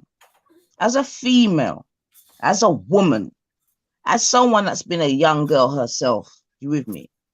What I'm saying to you, like I'm hearing what you're saying, yeah? Islamic sources, all good. You're not trying to hear what why so religious is saying. That's a shame still, because obviously he's bringing medical. No, I got history with him. That's why I got history with him. He doesn't let me finish. Dude, you are so butthurt about one conversation, bro. Get over it, dude. Yeah, but the thing is that whether you're listening to him or not, yeah, obviously, you know what I mean. As we know these things to be correct, in it, like the things that he's just discussed, isn't it? Do you understand what I'm saying to you? Now, unfortunately, I've seen certain videos of it, this, that, and the other. I've even read books of it back in the day about the thing in it. So it's not even new to me in that respect. You with me? But Bab, what I'm saying to you is, yeah, that under no circumstances, you understand what I'm saying to you, does a female's any part of her underneath need to be cut. None. You with me? And like I said yesterday to whomever it was I was speaking to, yeah, I don't care if it's African practice, culture, this, that, Muslim, whatever. We're bonnet, yeah, because it's barbaric. Yeah, it's hold on, I'm coming, son. It's barbaric. You understand what I'm saying to you? There's nothing that no one can say to me in 2020 that's gonna make me know. So yeah, cutting of that type on any part of the Panani, you with me, is necessary. You with me? Is that also for the man as well? Is that also for the boys as well? I also don't believe in male circumcision. No, I don't. Like I said to you, unless there comes a point in time when he comes to a time in his life where the thing ain't working right. Maybe it's too tight, whatever. I understand that. Yeah, get something done. You with me? But what I'm saying, may I say that I agree with her real quick? I agree with her real quick.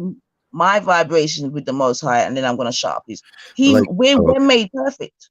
Yeah, and it's not up to no man and no woman to come in whatever part of whatever century, BC, AD, or whatever, to come and start talking about nah, we're gonna change this up for whatever reason. I don't care if it's cultural, religious, this, that, and the other. It's barbaric.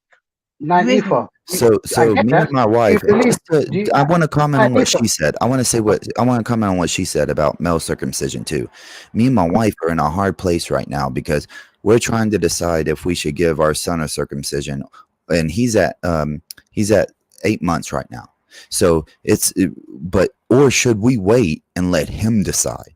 Because it is his body, really. And just for me and her to say, okay, well, we do understand that it makes it cleaner and that there's sanitational reasons and that the risk is very low for men as opposed to women. And there's actually health benefits for it, but also it isn't our body. So we are actually in a contemplating thing here because it's just weird. You know, to think that because we have a child, we get to decide to chop off a piece of his body But the without thing his is, consent. though, why so religious? From you show your boy child. This is what I believe in it, because I too kind of went through a similar. But I'm like, no. But the thing is, isn't it? You see, them days I can understand. You're living in the desert, whatever. Water isn't as abundant. You ain't got 2 bathrooms in your yard. This, that, and the other. Like in 2020, a man that can't keep himself clean is just nasty. Listen, 9 there's man in 2020 that don't wash their bums when they Then shit. he's nasty. Then that's it. He's nasty. That's got nothing to do with God. They got skid marks. They got skid marks. They got skid marks on their bumper hole. They got skid marks on their bumper Then he's hole. nasty. He's nasty, but that's got nothing to do with God. And that's my But point. I'm saying there's man them in 2020. But you Teach just man made the them argument to about. pull back their thing and wash No, the thing. And when there's they man them. finish, you put it back. No, there's And man you them in keep it moving. 2020. If No, but you there's man can, them. man, listen, yeah. Yes. If you There's can man them in perform 2020. ablutions 5 times a day, you can keep your hood clean. That me, I say. No, I'm You not talking about the hood. I'm talking about when man them go toilet to shit, they use tissues. They don't use water. Man them in 2020, in the Western world, in the so-called civilized world, man them don't wash their batties. Do you Yeah, but that's understand? got nothing to do with God, brethren.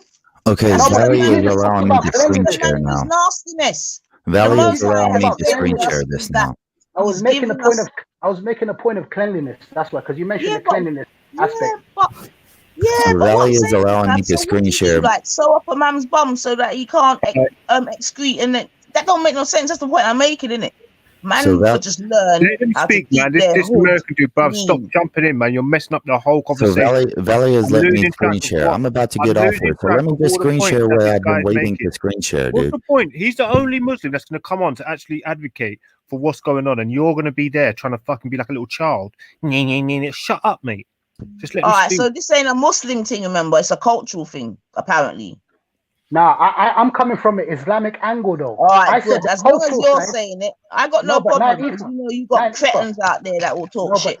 No, No but 9 Ifa. problem. I said the cultural aspect is to not cut off the whole clip. Do you understand? That's the cultural access. They cut off the whole clip. That was my point. But Islamically, this is against Islam. I'm coming So from an what does Islamic it say angle. in the Quran about cutting then? What does it say exactly then? Because No, me I and showed. Muslim have had this conversation, but I can't remember. But he did bring up some You surahs do or know we're whatever. not Quranists. You do know we're not Quranists, innit? We follow the Quran and the Sunnah, the Hadiths, the authentic Yeah, sayings of the but Prophet. Nins, And listen. I've All right, posted it on the Nins, back listen. chat. If you want to see it, I Nins. posted it on the back All right, chat. all right, wait. Nins, all right. Let me ask you something quickly. Hadiths are made by who? It's made by man. Written down. Made by Yes. man, yeah. So Written it's down. man. Huh? It's the same thing. You can use the same argument with the Quran. The Quran is written down by man, but do we believe it's a man's word? No, we believe it's God's words. Is Hadith written down by man? Yes, but do we believe it's man's words? No, it's God's words. Okay, Hello? so the word. Who's that? It's Cotton. Can you guys hear me? Yeah. Oh, we saying Cotton, man. Big up yourself, sis. Big up. I just want to say something quick. So, Nin, you were saying one of the benefits is that the woman will have no libido. So that means you're trying to cut off her sex drive. So that means when she gets her husband, she won't even have a desire to actually have sex with him, and she'll have no enjoyment during sex. So No, can I you tell said me how that's a excess. benefit, please? No, I said excess libido. I said the key word you missed out was excess. But why can't I have a sex drive for the person I want to sleep with? Like, who are you to tell me it has to be cut down and lowered? You know how annoying. I'm not a woman. You can speak from your own self, but it's the same argument. That's what you said. You said it was a benefit, innit? Well, fucking done. You should have said that a long time. That you're not a fucking woman. No, but You with I me? wasn't saying it. Listen, I wasn't saying. Listen, I wasn't saying it from my own desires. I wasn't saying it from my own emotions. I was saying I was reading a female gynecologist that said this. I'm not. It's not. Don't take it up with me. Take it up with her. Why are you saying if you don't agree with it? Don't say it's a benefit if you can't stand by that benefit, innit? Doesn't make When sense. did I say I don't agree with it? Did I just say? I said. Listen to what I said. Yeah. Listen to what I said. I said excess libido. That's the key word you missed out is excess. With How a do guy you know if she's gonna have a more libido if you haven't even let her like gain her libido yet because you're chopping it off? before she even You're gets not chopping to the off. time when You're not she chopping off the feels it. libido. Do you not hear? You know when people keep. This is the thing that people keep falling into. I do not agree with chopping off a girl's clit. I do not understand how The hard it is hood for girls bit, to the bit understand that. you mentioned, the benefit you said is to the one you're agreeing with, innit? To take the hood off the clip, yeah? And you said that's one of the benefits, to lower the sex drive.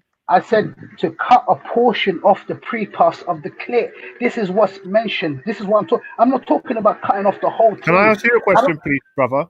And wait, and I then just want so to. you're I just want to saying, ask and him. you said, And yeah, is it for and you shut the aesthetic fuck up, reasons? God. Shut the fuck Is up. it? Is it? Is it for? And you said, Is it yeah, for aesthetic and reasons? you said Is it that for it will aesthetic stop girls from reasons? getting Yo, urinary is it tract for aesthetic infections, reasons, yeah? mate? Is it for? Is it actually for aesthetic? For the reason for aesthetics, or is it for medical reasons? All the above. All the above. Okay. Like I mentioned, but it's not one or the other. It's not just aesthetics and it's not just health. It's both. You get what I'm saying? But what I was trying to say with her, yeah, what I was trying to say with her, the same argument goes towards me, you know, because I'm circumcised. People say that when a man is circumcised, that decreases his enjoyment of sex as well. Does that mean No, that it it's doesn't. wrong? It lowers it. It lowers it. It lowers his libido, just like it does no, that's a lie. It does. It does. That's what you're. Yeah, because you know, because you've got one. Yeah, Yeah. but you'd never know. You'd never know. Oh, so you got a penis then? Yeah? You got a penis then? Yeah. Ultra Funky himself has said. I quote, scientists Ultra Funky. tell us No, listen, this. Ultra There's Funky. people that are circumcised and people who are not, obviously. So that's how we know. No, but I'm saying the people who are not circumcised, like Ultra Funky. Yeah, but you said, do know when you're circumcised that you got Ness. You listen, Nims. You do know that circumcised men get less feelings, right? You do know this, yeah? I agree with it. That. It reduces. It won't be that much. Okay then. But does that mean then? that So you acknowledge that it reduces. Hold on a minute, man. So you acknowledge that there is some reduction in the feelings, then, right? I agree, but listen to what I'm saying. There are health benefits that overpower that. Just me feeling something. So the whole thing that Cotton tried to come out with has been rebuked right now because she tried to make the example of the girl. Do you understand that it can make her sex drive less in that? I'm saying for me as well, it makes my sex drive less as well. So what does that mean? Does that mean I'm not supposed to cut my thing? But that's what about. We're not talking about you right now, yeah? For fuck's sake, give women a chance one day in the week, innit? We're not talking about you. I'm not coming to you tell with you me? that you should go and get it done and these are the benefits for you. You're coming to tell women what the benefits are for them. Yeah? You're saying that we're uncool without it. So you're saying that all the women who have never been circumcised, which is most women, yeah, that we're dirty, yeah? That's what you're trying to say, that we're dirty and we stink, yeah? Every woman in the West, and we have back-to-back urine infections. Which I never said that. So I never said that. You mentioned are all that's the inference. That is the inference because we're westernized. Okay, but listen to what I'm saying. It's not my words. It's a female gynecologist that anyway, I was. That's all I wanted to say. I just wanted to say that all the science you mentioned was all fake and it's all just bullshit. I'm gone. So why are you running away? Run, devil man. You see what I mean? People just hit you up with the da-da-da and they run off. They're like cowards, man. Nah, she's a proper troll, that girl.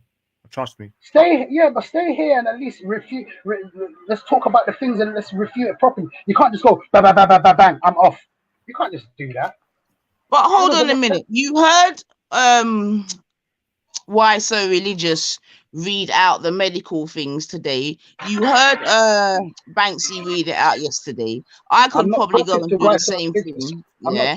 Now the thing is, hold on a minute. Now, seemingly all your sources, you're saying they are Islamic. Correct? No. My thing was I quoted a female gynecologist. I did not quote it. I literally. Oh, you don't not hear it. Let me quote it again. Yeah. Go on, bud. A female gynecologist by the name of Sik Alban Khalid, and she is a gynecologist that said she mentioned the health benefits of female circumcision. And someone Google that name, please, and give us her name. Someone Google that name. Say the name again. Run, devil man, run, devil man, run. Run, devil man, run, devil man, run. Fireman, say the name again. So on the screen right now is showing a female gynecologist who's a Muslim, and she is giving the truth about it. On the screen, I am screen sharing. She is an Egyptian OBGYN, so she's a gynecologist, and she is talking about how in her studies, in her patients that she sees come to her clinic, they all experience pain when they have sex with their husbands, and that it leaves out nerve endings. And this is very easy to see. Okay, so you gave one Muslim, Neen, you gave one woman who's a gynecologist who you said, okay, well, we don't know that, but I do know that this is an Egyptian TV that even labels this woman officially as a doctor. Okay, so and she's being interviewed right now, and she is talking about how there are no positives to it.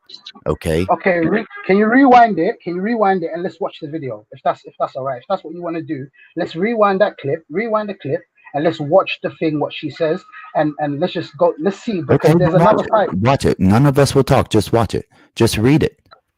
Everyone mutes up. Okay, yeah.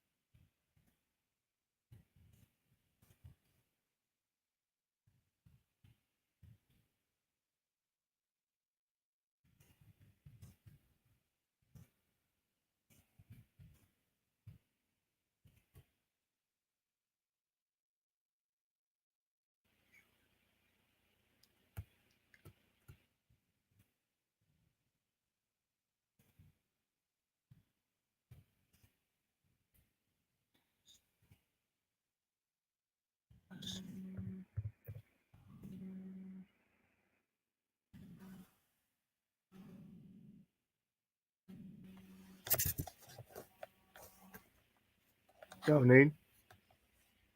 Yo, what's happening? You okay? How you doing? Yeah, I'm alright. I'm just at yard. What's going on with yourself? How's it down there in Margate? I've just come out now. I had a lazy morning. All right, sweet. Kingo, mute up, man. We're down here, so. Whoa.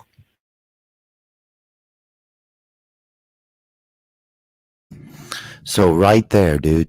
Right there. That's from the doctor. The guy is refuting her though. No, he's not. He's not a doctor. The guy is literally, he's not a doctor. He's not a doctor. She's talking about, I don't care the studies that you've read. That's what she's saying. No, so I don't give a She's talking about with her own personal opinion.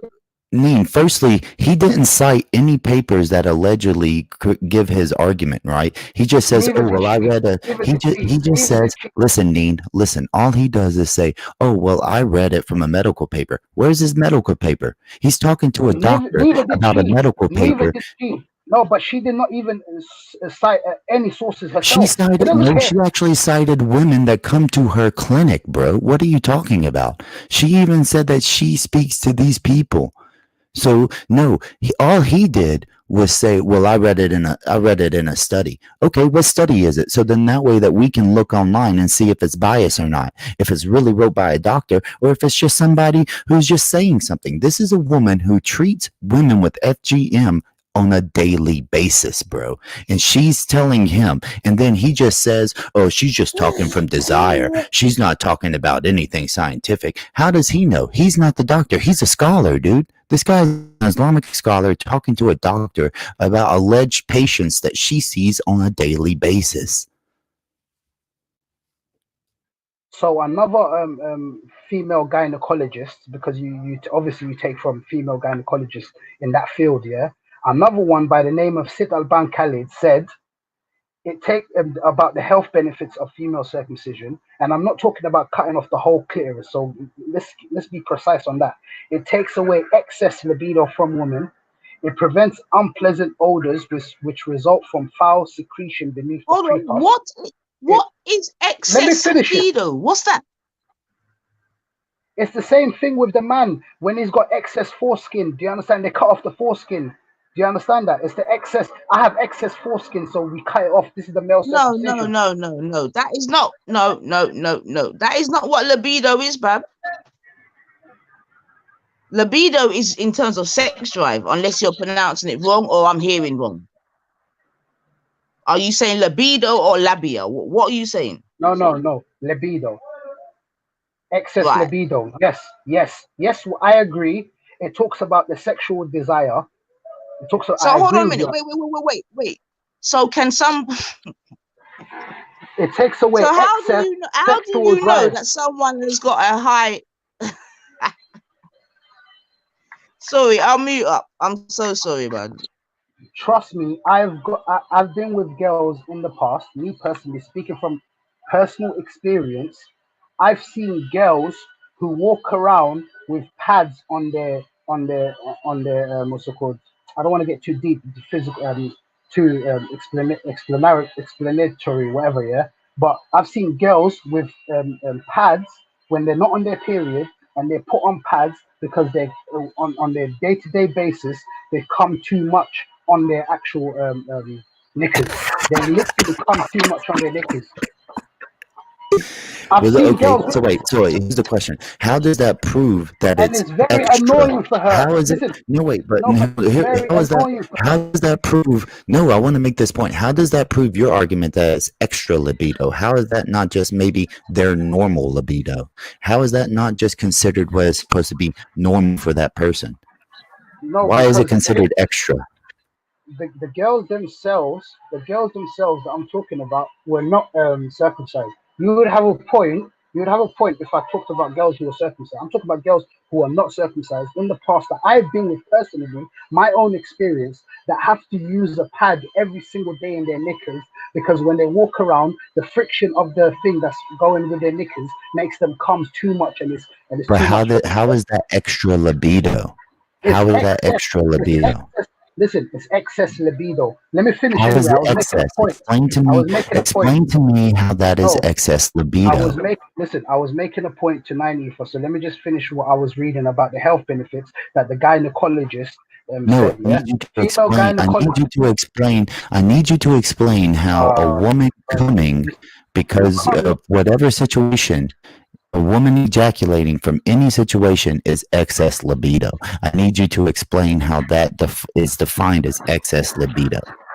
Every single day that she walks around, she has to have a pad on her so she doesn't ejaculate walking around because her clitoris keeps going on the actual thing. It keeps being friction. So that has nothing to do with libido. That has nothing to do with libido.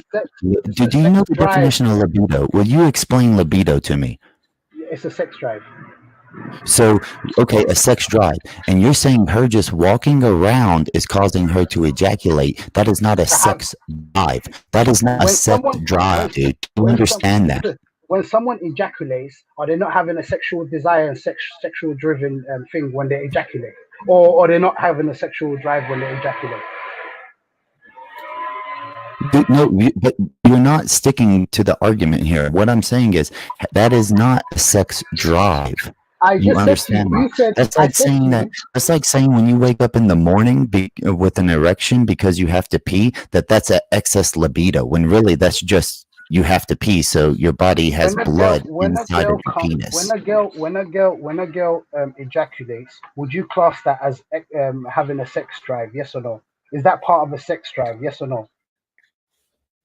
No, that's not sex drive, dude.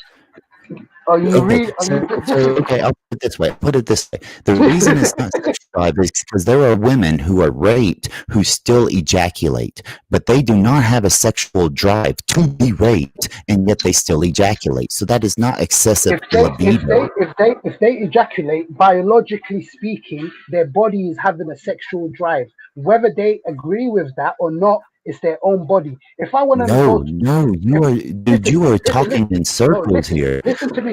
A libido is a sexual drive, you are saying. Well, there are people sometimes when women get raped, they have ejaculation. This is not their libido wanting this to happen. They are not wanting to get raped, but it is a natural occurrence in the body, and it does not make it an excess.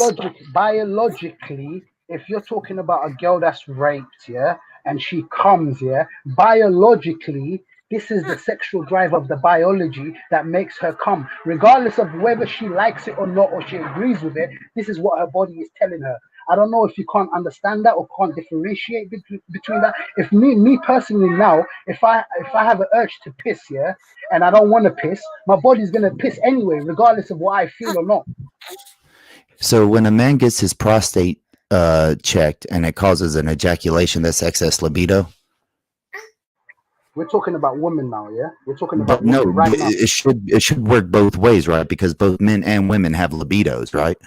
If a girl starts playing with my thing, yeah, and I don't want her to play with my thing, regardless if I don't want it, and if it comes, it's part of my sexual drive. Yes. I don't think you understand what I'm talking about, bro. No, you're not understanding So what I'm talking. okay, How here's the question. Here's the question: Does circumcising a man take away his quote unquote excess libido? 100%. So if a Muslim man wasn't circumcised, what, he would want 5 wives instead of 4? Are you saying that that's the only thing, that the cutting off of his foreskin is what keeps him to only having 4 wives instead of 5, and not Allah's words? When a guy cuts off his foreskin, we have just agreed, even 9 Ethers agreed, that when a guy cuts off his foreskin, even Ultra Funky will agree to this, that the person who's cut off their had a male circumcision, he has a less sensation than a person who doesn't have that. So yes, But that doesn't have anything to do with excess libido. Sensation has nothing to do with excess libido. You just asked me that question and I'm answering it. Do I have a less sex drive or less sensation in my penis than a person who hasn't cut it off? Yes, I have less. A girl who cuts off the pre. No, Nins, wait, Nins, wait, Bob, wait, Nins, wait. I think you're talking about 2 different things, Bob. You with me? Because your circumcision will not affect your libido. It may affect the sensation in your hood, but it's not going to affect your libido, which is your sex drive. Imagine I'm walking around now. Imagine I'm walking around with my jeans. Listen. If I'm walking around with my jeans, talk, man. You've got to allow a girl to talk sometimes, man. Sorry. Your libido, yeah, hold on, let me start again. You being circumcised, yeah, does not affect your libido, your sex drive. What it does is that when you're actually having sex or whatever, you're not going to experience the same sensation or amount of whatever with that compared to a man with a full hood. Yeah, but that doesn't affect your sex drive. I just want you to understand that there are 2 different things. You understand what I'm saying to you? The sensation is one thing. You with me? That could be argued, yeah, that's down to you not having a hood top. You with me? But your libido, your actual sex drive, that's just your independent personal thing. Okay? So as long as you understand that, please continue. So when now does my sex what's it called, foreskin, when I'm walking around with my jeans or something and it's causing friction or something, will that increase my sex drive?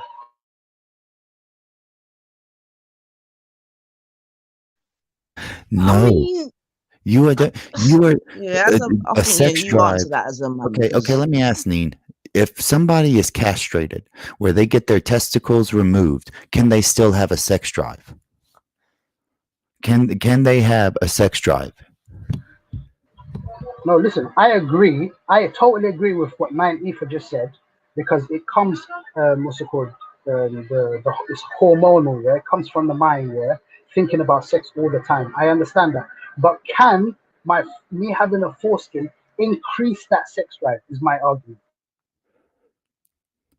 No, sex drive is from the mind, okay? That is where desires come from. But can my foreskin me rubbing off on myself and having more of a sexual sensation than someone who is circumcised, can that increase my sex drive? Here's the thing. What you're talking about is nobody knows, right? If you've never had sex and you have your foreskin, or a woman has her clitoris and her labia, right? She doesn't know the difference of it until she has sex, and then it's cut off, or a man's foreskin is cut off, and then they know the difference between the two experiences. But you can't just say that before they experience something, you can just cut it off and up. There's your proof. There's your proof. Grown adults can testify to this, who have been circumcised and people who haven't been circumcised.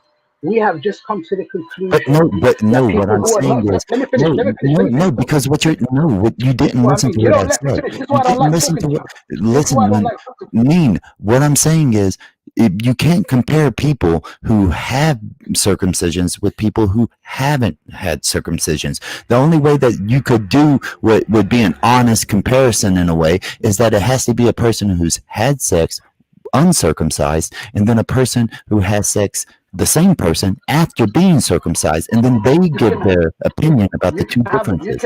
You can't compare two people with two different emotions and two different feelings. You can have a sex drive without having sex. Number one, yeah. People who have a foreskin or have that excess foreskin compared to a man who is circumcised, yes, his sensations are heightened more than the person who has had the circumcision. Can his sex drive be increased by having his foreskin, as to opposed to a person who hasn't had There's no evidence that I know of that supports that having a foreskin or not having a foreskin increases your desire to have sex, which you are talking as excess libido, which I think is, I don't know if you're confusing pleasure with I never desire. said to have sex. I'm saying, can it increase his what's it called, sexual desires, and inadvertently, which is obviously increasing his sexual desires? Because if imagine I'm walking around and my penis is all the time what's it called, erected or whatever, yeah, and I'm walking around with an erection all the time. Are you telling me that I don't have high sexual desire? You realize that just like I spoke earlier, you can get an erection for one, because you're nervous. It has nothing to do with desire, right? People do get nervous erections, and also you can get it when you have to use the bathroom, because all it is blood flows to the penis. It causes an erection. So this has nothing to do with it. You understand that you can get an erection. You can get an erection even though that you are not aroused. You understand that, right? In the defense of the American guy, it does. Sorry, without cutting anybody, it does take a little bit of sensation away. We do know that, regardless of the small little niche topics about do you get more turned on, do you get less turned on? I think it's more along the lines of what the sensitive topic for me surrounding this is the female genital mutilation, and if there was actually a more rounded data collection, so we can then ascertain how many have turned out good as opposed to bad, and that would be the main reasoning behind why it wouldn't be as abhorrent as people are making out. Now, I've just spoken to someone who knows kind of quite a lot about, body parts. Is your female. She has actually told me that there's nothing really actually that does come good from female genital mutilation. But like I said, if it was done in the right surroundings, they'd have to relabel it female genital mutilation, because then they would be mutilating it. They're doing it to a standard where it's not mutilated, like a Tomahawk's hit it. It's been done accurately under the right anesthetic in the right environment. But that's neither here nor there. At the end of the day, is the females always come off really bad from this practice, and is it so detrimental to the point where they're not going to have any sensation? Because that's ultimately what the big question is on everybody's lips. Is it the shock factor is, oh my God, she's not going to be able to feel anything. How dare you? How you do that? With the men, you can't even argue for that one. There's so many health benefits. To have a tight foreskin could mean the end of your opportunity, really, even of having a proper boner for some people. So if you think really should skate past the man part of it, and just like try and sort of acknowledge or try and address the female part of it, I think would be better. You've come with a lot of good things today, to be fair, Nin, in support of the female gender. I don't really know about the bridal thing. I'm probably going to jump off, and I'm not really involved with that because I'm categorically against it. But in the terms of female genital mutilation, like I said, there should be a bit more evidence on more results, because all I'm hearing now is it's always bad, and I just can't see how, if everybody knows it's always going to 100% be bad, still be doing it. There must be reports of people actually turning out with just to respond to that. You said what just a moment ago, you said, well, it can't always be bad. Well, and people are still doing it. There are things across the world that are bad for people, and they still do it constantly, right? Would you agree that there are cultures or places across the world that do things that are bad for them? Yes or no? Well, you could go, tattoos is nothing really that much beneficial that comes from that. Tribal scars, any type of surgery, it's not good for you, really. But you were saying essentially, well, I mean, it can't always be bad because people are still doing it, right? That was what you pretty much said at the end there. Yeah, well, some people that are missing certain body parts or they've got too much, the snip would be their best way of having a better life. So I don't know really what you're getting at, but I can see you're probably going to say your logic is flawed. Your logic is flawed. But you do understand that in these cultures, this is like normal for their mums and dads to be like saying, yeah, I'm going to give the approval, because they don't have that organization of an NHS, which is going to micromanage the removal of everybody's foreskin. So it's inadvertently going to be done by the family. So that's not even how it works now. I'm just looking at your logic. I'm just looking at your logic of saying that because people are still doing something across the world, then it can't always be bad. Well, here's the thing. Not every time that somebody does something good, is it always good? So the logic is flawed. When you're trying to say that just because people all across the world do it, and so let me ask you a question. Let me get to the meat and potato of it. If she had in her opinion, when she got older, she was happy with her family that she got what she did, and she said, I think mine looks better, but she lost sensation, but she was willing to give that up. Because to be fair, I don't really care that I've got just a bit less sensation. I have great screaming orgasms. Thank you very much. I've had them before. What are you talking about? Most of these, and I've had to snip. So at the end of the day, you can't. Most the studies have shown that most of the female genital mutilations, or the clit cutting or the labia slicing across the world, happens by the age of 15 to girls who are still virgin. So they don't even experience sex with the clitoris to know what it feels like. I mean, who's going to support that? He's not supporting that, though. And it's not because I'm caping, but he's never supported for a girl to fully lose all of her senses. So Gold. I don't agree with that. I do not agree with that. I'm getting off here. That's just ridiculous. Gold. I do not agree with a woman losing fully all her sensation. I do not agree with a woman getting all her things cut off. Yeah, so what they're doing is they understand. Who are we to limit their sensation? You can say the same thing about men. You can say the same thing about men. But no. Here's the thing. After the child gets married, even in Islam, they are no longer the guardians. So really, it's not up to them. As long as they are virgins up until then they should have nothing to say about it. No, but why so religious? You even said you're contemplating whether you should give the slip to your son. That's what you said, not my words. Because I'm contemplating it because I think of it as his but right. But you shouldn't. You shouldn't even contemplate it though. But It's his right to decide about his body. No, it's not my right to just start chopping off pieces of his body, bro. No, you shouldn't even contemplate it. I'm going to keep on saying I'm circumcised, so you're talking about me there. And when you ask me, because I bet you're not circumcised. I bet you've got a really ugly monster on top of your head. But hold on. So he is circumcised. The point that I'm making, the point that I'm about to get off here because I got my baby in my arms. But the point that I'm making is, it's supposed to be the individual's decision about their body, right? That's what they say about abortion and shit like that. But when it comes to a circumcision, they're going to be like, oh well, I mean, they're just a baby. I can cut it off if I want.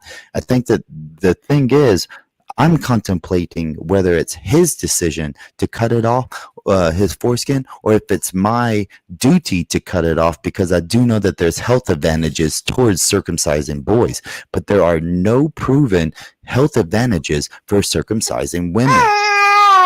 It's a lie. I just gave it to you. No, you didn't. I gave you the World Health Organization, bro. Like it's literally coming from your own mum. For if you think that half the world are doing this and there's absolutely no aesthetic or health reason as to why they're doing it, and none of them turn out good, you lot are absolute. Most of the world doesn't use toilets. That doesn't mean that it's good for them to just shit in the street, bro. Go gold. Most of the world doesn't have plumbing. That doesn't mean that it's good for them not to have plumbing. Yeah, but look. We can put. You can scrutinize negative outcomes all you want. No one's condoning that. So you lot say, have you seen the movie? Have you seen one movie? Have you seen? Of course, you can keep on saying that to them. Gold. First, most I wanted to know because Nims is referring libido to clitoris, and I want to know how does hormones work with cutting off the clitoris. I never said you cut off the clitoris. I never. Listen, I don't condone cutting off the clitoris. Yeah, stop saying cutting off the clitoris, man. Even if you trim it or you do it minute, what has it got to do with hormones? What do you mean? What's it got to do with hormones? Can you ask? Libido is hormones. It's biological. Listen. Okay, Mr. Riggs. Right. Mr. Riggs. Imagine you walk around with jeans, yeah? And the jeans start rubbing off on your ting, yeah? Is that not going to increase your homosexual desire? Is that hormones? Wait a minute. Did the man just say wearing outdoor clothes, is it not going to help you? Is this man? I did not say that. What's this guy talking about, man? Mr. Riggs. Stop doing that, man. Ultraman. He jumped off. Names. Wait. Listen. All that nonsense, but when he comes on here, he comes on, says a few words and runs off. Let me say something to give you a bit of perspective, hopefully, Nims. Yeah, this is from Jane Wallace, okay? She said, please tell him that sex drive and desire comes from the mind, not the body. Just because you have feet don't mean you want to walk more. The body cannot think for itself. The libido is mental. When you want something, it comes from the mind. Body parts can't make choices or desire. Do you understand that, Nimsbab? I understand everything she said right there. So now going back to what Terry just said. So listen, Nims, one more thing and then I'm going to shut up, yeah? What I'm trying to say to you is this, Bab, yeah? When you put that cut to that girl, yeah, that is not reducing her libido. You do understand that, right? All it means is that when she gets to the age and time when she starts to have a libido, she's going to have less of a expression, to a less way to express it because she's all sewn up and all fucked up. Do you understand? Okay. I understand. Do you understand the difference, Nims? I understand the difference. You understand that there's girls having these things whereby just the act of going to the toilet is a mazza. Wait. Do you understand that, Nims? Yeah, but I'm asking you. You see, Nims, you know what it is I know about you, right? You're quick to respond, but you're not hearing what I'm saying. You don't want to deep what I'm saying. I'm reading it. So what Please did I tell just say? him So that what did I sex just drive. say? Okay. You said, What you did I read just the say? whole thing. Please tell him that the sex drive and the desire Yeah, comes from yeah. the And what did I mind say and not the after? body. Just because, and you even talked about it's not the same thing where the mind and the body is not the same thing. Even some girls that go to the Okay, so toilet, that's it's what a Jen mazza for them. Wallace said. That's what you just said. Then what did I say? You just said it goes. It's not the same thing. Basically, you're trying to differentiate between the mind and the actual body, and it's not a choice. And you're saying even girls that go to the toilet sometimes can be a mazza for them. That was the last thing you said. So I am listening Okay, to you. Don't worry. so I am you listening do. to you. Okay, so wait. So okay, But well, okay. So wait. Yo, brethren, cool off, man. It's COVID-19. No one ain't going nowhere, brother. So you do appreciate. So let me ask you something. Yeah, you're circumcised. When you go wee, is it a mazza, fam? Nah, it's not a mazza for me. It's not a mazza. So you don't sting and all that and jump up and down or whatever. You just pee normal and keep it moving, yeah? If man them sting, I think that they should go to the nearest clinic, STD Well, clinic. okay then. Imagine that. So imagine now being a female and just the mere weeing gives you that kind of sensation. Do you think that's a good thing, bub? We're not. Listen, you're not. The whole thing I'm talking about was what Jen. You brought out what Jen Wallace said to me. So I was trying to No, you respond. see, can you just wait, man? Now you gone again. You're gone again. I'm You tell me asking you a something Jen simple Wallace question. said. Do Then you now you're telling think me that's a something good else. thing? So let me For a girl to, Dude, for a girl like, to go listen. for a girl I've to heard go you in it. You're an intelligent guy in it. So what you're for a doing girl. now is just silly. Answer the question. Do you think a woman going to piss and it stings is a good thing? Yes or no? And then you can go keep it moving. So yes or no? No, I know what I was gonna say, Nanifa. If she stings, hello? I think she should go to. If she stings, I think she should go to the nearest clinic. I've said this. Okay, so should the woman? But she's gonna go to the. Okay, she's gonna go. Wait, Riggs. 1 minute, brother, and then. Okay, Nims. So she's gonna go to the clinic. She's gonna say, "Yo, when I'm going to the wee wheel, it stings." They're gonna examine her. They're gonna say the reason why your thing stings is because half of your thing's missing. Now what? I totally agree with you that half of the thing, the full thing, should not go missing. This, it's abhorrent. I'm telling bruv, you. Is that But a I'm good agreeing thing? with You're you not. though. Listen to me, man. The English language. Okay, then. So you're agreeing then, yeah, that doing such a procedure whereby.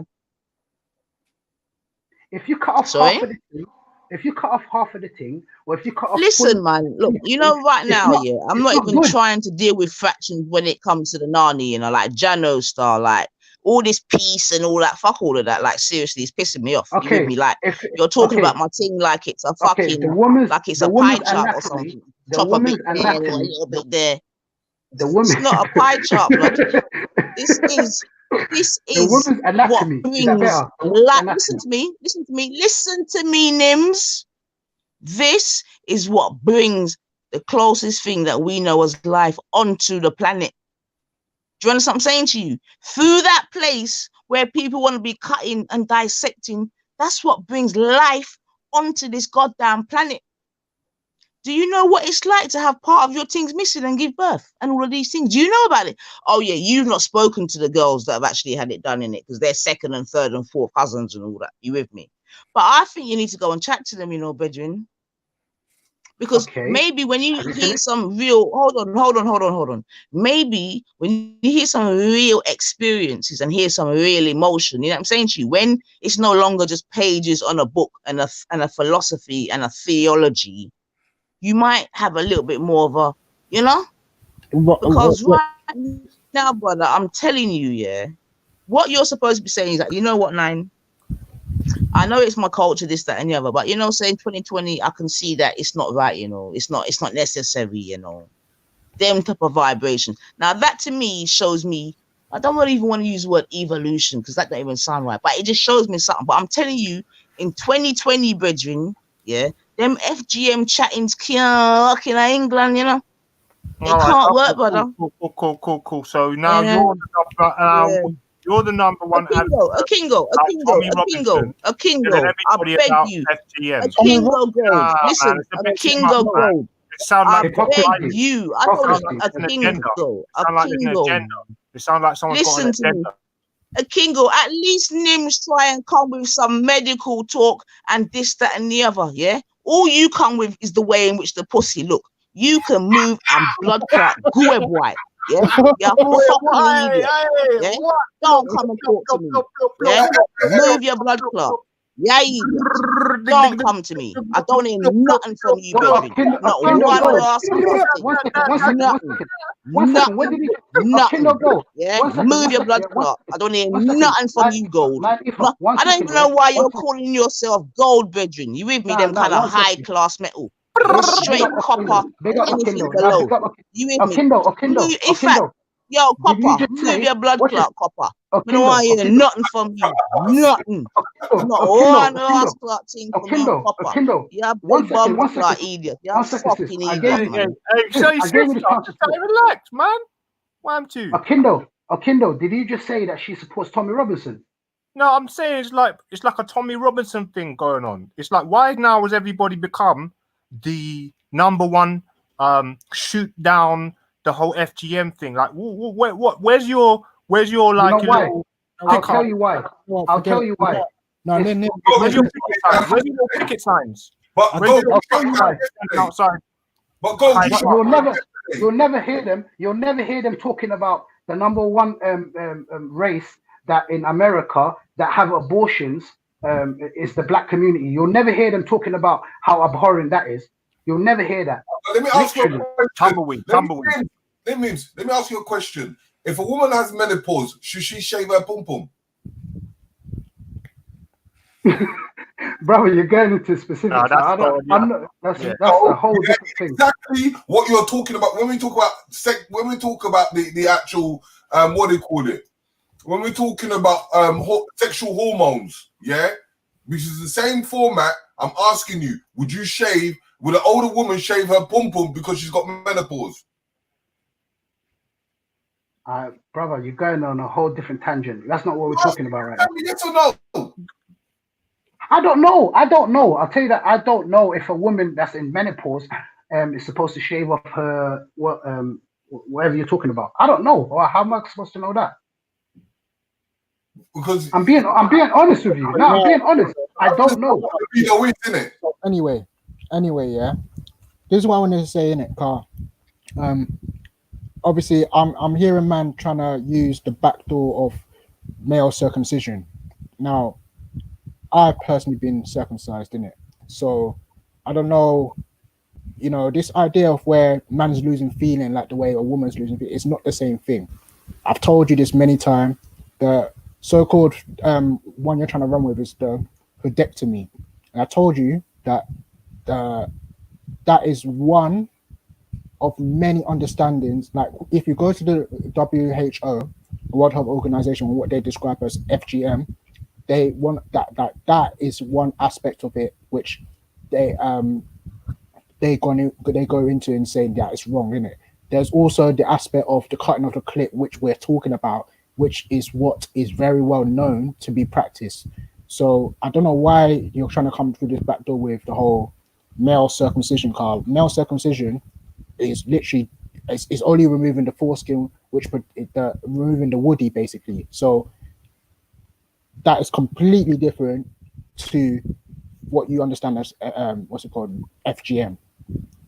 Nah, listen, exactly. I'm only going by what I'm reading. You know, the things that I'm reading, they're comparing the male circumcision with the cutting off the prepuce of the clitoris. This is the comparison. They're not comparing the male circumcision with cutting off the whole clit. That's not the comparison I'm trying to make. That is what they're comparing, brother. And that is wrong. No. I'll be the first one to say. What you're doing is you're purposely trying to deflect it to make it sound like it's the same thing, but it's not the same thing, brother. You know that when Yeah, no, King of Gold doesn't know what he's talking about, brother. No, King of Gold.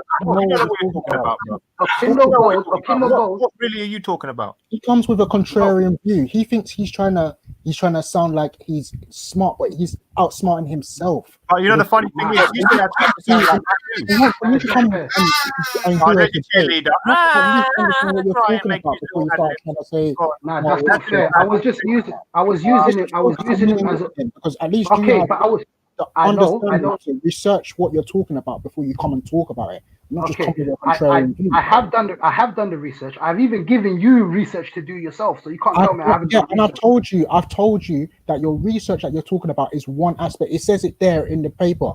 But it's not in the paper. When I did the little research, there's type like 1A. Different types. Yeah, the different types. Yes, the one that's specific, like that is one of many. The specific one I'm coming from at the end of the day. You can deal with that all you want, but we know that FGM, when we're talking about FGM, brother, we're talking about removal of the clitoris, bro. Let's not play the game. So if it's removal of the clitoris that you guys are defining as the FGM, I stand with you guys shoulder to shoulder and say I ban it out. Of course. But what I'm talking about, I'm coming from a different angle. Raf, you know that, man. And that's why I was using Akindo Gold as a witness. He knew from the beginning I wasn't trying to advocate for cutting off the whole clitoris. Because for males, yeah, the difference between the male one and the female one is that there's the fact that with the male one now, the fact is there's the so-called foreskin. I want to say woody again, but the foreskin has can trap a lot of dust and dirt and bacteria inside. And so can the pre-pus of the clit. Check it out, bruv. I don't know if you know. Okay, I don't know if you've got a girl or something. But ask your girl. But even then, yeah, that is so tiny, and that could easily be washed out in comparison to, with the penis where you have to pull it back and wash it out as well. Yeah, but that tiny bit. We're talking about that tiny bit. Even then, I will concede that with the male one, you don't even need to cut it off at all. There is in 2020 today, because we know so much about it, we don't even need to cut it off. So anyone who's cutting off it's not that they're bad people. You ban out your parents. You ban out your parents. Sorry? You ban out your parents. You're banning out your parents. Well, obviously, because they come from a background of the background that they come from, where the reason why they're doing it is because they're Catholic, innit? So Catholics do it and they practice it, and in the tradition of Catholics, that's what they're doing, isn't it? They're doing it because Jesus had it done. Jesus, I'm not that, bro. You know that I'm an atheist. I know you're not that, yeah. But because they have it in their religion, who are you in the 21st century in the Western location for you to go ban it out? I don't understand that. You don't even agree with them, and you're coming here with no, but even the West. No, but even the West. There's loads of topics to talk about, but this one is being completely shaken down by the so-called unbiased lot. I can see a lot of bias here. At the end of the day, no, but they would have to ban out their own family. Very clear. What you lot are trying to do is character assassinate and as pretty much Islam. But the reason for them doing it, I now know the snakes and the devils that assist the narrative that was put across by there is more evidence to the benefit of male circumcision over female circumcision, brother. Even if you want to go into the hoodectomy, the hoodectomy, all they're saying is that it increases the nerve, like it makes it more sensitive. So obviously, some people might say that they're going to enjoy sex better that way, innit? Because it's exposed to that. But with the male one, that's pretty much the same idea. If you're coming with it, that it increases the nerve ending, and also the fact that it reduces less trap dust, so that you don't get bacterial infections and whatnot and everything. If you've ever watched what's that show, Embarrassing Bodies, there was a guy that came on that he obviously he has a woody in it, so he said that his penis hurts every time he pisses because of the fact that the thing so basically a long story short, it was down to the fact that he wasn't washing the woody properly in it. So if that's the only thing that that makes male circumcision better, in the sense that you don't have to get the trap dust, otherwise Everything else is just pointless why they're doing it. Kindle Gold, yeah. Big up all circumcised men. Big up all circumcised men and women that are happy with it. That are happy with it. Big up.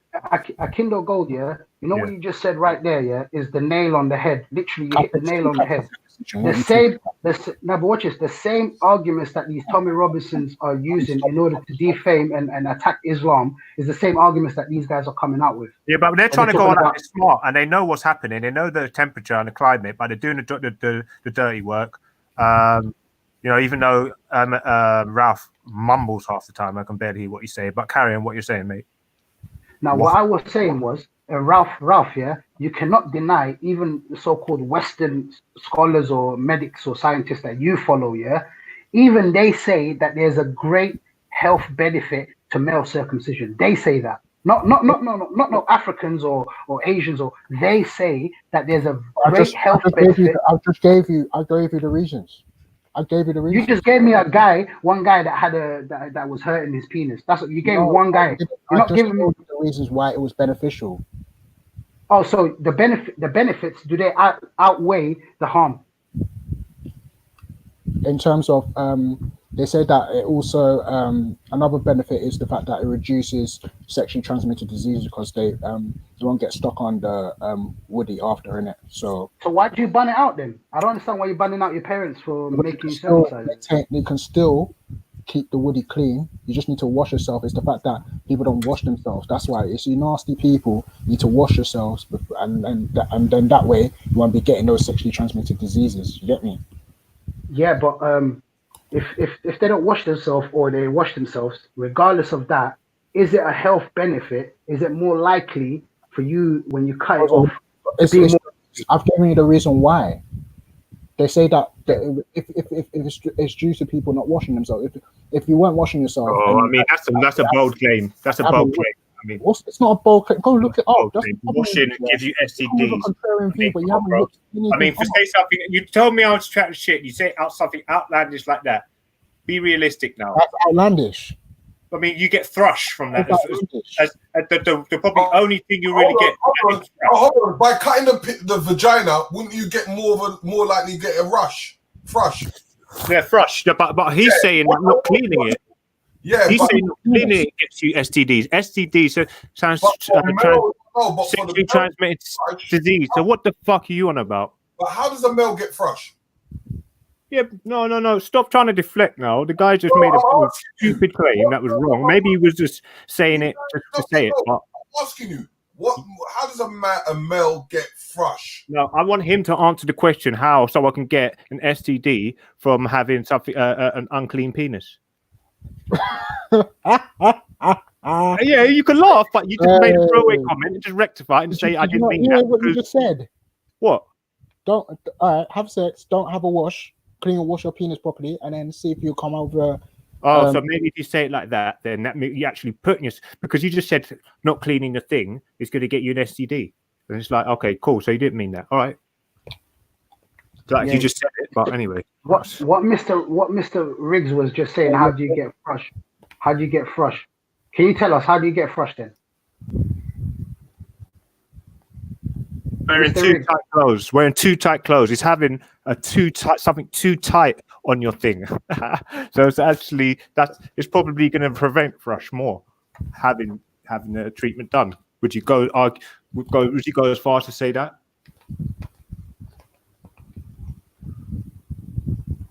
I just can't believe that someone at the end of the day, you say I don't come here with anything medical, but I've had it done to myself.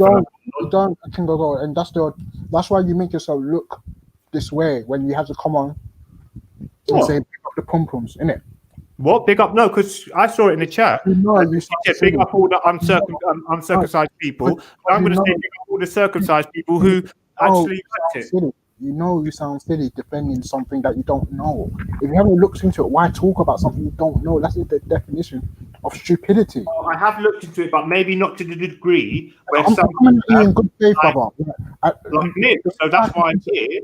The reason why I talk about Nin, because Nin is coming with the fact that he's actually trying to like break it down what it exactly is. You, on the other hand, brother, what you're trying to do is come in with like you know what it is? It's almost like when Beefy comes and asks me random questions, like reading it off, thinking that, oh, and if there's one I don't know, then he goes, oh, look, I'm right. Like almost like. No, but what Okindo is doing, he's showing the hypocrisy, though, man. No, he's not showing no hypocrisy. Give me the hypocrisy he's trying to show. What hypocrisy? He's showing the hypocrisy. He's showing the hypocrisy that all of a sudden you guys are the forefront of FGM, and yeah, you guys are trying to stop it, and you know what I'm saying? They're coming with the same arguments that these men like Tommy Robinson and Deuce, what they do in order to defame or put slander on Islam. Yeah. Can you really trust that? How much can you trust that? How much can you trust it? The people shot off the Egyptian nose, Champollion. He deciphered the Medunetta. How much can you trust that man with that information he's giving you? And he's not hiding gems. And they've got sacred geometry. And they're not telling us shit. Who told you that he deciphered it? What, Champollion was the one who deciphered it, Rick? Who told you he deciphered it? Beefy and Well, he said that he claimed he deciphered it. That's what I'm saying. Okay. No, he claimed. Exactly. He deciphered it. Yeah, I know. Do you even know? That's what I'm saying. So it's coming. You're getting the information from NHS. Not everyone takes his word for gospel. Western media, no one takes beat the narrative and mainstream media, BBC, any type of outlet, anywhere near serious. No one takes them as gospel either. Do they take the Quran gospel? Yes, we do. But you guys are not actually attacking the Quran, though. You guys are talking about some next thing. I actually agree. We know. And that's why I don't know why you're defending it and saying that it's been involved in Islam. Then you want to say, oh, it isn't. We are coming at Tommy Robinson. So what Tommy Robinson talks about FGM and talks about it, and it's got nothing to do with Islam. So why can't we talk about it then? No, what I'm saying is you guys are coming out with the same arguments that they come out with in order to defame Islam when it's been debunked. It's been debunked so many times. What's to do with religion right now? It is, though. It is. James Jones started off this whole thing by saying, it's the religion, it's black and Muslim. That's the common denominator. But you know what, yeah, Nims, I'm not gonna lie, yeah, but I see a pattern, you know. You with me? And I'm a little bit disappointed, I can't lie, but I know the power is real, man. But I don't even know why you're bringing Tommy Robinson argument here. You with me? You know what I'm saying? Because you support Sarah that supports Tommy Robinson. There you go. There you go. No, wait. There you go. And this is what I'm saying, man. You lot are so transparent, man. You with me? But your school is. You guys are the ones that's transparent, though. That's the funny thing. You're so Nims. Now you flopped your show. You know. You see, from you just done what that little movie just done now. You're dead food, man. Is it not true? And your team are dead. Is it not true you support? Is it not true you support Sarah? Is it not true you support Sarah? Food. Support him how? Wait. Support him how? Close that door. Support him how? Go on. What do you know about me, Nims? Talk to me. What do you know about me, Bab? What do you know about me? Go on. Riggs, what were you about to say, Riggs? I said, is Sarah a threat? Is Sarah a threat? Dead, man. You see the school that you're coming from? He's an Islamophobe. He's an Islamophobe. His name is not in this equation, but you brought it up. That's why I'm asking you if he's a threat. Because I don't need to mention people's names. No, if I know who people are aligned with, then I know their mentality. What's alignment going to do with it? What's it got to do with it? Because it's the same arguments that they come. Did you not hear what Akindo Gold was? The whole point was. No, I come. You see, like me, I come with historical. I come from a historical perspective. Ralph comes from a scientific perspective. What's it got to do with people? And 9 Ether comes with a Sarah perspective.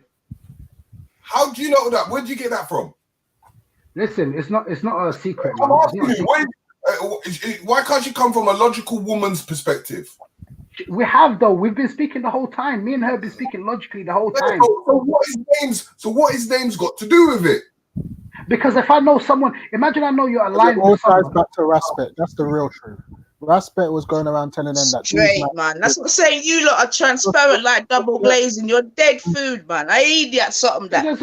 Raspet is free from me. Stupidness. I'm free from Up until Raspet. that He's his point, own I man. was rocking with He's his you. own You see, man. when you come Why with you them bringing little Raspet dead into this? idiot talk, you're dead Yo, Mr. food, Riggs, man. Mr. Riggs, You and your thing are dead food. Mr. Riggs, Idiot thing. can you stay consistent now and ban out Raf for bringing out Ras's name? Why the hell is Ras being brought into Because this? he's stating a fact, and we're not stupid And out I'm here. stating a fact as well. And I'm stating a fact as well. Then Which is what? Which is what? What's your fact? What's your fact? That you align with Sarah. But that means How? No, 1 minute. That means you must be scared of Sarah, innit? I'm not scared of Sarah. Why do you bring Why his the hell name? would I be scared? Why would I be scared of Sarah? Why? Same way we brought up Tommy Robinson. You guys weren't saying nothing. As soon as I said Sarah, you might want to jump on it. If it has no emotional effect to you, you wouldn't need to mention people's names unless they've got an emotional effect to you. If I know someone aligns with Hitler, for instance, and if I know someone aligns with Hitler, listen to this guy, you know, family, yeah, and watch the danger. Yeah, watch the word association, family. Listen to this guy. All right, go on talking nonsense. If I know someone, Mr. Riggs, let me just say this. Mr. Riggs, let me say this, yeah. If I know someone aligns with Hitler and they're coming out with narratives of racism, or they're talking about this and the white supremacy, and I know for a fact they align with Hitler, is it not fair for me to bring up, this person aligns with Hitler? Is that not fair? Because he's just racist. No, but if he specifically aligns with, if they endorse, not Hitler's narrative. No, but if they endorse, do you understand what I'm saying? Because if I said to you now, if I go into the historical facts of Hitler, then that means you have to condemn everybody. Because the deals that Hitler was working with, he even started working with Arab people. So that means you're condemning all Arab people as well. Anyone that aligned with Hitler, I banned them out. What are you talking about, bro? And why? Why are you making someone else's enemy your enemy? If someone aligns with Hitler, I'm asking you, what has Hitler done to you, and why are you aligning Hitler as your enemy when he has done nothing to you? Because Hitler wanted my people exterminated.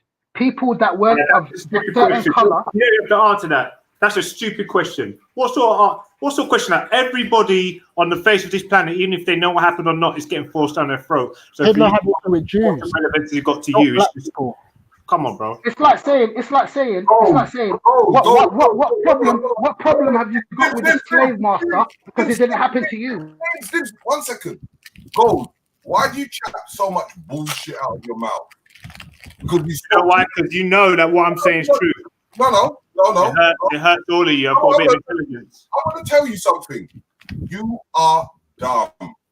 You just read a couple pages because you refer to... We can meet up and maybe have a little quiz. We can have a quiz test. We can have an IQ test. Me and you, Riggs.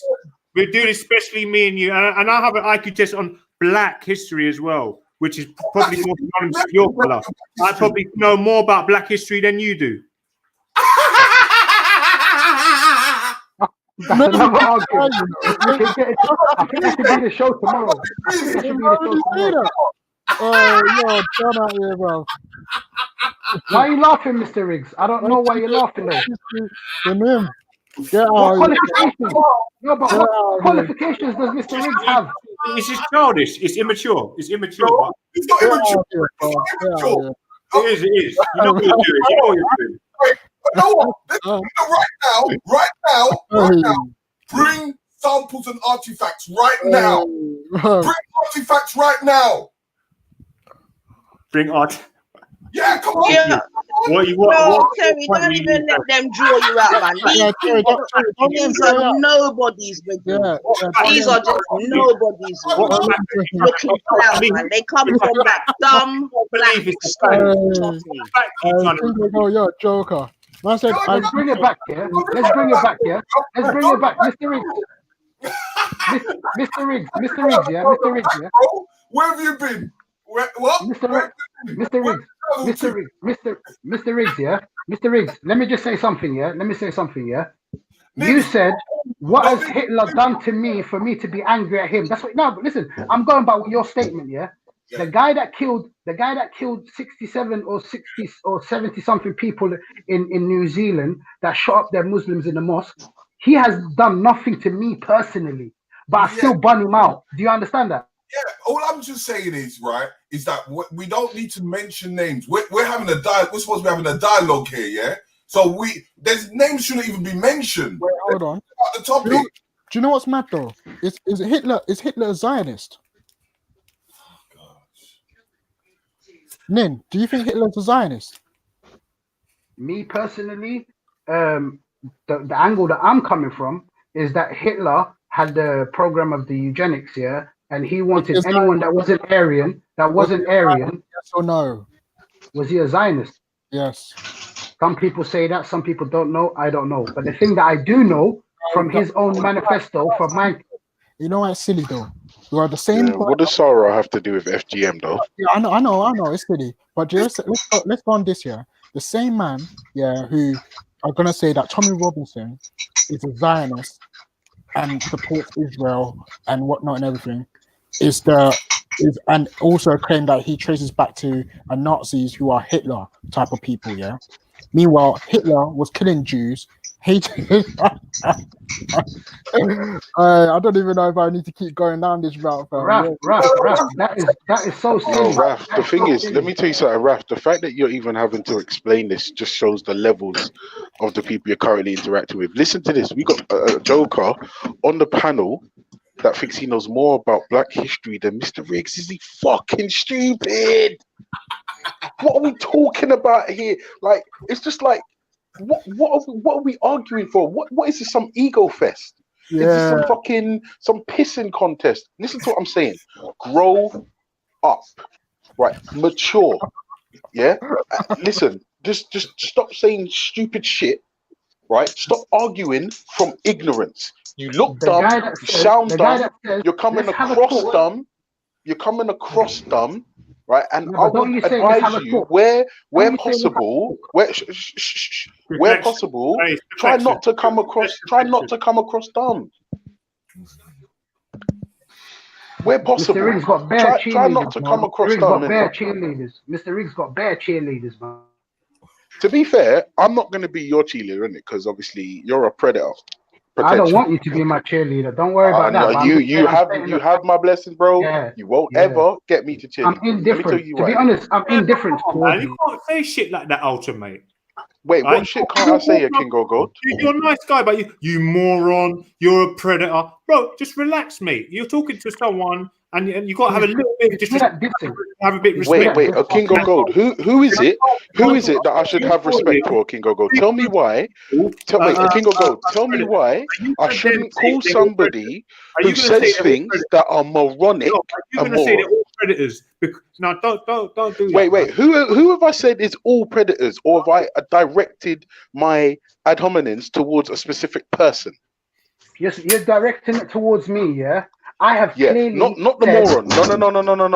Ninkalas, I am not calling you a moron. No. For me, my gripe with you, Ninkalas, is the FGM and the child marriage that you won't bun out in all circumstances. The moronic comment was for a King of Gold, right? And now let me ask you a question, Ninkalas. Let's see if we can agree on something. If somebody says something that is moronic, is it not right and or justified to call the person a moron? Yes or no? No. You shouldn't call it people names in the first place. Okay. All right. Okay. No problem. Ultra, you're funny, you know.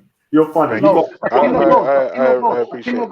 Because this guy's trying to spin a narrative on me that I'm a predator or I'm a paedophile. Hang on a second. Do you ban out child marriage in all instances? In all instances, no matter what your geographical location, do you ban it out? Yes or no?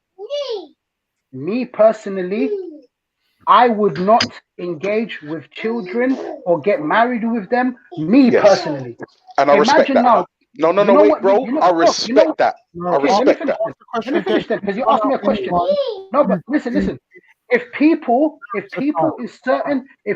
certain geographical locations, be it culture, be it religious institutions, if they have that practice, I am not in a position to ban them out, but doesn't mean that I would engage in that practice. It's like me saying, someone asked me, do you agree with homosexuality? If I say no, if I say yeah, I agree with it, automatically, you're a gay guy. You want to get fucked in the back. That is ultras. No. Listen. No. The thing is, I understand. I understand why you would think that. But don't jump to my conclusion. Just ask me if I think you agree, or if I think you don't want to murder homosexuals. Does that automatically mean that Ninkalas is a gay lord? No, it doesn't. That's ridiculous. But if Ninkalas said won't, wait, hold on. If Ninkalas won't totally and utterly ban out child marriage, no matter what part of the globe it's on, then to me, you need to be on a watch list because you're a potential predator. If what you just said right now, you said, I think it was yesterday or something, you said it is not a big leap. You specifically said it is not a big leap for someone because they don't ban it out for them to do it themselves. That's what you said. Yeah, this is exactly your words. Yeah. So by that, going by that logic, yeah, if I don't ban out homosexuals, that means I can engage somehow. I can be engaged in homosexual activity. Do you not see? No, wait. I understand why your mind has led you to that silly analogy, and I get it. And to be fair, to the simple mind, it makes sense, right? Now, let me just clarify something. The reason why Ninkalas, you could probably tell, I'm very frustrated with you, right? Because for some reason, you're using culture as some kind of fucking shield for people to get away with stuff that we know, that you know, because you won't do it yourself, is fucking harmful and heinous. If you didn't know it was heinous and harmful, you wouldn't mind doing it yourself. But there's something stopping you from banning out child abuse in all its forms across the globe, and I don't understand it, bro. That's why I'm frustrated with you. Okay, I get you. Child abuse is abhorrent. Child abuse, anyone that abuses a child is abhorrent in my eyes, coming from not only my eyes, but from Islamic perspective. There's a harm factor. In Islam, it talks about the harm that anyone that causes harm to another human being is un-Islamic. That's number one, yeah? But the hypocrisy of you, man, on the panel and people that's listening, how the hell can you guys have a leg to stand on when a few weeks ago, when we were talking about African spirituality and stuff like that, you guys were showing a video of Muslims going over to indigenous tribes in Amazon. You know what, Nims? Nine. Let him finish. No. Go back on mute, Nine. Let him finish. Let him finish.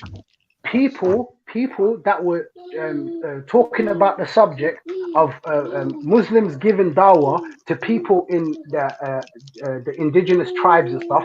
People on this panel and people across the board were saying Islam is wrong for going over there and telling them how to live their life or the way which religion to choose or infringe on their culture. This is what people on this panel were saying.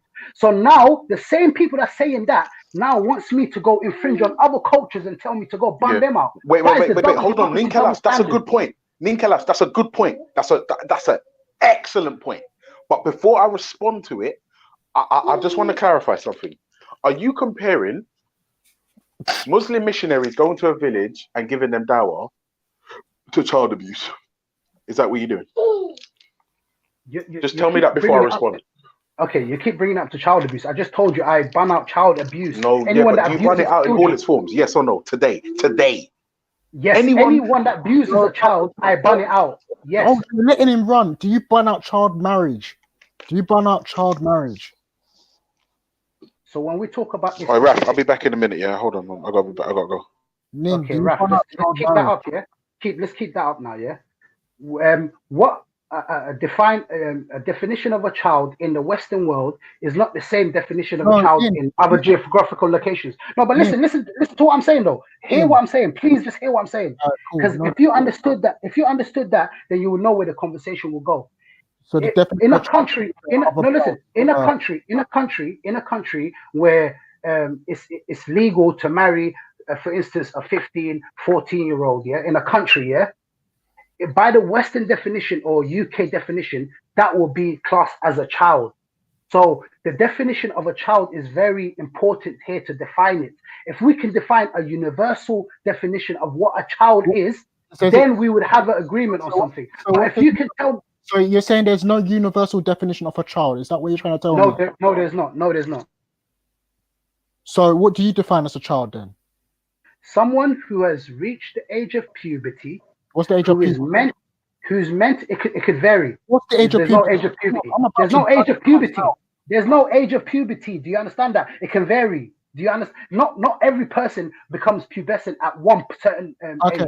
So I don't know if you know that. Yeah. Nin, this is where you're contradicting yourself. So listen, let me finish that. No. Let me finish now. Yeah. Because remember a few weeks ago you was here. You was the first one on the panel to say James Jones supports child grooming.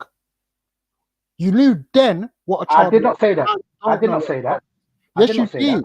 You was on the panel. When did I say James Jones? I did not say that. I did not say James Jones supports child grooming.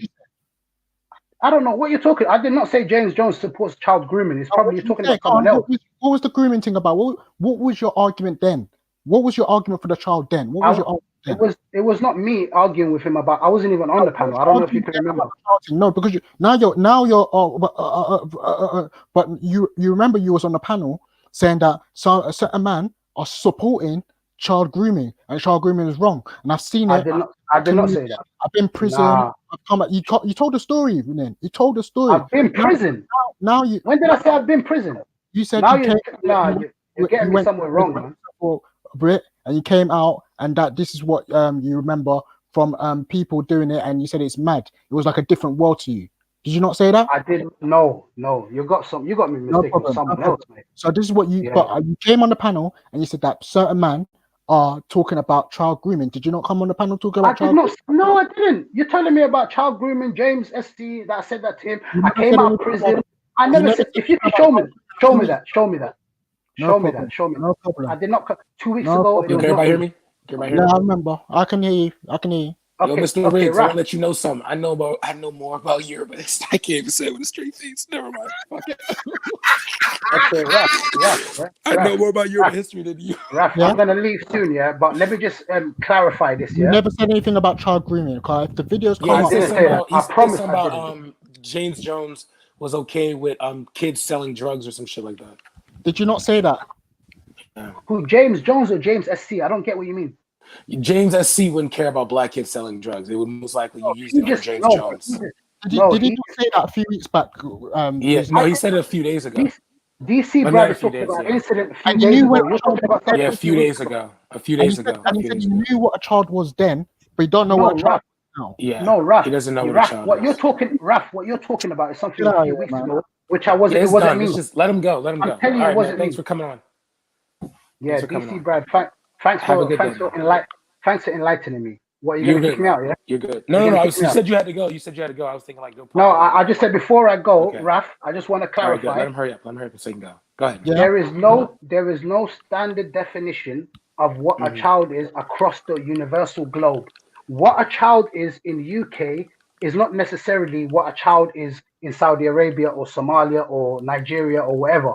There's no universal definition of what a child is. The child know what a child is. Someone like you, man, would say a child is anyone under the age of 18. Someone in another country would say child is someone under the age of 16. Someone would say a child is someone under the age of 14. So just by that alone, but Nicolas, some men are saying it's okay for a 10-year-old to get married.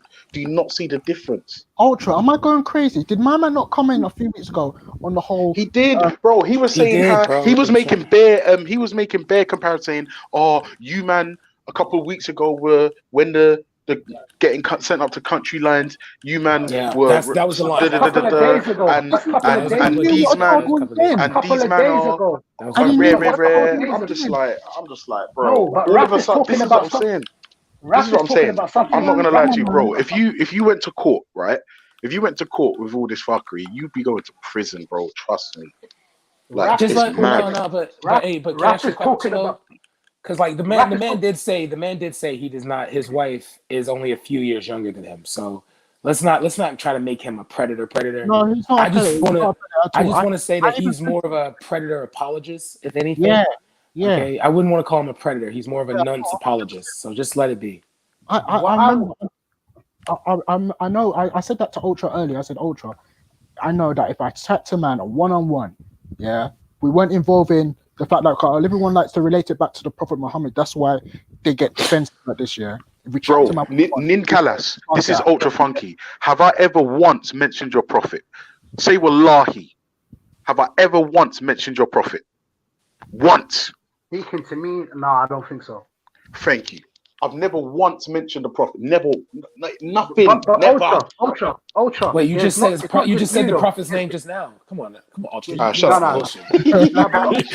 Bullshit. Ultra, you have to understand. It's not just. It's fair enough about your point, but there's other people that's doing that. Do you get it?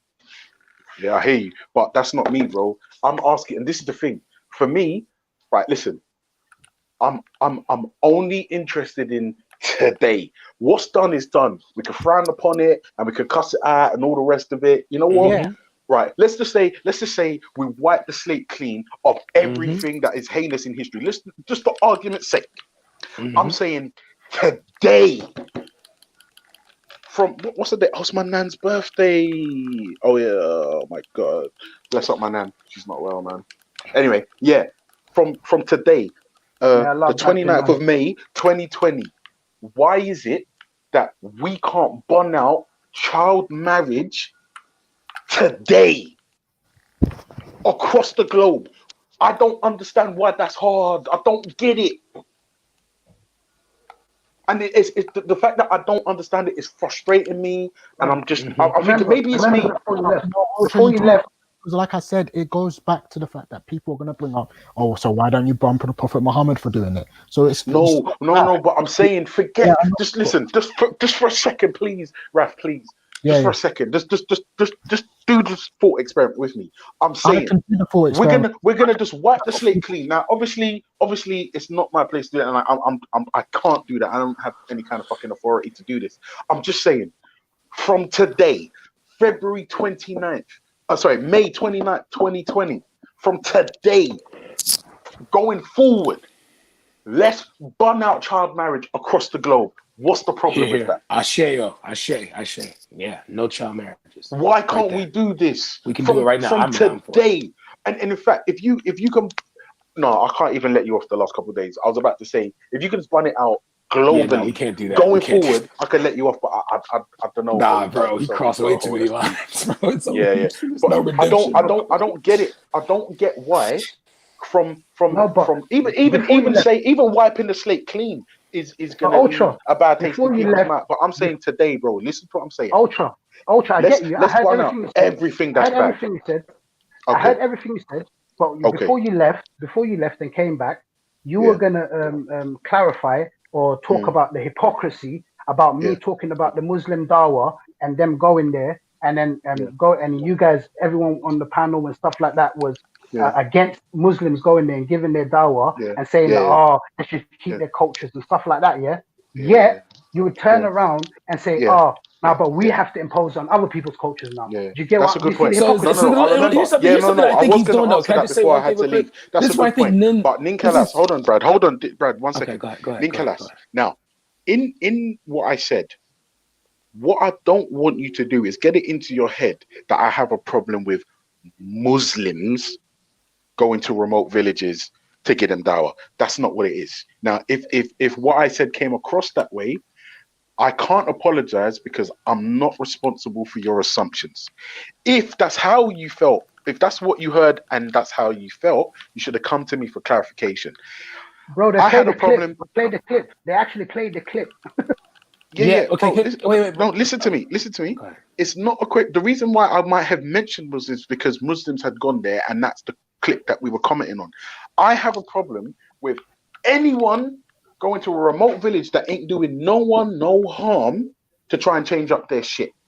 Where if they were cutting off girls' clits or engaging in child marriage, you would hear me pipe up. Do you know what that's called? That's called humanitarian consistency. Now, you don't have to believe a word I say, right? But I'm trying to be as calm as I can around you because, bruh, listen. I ban out. I keep saying this. I ban out child abuse. I'm married to a child woman marriage. younger than me. Child The marriage. child marriage. Abuse. It comes back to what is the universal definition according to Can geographical I say something real quick, location. Ultra? Do Can I you say not something real understand quick, this please? simple Real quick, thing, please. guys? Ultra, can I say Shocking. something real quick? Because I think this dude is actually selling his people short. The full extent of Somali culture is all around children getting married. Is that the full extent of Somali culture? Is that children getting married? Because it seems like the only thing he's defending is child marriage. How about the fact that how about the fact that the fact that you look at you look at the history of Somalia before that, how like they rep the same thing we would rep, like the women, the colors they had, the patterns and everything like that. We're not against that. The music, we're not against that. I found out Little Reese in America from Chicago is a Somali man. He actually has an album, a song come out, Savage Somali. You know what I mean? We can. Little Reese is actually Somali, so I'm pretty sure So I want to be real, and also for a fact, there's a guy that they're talking about right now in Minnesota, a cop that's serving 12 years for accidentally shooting an Australian woman. They're talking about releasing him because he's also Somali. Minnesota also has a huge Somali population. They're showing a video right now of a young Somali girl running in front of a whole rack of police officers, throwing a smoke bomb back. So I just want to make sure that this man isn't trying to say that the full crust of Somali culture is if I find a 10-year-old marriageable, I can do so. Because if we can look at the full, 1 second, if we can look at the full extent of a person's culture and say this one thing that is not right, like for example, we just saw the video about FGM, very Muslim, we see that now religious leaders who are Muslim, presidents who are Muslim, are now able to change their mind on something that may have been cultural to them. Where you have a chiefess who's able to cancel more than 800 child marriages and have forbid child marriages. How can this man only defend child marriages amongst 11 million to 24 million people? So if that's the full extent of Somali culture, is that we want to be able to marry kids, or we don't have the universal word for kids, but yet I know for a fact that, that's why I'm not going to say Somali is this, Somali is this. I'm going to say nin this and nin that. Okay, because if we look at it, as Getty, as crazy as that dude is, heck, Maverick, we know that Khalid, we know that, hell, I even believe Sam Roan would even back that shit. God, as much as that dude, I would believe Sam Roan would even back, child marriages. But how come the full extent of Somali culture he wants to defend is child culture, but doesn't want to be referred to as a Number one, you keep bringing it up to Somali. You came on the first day. No, but wallahi, if you lie, I know. I agree. I agree. You came here with the extent that you were backing your country, your culture, and your religion. So do not say that I'm bringing it back to Somali. When you came on here defending Somali. I so agree. Please. I agree with you, Brad. That's what. Let me just get in there. Yeah. Goodness. What I was saying is what people tend to do is use a microscope and then go to Somalian culture. Take the microscope off and see you the came to defend child marriages. Let me finish though. Let me finish. No one was putting child marriages Brother, on there. can I finish? You came to defend it. I want to be no. Make sure your point comes from the fact that you came out here to defend child marriages. I said I agreed with you, but can you let me finish though? At least let me give me the courtesy, man. I'll let you finish. Go ahead. Take the microscope off and see the wider world. Number one, the biggest child marriages that happen in the world by country is India. That's a fact, yeah? Number one. And India is a majority Hindu religion, yeah? That's number one, yeah? Number two, is practiced in Hinduism, is practiced in Judaism, is practiced in Christianity, is practiced in Islam, is practiced in African spirituality, is practiced in all of these things, yeah? Yet people somehow want to just defame Islam and keep going up to Islam. Look at Islam, his prophet, and this, that. When all of these religions do it, ban out all of these religions. That's number one, yeah? Okay, no. Okay, One second. See, this one he waffled. No, let me finish though. Let me finish, yeah? That's number one.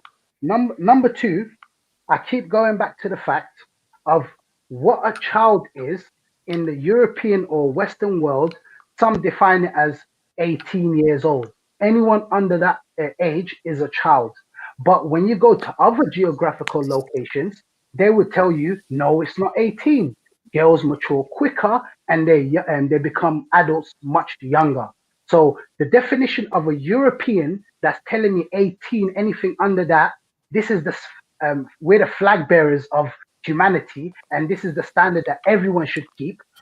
I do not follow that narrative. So if people can't understand that the Western ideology, when I keep mentioning West, I don't mean white, because there's a lot of Muslims that are white as well. So I'm not banning out white people. I'm talking about the Western neo-colonialist idea that whatever they see as right or moral or just, everyone else in the world has to do the same. So when we're talking about child, definition of a child, the Western world defines it 16 or 18 or whatever. But someone for instance, in Africa, East Africa, West Africa, someone in the Amazon jungle, someone in the Aborigines in Australia, or someone in Latin America, they might define it differently. So at least let's come to an agreement. Let's come to an agreement of what that definition is and give it universal agreement. Then we can talk. Yeah, but Mims, let me ask you just one question. I just want a yes or no answer. Wait, Kingo, Mr. Riggs, what the hell you know about Black history? Wait 1 second. And I want you to give me an explanation why. Would you marry a 14-year-old if you wasn't married? No, I wouldn't.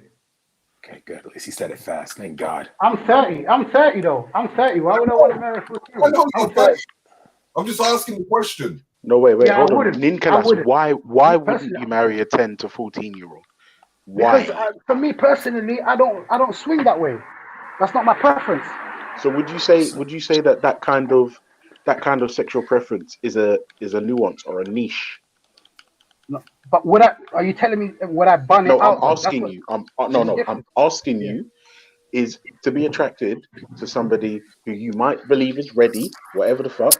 If they're 10 to 14 years old and they're classed as quote unquote ready, would you agree that a man who's attracted to somebody of that age has sexual preferences that are nuanced and or niched? So when we're bringing ages into it, Yes, between 10 to 14 that you said, yeah? Yes, sir.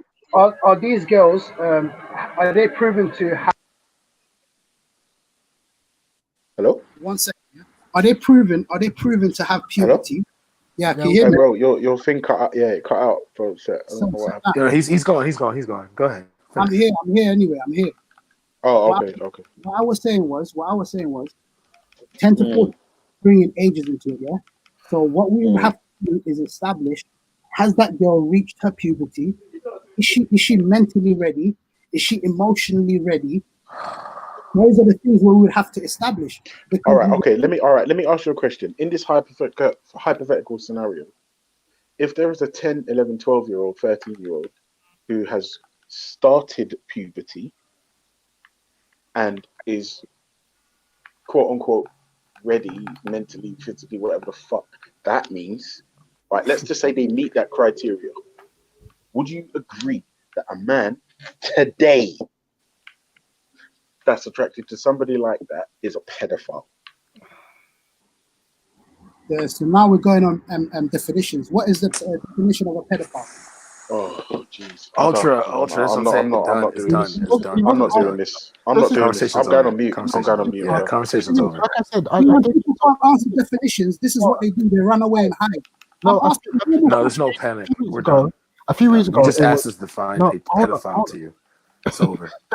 A few weeks ago, it was James Jones is allowing for people to do what's it called, traffic children, or was it, or child grooming, or kids to go and do what's that, selling drugs out in country, yeah?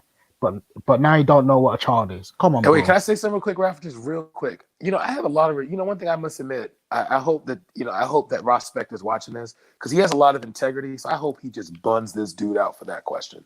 And I mean, I hope it's I hope it's like a 3-hour conversation tonight because he needed, excuse me, I'm speaking, one second. Because I want to see, I'm glad that he's full of integrity and the Lion's Den will not allow someone to ask such a heinous question. What is a child molester? What is a pedophile?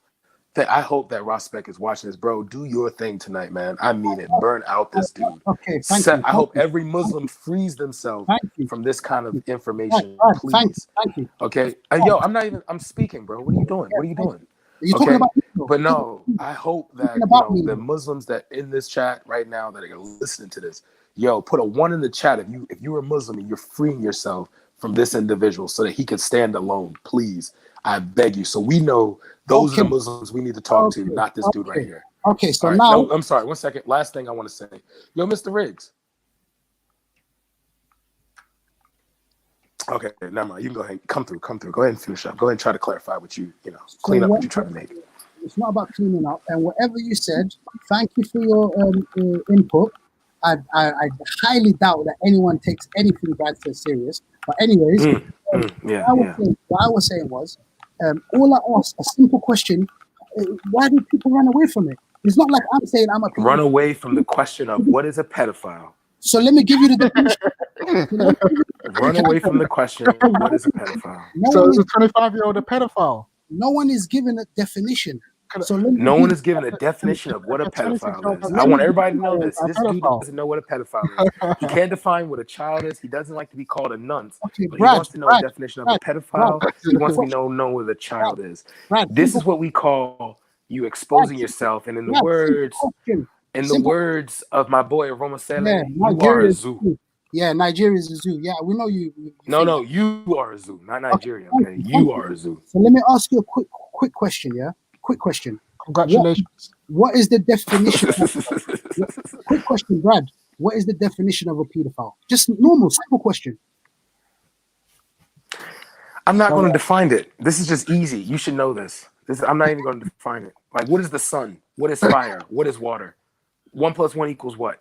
If I ask you know this, you what water is, you will have a point. I'm asking you what is the definition of a pedophile? Simple definition. Go Google it. One thing I realized education should be very important to I thought Muslims built universities. You would think that education would be like the major thing. I'm not going to answer that question. I don't care what anyone says. Exactly. I'm not going to answer that question. So don't tell me about anything if you can't define words. Don't tell me about words if you can't even define it.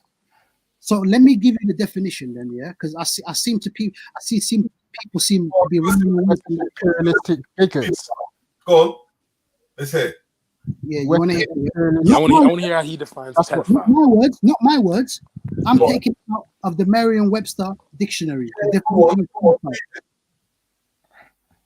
Okay, a psychiatric disorder in which an adult has sexual fantasies about or engages in sexual acts with a prepubescent child. Okay, so if an adult marries a young child, wouldn't that be their psyche?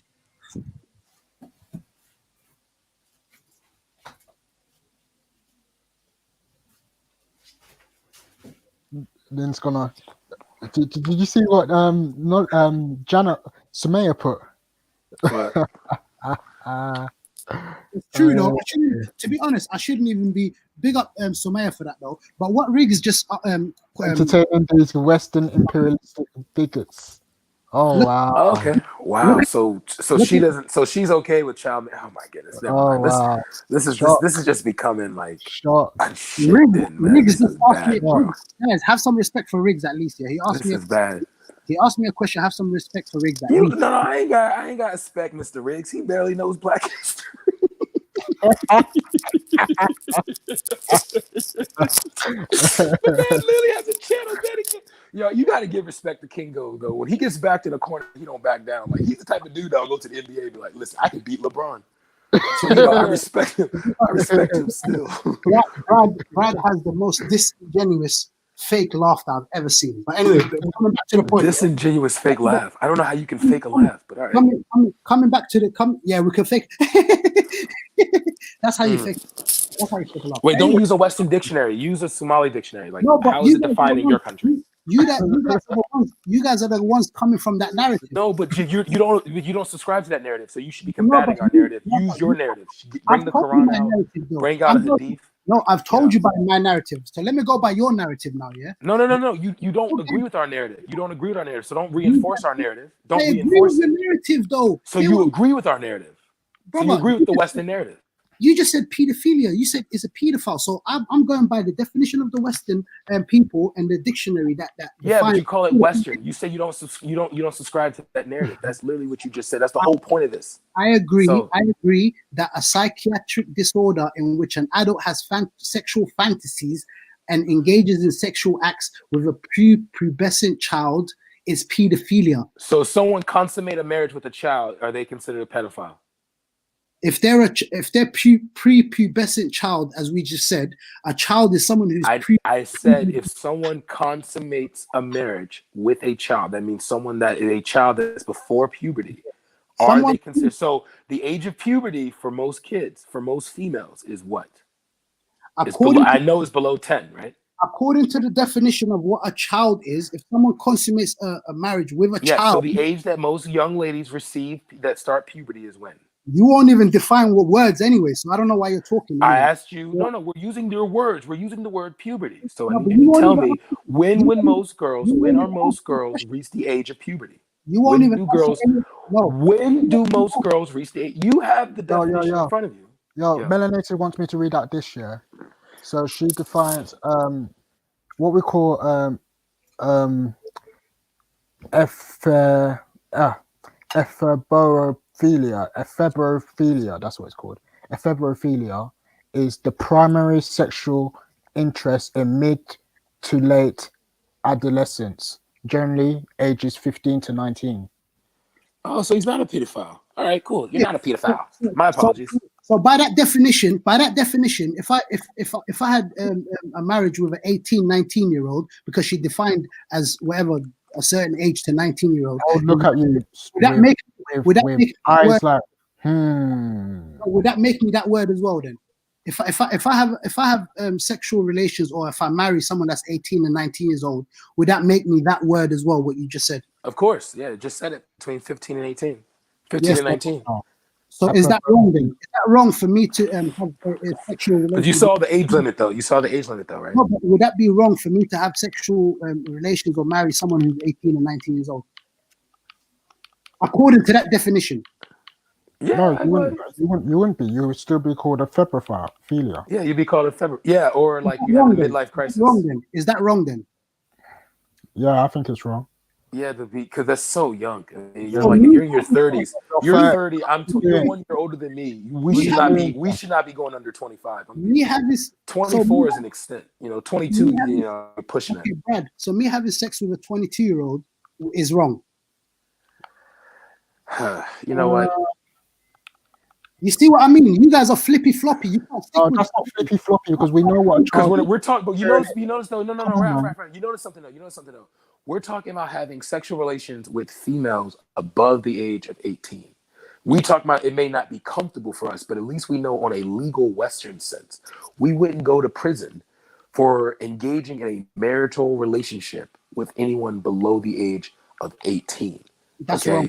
We would not be consummating a marriage with anyone under the age of 18. You're lying. Okay, you're from America, you should know better. You know that child marriages in America. Though the law has it, you do know that like the parents and the individual that involves in it do face legal crime. Pull up successful child marriages and look at the end results of them. I promise you will see something. Go ahead. Could you like to pull that out? Go ahead. I'm reading something now. I'm reading something now. Yes. It says the marriage age in the United States is set by each state, territory, and federal district. Now read the results of those marriages that happened between a young child and adult. No.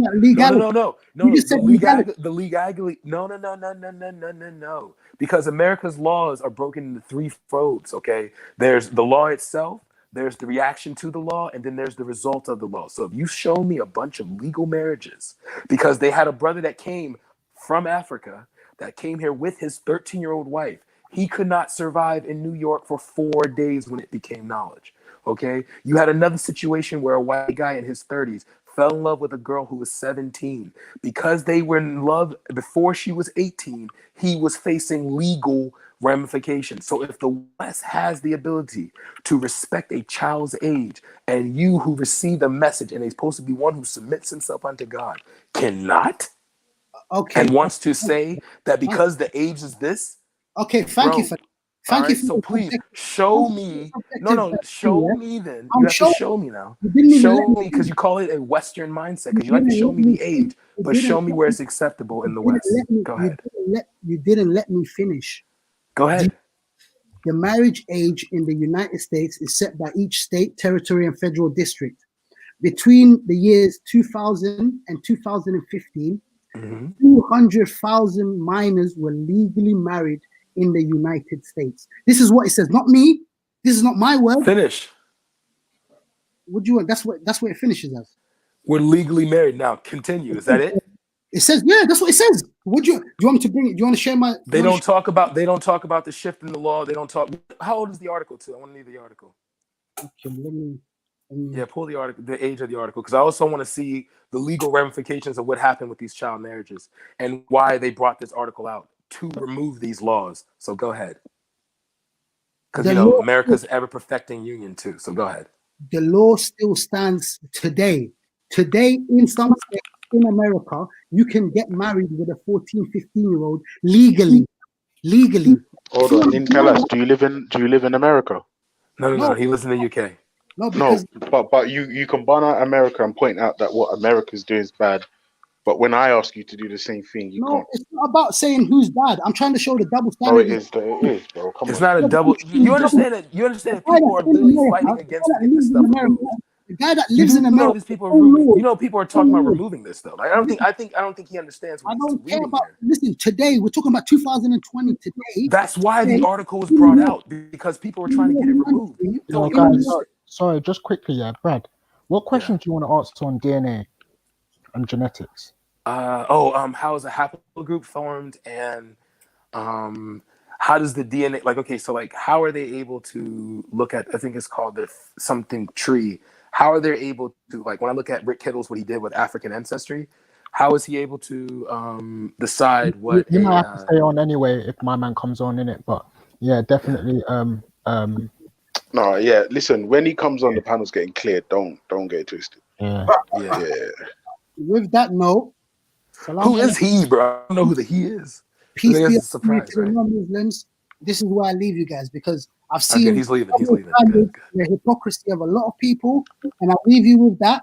And keep dying in your rage, and they wish to. Assalamu alaikum, Baba. Thank you. Assalamu alaikum. Hang on a second. Do you think being angry at child marriage is a bad thing? Yes, that's what I think. That's why he said die in your rage. I don't understand what you mean by die in your rage. I mean, what he believes that. And what hypocrisy? What hypocrisy, Bab? Where's the hypocrisy? I don't get it. You're just saying things now. Stuff. Yeah, let's just let him go. You're just saying things. Please, just let him bounce. And the thing is, Nims, as well, yeah. Let me add one more thing before you jump off, yeah, because I'm hearing you read all different things, what's going on in different countries, all the rest of it. You understand what I'm saying to you? But the point being, yeah, America, wherever these things are going on, they're not professing to be the best of man and to all kinds for the rest of eternity in a bedroom. Do you understand what I'm saying to you? Yeah, they're not professing to be prophets, this, that, and the other. So I don't even know why you're even bringing in them type of thing there, because it's of no consequence whatsoever, man. When people use, I've learned the term is whataboutism. I think I may be using that correctly about that. You understand me? Now, what you have to just appreciate and understand is this, yeah. What you're letting people understand from your thing is that the man that you follow dearly, this, that, and the other, has done these things, innit? You with me? So Do you know what I'm saying to you? Bringing in American all that, it makes no consequence to me because you're making me know, say, boy, this guy is. Hold on. I'm just letting you know from my perspective, innit? You know what I'm saying to you? You get me? All right, you talk, man. Seriously, I understand. Go on, Bob. Get it I mean, out. come on, sis. You know, is he or a woman? You know that. You know, as soon as you started talking, his mind was like, "What?" I know. They're not. Yeah, let him get it out. Come on Still, now, let him sis. get it Let out. him Go get it. And on, he's man. about to leave, Because, sis. So like, and the thing is, as well, Nins, I'm gonna say something before you go. I am a little bit disappointed in it because you know what I mean. For a while, I was accommodating your argument, no problem in it. It's your belief, this, that, and the other. But you see, when you drew for Tommy Robinson, Sarah, and I know by the time you left, you was gonna bring up slavery and all that. Yeah, that was like funny. you became dead food, man. I saw you as no longer credit worthy. You with me? I just think you've come here to spin your narrative and just clean. You know what I mean? It's part of Operation Cleanup. You know what I mean? Part of Operation Damage Limitation. You should have just kept it on FGM, man. Like seriously, talking about Sarah and Tommy, you're fucked up, man. You know what I mean? And Have you been yesterday he have was you been doing good. cloned? Yesterday he was doing good. Yesterday, Have you sis, when been we were cloned, having a Bab? conversation about Abu I know Bakr, you've and he been was to the good. cloning center, you know. You get me? But you see, the next time you come back different. Come back as Nims, innit? Don't come back as a clone. You get me? The reason why I All right. mentioned the reason why I mentioned Bab. the reason why I mentioned the So Western. Lady Shade, I said, "What's up?" Okay, no problem, yeah. But the reason why I mentioned the Western thing, yeah, is because people are coming from that Western narrative. Do you understand? This is the reason. So why listen to me. We come from the West Indies. Listen to me. We came here via the West Indies. We don't do that shit in the West Indies, brethren. So stop all this Western bullshit. You understand me? Are you sure? Yeah? Are you sure? What do you mean I'm not fucking sure? Are you stupid? I told you when yesterday you tried to give this narrative, stop talking, man. When yesterday you tried to give it a narrative, oh, what about in Jamaica? I'm like, yeah, I'm in Jamaica. I can cook clean, I can wash, I can make rice and peas and chicken. Now what?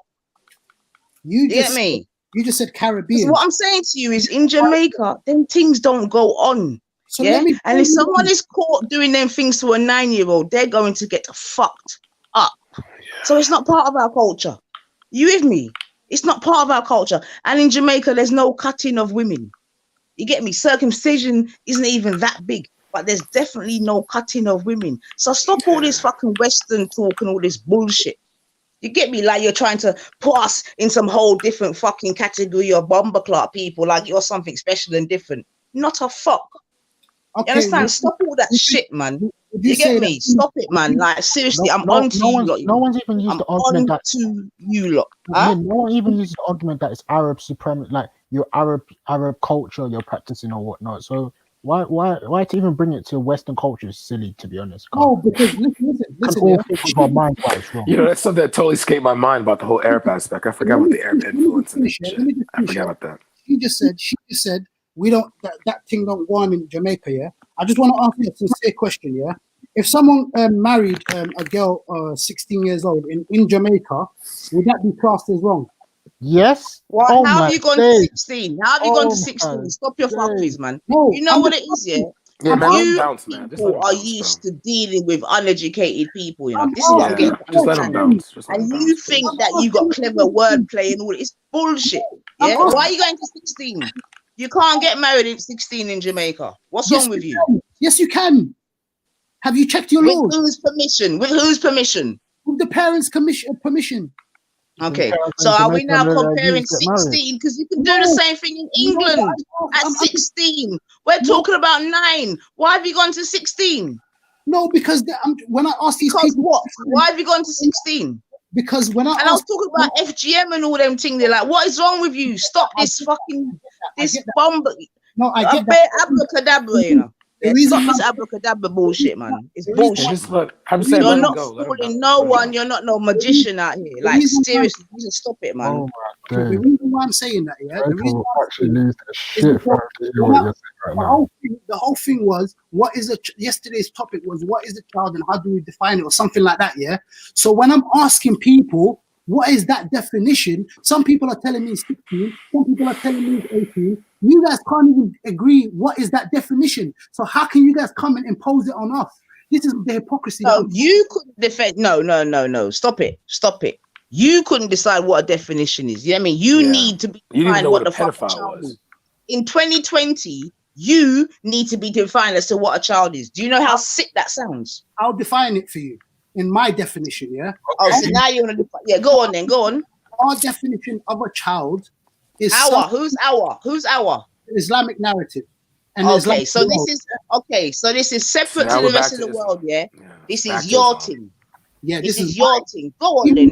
Even though it happens, I told you, in all other religions, but I'm just coming because I can't speak for any other. I'm only speaking for mine, yeah. Even though it happens in all the other religions, yeah. But anyways, what the definition of a child that we say is someone who reaches the age of puberty, who is of sound mind, physically, mentally, emotionally.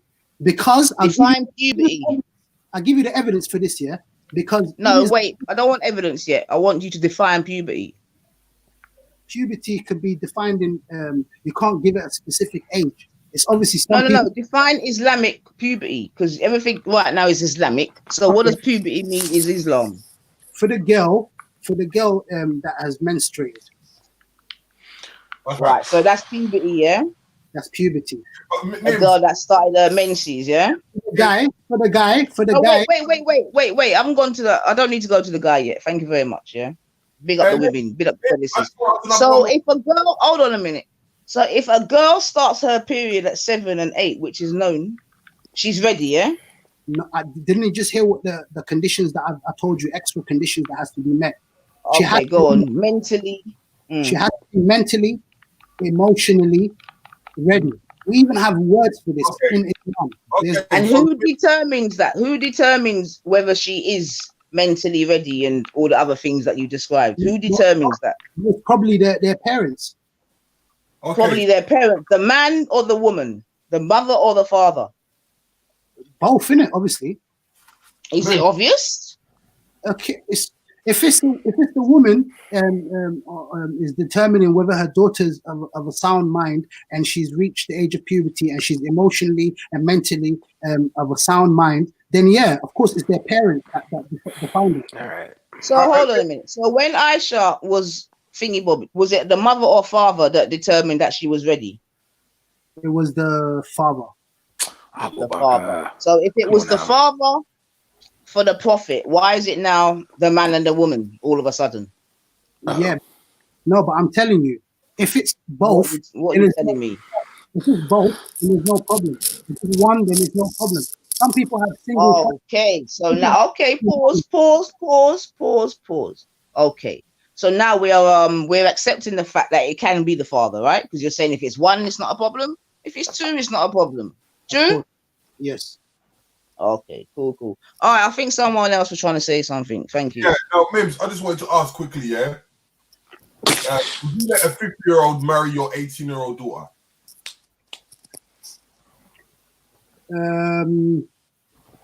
If the answer's no. The answer's no.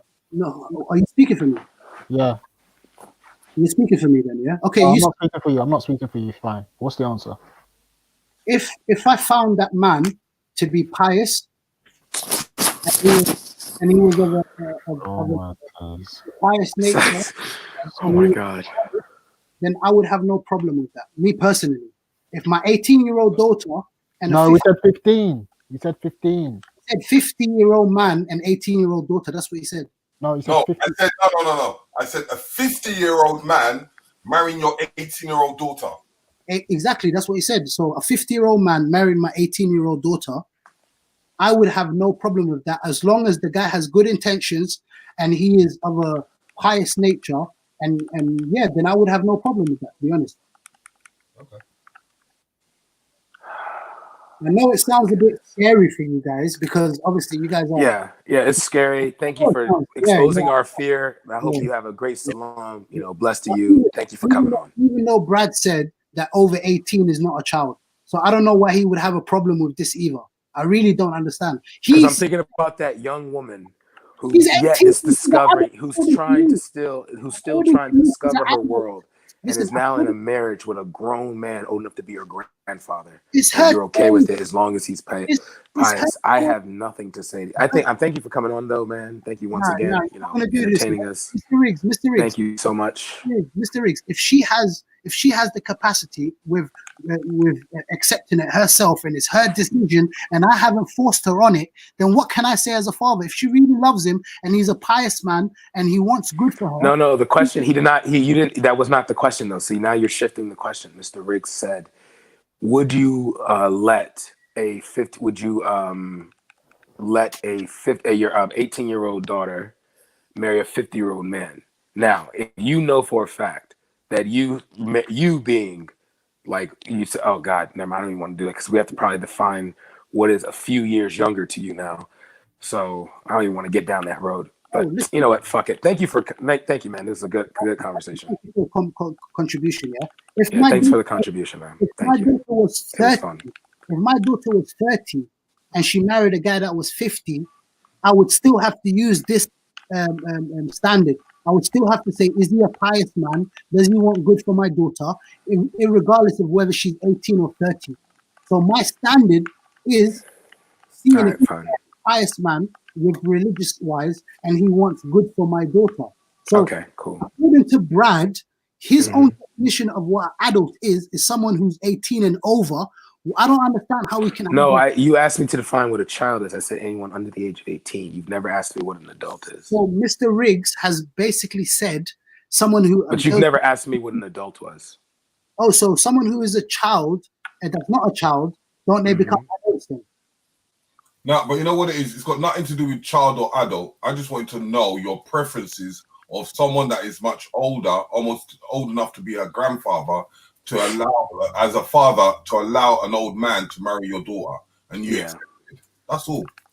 You know, in today's day and age, you're not going to compare it to nothing. I'm just looking at your personal ideology. Yeah, I get that. I respect that. Yeah, but in today's day and age, where the mortality rate of people dying is much more higher than it was 1014. This is a side point. 1400 years ago, where the standard age of dying was between 30 to 40 years old. You have to know the context of what that was and why that was. If someone is dying 30 to 40 years old, which is proven here, you can check this up. Don't take my word for it. What is the point of them waiting till they're 20 to get married? And then when they have their kid, when their kid is about 8, 9, they die. Those days they married younger. Do you understand that? And we can check another thing as well. Geographical location. So, Nim, to ask you a quick question, yeah, because I don't want to stop you midway, but let me ask you a quick question, right? So obviously now, Allah knows best, and remember, everything's written already, yeah. So do you think that there's been a potential mistake somewhere whereby here in 2020, you understand what I'm saying to you, that the Prophet is coming into question because he married a 6-year-old and slept with her at 9? It's not. Do you think that God has written? Was this already written, Bab? The marriage we believe to Aisha was something that God ordained to Muhammad, God peace be upon him. This is what we believe, as Muslims. Yeah, I know, but listen.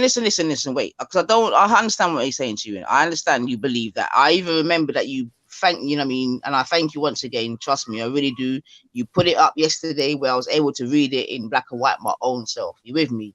Married at 6, consummated at 9. Give thanks. You with me? Give thanks. And I understand also that you keep repeating that it is my belief that it comes from Allah. And I overstand that. You with me? I don't even understand it. I overstand it. But obviously, you know that a belief is just that. It's a belief in it. So I could say, I believe that I could fly in it. It's just a belief in it. You know what I'm saying to you? It's a belief. It has no factual base in it. So I understand what you're saying, Boom, but I just want you to know that's why that doesn't really hold much bearing with myself. So now, getting back to my original question then, if the Most High has written everything as you believe, do you think that this has been a slight, what would you call it? I don't know, what the error in the thing whereby in 2020, you understand what I'm saying to you, yourself and whomever else now has to be out here, basically, what's the word, Ultra? I don't know what, I can't find the right word, but basically you're backing the fact in it that an older man married a 6-year-old, but not only that, that he's a prophet for old time. You with me? So like this morning when they're talking about Banksy being a fucking whatever, okay, he's a whatever, innit? He's a wanker, he wanks over, he's all of these things, but no one ain't following Banksy. No one don't listen to Banksy. Banksy's nobody. But your thing, apparently, 1 point, I don't know, innit? Because every week it grows exponentially. I think yesterday you It's like 7 billion last time I checked. you put 2 billion. I was like, raw, this thing is mad. So I'll work with your number, 2 billion.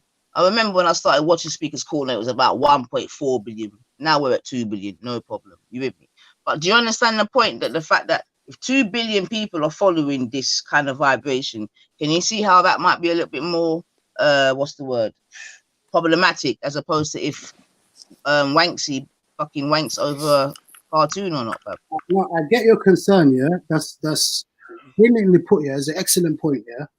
But we can't impose our 21st century thinking onto the 14th century and what was cultural norm. Let me just make one point, yeah.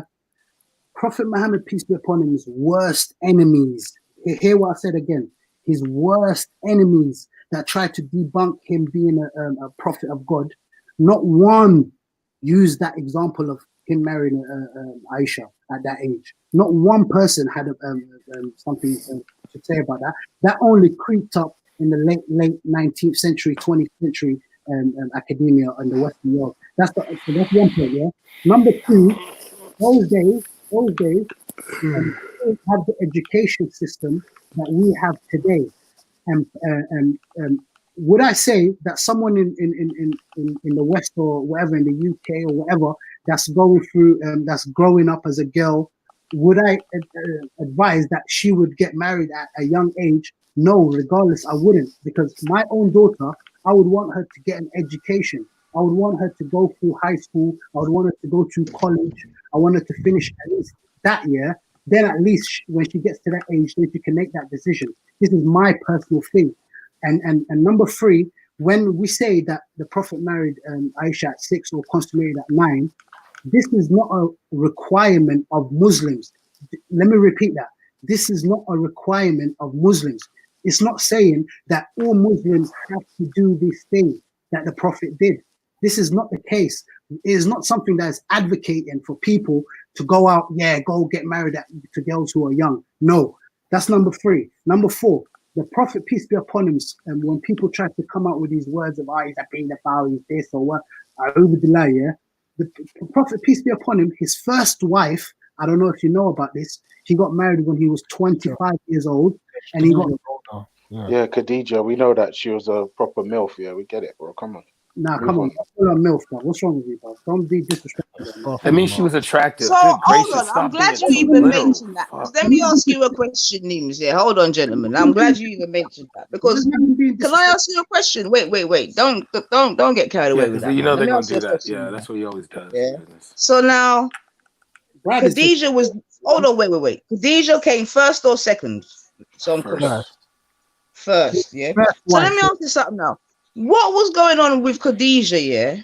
Why he then had to go to Aisha? And also, how did Khadija feel about him going to Aisha? Khadija died. Oh, Ralph, she died. Ralph is a genius. You know what I like about Ralph? He researches things. That's why, to be honest, everyone here, maybe I can't speak about United Nifa, or maybe Riggs. No, yeah, that's what I'm asking. So she died. The older one died before he married the younger one. That was his third wife. He was not even the youngest one. Yeah, and the first one that he married, when she died, he was with her for say about 20 years, about 18, 20 years. He was with her. And after she died, he did not get married to anyone for a few years. He grieved her because that's how much he loved her. So people can say, he was just perving on a young girl. Why would a man get married to a 40-year-old woman when he's 25 years old if that's what he wants to do? Do you understand what I'm saying? I heard she was a bit wedged though, but I hear you still. I hear you, Bab. I hear you. All right, cool. This was a good day. Good productive conversation. So what's going on anyway? We need to change it up at some point because there's bigger things going on around the world still. Yeah, they just arrested a black CNN reporter live on TV. See, Now this is what I'm saying. That's more On what we need to TV, be like live on concentrating on. TV. Like they arrested him live for no reason. Like literally, he was showing like, "Oh, I'm with the press." You see the whole thing live. That's why I hopped back. I wanted to see if you guys were going to talk about it. But yeah, like they Yeah. literally just. I just saw that in my office. I think this is the time for me to jump off. All right, cool. Anyways, peace out, everyone. If I've said anything to offend you, I'm sorry. No, don't worry, man. Nah, you good. No, you're no offense here, bro. We break hearts over here, so no offense. You good. No, respect. Yeah, I'm just waiting for the man. Yeah, it's wild, but, bro. you guys keep Yeah, going. I'm not gonna lie. I'm just gonna keep it all the way real. I can't forgive the shit that I've heard over the last 3 days, man. Me neither, bro. Me I neither. need Because a- we're human, bro. We're natural I need humans. a minute. That's what we do. I need a minute. You see what people do? They'll sell their daughters for anything. And not even that. Not even that. For me, what's worrying is you got man out here that know nothing, telling people that study history for a fucking living that they know more than them. Yo, What are you talking about? Mr. Riggs thinks LAE is in Cameroon, bro. You don't know nothing, bro. What you talking about, bro? I'm sorry. For me, he can know more than me. He can have it. He can have that. Cause you know the No, you gotta respect him though. You gotta respect the fact though he didn't back down. You know, he took the challenge on. His mind state is in his bedroom, and he doesn't come out of that bedroom. The only time he comes out is to pop out to go and get something and come back. Do you see what I'm saying? But then look again, at this he sound idiot. like Look at this fucking idiot Askety in the chat. He's saying because we're calling out child marriage, we're all of a sudden we are ops. Just take. Don't say anything. Just take like 8 seconds and let that sink in. Just understand the implications of this moron's words. Because we're unhappy or calling out FGM and child marriage, we are ops. Just don't say anything for 8 seconds. Just let it marinate for a second. Hold on. Here we go. 8 seconds. Yeah, what's going on with No, I said 8 seconds. You didn't even last 2, bro. Come on. Sorry, 8 my bad, seconds, bro. please. Here we go. 8.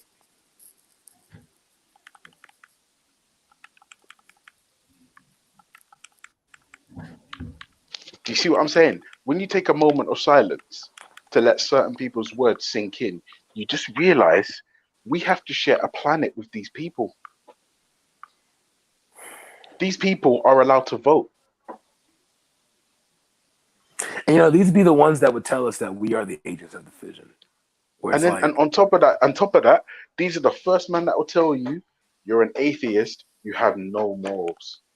I would ask, and I would urge everyone with a brain to use it.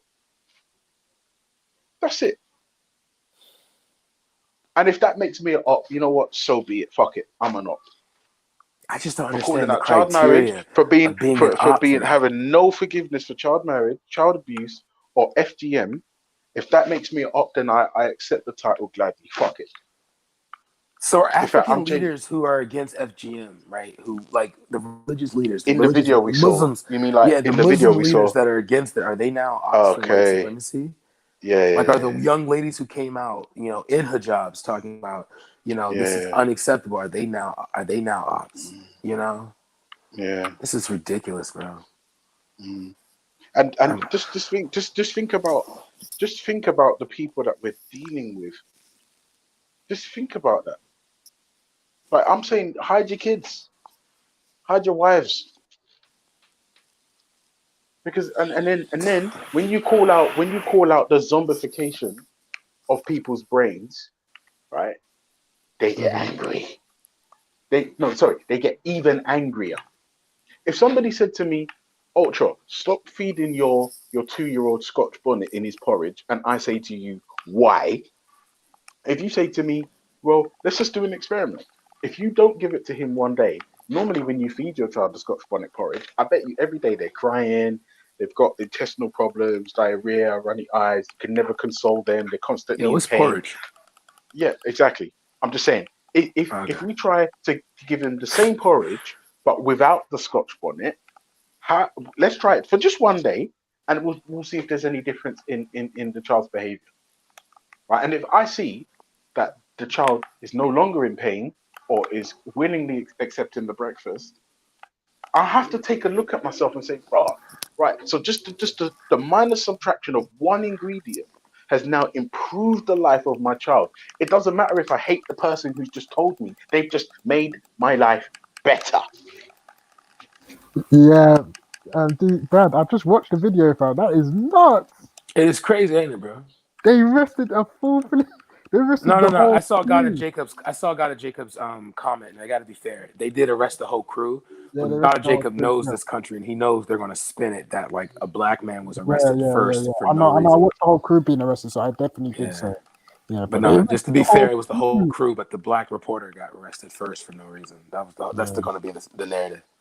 So I'm sorry for not being clear, but yeah, that was the whole point. That's nuts. Bro, No. dude. America's going to shit. Man, that was. What is the reason, though? What is the actual reason? Hey, America's tapped. The world is changing. Yeah. Yeah. Wait, the last 3 days, no, the last week has been the biggest telltale signs that something's wrong with our world. Mm-hmm. Like something Man. is genuinely wrong with our planet. I'm telling you, and as I said, there's casualties of war. The war has begun. Yeah. Like something's wrong. I don't know if people have just got man, the mummified trigger. because of lockdown or what. Yeah, of course. You mummify people, you lock people away so they don't know what's going on, and then as soon as they come out, they get lynched. Imagine that. You've been locked down for months. You come out and then you get lynched. Fuck's sake. Fuck's sake. And then you tell me this world ain't fucked. Yeah, to be fair, like I said, the last week, just some of the things that have kicked off globally and on panels, you realize that as a species, there's like some of us are fucked. Like from people that are in office, people that are behind the scenes, lobbyists, religious nuts, shots fired by the way, like atheist nuts, fucking Ralph Afghan, they're just crazy cunts everywhere you look. And what I'm realizing is when you call out crazy, you get called names. Imagine that. That's how you Isn't know that the kind of how world's the nuts. world is, though? I mean, the guy that usually makes no sense is seen as the nut. I mean, like, it's funny. Like, it's hilarious how, like, you can see something. Like, it's funny how, like, the FBI is trying to figure. We watched the video of a person begging, "I cannot breathe," and the officer proceeds to stay on his head. And the FBI is now trying to say we cannot find evidence to why we should prosecute these. But this is the thing, Brad. Has the last 3 days not been a painful example of zombified? I don't want to disrespect the man because This is what we were I going don't want to disrespect the man. No, can I anymore. say? Can I just It's say just what? pointless, man. Can I just say what God of Jacob just put in? Because I want to expose God of Jacob for a minute. Watch him on African Tigers. All right, he honestly contributes to like the conversation in regards to like the betterment of the black community in like big ways. Okay, but he posted something that said, "Warrior class will survive. Black tribalism is on pause. Let's go." So like I think like we need to focus on that. Like the nuns conversations and fuckery on that. We can deal with that later. But we have a present threat in front of us. Brad, we have to change the narrative, right? Mm-hmm. We're not into tribes, we're into families. Yeah. Beat that. What do you say? I said we're not into tribes, we're into families. Well, that's what I'm saying, that like the tribalism that we have amongst each other, the Muslim, Christian, African spiritualist stuff needs to stop. It's a family dispute. Just 10 minutes. It's a family dispute, so there's no argument. Yeah, but you trust me, bro. You know damn well the people who were just on, they see us as the enemy. I can see Samaya now posting a video about how can we, But the real factor, when they look like that, they're looking at their brother and calling their brother the enemy. Yeah. I think there was a Khan proverb that said, when two brothers fight, the stranger walks away with their land. So, like, yeah. So that's the funniest of it all. Look at man, same color as you, and he's your enemy. Wow. Yeah.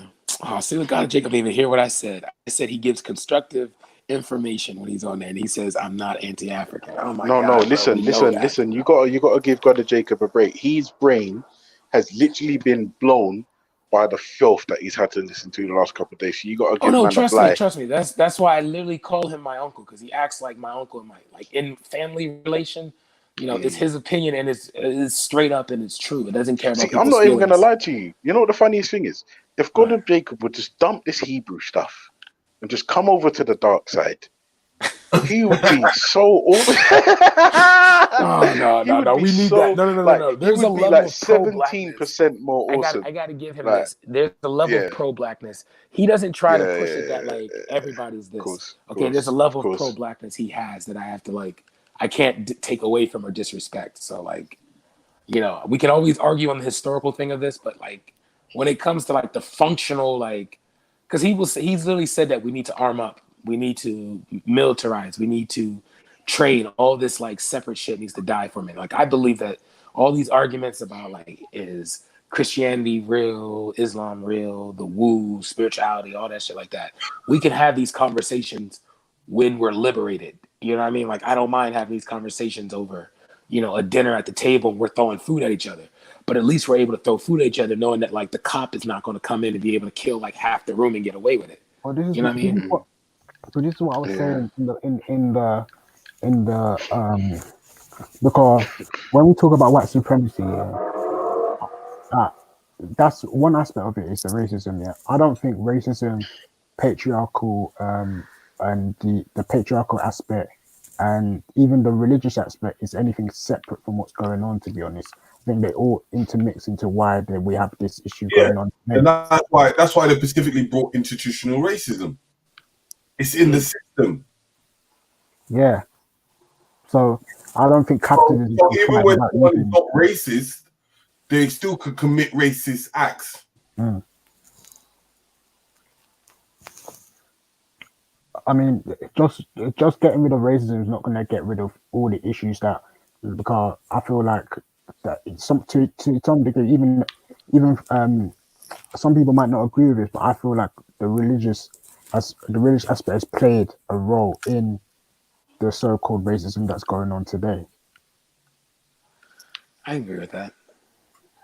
Because there's even when I can agree with that, because even when you look at God, I don't even want to bring this back to Islam, but if Mr. Riggs can clarify it better, I noticed that there was a period within Islam where they were we're not gonna enslave no other Muslim, but we'll enslave we'll enslave non-Muslim Africans. Yeah, and you see royalties being enslaved. That's why I say, you know what? Let's just give the religious people a moment, because as far as I'm concerned, it's not even the book. It's actual a race of people pushing their narrative. Because if the Christians actually followed Jesus, right, for his full extent, would they be doing what they're doing right now? If a Muslim followed Muhammad in his full extent as he said he was, would they be doing what they're doing now? No, they wouldn't. No. So I can agree that, to be honest, when you look and read the stories of Muhammad, because that's what I was saying to Enstax earlier. I said, do you know what's your downfall? You guys with your sect and your social sects and whatnot, especially give Islam a bad car. Even Kalam himself, that everyone was calling an Islamophobe. Kalam is very well studied in Islam. That's his topic here, and he has told me personally that Islam is a beautiful religion if you actually read it for what it is. It's even pro-black to the core. Yeah, I learned that Bilal stabbed his slave, Bilal took out his slave master. That's kind of, you know what I mean? I can roll with that type of shit. Like when it comes to oppression, you have to fight against it. I don't understand how disagreeing with something as functional as a child being married to an adult is oh, now you're against everything. We can't build with you. You know what I mean? I don't get that. But when you think about it, the dispute is not in the Quran itself. No. The dispute is in the Hadiths. Yeah, that's it. Literally it. That's the order dispute is hadiths. So what is the importance of the hadiths? Did the hadiths come from God the way the Quran did? No, it comes 200 years after. Yeah, but I'm just saying it comes from two families. Yeah. When you think Man, about where's the Orthodox more, bro? The political family and the bloodline family, they decided to make their hadiths to making things correct. Because really and truly, Muhammad has got nothing to do with the hadiths.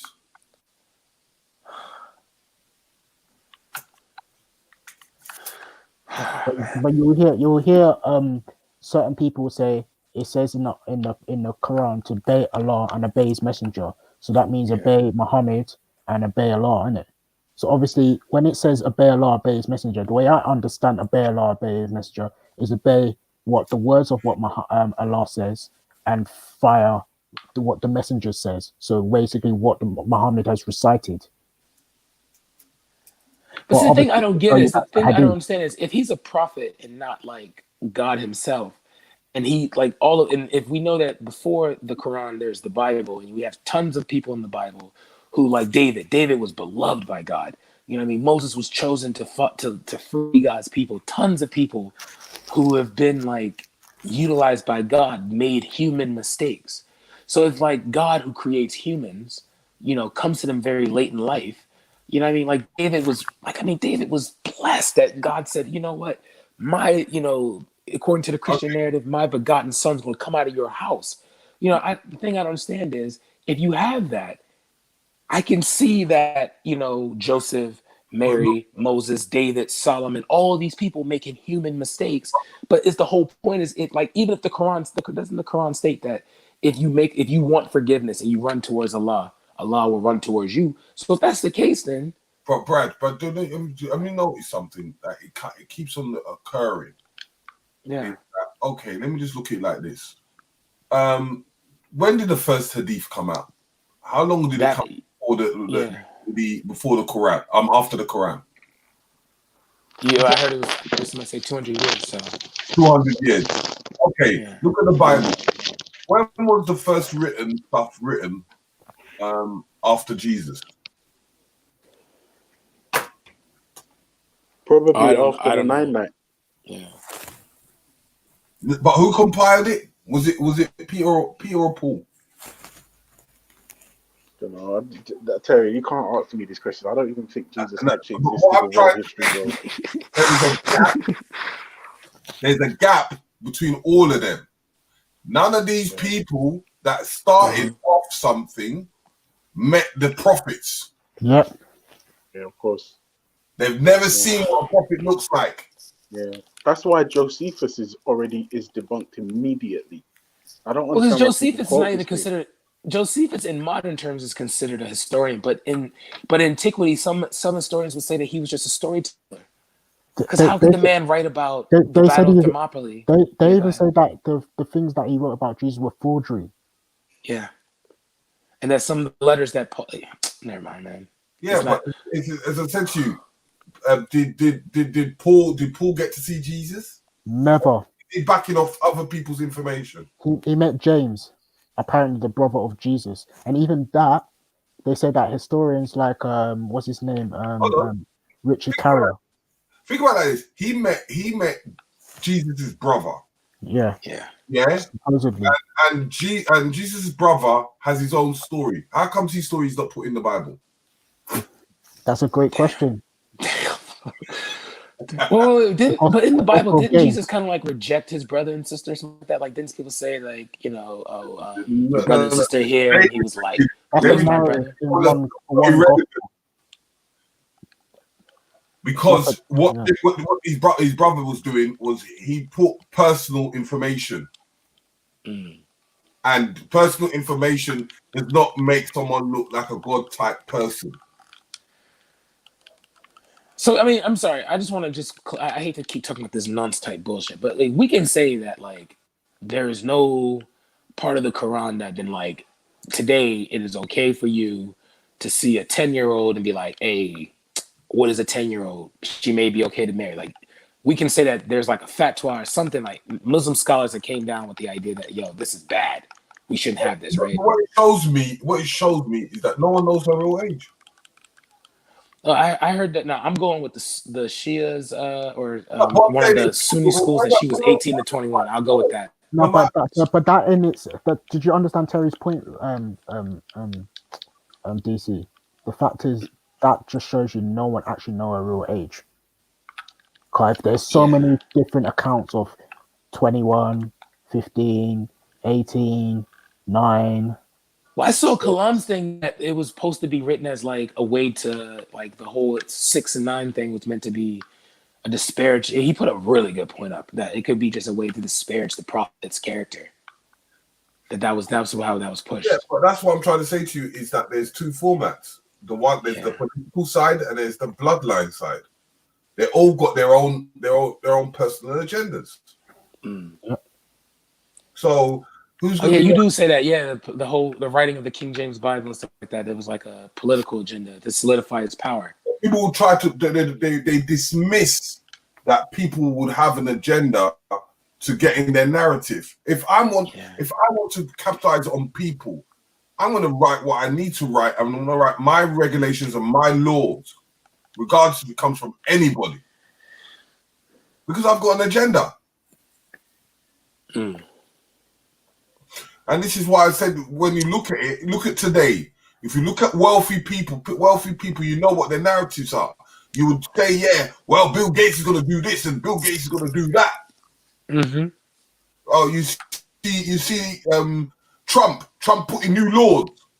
100 years later, we say, oh no, Trump didn't put new laws. He got it from God. Yeah. So who's right and who's wrong? We weren't there, so we don't know.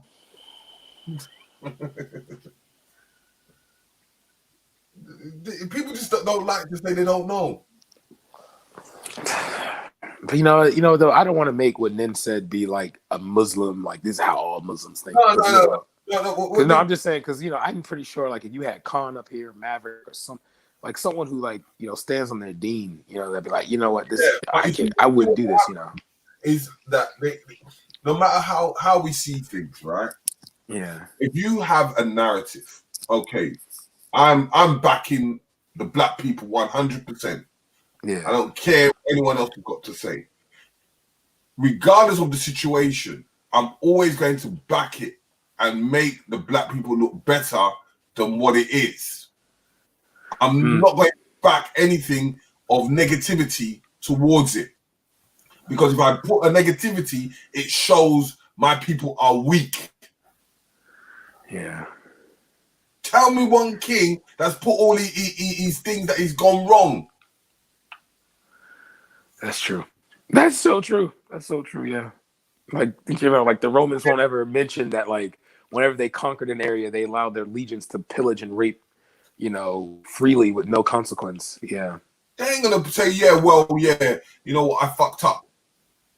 Unless you get like how Julius Caesar has command over thousands of men, but only lost like less than like 1,000 each time. Even that ambush he had during the Gothic. Yeah. How many other wars probably he had lost? Yeah, but he always makes the casualty numbers. They said that this is called the Remedian or something like that. His casualty numbers were always they suffered heavy losses, but then he would write that like 700 people out of thousands, died. But then but he had to retreat. If you had thousands of people, you only lost 700. What do you need to do a full ass retreat for? Yeah. They will never mention that before certain wars, before the final war, that they lost. They will overcome the last one where they probably would have won. But before they won that war, they've lost so much casualties through other wars. Maybe that's what we need to do in the G Block when we discuss Islam. We need to just have like a real ass scholar, like a real an imam or something, like a real ass. Like for instance, if you look at the Romans will never mention the barbarians. Like the Spanish will never mention the Moors. What did the Spanish do? They eradicated everything that overthrew them. Yeah. They clean house. This is what they do. When you win something, you clean house. So there's no evidence.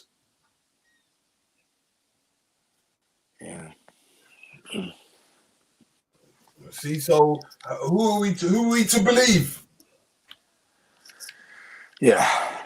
I think I'm more shocked at the fact that there's a man living in 2020 that, like, of all the things to defend, you come on this thing saying you're defending your country, your religion, and then, like, to leave and then be able to say that, like, oh yeah, you guys are just westernized and you hate Islam.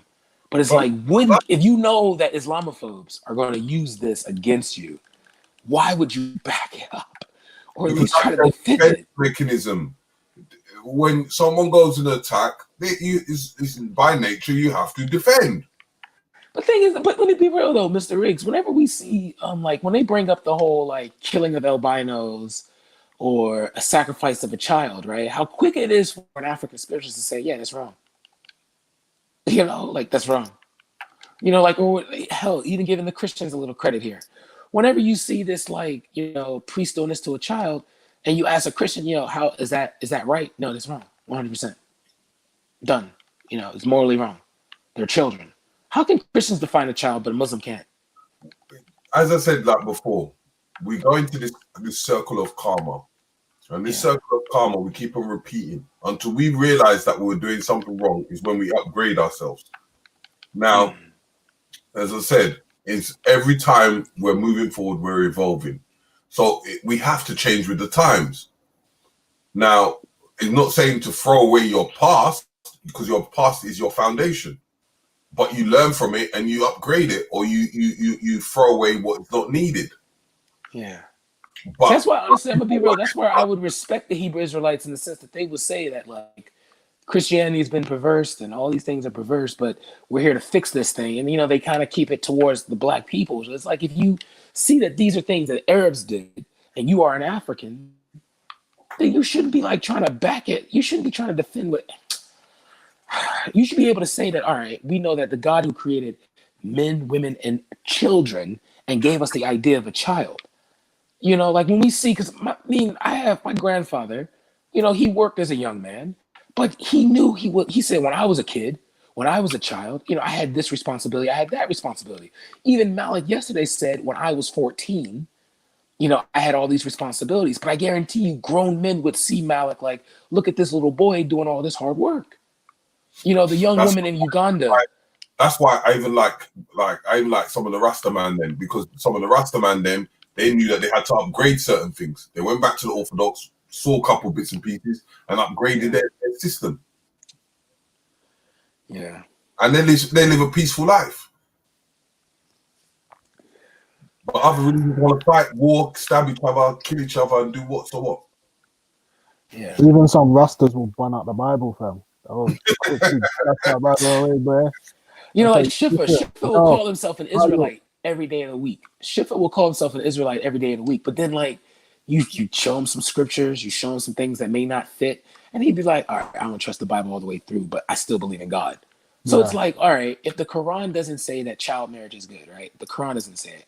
So, all right, cool.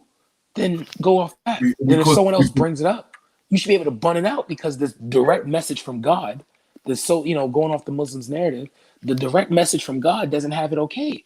So you should just go off that. So if we come up here and say, yo, Nin, is child marriage right? You should be able, well, according to the Quran, no. So we should move on to something else. All right, cool, bro. We're done.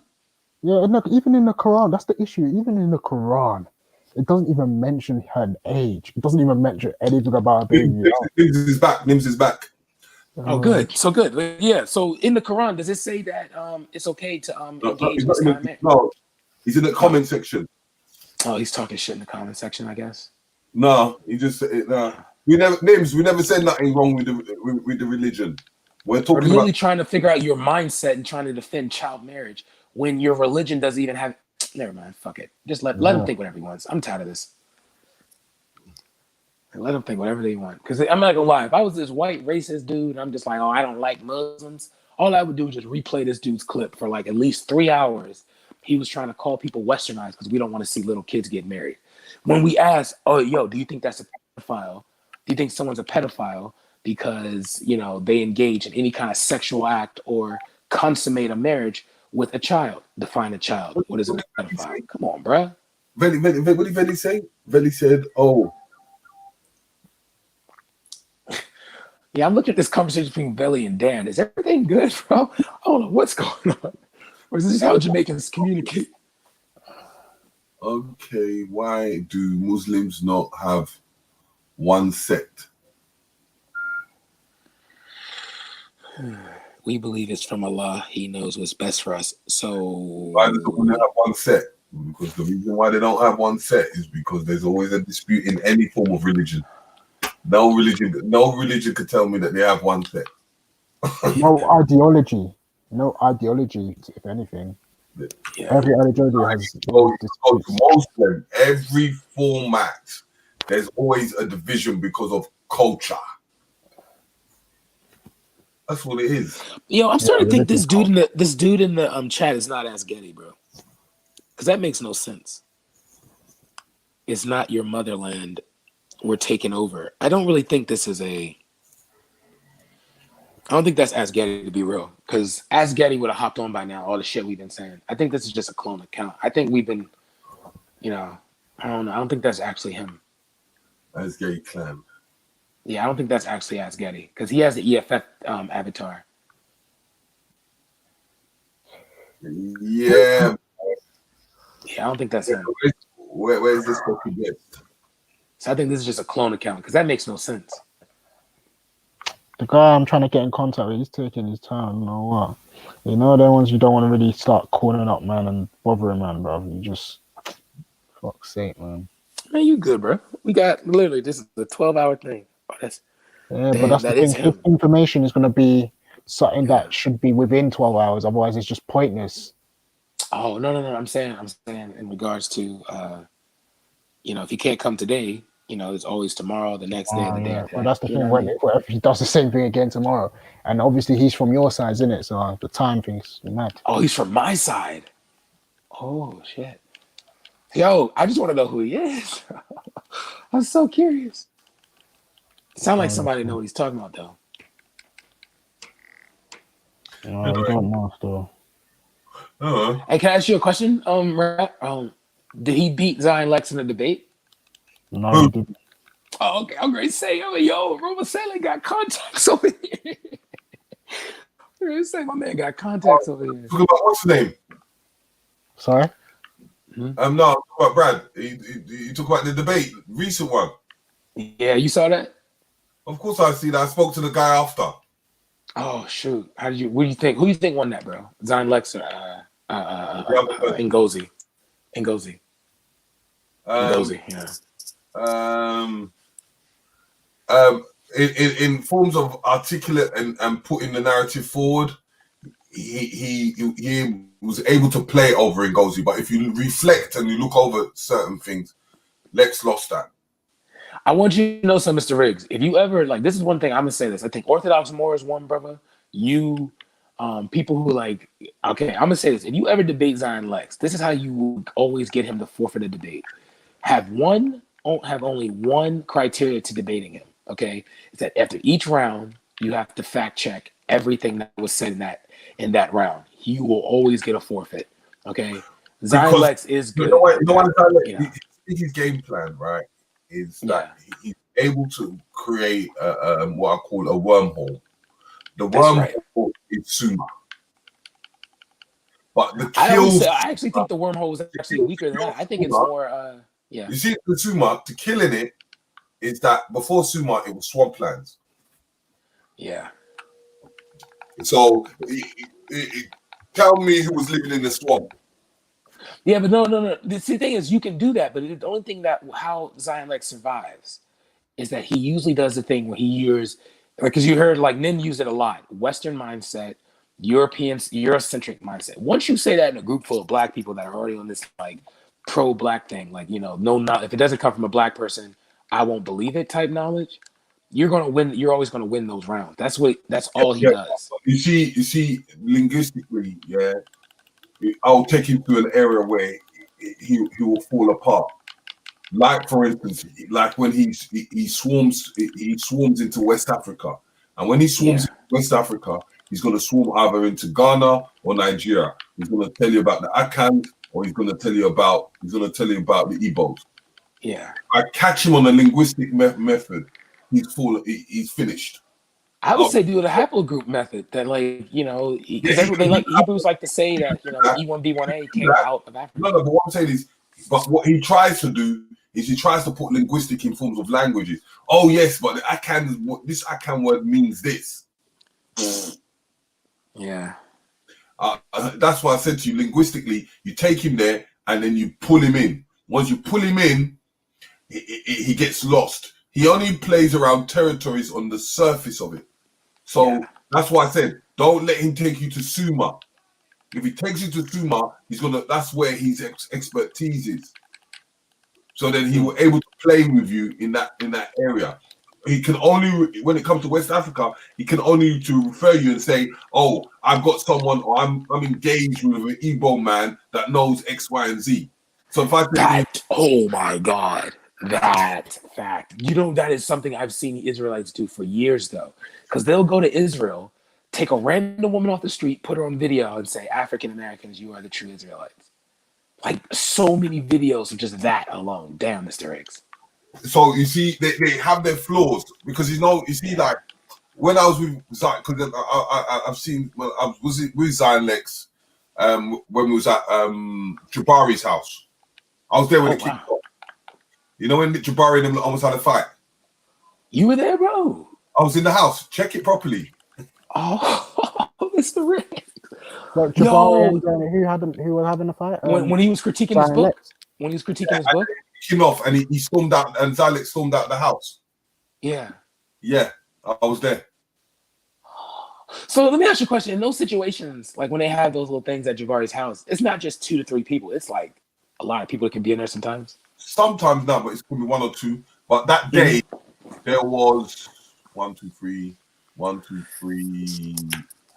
4, 5, 6 of us, and he was trying. And Jabari was trying to be quiet and calm, because what will happen is, if Jabari's wife had come down that day, it would have definitely off, because Jabari would have had to defend his honor. Yeah. But I hate when people think he's soft, though. Jabari don't seem like he seems like an eloquent dude, but he don't seem soft. He's articulate. He's good at logic. Yeah. Because I saw a debate he did with Black Jesus Minister, and that was funny. Black Jesus Minister had 3 articles he used. One from the Smithsonian's, one from National Geographic, and Jabari, during Black Jesus Minister's rounds, read those articles and simply just used them against him in his next round, and then brought up new information to the point that Black Jesus Minister just had to get off. I'll give you a kind of an understanding with Jabari. If you're very logical, like, let's say, for instance, you're someone like James, right? And you can able to pull Jabari into an area where it's shady for him, you'll get him. Yeah. So that's what I noticed, that guys like Garfield, when it comes to the knowledge of like Kemet and things like Reggie and Garfield. Garfield's knowledge is in his laptop. You don't see Garfield as a scholar. Let me give you your viewpoint on like Dagger Squad on like Garfield. Garfield's a reader. His knowledge originally he has a little bit of I say greatness in forms of Christianity. Yeah. Because of the Christian background. But when it comes to anything else, where do you think his information comes from? Google. No, Unc. No. Them, man, it's not even Unc. Unc is recent. Oh, you're talking about what's that guy? Nubian guy, isn't it? Nope. Oh, okay. It comes from Danny. Who's Danny? Oh, True Historian? I'm sorry. Yeah, True Historian. That's why they got him the time when he went to the toilet and he was on the phone. What about Rob Bourne? He was phoning Danny at that day. That's why. What about Rob? You think Rob Bourne is like? Because I think Rob Bourne's Rob Bourne's a good, fantastic. Rob Bourne will read books like anybody's business. But remember that it was Rob Bourne, Garfield, Historian, and a couple others. Historian went in the back scenes. Historian ripped all of them apart because he's come from the old school of comedic science all the way up. So what happens is, this is why Rob, true historian, he sticks to the, let's say, like the 900 period till now. He's in that middle sector there because that's where the mix is. This is why he can get out Drew Ali and all them guys, because he will bring out, because he's a historian. Yo, you saw that video, bro? Yeah, he's a history teacher. Yeah, man. That's what a lot of people don't understand. So he's got the academia and he does his research and he does go to the archives quite a lot. And he asks me to get him stuff. So when I know where historians coming from when it comes to his perspective. But you see, some of them, as I said to you, are readable scholars, which is, there's nothing wrong with that. Family, man. I'm out. One love, one love, one love. Hi, sister. Yeah. But I'll say, I give you with Zion Lex. Zion Lex has grown from what he was before to what he's now. He's realized that he has to catch up on his reading. So I think one thing I've noticed, I want to hear your perception on this. The whole, like, I think when it comes to Israelites, I think the smartest thing General Yohana did was like stop trying to like set up those big debates, because those were money makers for Sunnet, I believe. Like the ones when it was just like polite. Oh no, that's what fuck anything I'm about to say. Give me your viewpoint on the intellect of Brother Polite. Logic. Do you think I'm gonna be real? Do you think sometimes he kind of like he knows how to like pull the Brooklyn magic on people? You know what I mean? Like he's able to like be so engaging that you're just like, man, that makes sense. You know? Yeah, but logic does that. If you know how to articulate your words and bring in grammar and rhetoric into the situation, you don't have to know the actual subject. He's good at that. So, but he's been learning a lot on health perspectives because of the people he was around, like Ali Muhammad and Inky. But at the same time, he's a reader. That man, they will read. They read books overnight. Yeah. Do you understand? So, but they'll still have loopholes because what he does is he will research something and make sure he's able to believe into it, so he can get everything in his head, and then bring out the logic and rhetoric with the situation. So what about Unc? Unc is next. Then I want to ask you. Yeah.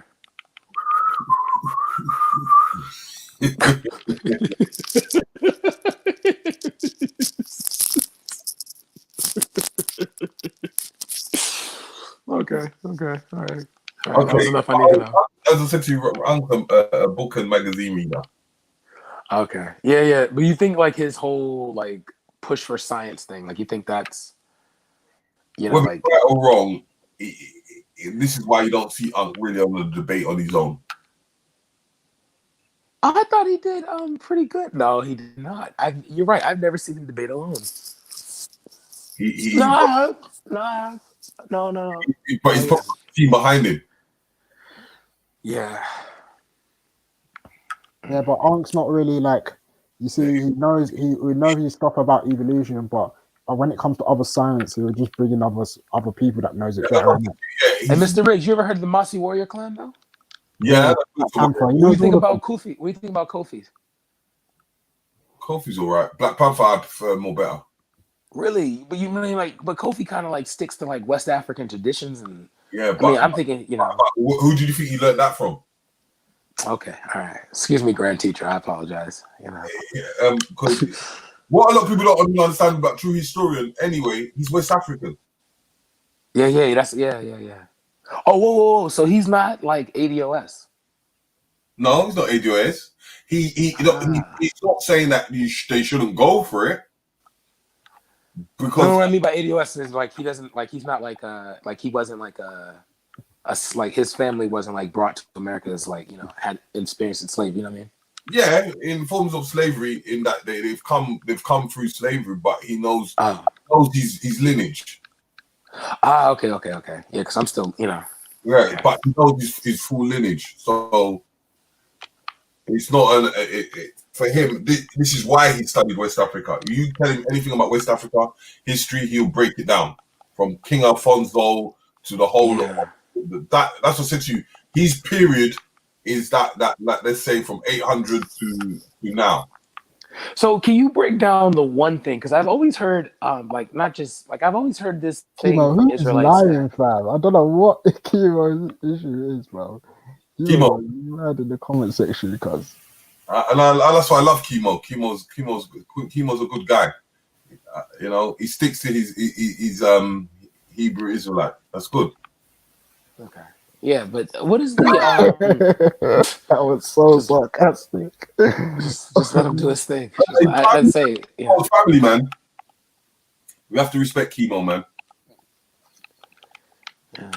Yeah, go on. But no, the thing I'm trying to figure out is because there was this video Danny did when he was talking about because there was supposed to be a debate between Zion Lex and Rob Bourne about the Africanisms in the African American community versus the Hebrewisms. And Danny did this whole thing when he talked about everything from from how like our church, how like the Black church in America does the call and response that you see that you would see in like voodoo or Ifa sometimes, when like one person would make a declaration and everyone in the crowd would like, you know, recite the declaration back and stuff like that, and how like the Black church is a combination of African spiritual systems mixed with Christianity that we integrated the two. What do you call it, Santa Maria? Yeah. Like it was like we just put the whole thing. It's like, okay, it got whitener, like it got more Christian over time, but the practices. They knew that's why you will find that a lot of them became Freemasons and all this stuff, because it was a way out. If you wanted to get something done, or you wanted to be as a form of a community, or you needed to raise money for your community, that was the only way you could deal with it, in forms of a Baptist church, being that Freemason, being in that order, and able to. This is why they would say, "Oh, yeah," but they were working with the rednecks at that time. But because they had to do certain things to raise enough money as a community, that's the only way they could do that. That's why when you look into the stories of Prince Hall, then you'll kind of understand where they were going with all that. This is why you had the free African schools. Yeah, free African schools. Thank you. Man, because the free African schools. Tarek. This is where they were training. All right. Tarek's in the back chat, Billy. Yeah. This is where they were training in the facts of where if you noticed, around the Civil War, they started to create funds for slaves to get educated. This is why you had a few people, either runaway slaves or people that wanted to get educated, that were in the houses. They would send them to either the United Kingdom, or they sent them to the special schools that they created.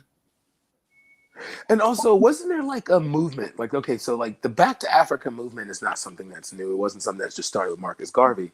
This is something that's been going on for a while. From Prince Hall. Thank you.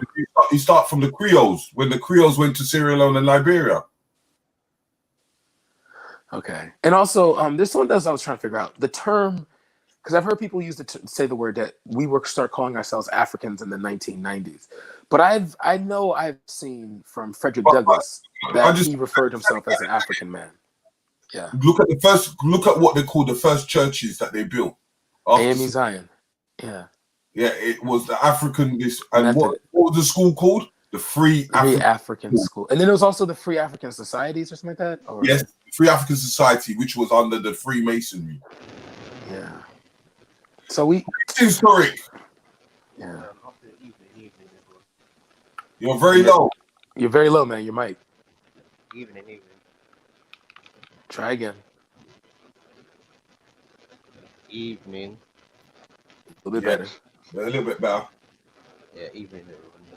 Yeah, it's true what you're saying about the Prince Hall and back to Africa and things like that. But what year was that? The Zion churches. The first African church. Let me get it out. First African, because it was a split. Because a lot of it expired out of Philly. Hold on, I'll get it. Was it after the 1800s? It was around the 17 and 1800s, around that period. Yeah, I think around that time, like the word Africa or African started being adopted to Nubian people or darker skinned people. Oh God, here we go. I could show you in the etymology dictionary. Oh my God. All right, thanks, Tora. Because realistically, if they did come from, I say Ghana, they would have said I forgot what they called Africa at that time. Because the Free African Society, you can still get the movement of the Free African Society is still in Sierra Leone. Oh, okay. Yeah, and that was like what the 1700s. But they first started with sort of people from Europe, dark people of mixed origin, and also like poor white families that set up the first colony in Sierra Leone. Yeah, it's the first African what do you call it? The African Baptist Church in 1773. Wow, that's way before slavery let out. Mm-hmm. Wow.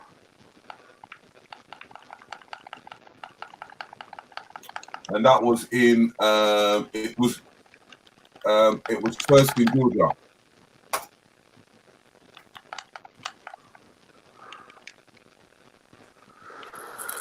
Man. Yeah, because I think realistically, like they would have said what kingdoms they came from. Like they would have said the Dahomey or the Ashanti Kingdom, than actual African. And then you had but Philly had a lot of it to play with. There's a lot of things happening in Philly. But mind you, they might have had a lot of North Africans at that time as well. Where? Because I think a lot of Middle Easterners started coming into the Americas around that time, like late 1800s. Don't forget Central Parks had a lot of people. They used to call it Sierra Leone Village. Or Senegal or something like that. I think they used to, Senegal Park or something. It was a village. Yeah, this is where all the African people were. But then there were the one I was talking about, Philly. The one in Philly. Hold on. Philly. Oh gosh. That was it. Those are the times of Reverend James Burroughs and them lot, and Reverend Richard Evans. This is all the times of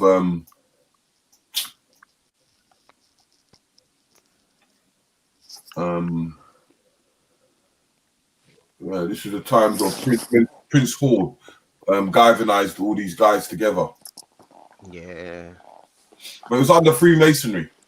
Yeah, definitely. But sometimes they're using the word African, you can just tell really, because like the indigenous people would have used like those terminologies. But they fucked them over when they went to Sierra Leone because they couldn't do no import or exporting.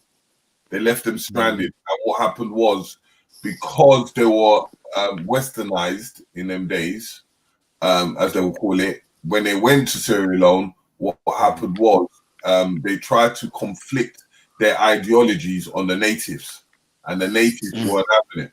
So it turned into a bloody war. And I don't believe in that, to be honest. I think that's something what they try to was like use as mainstream knowledge. But what I think, it's not mainstream knowledge. It's because this is two seconds. Wait, Torek. Yeah, but let me finish though, please. Yeah, like I think it's like a mainstream sort of narrative what they try to run with. But I think personally, if you look at the times when they were in those regions, especially like those sort of regions, the Senegambia, there was a lot of slavery and different conflicts going on there as well. So it's like we have to be honest. Like the people who saw these people there, they looked at those people as foreigners, even though they might happen to be black. but they looked at those people as foreign. When did the Sierra Leone war stop? Only quite recently, to be honest. Not recently. And you know who were fighting? They called them some of the Americo or Amarico. Was it the Creoles? They call them Amaru or something. The Amaru people. Yeah, were they Creoles? Were they fighting against the Creoles? And who are the Creoles? The descendants, say like people from America and the Caribbean. Okay, so if they were the descendants, then that means that they were fighting, innit? There was a war. Yeah, but that's true. But you have to remember they look at those people as foreign. No, but what I'm trying to allude to is that we can't say that there wasn't a war. There was a war between the people that came from Americas with the indigenous people. Yeah, but I'm not saying there wasn't wars, but I'm just saying if you look at how even some of the Pan-African ways of thinking, it's kind of foreign to some of the African rural tribes there in a sense like that. But some people might try and say we're trying to overpower them, but I don't think it was like that. I just think the original people there, the indigenous people, looked at those people as foreigners in a sense like that. Yes, at the same time. What I was saying. That's what I said to you. They were war. They saw the people that came over as a threat. So because of the narrative, as I said to you before, is that when they asked the ones that went over there asked for help in form of trade and other stuff, they ignored them. No, but also people ignored them. But also there's a but also there's a narrative what they tried to say, like when the Americo people went over there or the Creole people went over there, they tried to say like they tried to enslave them, like how they were enslaved. But the reason why I don't believe that, because we all know that there was still some sort of capturing going on inside of Africa, and even up to or people casualties of war. Like they tried, like some people even try to say like they try to recreate like some of the southern ways in America, in Liberia, which I think I don't think that is correct in a sense how they put it across. I think if we really look like in deep in the interior of that area, there was already things going on with people migrating other people, if you know what I mean, a certain thing, or capturing other people, or had people in servitude. So it's like when the other people from America come and see that now, it's gonna be a bit weird, if you know what I mean, and if you know what I'm trying to say. But there's even up to now, without the Creole people's involvement, there's still some sort of capturing on people, having people in servitude there. So you can't, people can't use a narrative and try to say like when the Creoles went over there, they tried to basically do what was in the South.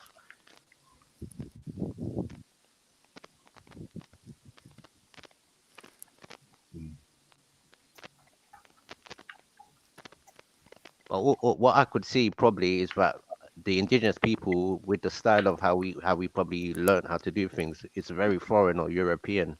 So maybe that's the only conflict I could actually see, to be honest.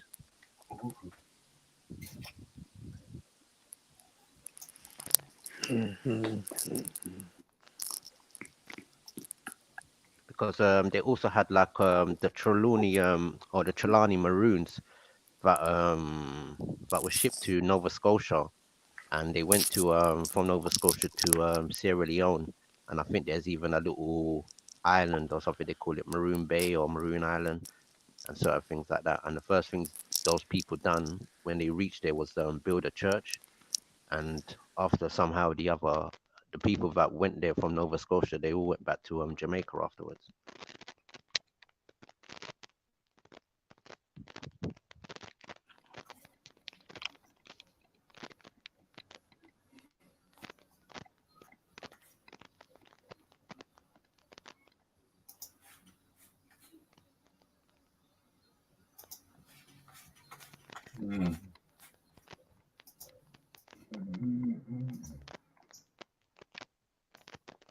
Yeah, because that Sierra Leone is a very weird topic in a sense like that, because I think that's where all the blood diamonds. Do you know just the people of Sierra Leone are not the Americans though? You know that, innit? Say that again. Not all of them were Americans. No, like the ones who they deem as Creoles. Yeah, you know, a percentage of the ones in Sierra Leone were British. Oh, what came out of Europe? Yep, with the time of Okay. Olivier Criano. Okay, yeah. Because I think that, like, also there was a lot of people. Those were the people that they called the Black Paws and the loyalists that came from the States. But also there was people who they took off like ships and boats and certain things like that, and they brought them up into Sierra Leone, and some of them got like apprenticeships through the church. And I forgot what the name of one guy was, but he basically translated in a Yoruba language the Bible, or it was like the first written version of Yoruba language, and like he written it into like a Bible, but like he got one could say rescued off a ship, basically, what was going to somewhere in the Americas. Yeah, Tarek, evening, Tarek. Evening. Yeah, I hope I'm not changing subject. I was going to ask you about the whole Cameroon thing. Okay. Yeah. Did you go look into it more, or have you? To be honest, I was going to ask you if you watch more of it. To be honest, I haven't really done any more research. No, I haven't. No, I haven't. Well, I wanted to ask Terry. Terry, have you heard of the Cameroon Tamil link? The Tamil, only a little brush over it. I'll be doing some research on it at the moment because I'm going Cameroon next year. Yeah, they're saying that the Cameroon language apparently is one of the Cameroon groups speak Tamil or something like that. What Tamil, as in? Hold on. Because you know the thing with Cameroon, they've got many languages. It's very yeah. It's vague, isn't it? Because it's like Nigeria. Nigeria's got. I can't really say this person or that person because besides the French and the English battling it out there, you even got a percentage of it that you got the Igbo people, and then you got to look at what languages within the Igbo people themselves. So then it's not. Yeah, no. I was just saying because Tarek said that the Tamil is the oldest language on earth or something like that at one point because of the fact. Sorry. Yeah. What the Cameroon's language? Yeah, Cameroon.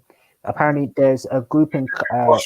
But then what? So what about the Bantu people's language? I think they are a connection of the Bantu as well. Yeah. So then then it can't be the oldest. No, because but I'm trying to show you that that's the way the Bantus brushed through going into West Africa. What I'm trying to show you is like that there's some sort of connection, even though they're both ancient languages. Not to say one is older than the other, but we know that those languages are very ancient. Cameroon is built up on a lot of mixtures because remember it's tribes, and I can't really see in that. If you said to me Congo, or you told me somewhere in Zimbabwe or somewhere like that, or anything like that, because remember a lot of countries have influenced. So Cameroon hasn't really, in its real entirety, had its own personal language. It's got a lot of different variations, but like there was some link to Tamil as well.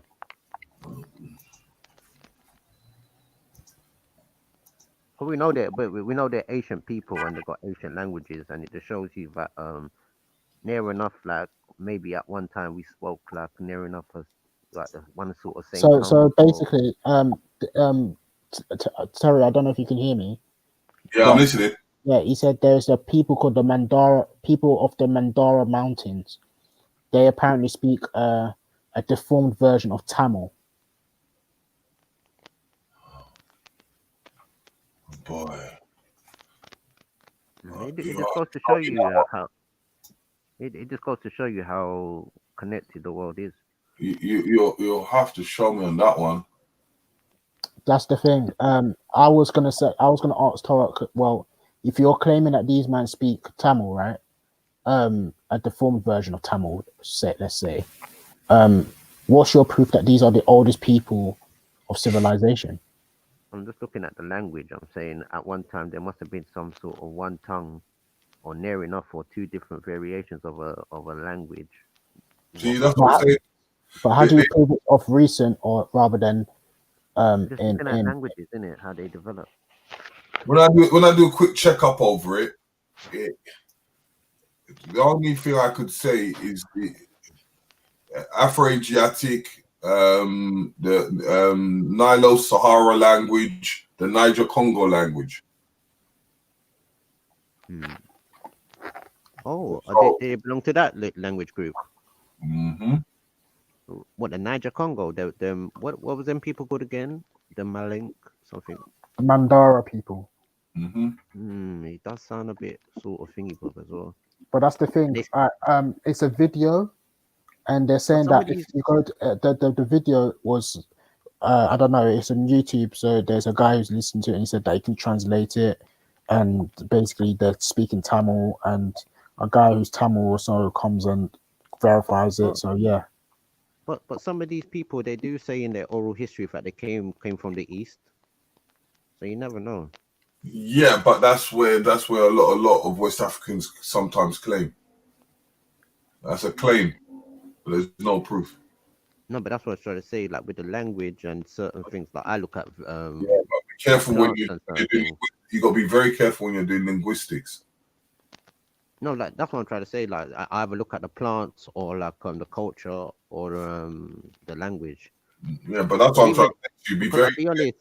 I'll be honest. I'm very skeptical as you are, because they even said some of the Tamil links up with the Mayans and all these types of things. But to be honest, I've also seen a lot of links with certain words, certain traditions, and certain things with like the Niger Congo folk. The people of Congo mostly. Because remember, the Congolese are one of the people that initiated pharaohs. I'm not too sure about them. Yeah, because what you understand is before you become like for instance, if you're like for instance with the Yoruba people, before you become the Ife, all the other kingdoms have to come to an agreement. To becoming the head of all. I see what you mean. So certain regions will have to come together before they give you the official go ahead. Because remember, all schools of thought are in different places. So depending on if you're talking like the school of thought of knowledge or being a warrior clan or whatsoever, you go through their rites of passage. So this is why it's sometimes this is why they were able to easy to work together in forms of that. Majority of the time, some of them they've learned about 3 or 4 languages. Yeah, but the connection is in the words and sort of like the food as well.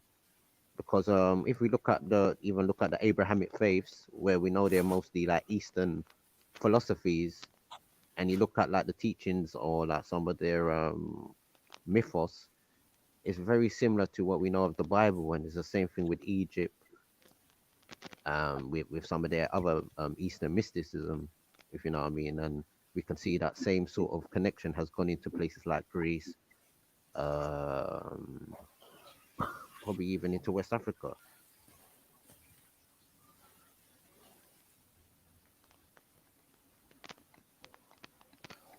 Because like if you look at a lot of the gods or the head figures of like Egyptians, Mayans, even some of the Hindu or the Tamil sort of ones, and the Mayans and the Incas, they all have like this serpent sort of Kundalini symbol on the headdress. So this is why I say like they like, not to say all land is connected, but there is some sort of connection between us as humanity and maybe a certain event that did happen long ago.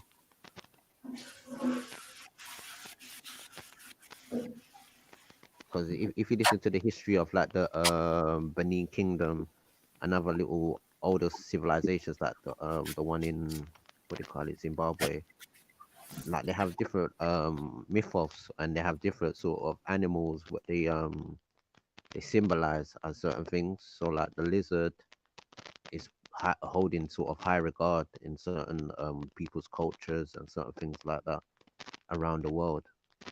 So it is showing there's a certain, I don't know, like some way of thought or something that must have happened that we'll all sort of correspond by, but somehow the other later down the line it's sort of washed away. But there's some sort of unique thing that still brings us back to the core of what unites a lot of faiths, even down to the Vikings and other little people and tribes.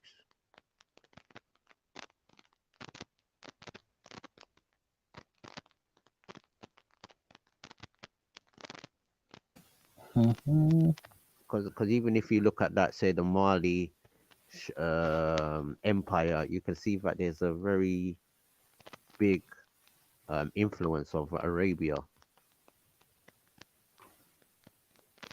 even down to the architecture. It's a different type of architecture they're using on that side of the world. And even when you look at some of the names, what they used to call some of these ancient places like Gaul or Mauritania or And Tanya. Mauritania. Mm. I And don't. like in Australia or New Zealand or maybe even Hawaii, they've got a god or like a head creator, what they call Maui or Maori, and you see the same sort of names that keep popping up everywhere. And this is where a lot of the people who call themselves Moors get it a bit mistaken with. But they're showing like a certain type of culture, and they're using it through the language as well.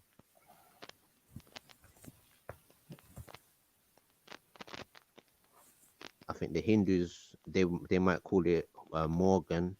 I think maybe the Egyptians might call it Morgan as well.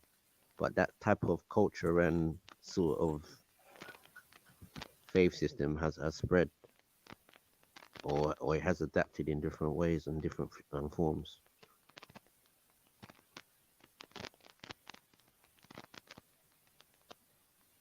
I hear you, bro. Like Oh if you no, look at the like the Ankh, what they use in Egypt, when you look at like say the Celts, mm. and they're using these symbols and certain things, but like it's showing you that sort of like the culture that has spread. Because really, a gypsy culture is really, one could say, is either from Egypt or from North Africa, going all the way up to Asia. But you can see the influence of it has all spread it into places like Ireland and certain places.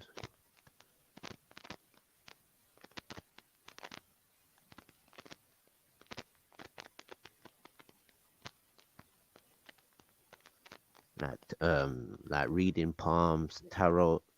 A lot of these things are like well, we could say Babylonian mysticism, or even Egypt mysticism, or I forgot what they called it for the Far East or Orientals.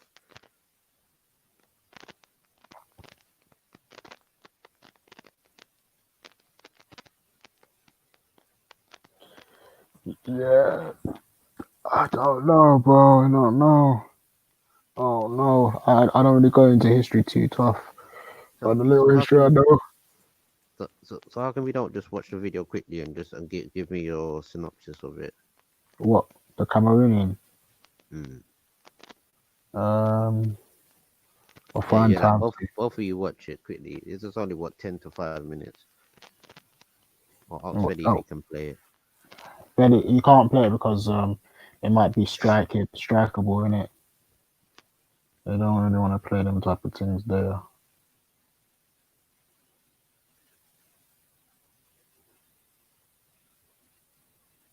But what did they say in your culture's belief? About what? About their hierarchy or like their sort of gods. We have quite similar gods to the Yorubas, you know.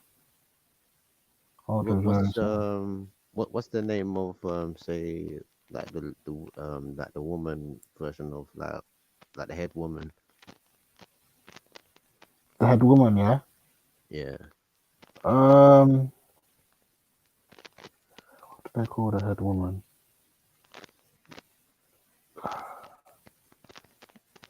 I'm not sure. You know, I know it's very similar, but I'm not sure exactly. We still do have our specific names, but then there's like one or two gods that are literally just Yoruba gods that they just incorporate. But okay. I'm not sure. I'm not gonna lie to you, Carl. I'm not reading African spirituals. What about the male? What about the male? Or what did they call the head creator? I don't know. I wouldn't know. I think it's. I'm not sure. That's something I should look into really. But like I said, it's pretty similar to the Yoruba type of it. So it would probably incorporate the same names. They are pretty much the same concept, but they will have a different name. But I know that there was one that they were talking about where they called the trickster in Yoruba, and it's the same in Ishan. Oh, no. Yeah. Let me see it now. Let me type up and see now. Actually, it's only because I'm trying to get in contact with someone, and it's just I don't know why it's taking so long to get back. Do they have like any like special creatures or animals they talk about? Okay, so Osanobri is one of the main gods in Ishan land. Oh, let me go into what they say.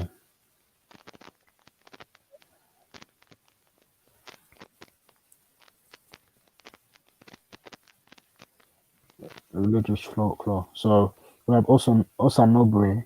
That's an Edo Ishan god. This name of the god was brought over to Christianity and the missionaries, and false translation of the god is Osanobri, Olokun, and then you have Esu, which is also known as the trickster, and it shares the same myth as the Yoruba god. Then you also have Oshun, which is the Ishan god of medicine. Okay.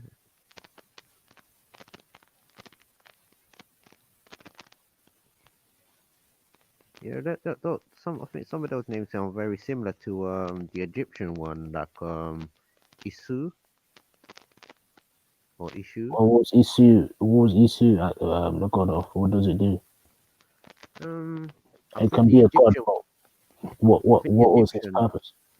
The Egyptians call another one called Shu, and I think that's sort of like the wind god or the god Yeah, of but wind. Shu's different because Shu is it's different from Eshu. Eshu here is defined as the trickster.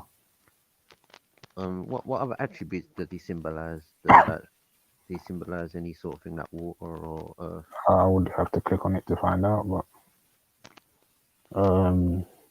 so spread through the world, name of Shu varies in different orishas. A Shu partially serves the alternative name of Elegue. I'm just butchering these names. The messenger for all orishas, and that is there's a path, and that there are 256 paths to whatever, man. Elegba. Elegma. How do you spell it? Elegba. Okay, I can't name it off here because I'm typing. Eshu and Elegba is the same person. Just one's a higher person than the other one. But in the Caribbean they'll call him Papa Legba. Elegba, yeah. And they said that and he's classified as a trickster as well, isn't it? the one in the Caribbean. Yeah. They look him as a trickster as well. Legba, but also, yeah, it's kind of funny you say like that. His name is Shu, because they say air is like also like a symbol for communication, and you were saying that he's like a messenger as well. No, but Eshu is not a messenger. He's the crossroads. He said something about he passes the messages or something like that. He's the crossroads from below.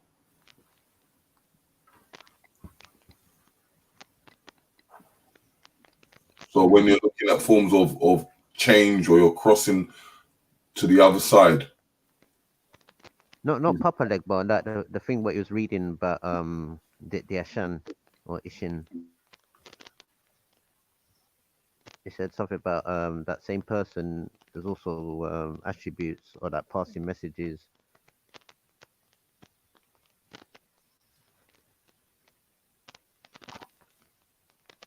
Because like a lot of these attributes that they also somehow, some of them, not all of them maybe, but they all somehow form into like the one could say a zodiac or like a star constellation sort of thing. But it's quite powerful, that name as well. Like a lot of these things are in the vibration of the sound.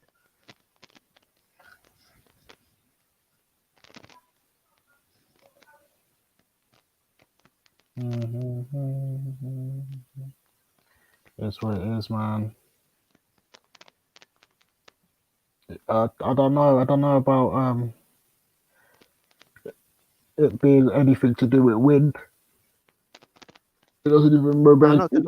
Not saying wind itself, but like some people use different sort of attributes in it, but like sometimes it Of falls under course, the same sort of thing. it says Eshu in Brazil is like the god of palm oil, god of fire, or Yeah, remember their attributes of certain things. So when you're talking about, it's not specifically wind or things. You just think of in forms The of philosophy. vibration. So if you're saying the river or something like that, it's or water, it's the flow, not actual water. Like you got water. Mami water is Mermaid. Yamala. No, Yamala. She's the woman, the mother of the ocean. Then you've got the river. You've got the river goddess, which there's two of them, which is Oba or Oshun. But they all got their own part of what they play. So if you're talking like in forms of storm or things like that, you've got Oya, who what you will look at as in the form of Storm in X-Men. Okay.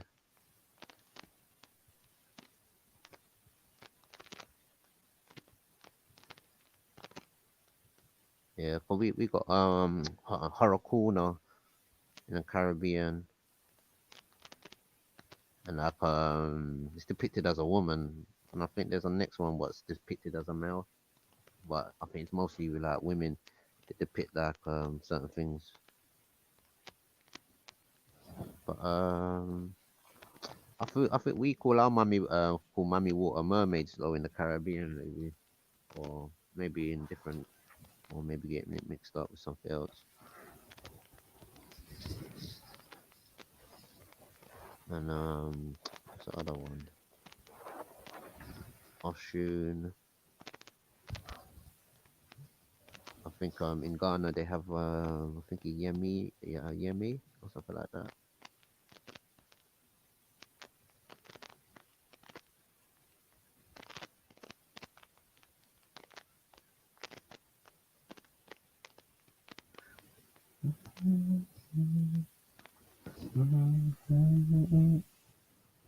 the existing occipital lobe, la ilaha illallah. There is no God. God don't exist.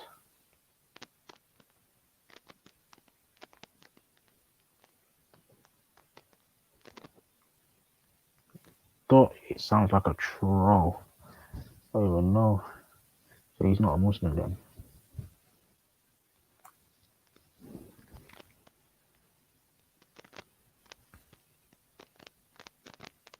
And I think Anansi as well was classified as a trickster as well in Ghana.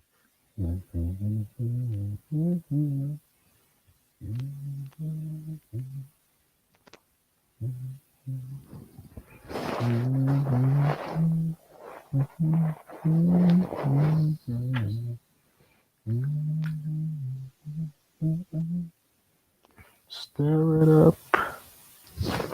So what do you think about that thing in Cameroon? Sorry? So what do you think about that thing in Cameroon? I haven't watched the video yet. I can't even watch it because I'm still online. If I'm still online, I I'll be making noise in the background if I was watching it. Are we trying to sort out something? We're trying to get a show going about DNA and genealogists. What's going on? Yo, what? Yeah, what's going on? Popping, man. Nothing, man. You telling me, man? What's going on? Where we at? Talking about the ancient history, man. The connections. Talking about the ancient languages. I don't know where Brad went. Say Brad is Scarford, yeah? Why not? Mm. Yeah, man. You feel like this Friday's gone, man? It's kind of airy, I can't lie. It's nice weather. Kind of airy. Yeah. It's calm. It's calm, bruv. It's calm. Can't complain, man.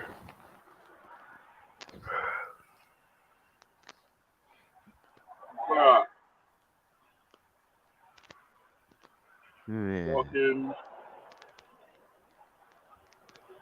Yeah, man. So you and Ralph are atheists. Yeah. Yeah, man. Why?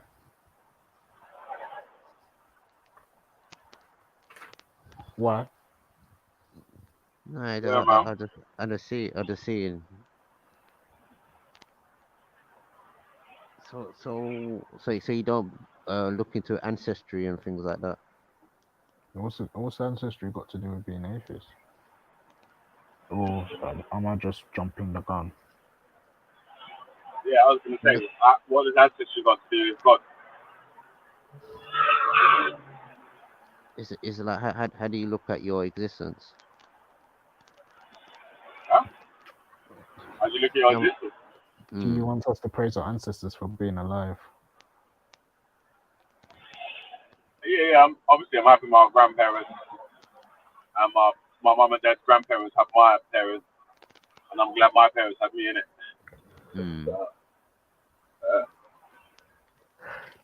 So do you believe in marriage? Believing? What do you mean believing? Or do you do marriage? Wedding? Yeah. You do? There's nothing wrong with getting married, is it?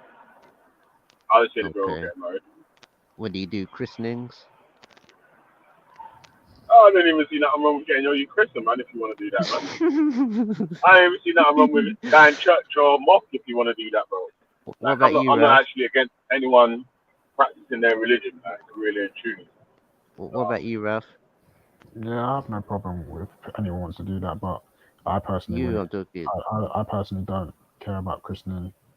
But if they want to christen, yeah, no problem. Or weddings?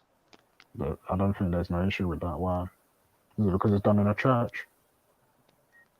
Well, no, but I'm just saying, as an atheist, how do you look at one what would say holy matrimony? You don't like holy matrimony. You just atheist matrimony. What does that mean? That's what I'm trying to find out. No, that's what I'm trying to say. Who do you give? Yeah, I don't know what it means though. If you tell us what it means, then we might be able to give an idea of what you know what marriage is, isn't it? So I'm saying, as an atheist, do you not deal with marriages? Holy matrimony. So yeah, but we already said we got past marriage, but so just holy matrimony. It'd be called town hall matrimony. Or hotel matrimony, or castle matrimony. If you're atheist. I've been to weddings in state houses as well. Is it called electoral registrar matrimony? Electoral registrar matrimony. It's called raising your credit matrimony. So how do you look at these things? Do you do them or you don't? Well, why would you get married to someone that you love? Oh, Is atheists that what believe you in said? love. Do atheists believe in love? Believe in love. What do you mean believe in love? Like, do you believe in love? Like that. Yep, exactly like share. Mm. Do you believe in love? Yeah, Pick so up so Hey, you know everyone. what? Yeah, I'm so going. do you atheists do you atheists believe in love? What does Like love have like to do with God? like Tina Turner. Tina Turner. Like Cantina. You should have told them that. You know, holy matrimony is only considered a sacrament in the Catholic Church. People were getting married way before God, Were they atheists? possibly. Probably. What does Are marriage you have to sure? do with God, though? How do you get married or wedded as atheist? By an official who's able to make those government, whatever you have to do for the state or government to sign a marriage certificate. Oh, certificate. Yeah, Certified. to make it legal, if you even want it legal. There's So you people need. that don't even care about doing that. Oh, so atheists need the government to acknowledge them, not God. I think if anybody in a Western society wants to be acknowledged as a married couple and legally change your name, you need a marriage certificate. But what about if you're atheist? That has nothing to do with God. Nothing I said has anything to do with religion or having a religious belief. Mm-hmm. But what do You they dig? believe though? But are they What believing or knowing? Hey, they know it, Do, but do they believe? Toro, hey It's Toro, all did a. you do they It, did you hear what do, Jen what do you ath- said? mean? You dig? do atheists do atheists believe in love? What is love? Nah, Why is love they have to see. do with God? Nah, What listen, yeah, why would atheists this is get how married dope then? atheism is, yeah. Where atheism, yeah, they see shit like you see like Neo in the Matrix. We can see the combination of He the fell in numbers in the love. air, which equal love. He Yeah. had So a we see bird. shit digitally. Mm. Get me No, on. I'm just So when you, wondering why. Like, I why can see does love digitally. yeah? Why does love? What does love have to do with God? What has love got to do with atheism? I don't. You're proposing the question, so I'm asking you. So do atheism believe in love? Of course they would. Why wouldn't they? Why do they? I don't. Because it's human concept. It's a human concept. Is it?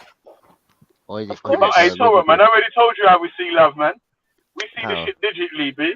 You see, we can see. You Okay. know, when there's 1, 2s, 2s, 1s, 1s, 2s, yeah. You know, like on a computer screen, we see a shit like that. Yeah. Computer See, love. So are you Yay. finally. saying that the Yeah. only Computer love. Yeah, we got it. are you saying that there's no religious people that arrange marriages without love? You think Yeah, half because of those arranged marriages have love? People get married for more than just love. yeah, but what do atheists get married for? Actually loving someone. Oh, so atheists can love. Why wouldn't they be? Are they not human? Are they? Bruh, are you trolling? You're obviously trolling. That's what you have to ask atheists. I'm getting No, trolled. no. I'm getting trolled like a No, but motherfucker right now. these are questions. No, but these are questions atheist people have to ask because real atheists don't believe in love. Who told you that? Where does it? Where are the rules of atheism that explain this? Can you show me proof? They believe in chemistry. Oh, here we go. Tori, I don't. that's why they've got registry on. Torek is trolling big time. That's why they've got registry on. You can go to the town and get married. He said they believe in chemistry, you know. Oh, man. Hopefully everybody believes in Joy. chemistry. Right. Rob, what did you call it again? Lenergy. We believe in Lenergy, mate. You get me? Love energy. Love energy. And we call it Lenergy. Yeah. Yeah, man. So What do you think about that, Torok? Torok, aren't you an atheist, Torok, as well? So you were just taking the mick, right? No. Taurus a Rasta Israelite, isn't he? He's a Native American Hebrew. Native American Hebrew. I thought he was Yeah. I thought he was an Israelite Rasta. No, he's a Native American Hebrew. No, he's an Aborigine Hebrew. No. He's a Carib. That's it, Carib. He's a Carib Hebrew from the Garifuna tribe. Yeah, but we know you don't fall in love because you don't believe in chemistry and compatibility. So we got Lenergy, man. We have Lenergy. You see me? Lenergy. Love energy. So real atheists don't believe in love. They only believe in chemistry. Yeah, Lenergy. They believe in chemistry and Lenergy. Because I don't know what's the difference between a real atheist and a presumably fake atheist. Chocolate one. There's atheists that go with the commercial. Brad's like a fake atheist because he still practices Jesus sometimes. You get the atheist. Jeebus. Poor Brad. Jeebus. Jesus, please. You get the atheist that just goes with the media, and you go with the other atheist that believes in himself and nature. Well, obviously, I think we all believe in ourselves, right? Not hopefully most of us believe in nature as well. Some of us believe in something more than nature, which they can't demonstrate. So everything you said so far is rational. I'm just wondering if there's a problem there or if you're agreeing that that's a good thing. No, because there's atheists that go with the media and the narrative of the populace. The media? What is the media? Why would an atheist go with the media? So they feel more secure and safe and cotton. No, I've not met an atheist. If I say to him, hey, how do you know what's true? Oh, because the media says so. I've never heard an atheist say that. I mean, maybe there is one, but I've never heard of one. I don't know, maybe you've come across one. Yeah, but they fight for that narrative because they believe in their government and believe they don't really know. Please tell me you're trolling. You must be trolling. Come on, buddy. Yeah, he's definitely trolling. I got trolled. I fell for it at first as well. We have seen these things. We have seen these things millions of times. People are influenced by movies and TV programs. We know these things, and there's been tests done, and we've seen these things. Yep, that happens to everybody around the world, and that's a trivially true point. Exactly. People get influenced, correct. Exactly. So you get the atheist. People also breathe air, right? You agree? People also breathe air. Of course. Yeah, but you get the atheist that goes with the full narrative, and you get the other atheist that actually questions. What's the full narrative? Is there a book called The Full Narrative? Yeah, like. Or is it the Atheist Bible that's got the full narrative? Yeah, that's what I'm wondering. Where's the atheist doctrine of belief? It's the atheists that believe in love. They're the ones that follow the media.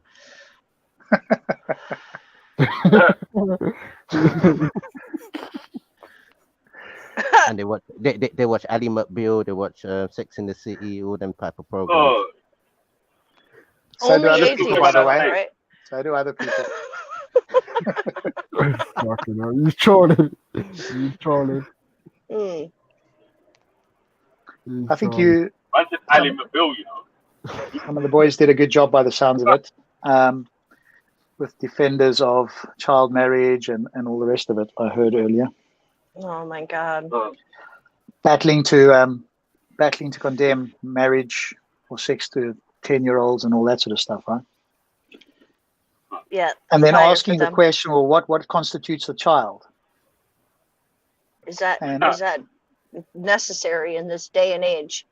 And the thing is like I don't understand how come people are against learning from, or they're against like being better than the past, like learning from the mistakes that people made so we could be better as humanity. Like we don't have to stay in these crazy traditions and these things that they used to do like thousands of years ago and think that it's okay or it still upholds. But it's sad that it's like they're stuck in the past and they're defending these practices that like clearly have been, you know, proven over time. And it's just so wrong. They're unwilling to learn from the mistakes of But that's the thing, Jen, ancestors. right? If you're defending an old book, which is the whole point of the question of the day, right, is what's better, old information or new, right? And almost always new information. Why? Because we can demonstrate it better than old information. Whatever people had, right? People before Darwin believed in common ancestry. There were people who speculated that we were all sort of came from something in common, right? Maybe even 1,000 years before Darwin, right? Maybe it was Africa, maybe it was North America, South America, wherever it was, right?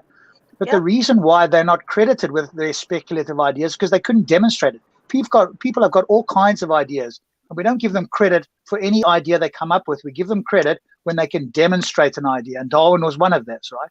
So people can speculate that the Earth was round, and they couldn't demonstrate it, or nobody, at least as far as we can tell, has been credited with doing so before Eratosthenes in Egypt in 280 BC. So even if somebody went, you know what, this flat Earth thing, it looks flat, and you know, it looks like these things go over the top of our heads and go round. But it wasn't until Eratosthenes measured it, or at least he's being recorded as it. Maybe people before him did it. He gets credit with showing that the Earth was curved. So what about yoga? What about it? I prefer Pilates. No, I'm just kidding. I don't actually. These are all ancient forms of knowledge that has been passed down into the new world or the new age of knowledge. What's knowledgeable about what's great about yoga? Well, look at the prices. Look at the prices. Look at the prices. What do you mean prices? Trolling, You could do yoga. Okay, shit. You're right. Thank you, Raf. Thank you, Raf. I gotta stop. I gotta realize, man. Thank you. Obviously, yoga is a very ancient, old form. Very old, and it's only now people would want to do yogas and Pilates. No, they've been doing yoga for 2,500 plus years. So the Irish has been doing it for how long now? Well, no, the information has spread worldwide, where first it was secluded, right? He's talking gibberish. I know. Why do I even bother? What the fuck is wrong with me? Oh my god.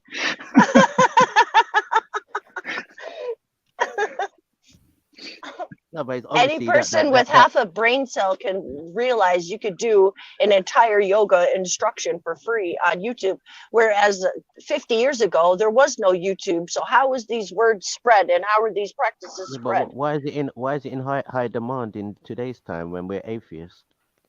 Well, because it's been demonstrated that it has some positive benefit, right? And it wasn't because people just thought so or speculated. Today we can test people, right? That's why things that are. So that's why we should accept it better today than 2,000 years ago. 2,000 years they had an idea that maybe if you stretch in this way and that way might be better. They had no idea whether it was true, and most of the stuff they thought was true was false. And if it happened to be true, we've now demonstrated it, which is why today we'd accept things that were old, but today we accept it because we can demonstrate it. In those days they just guessed, right? Or they didn't have as good reasons as we do today. And if something comes along today, they didn't. No, in the old days, they used yoga as a stretching technique so they could sit longer in meditation. Oh dear, we've got somebody in the chat who still can't prove the Earth is round. Well, we didn't say round. I say it's a globe. It's an oblate spheroid to be scientifically accurate. But whoever that fellow is, obviously, you can't even measure, observe the curvature using the equation. Of course you can. I mean, I appreciate science is not your forte. But that makes religion look like a scientific endeavor, right? Somebody who believes in the flat Earth makes religion look like a scientific endeavor. That's how bad flat Earth belief is. It should be like, I don't know, believing whatever other more ridiculous belief. I don't know if there's a more ridiculous belief. Probably there is. I think religion is more credible, actually, amazing enough, in the sense of believing it than a flat Earth. I'm sorry, Rob, can I pause for 1 second? Yeah, go for it. I don't know how much you've listened to over the last 2 days, But after the last 2 days, my patience is 0 for flat Earth. Like we've had to defend children getting mutilated. We've had to defend children being sold and married off. Like, honestly, flat Earth can go fucking kick rocks right now. I can't. I have no patience for flat Earth. I've been Yeah, so no, I mean, shocked. as a belief, right? I've Because been obviously, so shocked by people that I've met online. Like, I never thought in my day, in my own. In this day and age, that there's people among us in these chats that really think that this is like, it blows my mind, the mindset. Like, it's actually scary. It's actually scary. which part, the child thing or the flat Earth or both? All of No, it, fuck man. flat Earth. I don't even want to hear flat Okay. Earth. I'm just talking So strictly alright about then. child mutilation and child marriage. So tell me this then: how far out in space would you have to go to see if the Earth is round? Oh my God, please Oh my look up the don't space do that. station satellite live streams, and please let's drop this topic. Yeah, but that same satellite is dropping out the sky. You have to go quite a distance, right? You'd have to go at least probably the Van Allen belt or further, right? So one of the Apollo missions to be able to see the entire globe. If otherwise you're too close, right? That's what I was thinking. Yeah. Do you know what the Van Allen belt is, Torok? They tried to say that is the barrier. Is that correct, Rob? Well, it's like the magnetic shield around the Earth, right? But there was an interesting video with a science guy on this particular topic, right? Because you have conspiracy theorists going, oh, well, if you go through the Van Allen belt, that would affect astronauts, etc. But in actual fact, when you see the path that the Apollo missions were plotted, they went through it, the thinnest part of it to get to the moon. They didn't go straight to the moon. They went like a sideways trajectory to go through the thinnest part of the Van Allen belt. So this wasn't a problem, right? And they knew this all the way back then. And of course, hopefully tomorrow they'll launch the new one. Not going to the moon yet, but maybe Musk will get to the moon. They'll do his what do you call it tomorrow? The Falcon 9 rocket with the what's his crew capsule on top, right? They was going to launch the other day, right? And they had to scupper it because of the weather. Oh, what happened? It was too cloudy. Yeah, whatever it was, I don't know. What it's normally weather related, right? You wouldn't think that weather would have such a big effect, but exactly. What do we know, right? Obviously it does. I thought you could fly over weather. But you got to fly through it, right? But maybe there's something where they think the safety might be compromised in some way or other. You know how much money they spent on? Was it too warm? Hold on, Torek. You know how much money they spent on traveling to space? Like, they cannot afford to have one mistake, card. If you make that mistake, that billions and billions that they spent on this trying to get to space is gonna just go to shit. And people will come up all kinds of conspiracies like, oh, they took our money and they were using it to do this and that. So, bruv, they got to make it right if they're going to be going up. Yeah, chicken. But did you see like the cameras and stuff they had inside the capsule, right? Compared to like the Apollo missions and stuff like that. It's much more, obviously everything's updated. The crew capsule, they've got an ejection pod inside the crew capsule. If something goes wrong, right, it can eject them with a parachute, whereas they never had that obviously in the Apollo days. So they've done a lot to make it as safe as possible. But I saw an article that NASA was suggesting that there's a 1 in 276 chance of failure.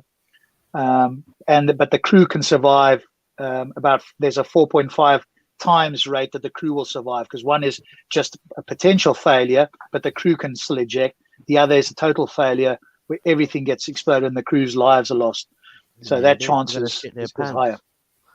They're going to shit their pants they're going to shit their pants if they have to abort or jump out this somehow or the other. Yeah, well, it's just like a pod inside the capsule that gets ejected out, and then the parachute apparently will go, which none of the other ones had, right? What if the rocket comes on top of them? Well, the rocket's underneath them, right? So they would shoot away, and it would be blasted one way or the other. So they wouldn't just be blasted up straight, and the rocket comes up their arse. They would be blasted sideways out. Okay, that's not. And anyway, the rocket is not going up directly straight; it's going at an angle anyway, so it doesn't go up like straight, if you know what I mean. Through the It sort atmosphere. of it like rolls over and then goes off at a bit of an angle, so it's never going like straight up. Same with the shuttle, right? If you've seen the shuttle launch, it goes on its back and then it sort of goes off at an angle. But they didn't It have. goes straight up for a little while, and then Yeah. I've seen one launch in Florida before. It was amazing, and it was a night launch at Cape Canaveral. It was absolutely amazing. Yeah, it goes straight up for just a little bit, and then you see it start to just slightly slant. It's pretty cool. Who's this fellow in the chat that is like completely unscientific? It's hilarious. How does light work in space, i.e. a vacuum without the Why ether? did it go to the side? Yeah. Why did it just go up straight? There was a plane that they were trying to say that could take you from London to New York in half the time if a plane just went straight up into space and swerved all the way around and down. Yeah, there was some science that was looked at there. I think that was wishful thinking by Musk, because there's a lot more involved, right? You've got to go out the atmosphere and come back in. It's not a like a clear ride, right? From what people have said about it, that re-entering the atmosphere is a very bumpy ride. You've got to have heat shields underneath. If any of that breaks off, you just burn up like that one shuttle did, right? Remember the shuttle that disintegrated on re-entry? That's because some of the heat tiles had been damaged. They didn't realize it, and when it re-entered, it burned up in re-entry. And they did have a crew capsule, apparently, right? So that one that burned up, it wasn't Challenger, it was the other one, Atlantis, or whichever one it was, right? Definitely wasn't Challenger, obviously, because that's the one that I blew up remember on watching launch. that live as a child in school, and it blew up, and they cut the TVs off, and they were like talking to us, so we weren't traumatized. Yeah. But the other one, right, where it disintegrated re-entering, the crew capsule there, they actually show a picture. The crew capsule survived. And they don't know how long they were alive, or whether they died instantly, or whether they were alive until it impacted the ocean. But there was no chute that opened to stop its fall, right? So whatever happened with the crew capsule that survived the breakup, however long they lived, I'm not sure, but it was because of the heat sinks, right? So going out of the atmosphere and coming back in sounds like a good idea in theory, but there's a reason why they haven't done that, apart from the shuttle itself, because it's incredibly expensive, and those tiles and so forth can easily get damaged, and then you can lose the entire craft. Passenger safety and all that too, I would imagine. I mean, one of the guys, if you look up Thunderfoot, he's been very critical, and sometimes I think rightly so, of Musk, right? So Musk has been good in Tesla, he's been good in SpaceX, but some of his ideas, like these underground tunnel or launching, some sort of semi-space vehicle that'll get you to London in half an hour, is just completely unrealistic. And he goes through the science of why. So you wonder sometimes whether this is just ideas that Musk puts out without actually looking at whether the science works. Because let's face it, I mean, he's an ideas man. To get those rockets into space was not him, right? It's all these experts that have to help him, and that takes how many, years, decades to get SpaceX working. And the tunnel underground, right? They evaluated that tunnel underground. It was a terrible idea. And the same thing with the Hyperloop. The Hyperloop is a terrible idea, to have a vacuumed chamber. They couldn't even accelerate something in there when they did their competition. And all you need is for that chamber in one place for the material to buckle, and the whole chamber will collapse inwards, because obviously the pressure is pushing from the outside, because there's no atmosphere on the inside. That's how you can accelerate, or supposedly accelerate, to like 800 miles an hour. So there's a reason why nobody's built Hyperloops. They've tested in the past, and it's an incredibly dangerous idea, which is why you'll never see one. You'll see Musk's one. I was surprised Richard Branson sort of caught on. But you see, you can be a billionaire and you not know the science, and you be convinced by an idea that sounds good, but you have no clue what's involved. And instead of getting people who are scientists, you jump on the idea because it sounds good, right? But they've shown that it's a terrible idea. And yet Musk, I don't know whether he's still going, but you haven't heard anything about the Hyperloop, have you, for years? Why? No, Because it's still in not a good idea. full work. No, it's still working. They've got the half a mile one or quarter mile track there, but I mean, there's no progression there. They couldn't get any of the vehicles in there to accelerate to any significant speed, right? If you go and look at when they did the tests on this thing, it was terrible. I mean, the idea sounded good. It was the same as that, that solo roadway business. I mean, there's so much stuff out there that looks good on paper, but doesn't work in reality, mostly because people have no scientific understanding of how it works in reality. No, And then you it's need somebody like easy. Thunderfoot to come along and help explain why it's complete bollocks. No, it's really easy. Just like a car plant, basically. Just a big car plant where it's just a belt that's just traveling your car. That's all it is, really. I'm sorry, I got to get back into work, but I just want to say big up G Block and thank you for the work that we have done in safeguarding children globally. Keep up the good fight, and let's keep the morality of it's a spare protecting children. Take care, everyone. Take care, Jen. Somebody's saying the Blackbird took just under 2 hours to cross the Atlantic. Yeah, well, the Blackbird was flying at, 80,000 doing Mach 3, or just over Mach 3, so that's faster than the Concorde. But Musk was talking about having a plane launch from Los Angeles, I think it was, and arrive in London in half an hour. I mean, that's just not possible for a variety of reasons. Half an hour from certainly not with current technology, or at least that's what the science tells us, rather than Musk's idea. What's this dude in the chat here? How does lightning work in spacecrafts without the ether? What? Let's hope he's a troll. Let's hope he's trolling. I mean, maybe I'll give him credit and say he's trolling. There is lightning that goes up from the clouds, right? There's a special name for it. It was detected by, I think it was a space shuttle. There's a special name for lightning that doesn't go from the clouds to the ground. It goes from the clouds upwards, and there's a unique name for it, and they found this out, maybe a decade or longer ago. I don't know. It's not a bloom. It's something. That's some special name they call it. So yes, lightning does go up. It's still not into space though. What's this ether, dude? You've been reading some ancient books again. Ideas that have been discredited.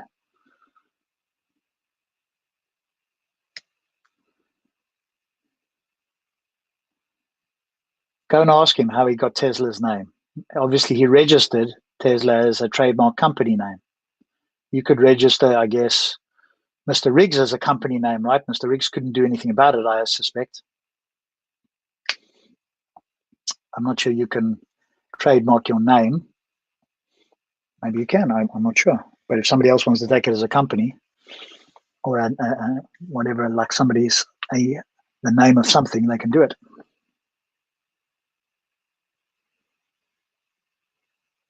The design of going almost into orbit and coming back down can give you those kind of speeds. Yeah, that's the idea, Dexter. But Thunderfoot put pay to that. There was some limitations currently with being able to do that. But that would be the idea. To get that fast, you have to get into the very high atmosphere, or almost into space, if you like. But then you've got to come in with re-entry again, and that's where the friction kicks in. That's where you need like heat shielding. Otherwise, your craft will burn up. But yeah, that's the only way that you can get to those high speeds in a passenger plane. Obviously, the Falcon and the X-71 and those have done, Mach 3, Mach 5, Mach 6. I don't know what the fastest, we could look it up, right? What's the fastest manned vehicle that has ever, flown in our atmosphere? Because obviously the shuttle and the space station are doing 17,000 miles an hour, but that's outside in what we would call space or very high atmosphere where there's no friction, right? Yeah. Rob, I was going to ask you, obviously we're going into a bit of science. I was going to go into a little bit of science fiction with you. You see, with wormholes, yep. Yeah.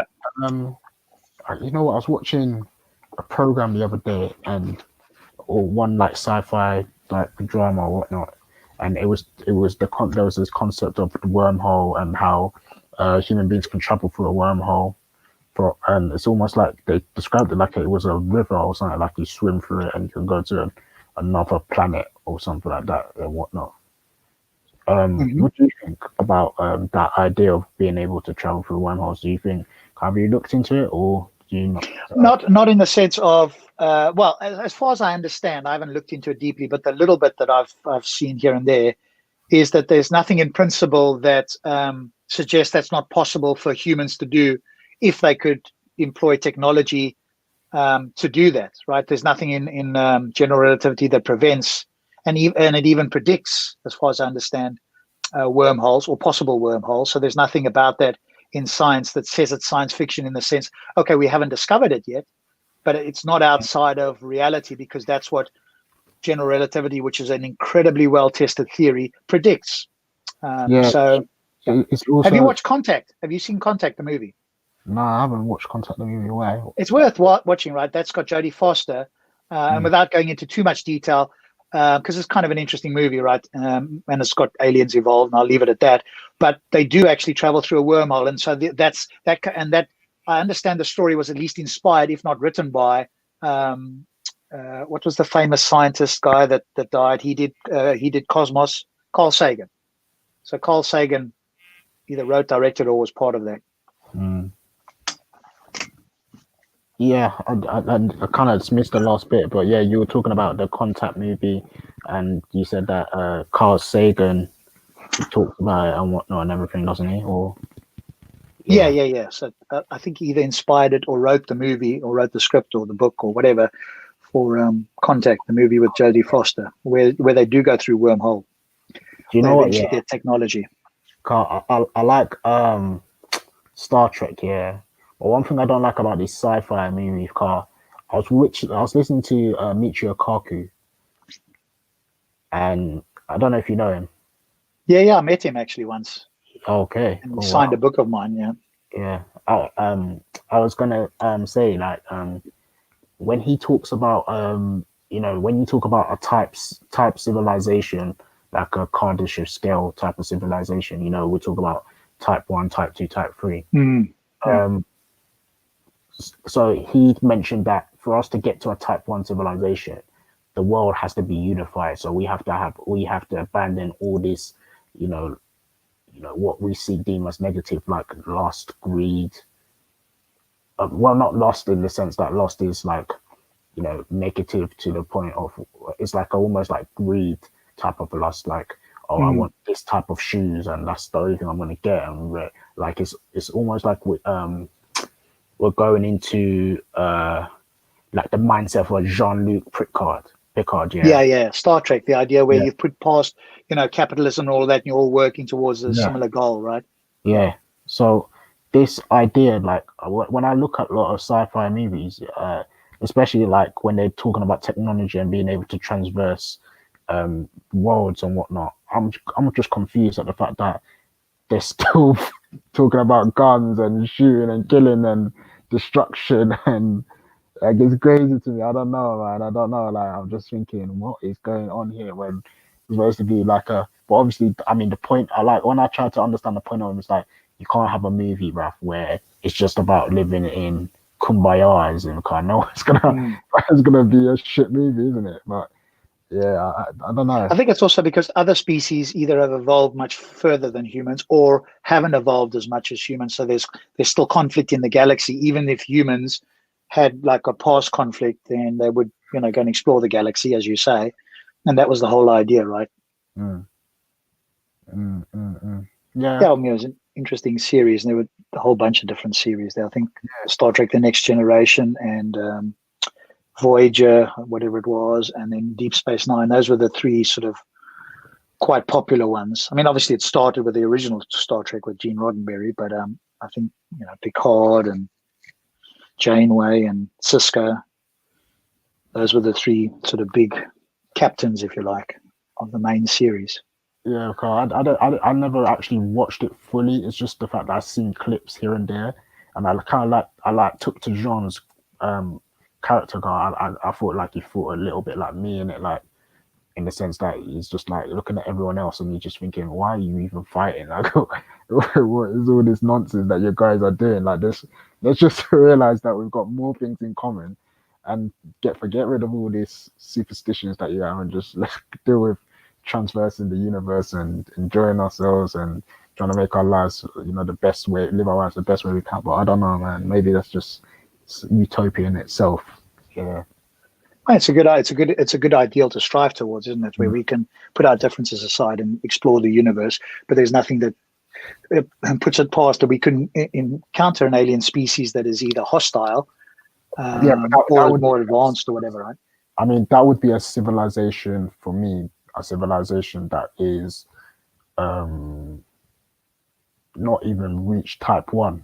Do you know what I mean? Like a type 1, after type 1, you like the idea of you encountering someone and wanting to colonize or conquer, or that would have been removed from the mindset because of the fact that in their civilization they've already gone through the war and challenges of trial and tribulation to get to the point where they are.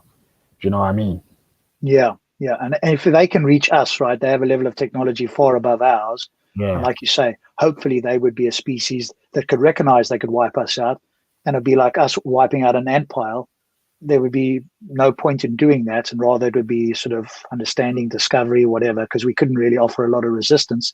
If it was, a big advanced species that reached us, we would be in a bit of trouble. So the whole thing of Independence Day really wouldn't stack up, right? You're not going to put a virus into one of those ships, are you? But that's the thing, like, even that idea, like, they will come and attack us, like, that's already, like, of a mindset of that's someone below a type 1 civilization, got a type 1.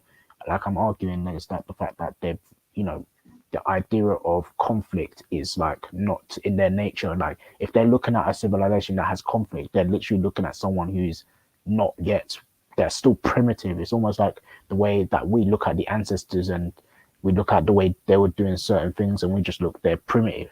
They were fighting over stupid stuff like things like slavery. We look at it as a primitive mindset. Today we look at it and say, yeah, we will never practice slavery again. But when it comes to that's how I would look at a civilization that is for violence. I don't see how any civilization could reach a type 1 status alone without getting rid of the idea of violence.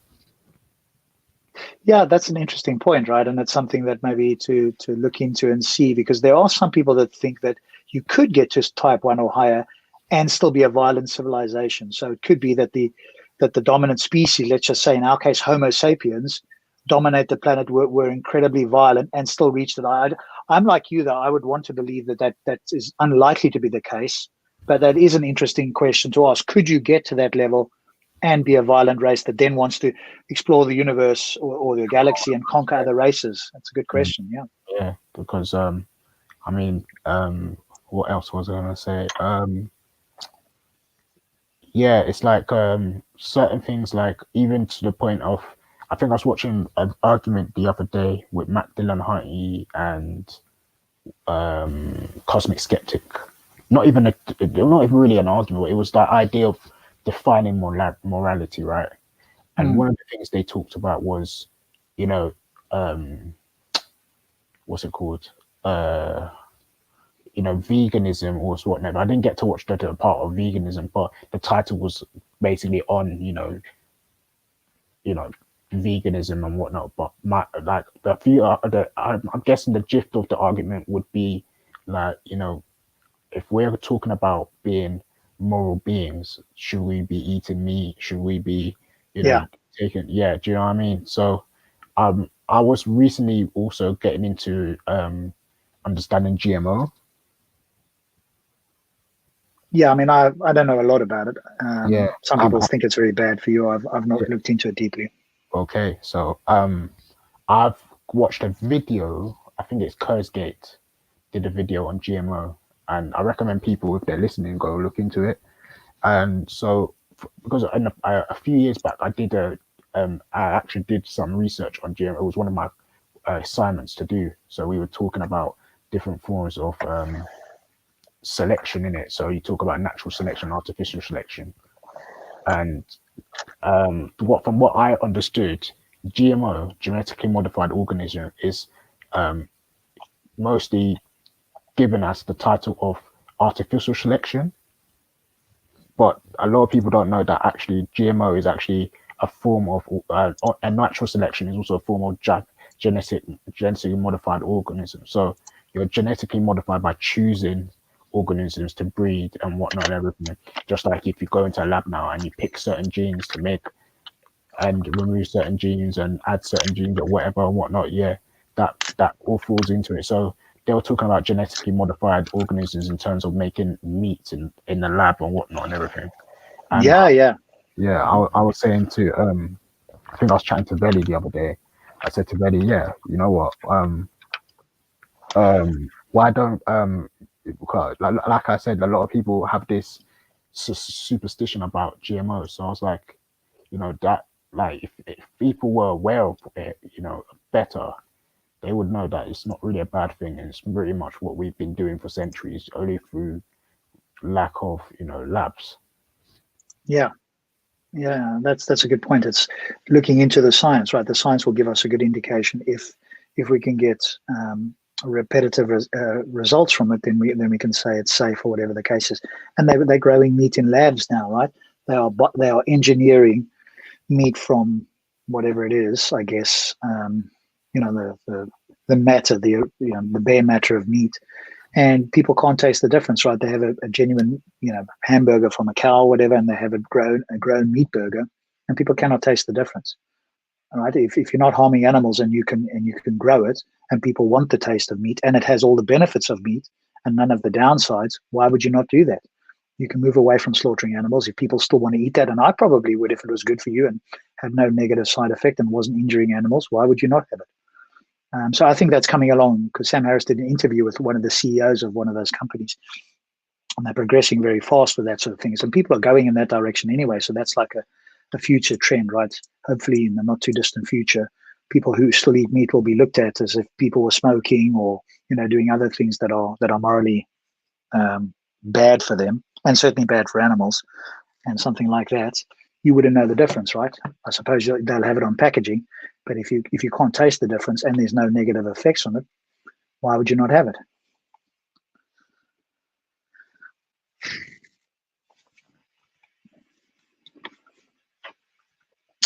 Anyway, I've got to have a quick bite to eat, and then I've got the gin and tonic show. Hopefully, Veli is okay with me saying 8 o'clock gin and tonic show tonight. So I agree with you. I absolutely agree with you. Like I've got to shoot off. My apologies, my man. Thank you. No problem. No problem. We can have this talk another time. Yeah. Yo, Veli, I think Scientific Methods backstage. Veli, I think Scientific Method is backstage still. So if he is backstage, add him in. But I know he put a message in.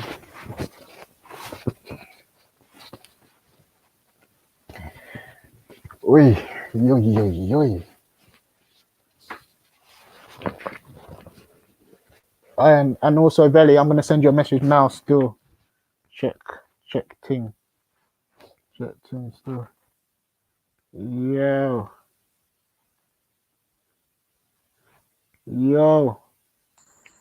Hello, what's up, Raf? You right? Yeah, what's going on, man? All good, man. All good. Just give me 1 sec. Yeah, I'm just finishing eating something. Just give me 1 minute.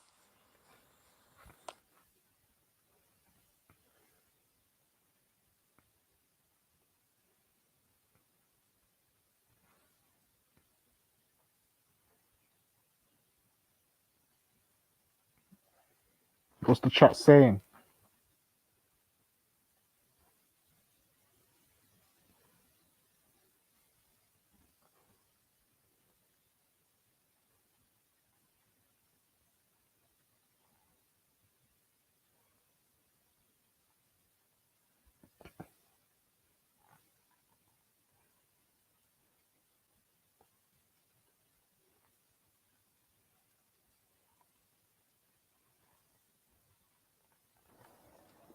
So what's up, man? How you doing? Nothing, man. Just there. All right. What you been talking about today?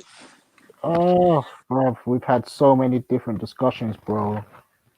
We've had so many different discussions still. All right. Yeah, I normally miss out most of the daytime because I'm kind of busy during the days. But sometimes I pop in quickly just to listen for a bit when I can. But yeah, I didn't hear today. What's the No, topic today? you know what? Yeah, it's just the same old, really. Like, I'm not gonna lie to you. Since I've been with the Speaker's Corner thing, I've been so shocked at people's mentality. You know, it's crazy. Oh, well, you expected a lot better, yeah, from humanity. Yeah, but you know what, then I did have a thought, and I did say to myself, you know what?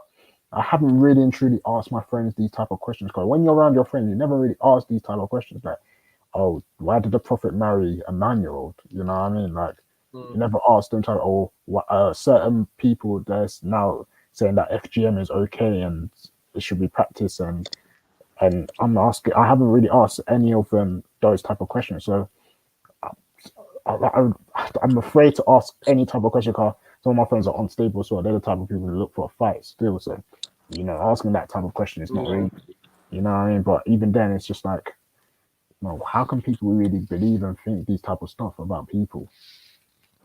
It's scary, bro. That's what it's been. It's been scary still, cause I couldn't believe defending that type of stuff. Yeah, no, you know what I mean. I understand what you're kind of going through. I had a bit of high hopes about things as well because I pretty much worked out all this stuff was made up like when I was quite young as well. So I kind of expected that as I look around the world, I'm just gonna find that. Obviously, I didn't think it took anything that special for me being able to do that.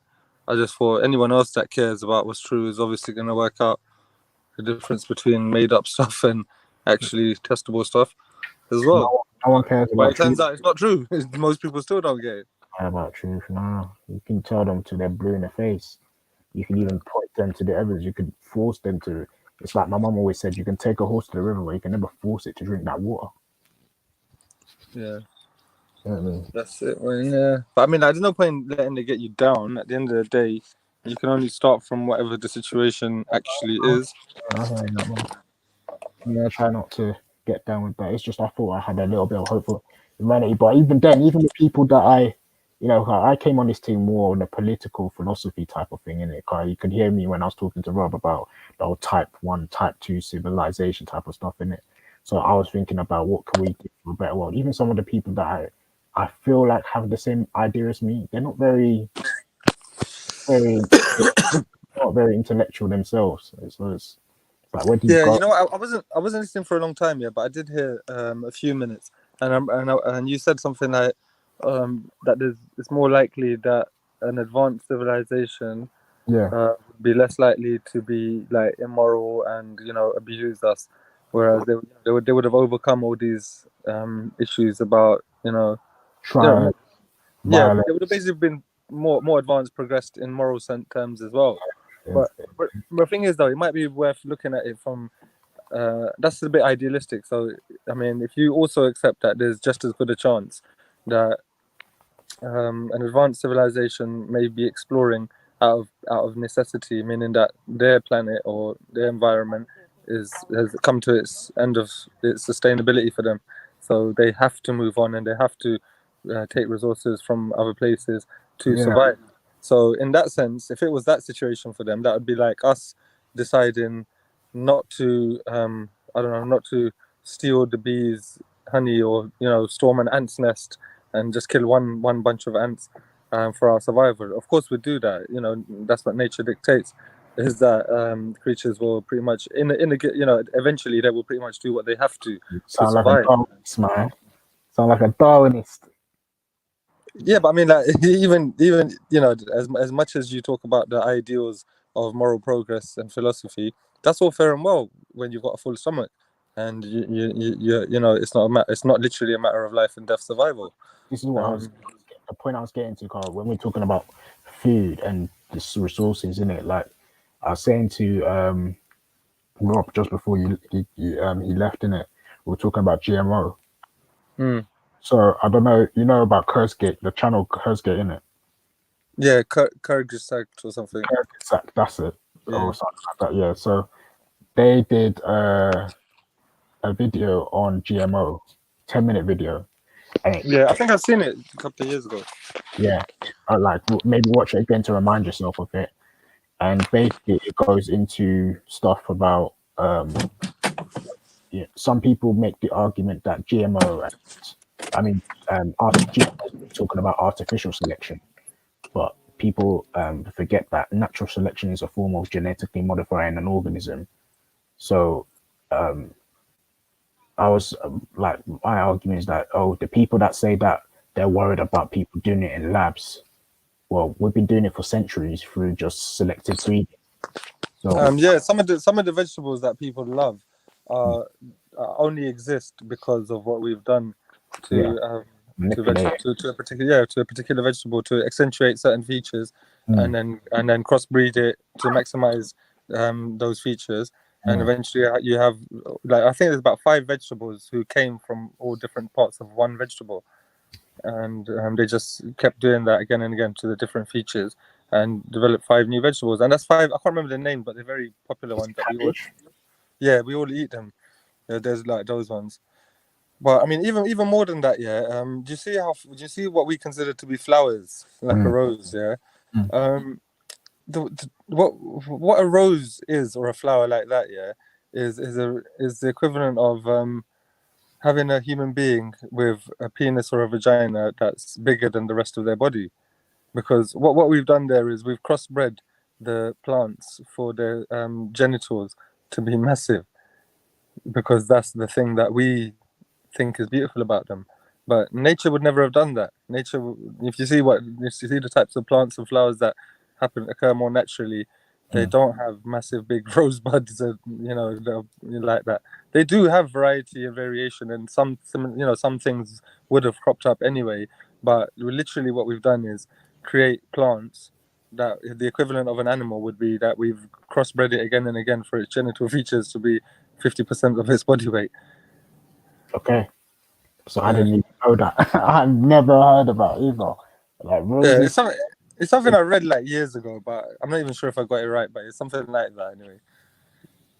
So you see what I'm saying? Like a lot of people, they'll be making these arguments about these certain things and saying that God created it to be this, but human beings created it to be like this. And then so I was saying to Rob anyway, like the idea that we'll have a food shortage is because we won't have the idea of having a food shortage doesn't really make sense, because we know how to grow food from the labs now. We've got GMO, they're growing meat in labs, and a lot of people are superstitious about it, but I don't feel like, you know what I mean, like there's an issue Nah, with that, all lack it of. is that eventually it'll become a legal thing, isn't it? Is Yeah. once you can prove that you can provide people with exactly what they want, and that they couldn't even tell the difference. The only difference really is that there's much less pain and suffering. There's much less negative effects on the environment and etc. Then they won't be allowed to choose normal meat anymore. Eventually, it will come to that.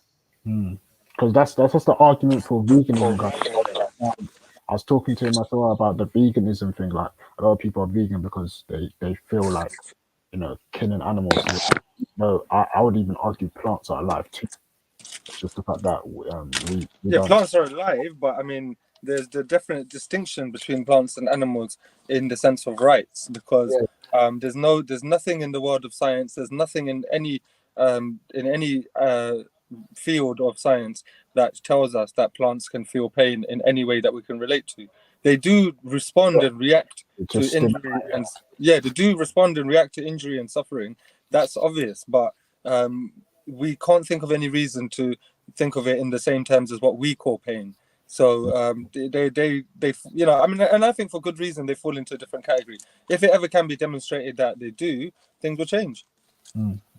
But again, we'll still be locked into the situation that if we can't eat animals and we can't eat plants, how the fuck are we expected to survive? Like, science is literally going to have to take over and start making food out of the raw elements for us.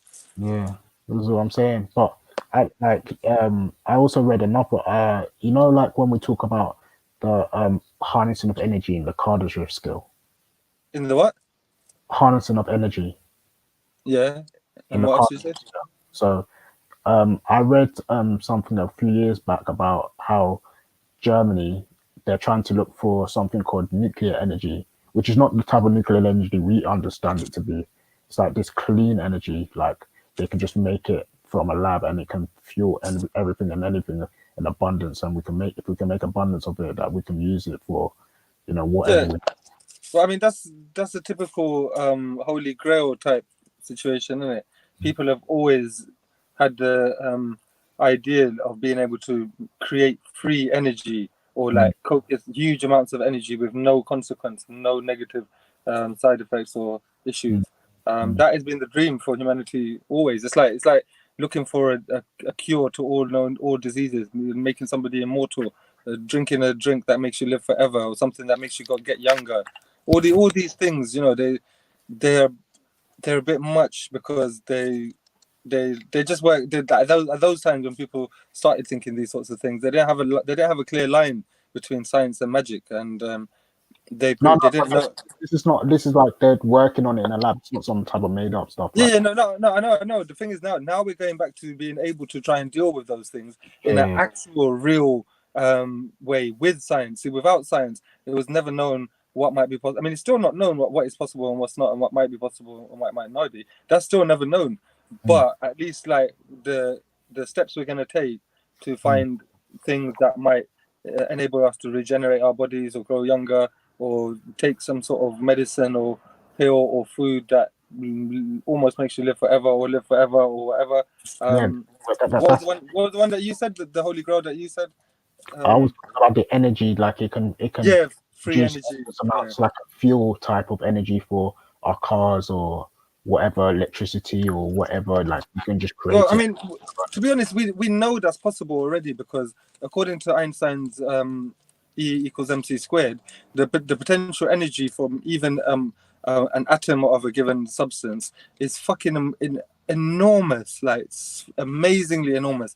Like, what his equation tells us is that if you had a gram of anything, like a peanut, a gram of peanut, a gram of leaf, a gram of concrete, a gram of any substance here, the potential energy inside that 1 gram is billions and trillions more than you think. It's just a matter of being able to put it in such a situation that you can actually use that energy. And that's what enabled us to start being able to create some chain reactions of atoms breaking away from each other in a given situation, and then releasing, like, an exponential chain reaction. So the idea still is that, from the tiniest physical amounts, you physically can get copious amounts of energy, but you just have to know extremely complicated details about what to do to enable to make that happen. So you see, when people were talking about the Kardashev scale, do you think it makes it obsolete now? Because if we can be able to harness energy, we don't need to be able. I've forgotten about that. I think James once mentioned it, or someone. Tell me again, or maybe it was you actually. Was it the Kardashev scale? Yeah, the Kardashev scale is the where I talk about the types of civilization. Michio Kaku. Oh yeah. Oh, there's that way. Sorry.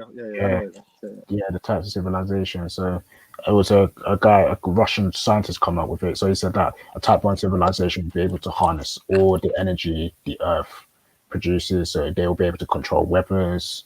Any bit of sun that lands on the Earth, that's automatically going to be used to power anything and everything that they have.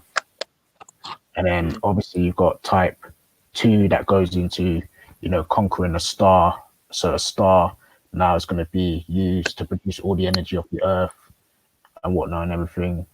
And that would be like an even bigger source of energy. And then they say that that civilization as well will be able to repel any type of solar flares or solar attacks from an exploding star or whatnot.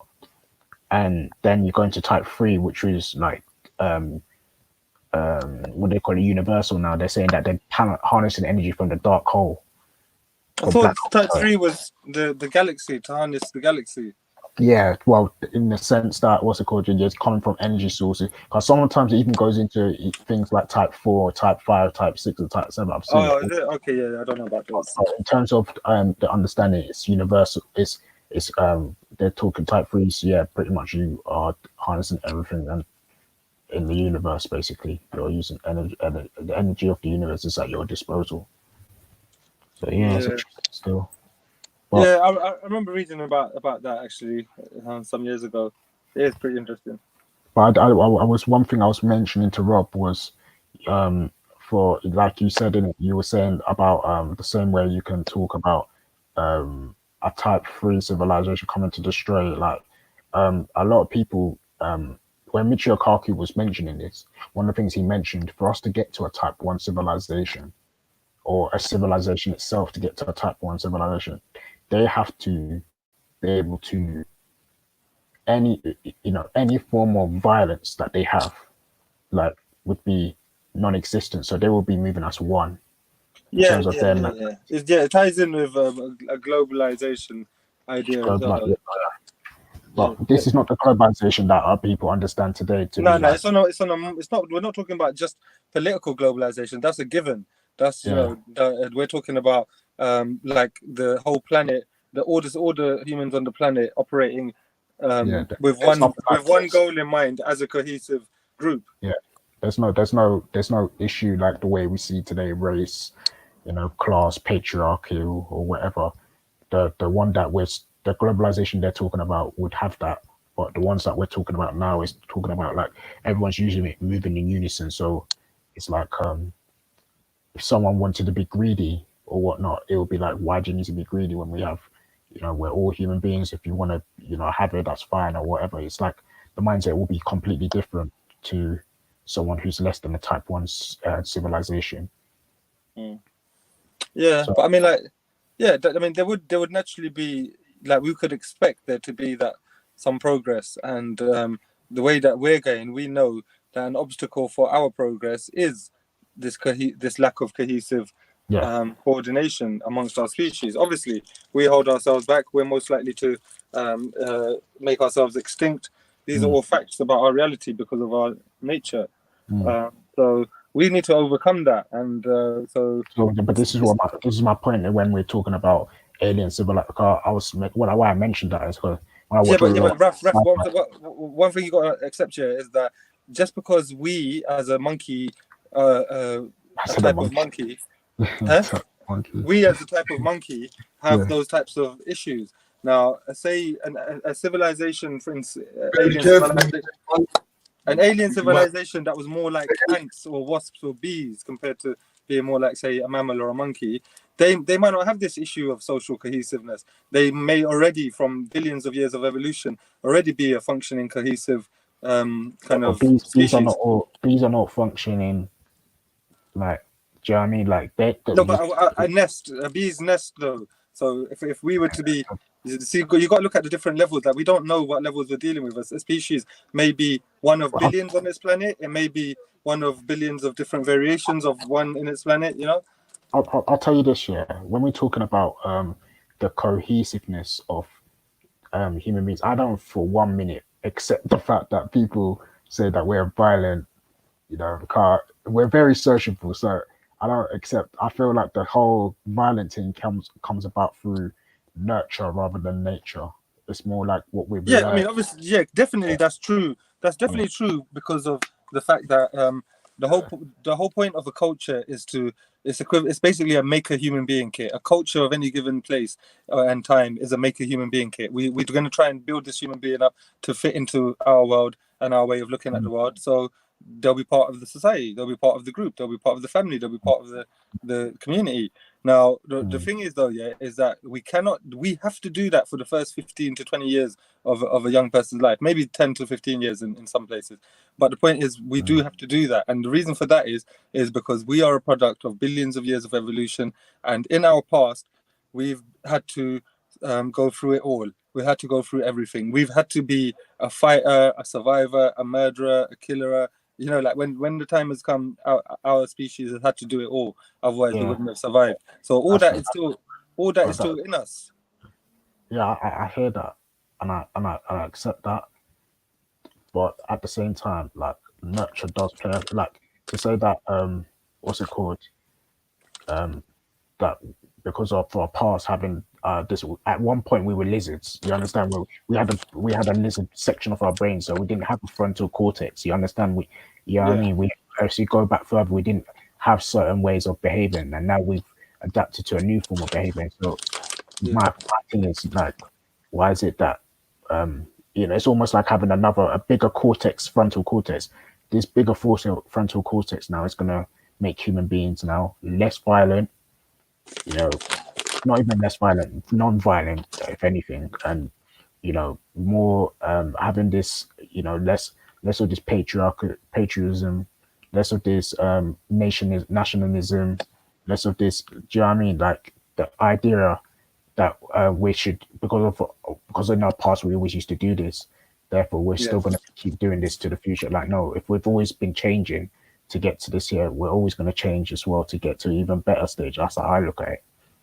Yeah, no, to be honest, you're right. You're right to some extent, yeah. But what I'm trying to get you to understand, yeah, is that all of that, yeah, is intellectual and cultural and psychological and moral and philosophical and political progress. Yeah, these are all abstract intellectual aspects of the progress we're talking about. That doesn't translate well in terms of genes and physicality and biology. So even though we've made a lot of that progress in a few thousand years, the fact is our bodies don't reflect that. Our physicality doesn't reflect that. So it'll be a long time before the actual genes start to actually reflect any differences based on how we select it. Hold on. So are we talking about genes for less violent? Are we saying there's a gene that makes you less violent? Or No. What I'm saying is that in the gene, the biological makeup of human being clearly includes the capacity for huge amounts of violence and the capacity for huge amounts of love and care. Yeah, both of those things. Yeah. okay. You know that. What do you mean by you're sounding like this? The spiritualist like what is a gene? No. What I'm saying is that it's in our physical bodies and our physical nature to have an animal instinct of protecting and surviving. Yeah, we are animals. I agree. Yeah. Yeah. So we have that. If someone threatens your children, something happens to you which is very primal, and I know that from the experience of being a parent. I'll give you an example. I was watching Netflix, and there was a series on, like these different groups and whatnot and everything. And one of it was talking about polyamory or polygamy or non-monogamy. Non-monogamy. Polyamory is loving more than one person. Yeah. Well, yeah. It was talking about monogamy, non-monogamy. This idea of non-monogamy. So, what it goes on to say in one of the like the clips that it showed, it gave the example of a Catholic missionary or European ministry. They were in Native America. And he documented his interaction with one of the Native Americans, and he noticed that the Native Americans were, every child they were treating like their own, like they were almost. It was like one woman would. It didn't matter which child went to, they were breastfeeding them. And another thing you noticed as well, they didn't have like their marriage system wasn't like, what's it called? I don't even think they had a marriage system. Obviously, like the way that they had like, many partners. Everyone was almost like, interacting with each other, having sex with each other and whatnot and everything. So I think he asked them, why is it that you treat these children like it's not your child or something like that, or something like, why are you treating these children like your child, innit? And then I think the guy turned back and replied to the missionary like, you only care about the fruit of your loins, whereas in our society, every child is our child. Okay. So that's like very communal. Sorry? That's very communal. Well, even if we have a communal society today, there's communal societies today where, the same marriage between monogamy is practiced, the same idea of, money or whatever, just like they will have what would be similar to what we know today in our society. So when we're talking about communal, it could be any type of society. Communal is just a group of people in a particular environment. You understand? So yeah, these are examples. Sorry. I mean, in the sense of like that's even like, even with family, like not even having any concept of like clearly defined family as separate from each other's, as separate units. It's like the one body, innit? Like if you're playing football, everyone plays as one. There's no I in team. Yeah. Yeah. So, I mean, obviously, like, yeah, now we are at that stage of where we're still having these, I would say, still primitive mindset of tribalism.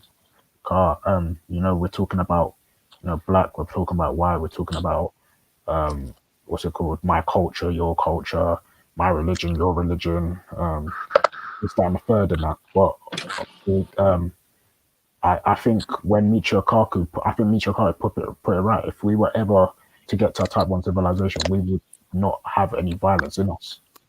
I don't see how you could ever be a civilization where you have exploring the universe without moving as a unit of oneness and not trying to, you know what I mean? Like, otherwise the bees and the ants would have been, you know, the top of the food chain rather than us being the top of the food chain. No, but we didn't get to the top of the food chain by our superior morals. We got to the top of the food chain by the opposite. What do you mean being more violent? Yeah. I disagree. I don't think we got there through being more violent. I feel like what played the fact, obviously Technology, innit? yeah, Technology obviously is the biggest factor. it's innovation. Cause obviously we talk about Homo habilis. Homo habilis means tool man, so they use tools in that. But what gave us that idea of coming to tools and using and thinking about our ways of improving our lifestyle and whatnot and everything, a lot of people put it back to the frontal cortex. So Yeah, but a lot of people talk about, that's an aspect of us, even with or without morality, anyway. sorry. The frontal cortex is an aspect to us that is still there, even before millions of years before we even developed language or morality or any of those things. How do you know that? Who told you that they didn't have a language back before the frontal cortex? When the frontal cortex was there? I don't know where that. But the frontal cortex is something that developed over millions of years, Yeah, and cool. language is something that we can trace back to about 80 to 90,000 years, and it's still very likely that we had even more primitive forms of language way before that as well. But the level we've got to in understanding it shows us that what we did have even 60 to 80,000 years ago was extremely basic and primitive, handfuls of words type level. So obviously we've already got to a pretty basic level of it. Now it could be that for a million years before that, you know, people had the language of 5-6 words or 10-20 words. Yeah. But that's still not much, isn't it? That's not what we're talking about when we talk about the complexity of language and, you know, the effect it has on a human being.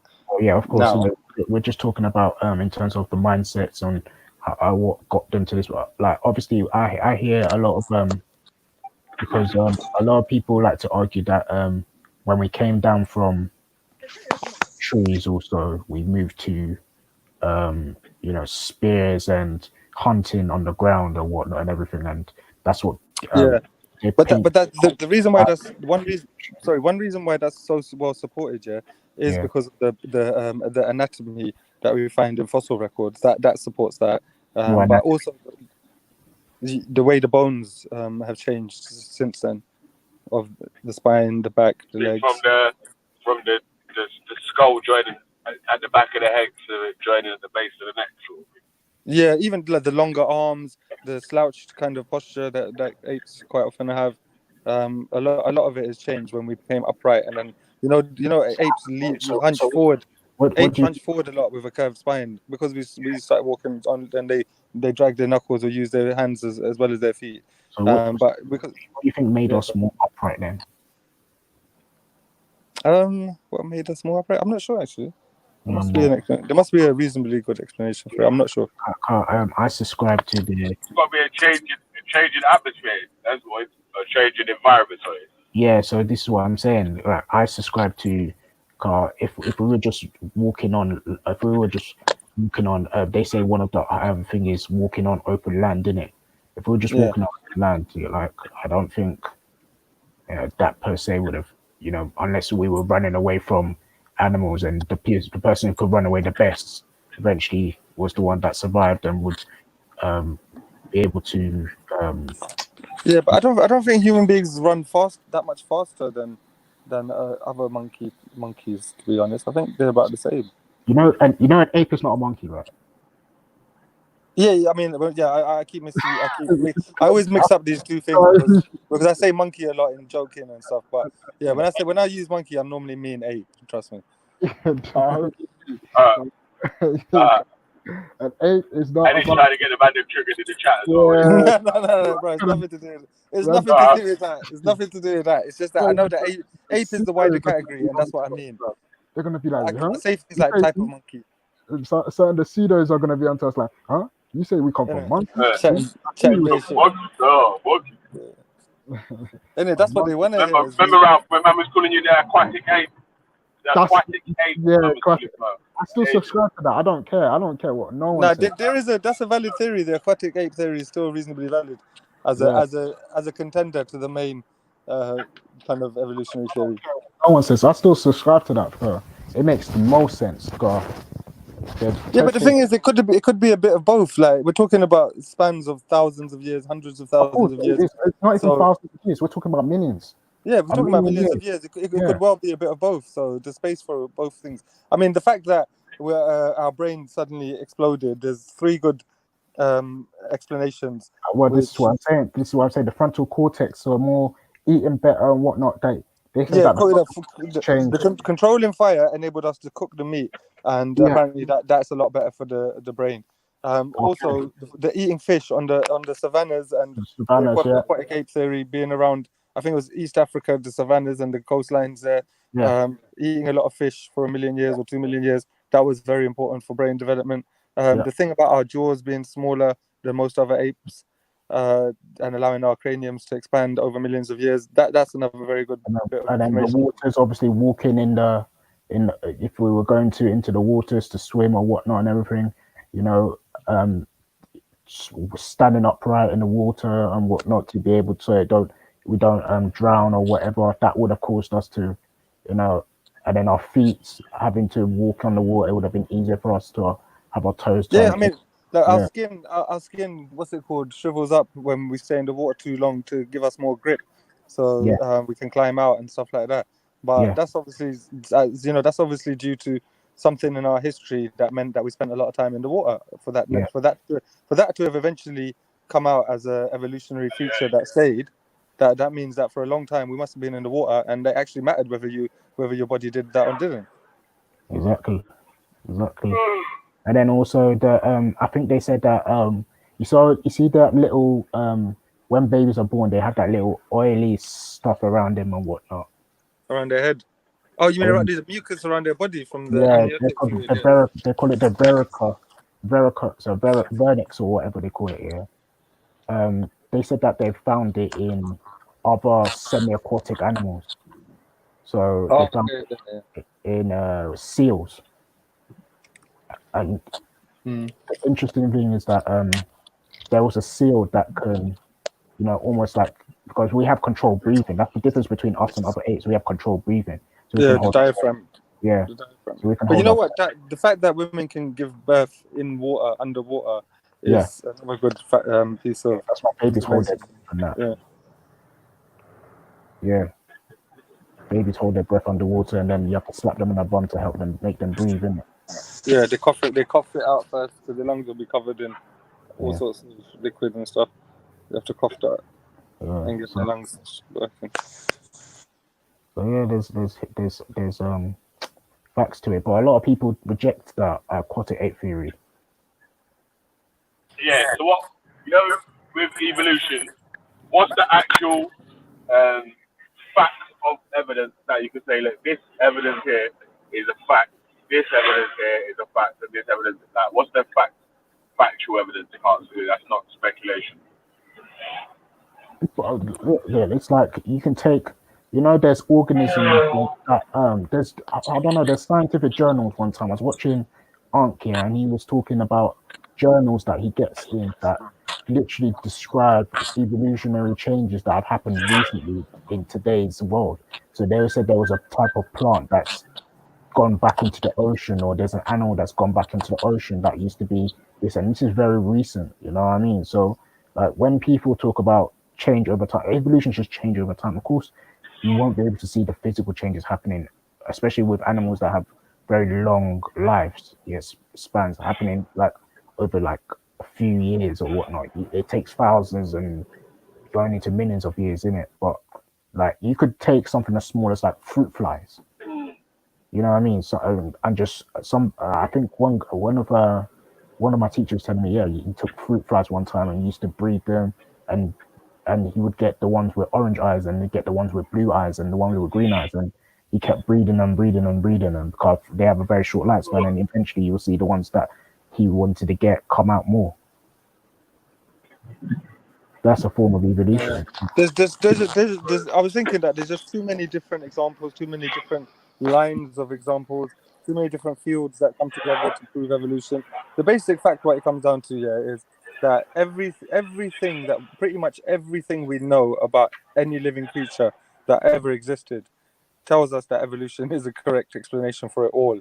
Now, that is a massive fucking claim. That I'm just saying that mention the name of any creature you've ever heard of, and everything we know about that creature fits in with the story of evolution.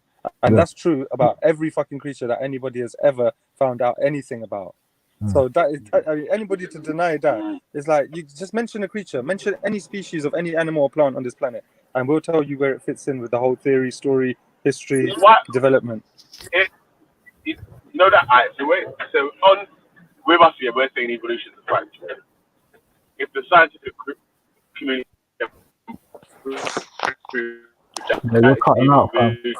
You're cutting out, buddy. they still teach that religion in school.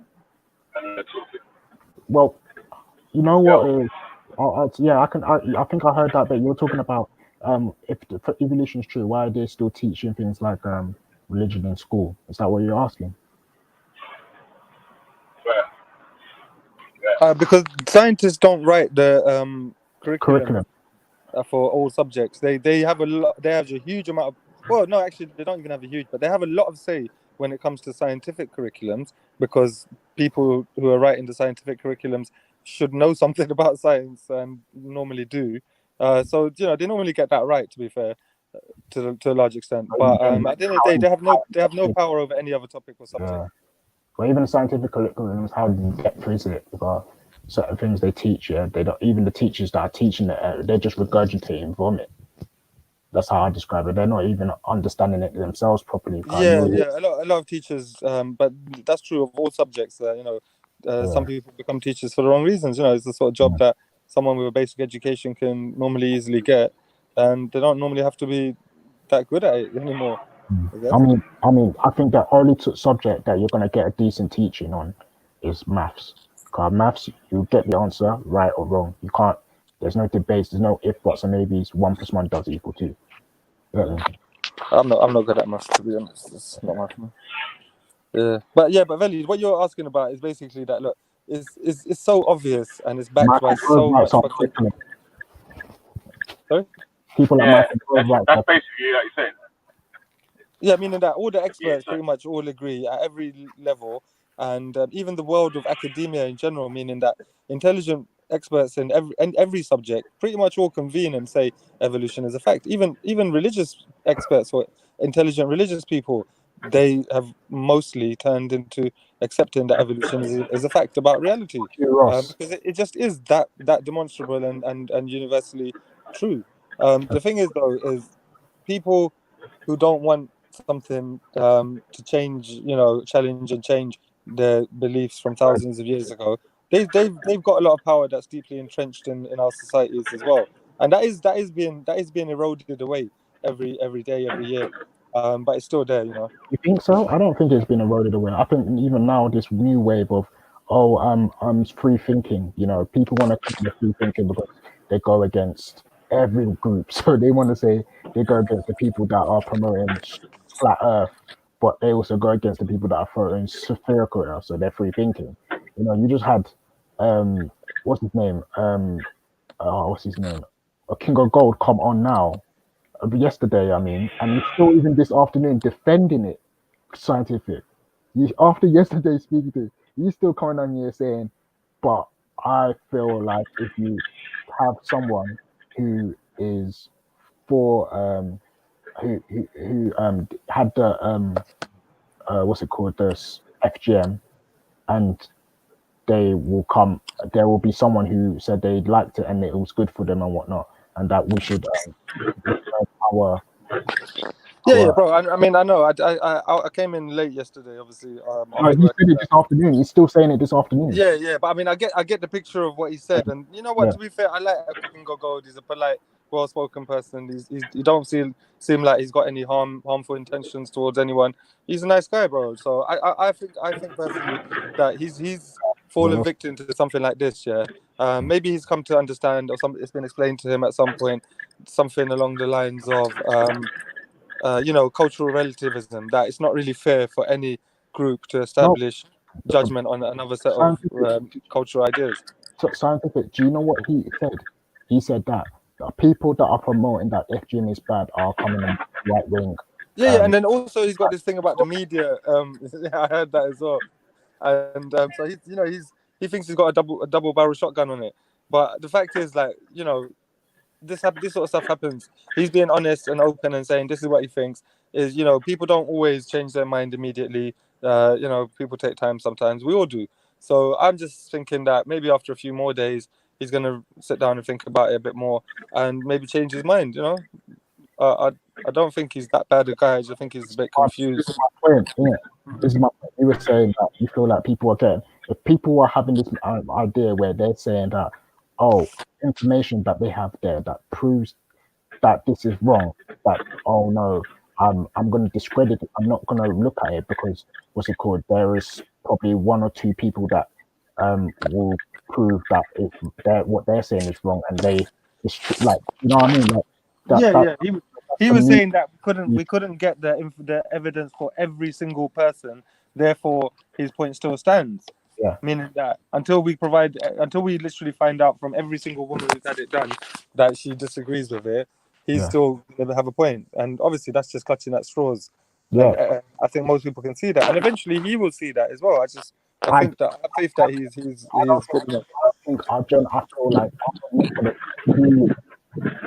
this group, this new wave of I'm free thinking because I can see, I can, like I can't put myself in any box here. It's gonna be long. I promise you that there is no one getting better with this science thing. That this thing is gonna be getting worse before it even gets any better. That we're gonna go back to almost a dark age thing. People have so little faith in science, especially with corporations. And I don't. To be honest, I don't actually. I can see their point because they has this mistrust for corporations, for the governments, for the and they hear something like ties in, like, some people say NASA is a government conspiracy set up to continue to deceive us. Like, I can understand where you've got a mistrust for government, but at least look into what these organizations are. Don't just say because they're associated, therefore they're guilty. So shall I tell you what vibe I'm getting from you today? Yeah. Is you're a young guy, who's got his head on his shoulders, bro. I rate you a lot because you've kind of understood quite a lot in terms of the most important things about the methodology of science and epistemology and the validity and why it is strong. That took me a hell of a lot longer than your age to understand all that shit. So I rate you, bro. But I think what you're doing, with the vibe I'm getting from you today, bro, is that you're letting the weight of the world break you. Like, and you feel like do you know what I mean? Like you feel like it's all over, meaning that we've lost. You feel like we've lost this battle. Yeah, I won't lie. You're right there, fam. I don't know. I don't think someone like me. I don't think there's anyone that has a mentality like, apart from you guys, that I speak to and whatnot. I don't think there's anyone like. I couldn't even have some of these talks. I'm just like going through like some of these talks with some of the people I know. It's like pointless because they just. Bro, are you kidding me? Like in my life, even after all this time, there's literally probably 3 or 4 people who get me about this stuff, meaning that I feel like they actually do get it and understand it and think I'm right. Apart from the youngsters in my family, the youngsters, teenagers, and kids, they pretty much get it, I think. But out of the grown-ups, there's only very few of them that actually really get it. And you know that's fine. I just can't talk about it with them. I had to come to understand that, and Yeah. you don't need that either, bro. Because the fact is, you're gonna have to, and you will. I promise you, you will accept them, whether they agree with you or not, whether they appreciate what you've Look, worked out or not. I think I'm slightly getting there, Carl. I'm just like, yeah, you know what, Yeah. this. Yeah, because otherwise, bro, you're not being fair either. At the end of the day, this is your personal journey. This is if this shit matters to you, then you can own that as much as you like. But it would be nice if people could recognize you for who you really are. And I know that's sad, bro. No, yeah. I'm not. What for me is more like, you know what? At the end of the day, people are gonna be doing what they want to do anyway, Ralph. You get me? You gotta just sometimes you can't, Ralph. You can't spend your time. I try to be at least, you know, like think it through. Like, like Ralph, you can't always put this much stress on yourself or to try and be, you know, logical with things. Because people ain't trying to be logical, Ralph. So you just need to just try and live your life and just do the best you can with the little few people you got, even if it's just one person you break through, or at least one person you meet along the way that has. I don't really want to be like forcing it down people's throats either. I'm just like, listen, like just. But you know what it is though is that you can have certain types of conversations that you benefit or appreciate most. Yeah, and that's why we come online here, because it fills that part for all of us to some extent, you know. And we find, you know, our tribe amongst people everywhere. So in your personal life, in your real life, at work or at uni or with family and neighbors and friends, and that, the fact of the matter is you do accept them, and you are cool with them, and you have your way of doing things, and you got your own personal challenges and things to get through, and they've got theirs. They'll be different. Yeah, I think yeah, it's just But you know what, this rationality thing, bro, like again you're causing yourself misery by holding high standards. I mean, that's good to do, it's good to do, but not to the point where it upsets you or makes you like become very negative. I get upset to the point where I'm not even trying to cry. I don't do that, but it's just like you're looking at humanity. It's like, is it really how people like? We can't even have intellectual, like, people are really thinking like this. People are really getting emotional like it. Like, it's crazy, fam.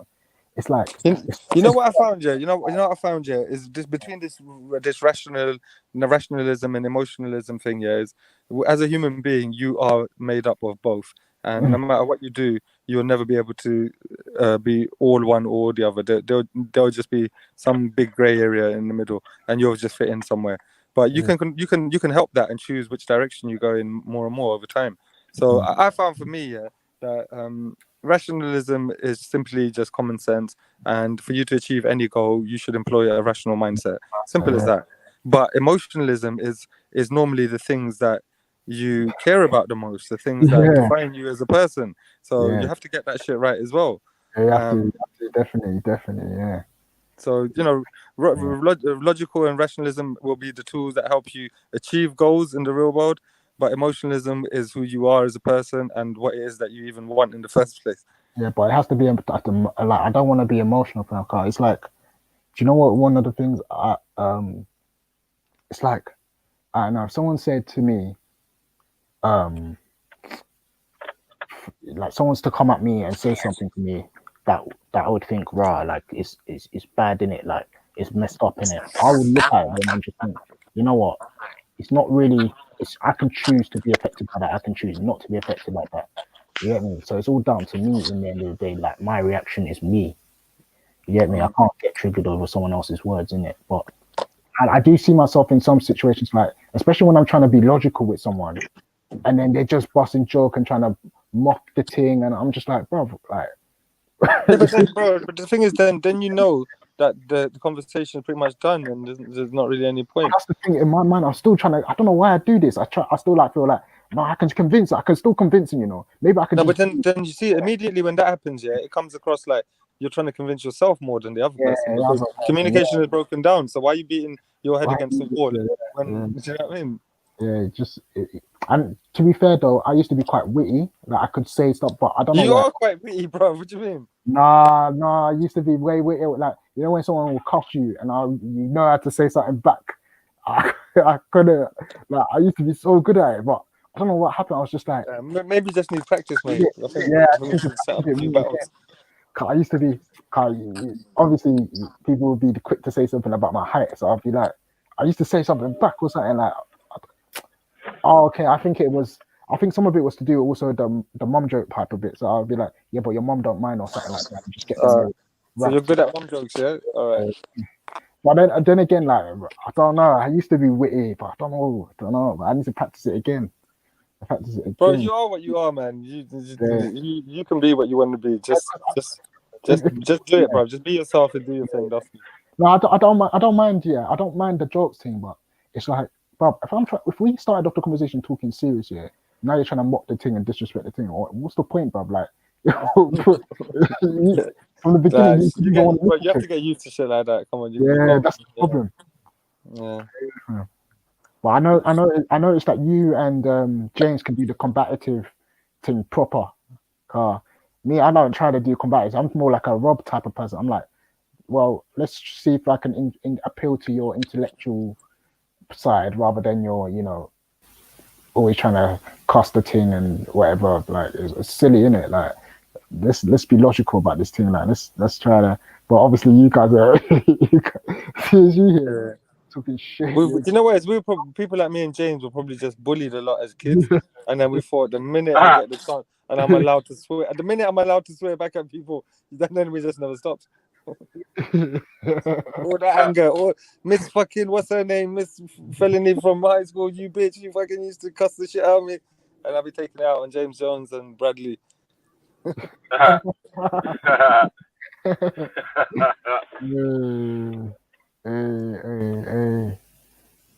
What?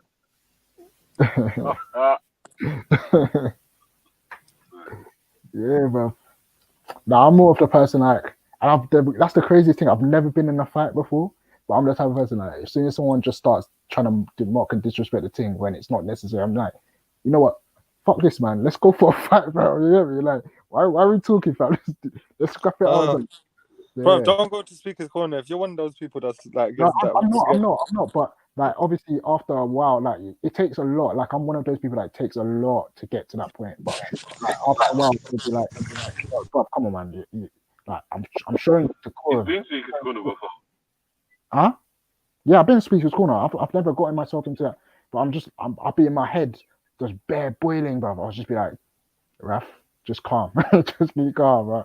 I do keep calm anyway. Even at yard, I'm one of the people that amongst everyone, like, everyone will be like, oh, Raf, you're so chilled out, Raf, you're so this and that. And then when they see me angry, they're just like, Raf, I never knew you get this angry, I was just like, yeah, but then I feel bad in it, because I'm just like, why am I getting annoyed for it? Like, it was minor anyway, you didn't need to get all like that, but yeah, it's crazy, fam.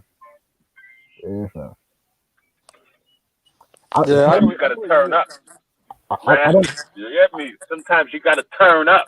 Yeah, do you know what it was? Yeah, did you ever get one of those people who at school? Yeah, there was they never been in a fight. No one knows how they can, but they were always afraid to fight them. Yeah, people got away with other ways of like scaring people. That's called body bluffing. If someone had older brothers, or they were just known to be tough for some reason, that was normally enough. Like, oh no, he's tough. How do you know? Oh, I just heard. But bro, we ain't seen man fight like that. You know what I mean? That was me though. That was me, fam. What, you pretended to be tough without ever having a fight? Oh my days, like, you know the little. That's a dangerous game, mate. I tell you that. Right? You know what it was with me, yeah. I got into little, like, not really proper fights, like little scraps or whatever, like, a little, throwing someone to the ground. Like, I was a guy that could grip and like I could like proper like almost like a Brazilian jiu-jitsu type of fighter. Like, I was very good at like submissions and whatnot. Yeah. Submissions, yeah, headlocks and that. Submissions and that, yeah. Basically, like the few I got into, people were just like, "Oh, this guy, this little pygmy-looking you can fight." Shit, and I was just like, "Okay." So, and I was always chilled at everyone, so everyone was like, "Yeah, no," they wouldn't even try anything with me, but they were just like, "Oh, Raf, like, I would try." Like, you're so calm, yeah. If I try to fight you, you probably get. And I was just looking at that, bro. You could probably beat me up. Cause got zero stamina, fam. I would probably last like 10 seconds max or something like that, or 5 seconds max, and just be dead.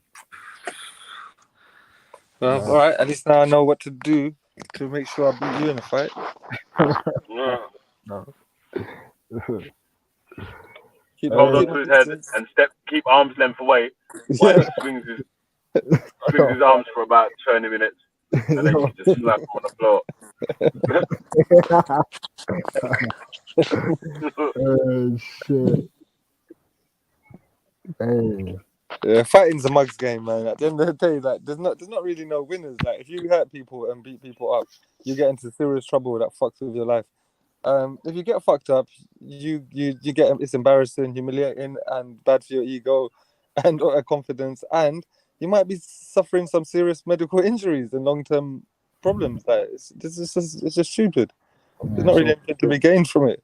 But you know what? I don't really mind like people learning to fight. You know, like I feel like in a world where, especially where all this is going on, like just looking for some way of trying to release your stress or whatnot. Yeah, no, not only that. I mean, to be fair, in the real world, you should be able to take care of yourself, because at the end of the day, people take the piss, and if you got people out there that you care about, the simple fact is people will take the piss sooner or later, and you will have to take care of shit sooner or later. So you should stay in shape. I mean, I'm not saying I do that. I'm saying that I know that is still important. And so you definitely should be doing MMA. So you're like online. Yeah, I'll give it the big talk stage, bruv. I'll give it the big talk all the way up to the day. Then you'll get a note from my doctor. You get a note from my doctor.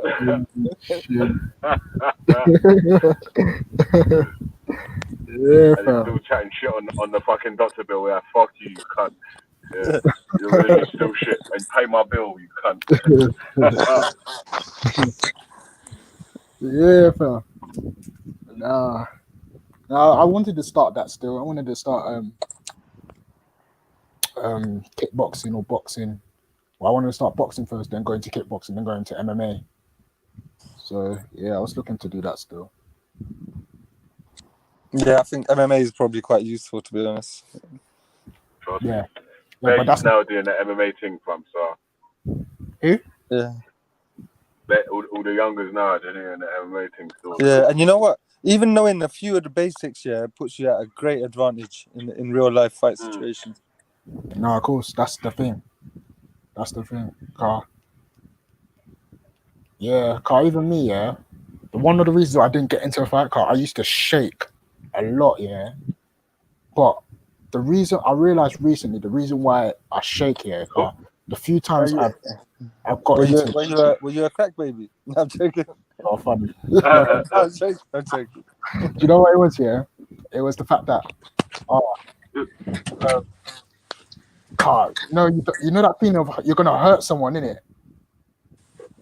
You're gonna like I go like I'm feeling like I'm gonna murder someone if I get into a fight. So that's why I'm not trying to. Yeah, it's mad still. I said that's why I want to take up something like MMA but MMA you have to be able to do one type of you have to be a master of one type of fighting. So kickboxing, Muay Thai, and then you can do MMA. But you also have to be good at Brazilian Jiu-Jitsu for submissions and whatnot. So yeah, like if you're gonna do any type you get man on a tap out move on concrete, fam, it's different. Man. Say that again. If you get man on the tap out move on the concrete, it's over for man, innit? Yeah, that's it still. That's why if you ever want to do MMA, the 4 types of skills I reckon you need for it is boxing, kickboxing, Muay Thai, and Brazilian Jiu-Jitsu. That's all you need. Or even some people just say straight Muay Thai and Brazilian Jiu-Jitsu. Like, oh yeah, see, Kushite said it, the same thing. Muay Thai and Brazilian Jiu-Jitsu. Yeah. Some sort of boxing sort of training sort of thing, or when you Yeah, I want definitely. I would definitely learn boxing. Card boxing helps you with your hand technique, innit? So I'll definitely learn that still. And then I remember someone talking about Israeli jiu-jitsu. You know that? It's I just read the message still. Say that again. See, Israeli jiu-jitsu. Israeli jiu-jitsu, no. That's what they call Krav Maga. No. I think it was Jedi and Maku were talking about it one time, and Jedi himself said that he had a what you call a Krav Maga teacher that used to train the Israeli forces or Israeli military. So yeah, he was said like what their thing is basically is practicing disarming people with weapons. Yeah, just quickly disarming. Yeah, bro, it's mad. Still look into it. Krav Maga. That's it. See, Yeah, man. Kushite knows Krav That's why I'm Maga. trying to get this multiple income stream back up, man. So I can Yeah. get more free time. Start Do this. taking my youths down to some of these Yeah. little bits and pieces, you know what I'm saying? Yeah. Even my daughters, fam. If I have peace, yeah, my daughters, my sons, they're all jumping on that boxing and kickboxing. Definitely, fam. Yeah, bro. Do you know what you should do though? You should find out from Brad. Oh, I don't even know what happened to Bank Boy. Don't know what happened to Bank Boy, but I was trying to learn from them the technique, the source, the what's it called, trading things still. Yeah. Fanboy will be back about soon, man. Why is he? He's not even Muslim, so why is he off? Living his life, innit, man? So, Is what? living his life, man. Where's he gone? Holiday. No, I don't know, man. Just living his life, man. Okay, I heard that. Car even Issa's not here anymore. Yeah, good, man. Just imagine catching up on whatever else you need to catch up on, and then Yeah, then he'll come back still. sometimes I can't still. Oh. Like, Yeah. when it gets to cold times again, you see all the fucking faces come out the woodwork. You get me?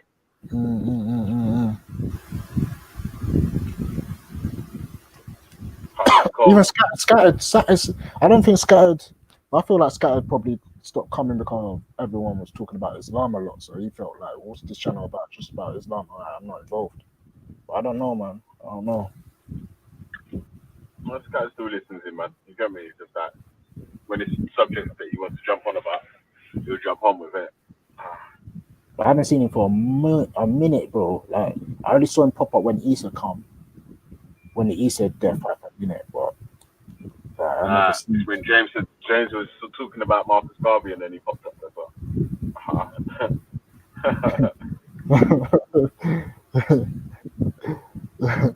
Yeah, but then you should have come in for African Spiritual League. Cause I didn't see him there. At least that way, you know what I mean? Like, a certain man worship Garvey.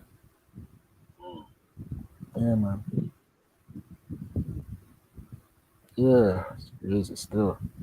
Yeah, man. It goes. We roll from subject to subject and different bits and pieces. It's like, yeah, it's hard to be knowledgeable about everything, innit? That's why it's like everyone's got their different little lanes, what they jump in.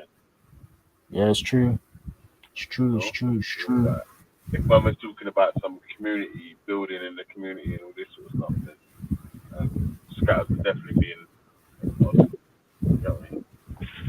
I mean, we were having that talk earlier. We were talking about, but the thing is, those type of talks, the stuff I'm trying to talk about, it can't be online, fam. I I could easily get myself monitored, fam. I would be a domestic terrorist. I'd be a domestic terrorist if any of this stuff I was thinking come out, bro. I swear to you, fam. It would be mad. Stuff I'm talking about is gonna be nuts. So wait a minute. From what I can remember, yeah, we had a week on flat earthers. We had at least a week on Muslims, and I think Christians as well. 1 week, innit? Yeah. And then what else has there been? Evolution. I think there's been a few days on evolution. I'll Atheism, tell you what, challenge we're atheism. gonna do. I want to do some police stuff as well, man. Especially this. Oh yeah. You know what? Yeah, not normal people get themselves criminal records by talking to the police in situations where they don't need to say nothing. Yeah. You know what I mean? Like when you might feel like you're helping and shit. You know, because these men are trying to fuck you up, bro. Like, feel like you're a helping citizen. Oh, I'm a law-abiding citizen. I'm trying to help. But what have I got? I ain't got nothing to hide and all them sort of shit. Then, yeah. Next thing you know, you're down the station. You get I me? won't lie to you. I don't know. I mean, none of my friends are any way gang related, but I'm telling you, when one of them got snitched on and went prison, boy. Boy. Oh man, yeah. Well, obviously, if that's different, isn't it, man? We're talking about if man's doing crime, then obviously you might go jail, innit? But I'm talking about like man that's not doing crime, just normal people who might be like your youth might be walking home, riding his bike home through an ends or whatever, and then the police are just onto him trying to ask him his name for no reason, like, oh, there's been a suspicion of robberies in the area, we need to take your name. It's like, no, you don't. From where? Do you know what I'm saying? Like, it's all stuff like that. You get me? Like, Why and even like giving your details for no reason. And so why did they take details then? just to put you on a database, man. Just on some fucking database, man. Just to gather information, man. Just gathering intelligence. For what though? Because they're police, innit? What? That don't make any sense though. Just in case one day your name's called up in something, they know who you are, where you live, and they can come straight to you, innit?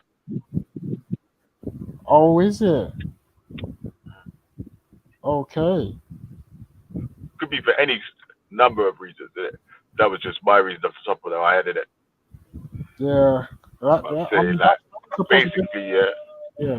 If you've not got a criminal record and you've not committed a crime, and there's like literally like no crimes being committed in the area, the police just come up to you and start pestering you for your name and shit.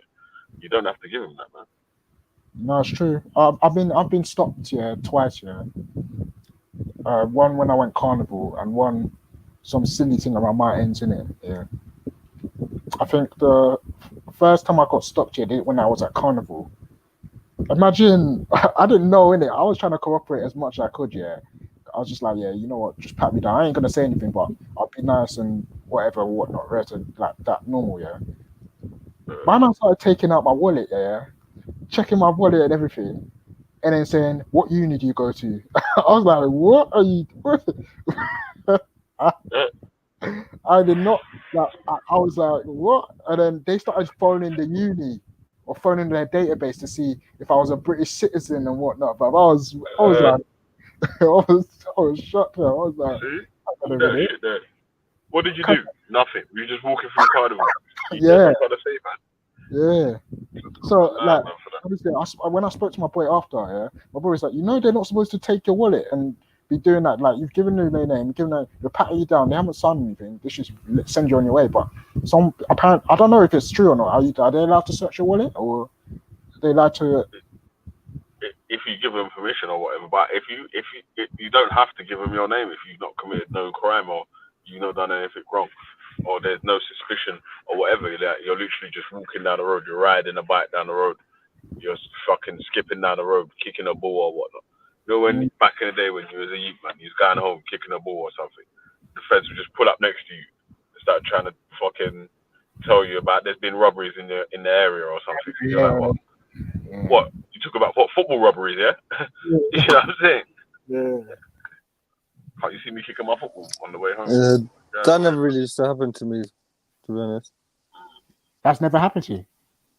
I don't think so. Not as a kid being stopped randomly by police. I mean, even as an adult, hardly ever. Literally hardly ever. Most of the time it'd be because I look suspicious, but just absolute random ones. But how do you look suspicious though? Yeah. What do you Like, do you to know, look suspicious? like, you know, being in certain places at certain times and doing certain things. Like, obviously, you know if you're at risk or not. But generally speaking, like normally, I don't think I've like I can't even really remember like hardly any random You stops probably where police are just asking you silly questions and wasting your time. Like I can't even hardly remember any of that. That's what But I I'm saying, know, yeah, like but I even know stuff it like that, happens. like you're just looking suspicious or something like that. It's like, bruv, what was Stupid. man really doing to look suspicious and all that? Like, what does looking suspicious like, bro? You can't fucking, if it's cold outside, you can't have your hood up, or you can't wear a big coat or something because even if it's sunny, what? Shut up, man. Man can't tell me what you can and can't wear. There ain't no laws of that. Yeah. You know what I'm saying? Like, There's no laws to stop someone for looking suspicious, but if you do smell or you know, if you like fucking stink of fucking weed, weed, you yeah. just smoked a million joints, yeah, and you stink of weed, yeah, and you walk past the Fed and they stop you, that might be different, innit? Like you giving them suspicion to stop you, like, but if you actually ain't done shit wrong, like, and you're just rolling or whatever. Yeah, that don't make any sense, bro. Yeah, that's a weak argument. But for now me. they have the mountain bike feds just rolling about through ends on mountain bikes. When I go to every ends I go through to fix toilets and whatever, I always see the feds walking about with you know what I'm saying, like. Yeah. Yeah, fam. They pull up on fucking people all the time. Yeah, I mean, I rarely see it around my sides in the car. I live in quite a white area. Something's quite white, but I've seen it one or twice in something where police just randomly roll up. I saw you one guy just. Like, I was just like, bro, this is rare. This is rare to me, bro. But it does happen, bro. It does happen still. But when they pulled me up the second time, that was kind of my fault anyway. Car. Yeah, bro. So what's yeah.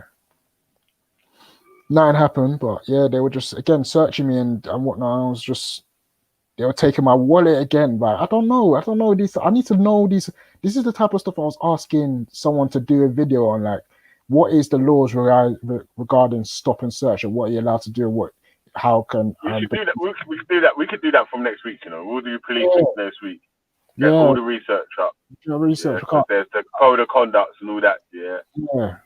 Which we can bring on screen. If you're about, you can share screen and all that. Yeah. Yeah, I'll try. I'll try and.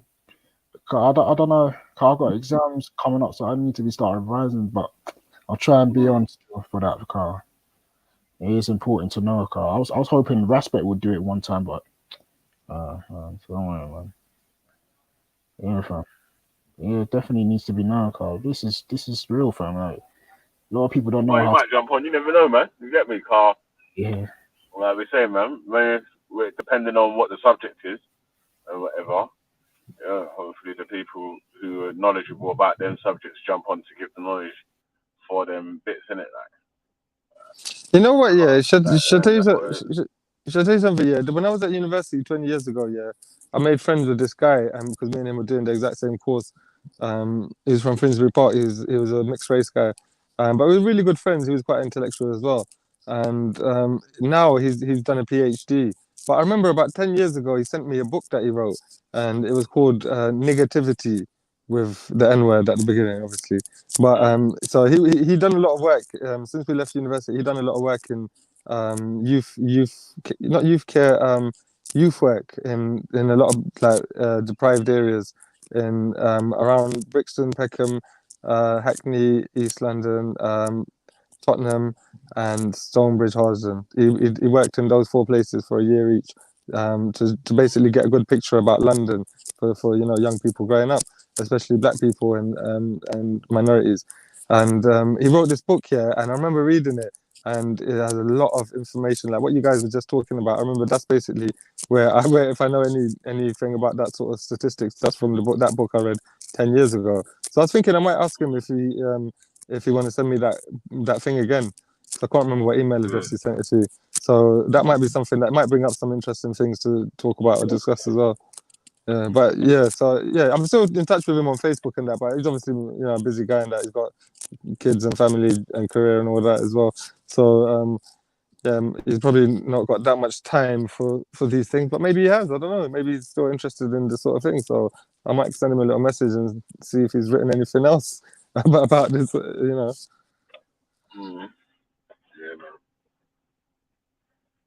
Yeah, man. But yeah, me personally, I don't really know that much about these kinds of things to do with police and. I tell you, knows a lot about that sort of stuff as well, traffic stops and all them sort of things. Yeah, because like the police take the piss with the traffic violations as well, innit? Because say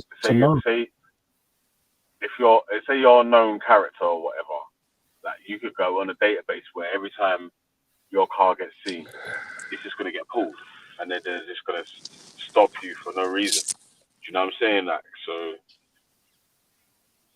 it could be for anything. Like, you could be a criminal, you could not be a criminal, you could just be a known person, someone that's given the police a hard time every time they've stopped you or something. That's anything, yeah. Once you're on that database, you're just getting stopped all the time, and it's like you got to know what you're saying and what you're asking, what they can do and what they can't do. Who are you saying that knows a lot about it? Rob. Oh right, okay, yeah, that's true. Try to get off all them tickets and sort of stuff, innit? Yeah, but his policy was probably much more straightforward. Some might say it was probably even black and white. Oh shit!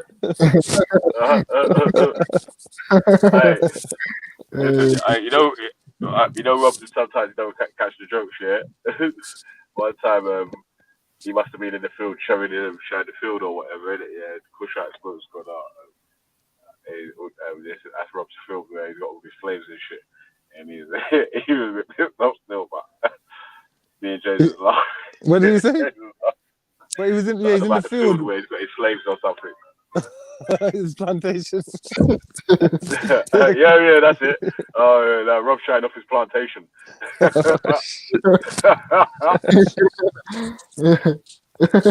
What did Rob?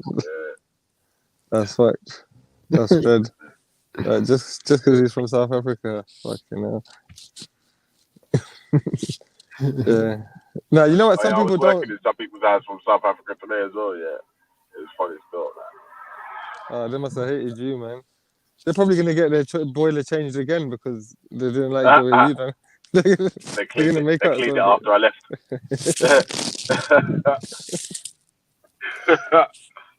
I was like, oh no, Rob. I was like, oh Rob, you know Rob? Like, yeah. Oh, you're okay then. He was a good slave catcher in South Africa. He probably won awards for that shit, bro. Yeah, you're lucky he's on gin and tonic right now anyway, man. But, oh yeah. Yeah, I think he said he can get Nin on there, Nin Callis. He's there on the gin and tonic still. Yeah, bro. Boy, yeah, him and Stops will be a good. Stops Babby's on there as well, boy. Rob calls it a pain, boy. They want to chat to Stops for a bit, boy. Yeah, they do not want to chat to Stops. That's who.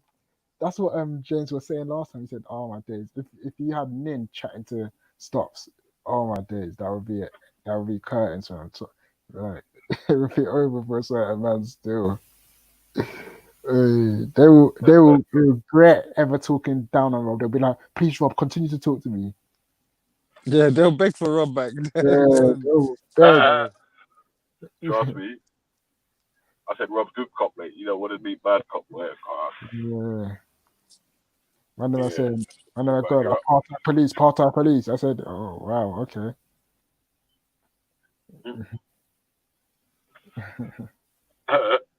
You got a nice guy in Rob. You want to keep playing with Rob? Like, yeah, I can't vouch for Rob's police career or nothing. You get me? The cops do that, do that. You get me, bro? I can only vouch for man's G Block YouTube career. You get me? So like that's like 0.1% of man's life. the rest of whatever man's doing is what man's doing, fam.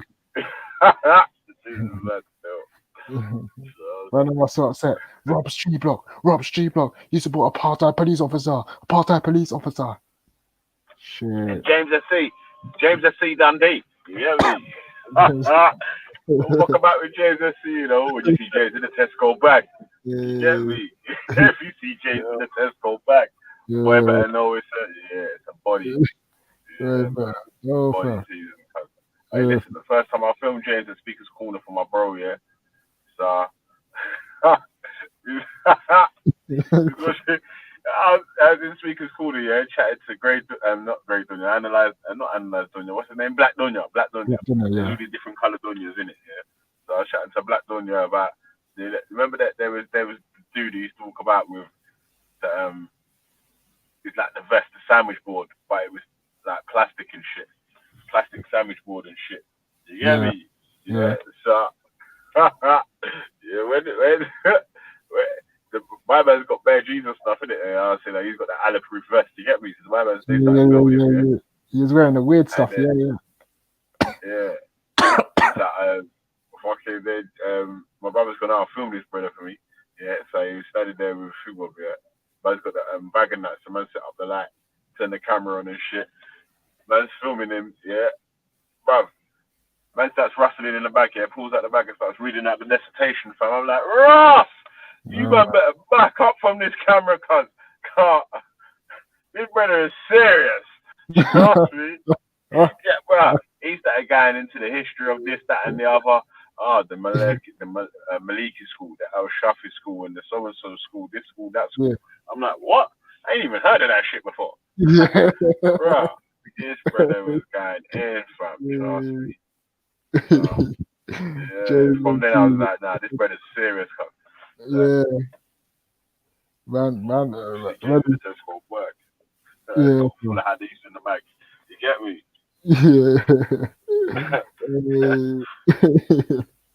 Every hadith in that bag. Hey, listen, don't talk about female genital mutilation with James SC, fam, and be on the opposite side, cuz. You get me? He was getting vexed, bro. I was like, Ross. Shit. I ain't even seen James vexed before. Shut up. He's running like a school teacher. Yeah. What do you say? You cretin. Hey, you know one of those school teachers that's usually cool with all the kids all the time, and then they get vexed one time. And they tell everyone to shut up and shit. It's like that. Hey, but Mr. So-and-so's usually alright, man. Oh shit, man. That is so real. It's so real. Hey, James is serious about stopping Islam, like Rob. Stops. You get me? Them man are serious. Them lot made me realize that I'm not even on the ladder when it comes to that shit. I'm a nobody. Them man are serious in this game about this thing, fam. Like what? It's not, like, this is real life to these men, fam. You mean I will end your dreams in real time. Look what Rihanna needs to put. James will be fluent in Arabic next year. Trust me. Yo, let James be fluent in Arabic and learn that Quran in Arabic, fam. It will be fuckery. Trust me.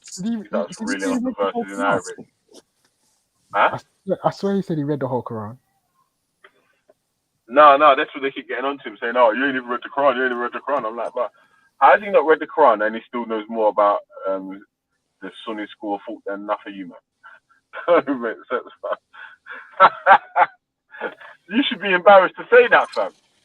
Like, man should be embarrassed to say that, like, right, you ain't read the Quran, but he knows more about Sunni Islam than enough of you, man. That was like Kalam. It's like, yo, man, are saying, yeah, but you're not even a Muslim. But he knows more about Islam than enough Muslims that was in the part talking to him about Islam. Trying to tell him that Islam's the right way or whatever. and he knows more about it than you, fam. What the hell? That's why I say the people that come down to the park, especially on the religious side, they just have this limited amount of knowledge with this little bit of like knowledge, yeah, and then they just think they're the shit, bro. I swear to you, bro. It'll come down this little baby knowledge, and they'll be using it to argue with everyone. Like they know everything. Then they'll be talking about which sheikh they follow because of one little thing that the sheikh. They don't even follow them on all the ideas. They just follow them on one idea, and that's why you get people with all these channels going, "Oh, look, this imam is talking this, and this guy supports this imam." Meanwhile, they only supported the imam on one idea. They didn't support him on everything. And now On they're everything, yeah, it's mad, fam. yeah. It's mad still, man. Complicated thing still. Mm. That's why I'm like, right. I don't even mind the debates. You know, like I've learned a lot about the religions and so whatever in the debates, man. But it's like a general knowledge, isn't it? Like so. I don't know what is man trying to achieve. Who? James? Debating with religious dons, yeah. Debating Yeah. against religious dons just all the time, 100%. Like all the time. I can't really see any sort of like that's just like a never-ending story. Yeah. What did you say? It's like There's hitting things your head in against the, a stone. there's so much space until science gets to a degree, yeah, where it's like it's beyond all reasonable doubt that so and so happened, yeah, that it happened this way, yeah. Yeah, let me delete this, brother. Yeah. Anyway, yeah. So, fire for that. Yeah. Some guys are bullying you. Some guys are bullying you. Man shouting down the corridor at you or something, or the alleyway or whatever. No. Some batty man on the YouTube thing still. Oh man, you blocked him. How you mean, man? Ain't dealing with none of that fishy business, man. Guys on the end about the business.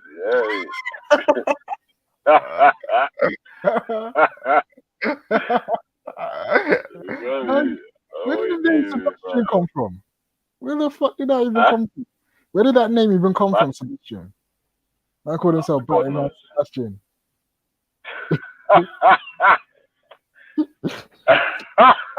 Sebastian, you know. Yo. What the fuck? Oh, that's fishy, fam. Trust me. Yeah, man. Oh, you're too funny. Hard rock, haddock, and all that. Yeah, all that. Yeah. You know what, though? You're right, though, about the James Tinker. It gets kind of repetitive, even with this whole debating the religions and whatnot and everything. That's what I was like trying to talk about what Martin was coming on the political philosophy thing, innit? Like, what exactly are we trying to do to see improvements of what's going on in the world? Yeah. I'm like, there's actual things that you can actually really change today as well. So I don't mind talking about some of them stuff as well. Do you get me?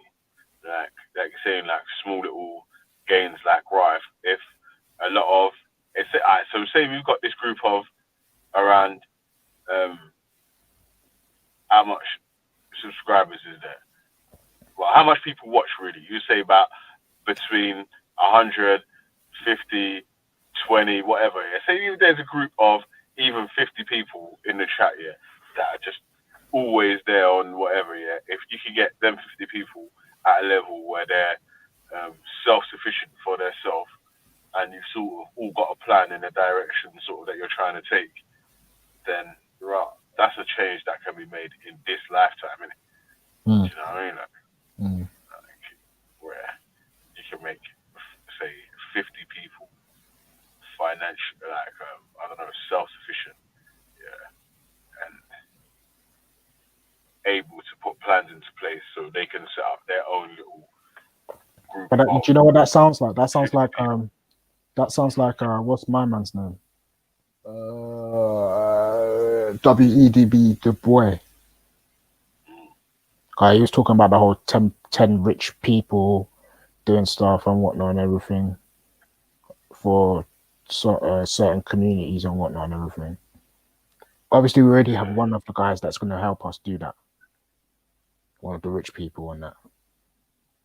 Yeah, so that's what I'm trying to say, man. So, with if it just it's whoever it is, isn't it? Like, because obviously, I Whoever know it is, more we about already have Marcus Garvey than WB Du Bois. Yeah. Do you know what I'm saying? Like, so No, even no, that self-sufficient thing, they that's used to more. do it, you know. Yeah, I know. That's more of a Marcus Garvey idea to me. You get me? But even the other thing, yeah, his thing is working self-sufficient, but trying to work together as a big team, innit? As Yeah, well. you, So I'm you're like, trying right. to Imagine if you get like again, like I was saying, your group of different people, like 50 different people that are self-sufficient, that can pass on that knowledge on how to be self-sufficient to their own family or whatever, then right, it just goes mad numbers, innit? pass on, yeah, multiplies. Yeah. Then obviously that's where you can start to have the groups of Well, that's the thing, though. In the past year, you know, you had the Tulsa riots, you had the little black areas and whatnot and everything that were doing really fine and whatnot and everything. Like, obviously, people came and yeah, so obviously people came and burned that stuff down in it. So how? I don't know. yeah, because it's in. You can't have just. That's why I'm saying that you have to have a group of different people that are all trying to. Do you know what I'm saying? That not just one main leader that's trying to galvanize everyone all together. Because as you've seen, it don't work and it keeps getting taken out, innit? So it needs to be small little different groups of. I've said this a million times, yeah, of small tribes that are attacking each string on the spider web. You know You that. get me? You know. Did you hear my conversation earlier with Brad where I mentioned that I would even, you know, as much as I don't like the feds and whatnot, yeah, like we need black people infiltrating the police. Yeah, I heard that still. Like, you know what? Yeah, it's like talking mad political shit or stuff like that. Yeah, infiltrating this, that, and the other. Yeah, I don't know, man. You can have shows about that still, but Sounds a bit cloak and dagger, to be honest. yeah, that's what I'm saying. I don't know if you want to really. That's like what you want to talk about with your people in private, man. Your own shit. You hear me? Like all the actual stuff, like realistic shit. Not like that's not realistic, but you know, like Practical stuff stuff. that practical. Yeah, that's it. Practical to do Oh, that's very practical. it is practical as well. In uncloak and daggery sort of stuff, like that Okay. sort of more shit that you want to. Yeah. You know what I mean? Like try and bring to the I got forefront, man. you. All that. Yeah, it's just to do with, it can just be to do with the type of language you use, isn't it? Infiltrate suggests kind of deviousness, but we're not talking about doing anything illegal or wrong or immoral. So there's no need to use words like that. Yeah, we saying you just want to see more people into them sort of places, so Oh, I'm trying to take it down. they've got more of a say. Problem in taking it down. Man's got more of a so if there was like 1 million black police officers, you think that there would be more of a change in No, it's just black youth and crime? brother, we're going against an army. We're going against a group of people who do you know what's crazy? Yeah, when you understand what's going, when you kind of see from a perspective of what's going on, it's like you have people who are supposed to be on your side. Like, you know, the people that work for the police are people like your cousins, your mums, your dads, you know, these are all relatives of you, yeah. But they are so, it's like, well, as soon as they put on the badge, they've taken on another, you know, like like what the Christians and all those groups describe it as a woo. You understand? They're taking on this new woo form, and it's just they're different now. So it's like, They're like they're the police. yeah, but it's like, yeah, it's Yeah, I so like, what alright, so what that's what I was trying to say. So what if there was a million black youths that was police officers, what difference would that make to the roads?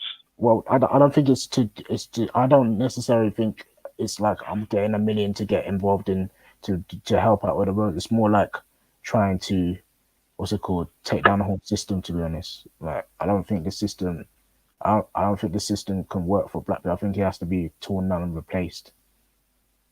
That's the point. But obviously, like, guys, like, if we're gonna do, you know, get involved in the warfare type of aspect, you've got to have people who are, you know, in the army. You understand? So people wouldn't have no problem joining the army to a degree to do it. Because even when you look at the so-called gang leaders in the past, you know, I'm talking about people like Larry Hoover and Jeff Fort, they encourage people to get involved in this stuff.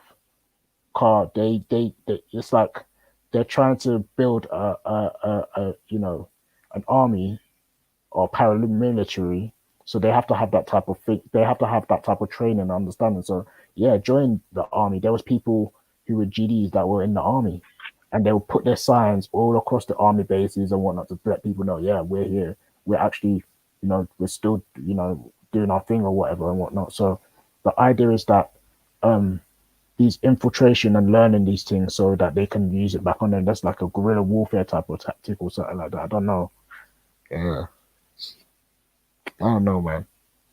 Just a thought. Just a thought.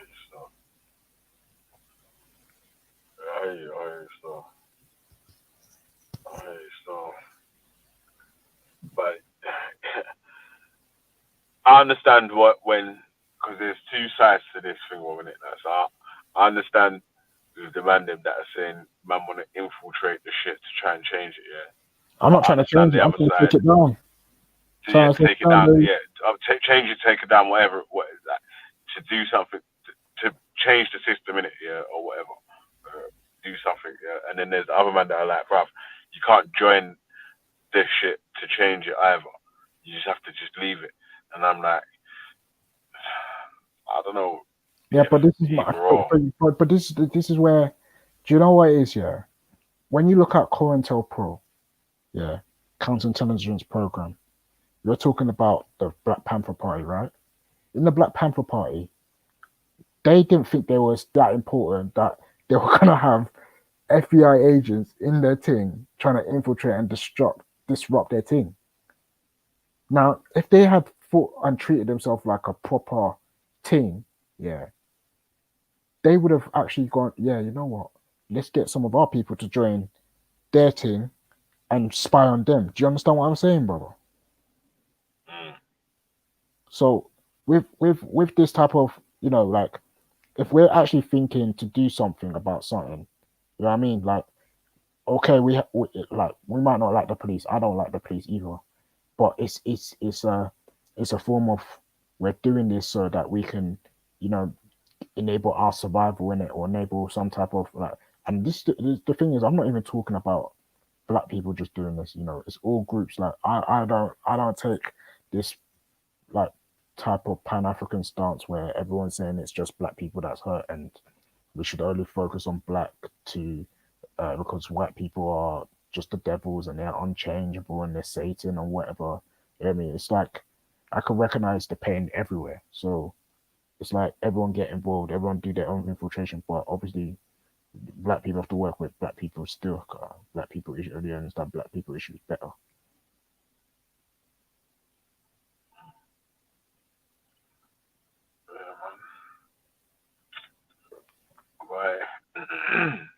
don't know. I get you still, man. But Yeah. it sounds like the spider web thing in it, man, because there's so much different webs of the spider of the fucking Am I not yeah. describing the spider Strings web? on the web, yeah.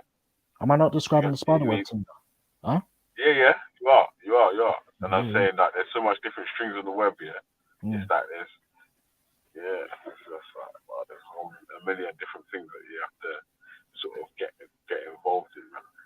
Yeah. I don't know, man. How much of the man them are willing to join the secret services, the army, the police, the so and so, this, that, and the other, I'm telling you, and be a spy that sat by the door, a spook that sat by the door, sort of character.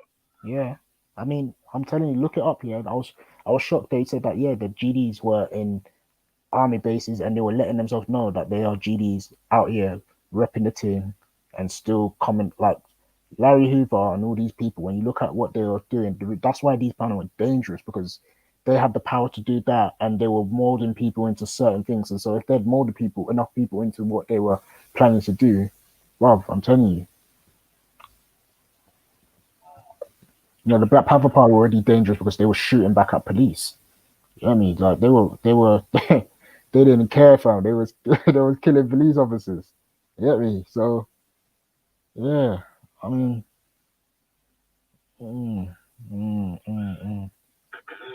but maybe some of this stuff I shouldn't really be saying it online like this, because you never. I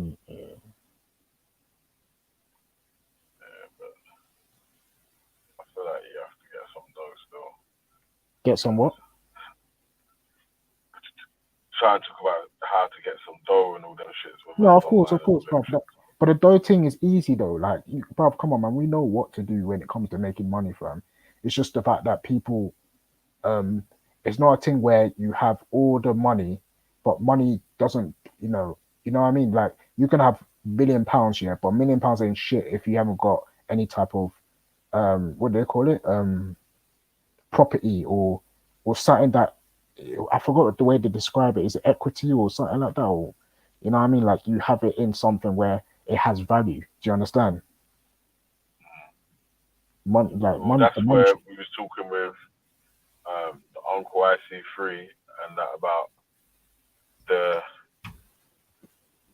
countries like Nigeria or whatever sorting out their banking system, so it's actually working for Nigerians, and then if the Nigerian elite start putting their money away in some of their offshore banks that are Nigerian run, that's the beginning of the collapse of communism on But this is the problem, really. Like, even you have the what's it called? The IMF, the World Bank. And I don't know if you were there when my man was talking about the structural adjustment program and the Britain conference. Who's talking about that? Terry. Terry and Shakara. Shakara was the one actually teaching me about the structural adjustment program and the Britain conference. Terry knew it, but obviously, like, Shakara went into it with me. He was reading out and he was telling me that and whatnot and everything. Like, if you look back on the show, yeah, it was mad, because a lot of, like, we just say, oh, the IMF were doing this and that's it. But when you go into actually what the contracts were and what they're actually saying and what they're like, bro, it's like literally they're controlling the whole country. So it's not as simple as, oh yeah, black people just got, like, they could bring up a loophole in their contract saying that, oh, those banks are not viable. There are banks and you have to adhere to our banks and whatnot. Like, that's how it's gonna work. But I don't know, innit? That could be, I could still, like, maybe I'm just exaggerating the bank thing, but, like, bruv, when you look into it, like, it's called SAP, Structural Adjustment Program. When you look into it, bro, it was mad. Like, I was shocked what I was reading from. I didn't know how in depth it was, but there was, like, Shakara and Terry was saying, yeah, this is literally the stuff you need to look into to understand what is actually going on and why these countries are so underdeveloped. Yeah. So that's the part 2 of the colonization, in it, with the offshores and the siphoning taxes and putting them into debt, high interest debts, where obviously they're just never gonna get out of the debt, and then it's just passed on to them generation to generation, leader to leader to leader. No, it goes. It's deep, You know bro. what I mean? It's deep. It's deep. And the little small individuals are able to. See, that's why, like you're saying, why they're making sure that they can't set up their own banks, because, right, if they've got their money in a Swiss bank account there, or offshore bank account, that no one knows is there, and they decide that, right, you haven't got that account, they can literally tell you that that account's not there. So, I don't know, man. What level can you get to before? That's the problem, bro. That's the problem. Can you get to?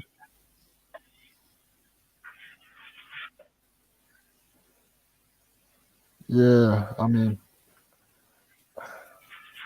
it's something. I don't know. Kind of. 9 o'clock. Yeah, bro. What's happened to everyone? It's Vellemy Friday. No one's come on the panel to come on. Yeah, but I know what you mean. It's been peak from morning still, man. That's why everyone's fucking.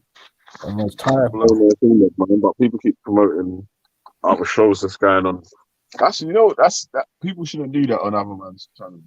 Like, I don't jump on anyone's channel and say, it's going off on so and so's channel. You should jump over there, because obviously the people that just want to listen, they're just gonna jump about from whatever station to whatever station, innit? You know what I mean? Anyone that's like listening to quite I don't know whose channels are they promoting. Because I haven't seen no channels being promoted here. Yeah. Well, yeah, man. Boy, it is what it is, man. You got me. It is what it is, done.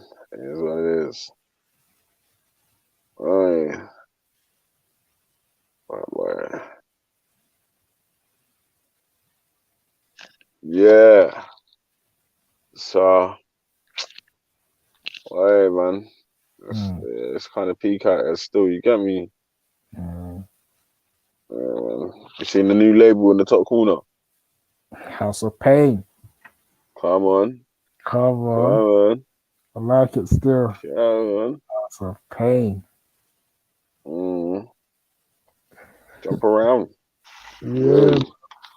People don't like it, man. People don't like it. And then we're getting beat up every time. Yeah, it's peak around there still. Man. It's all fun though, still. Like, yeah, man. Yeah, man. You know what? Obviously, there's things that obviously I don't agree with, I disagree with, or whatever, innit? Yeah, but there's only so many times you can talk about these certain things. Does it make sense? Like, I mean, yeah, I understand overall what you're saying, but I don't know if you're pinning it down to one thing or what. No, I'm just in general, innit? Like, man's always going to be against child brides, child grooming, marrying young girls off or young boys off before they've like had a chance to live their life or whatever, and all them sort of stuff. So whatever, like, I don't know, stuff that's like not beneficial to other people. Yeah, obviously, man's against that, innit? But it's like, I don't know, like the stuff that's like the religious stuff, like when we was talking to Stacks earlier with the, I don't know, and someone was just going to ask him to condemn an adult marrying a 10-year-old, And it's like, but he's not really gonna do that, fam, because it's That like was me. That was me. That was me. it just, you know, it just goes against what he's just not gonna do that for you. Like it's different. Like when the first time I heard anything like that, yeah, it was like it's amazing to me. Like, right, man's really saying that, yeah. But then You're so used to after a it. little while, yeah, it's not like I've got used to it. It's like we're just gonna have the same argument, man. Man's just gonna keep going over the same points again. Like man knows that man's not with it. He I don't know whether the man will do it or not. Yeah, I'm saying that hopefully the man actually won't do some of the stuff. It's just because it says what it says there that the man have to try and make some sort of excuse for it, defend it or whatever. Yeah. Especially the man that's grown up on ends or whatever. Differently but if man are living in the place where man are doing them shits, I don't know, man. You might not see nothing wrong with it then, innit? Because right, it's what you've grown up around. It's like, do you know what's mad though? Another example is, you know, the Kaaba, right? Some people kiss it, innit? So I remember watching a video at Speaker's Corner where a guy was like, nah, no one, we only play in the direction of it. No one does anything like going around or kissing it or whatever. I think one bro must have showed a video of someone kissing the Kaaba and he was it's like, what the and this is a Muslim he was showing it to. The Muslim saying, nah, there's nothing going on there. He was like full on like this ain't going on. I just remember when he got shown the video, he was like, nah, astaghfirullah, that's not, you know what I mean? That's some type of shirk or whatever, you understand? So yeah, it's like, it's amazing. Like when, like if I ask my everyday friend, because I was saying that earlier, I was like, I don't think I've ever asked a Muslim friend of mine, do you know that the Prophet married a 9-year-old? That's true, so. And if I'm fair, yeah, a lot of my friends are quite hot-headed, so they'll be like, "What the fuck are you trying to say?" And they, you know, try to punch up man or something, or get physical. A man can't handle that. But differently though, like you're saying, like if some of the man them, like some of the Sunnis on the ends or whatever, was like you saw them with youths as wives and shit, running about like or whatever. If man was practicing what it says in the thing, then it might be different, fam. But when if man's not actually doing that, but man just man has to defend it because it says that in there, it's like it's a catch-22, fam. When I said that they're defending it, I'm not even thinking that I'm thinking that they're probably looking at it like, no, my prophet never did that. What the fuck are you talking about? You mad? Like they probably get on a mad one, like you're trying to slander my. Yeah. You don't even know that it's happening. You see, them man don't know the deen like that. Yeah. Oh my days. I remember telling one of my brothers, I was like, yo, you know, like you talk about the first hijrah and all that shit. I think I don't even know how the topic come up. You know, the first hijrah was to Ethiopia, right? He looked at me, he was like, Raf, I know my religion very well. It was to Medina. I said to him, bro, I'm not trying to joke around with you. Go look it up. He looked it up and he was like, Raf, you know so much about Islam, you know. I was like, what is going on here, bro? If you you guys need to look into your shit, you know, like honestly. Cause some of these men don't even know what they're looking at. They don't even know what they're like. I was telling one person, I was talking to one of my other friends, and she said to me wholeheartedly, Raf, stoning is in the Quran. I've read it so many times. I was like, bruv, stoning is not even there. Like you're reading, I don't know where you're reading this from. Like none of it is in the Quran, but they actually argue, swear up and down. Yeah, it's in the Quran, Raf. Yeah. I even spoke to a Shia time as well, who said that Muhammad can't read and write, and Shias don't believe that Muhammad couldn't read or write. So, bruv, you get me? Yeah, it's everyone's different. Yeah, but that's what Isa was saying. Black Select, he's saying that some man are cultural with it. Like obviously they just grown up with the thing, so it just is what it is, isn't it?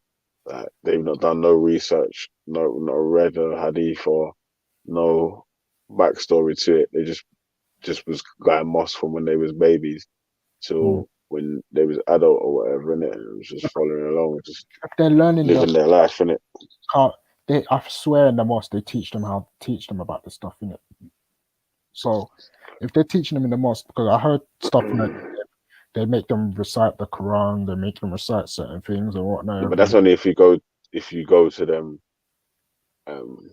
Quran recitation lessons and all that sort of thing, isn't it? I swear they made the majority of people. Maybe I'm just exaggerating it, but like I don't know. I spoke to one person. I thought she did, but I just probably assuming off her on it. But it probably depends on the parents as well. Like, no, I swear to you, the guy that told me that Muhammad could read and write and he was a Shia.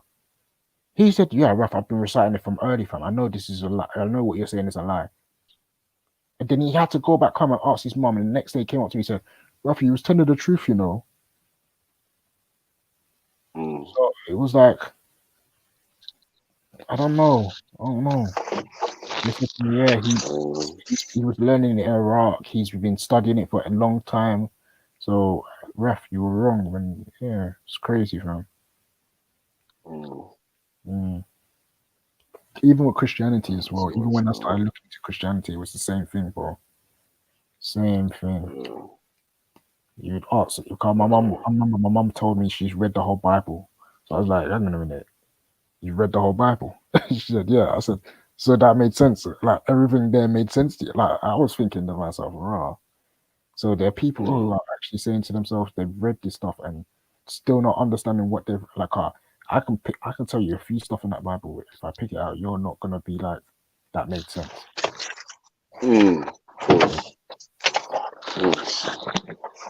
Especially when this religious thing goes, man. Yeah. This religious thing. Yeah. I think it was the Deuteronomy one, the one that had Shifra and all these men. Like, what? Not what? Nah, it's made up. Shifra said it's made up.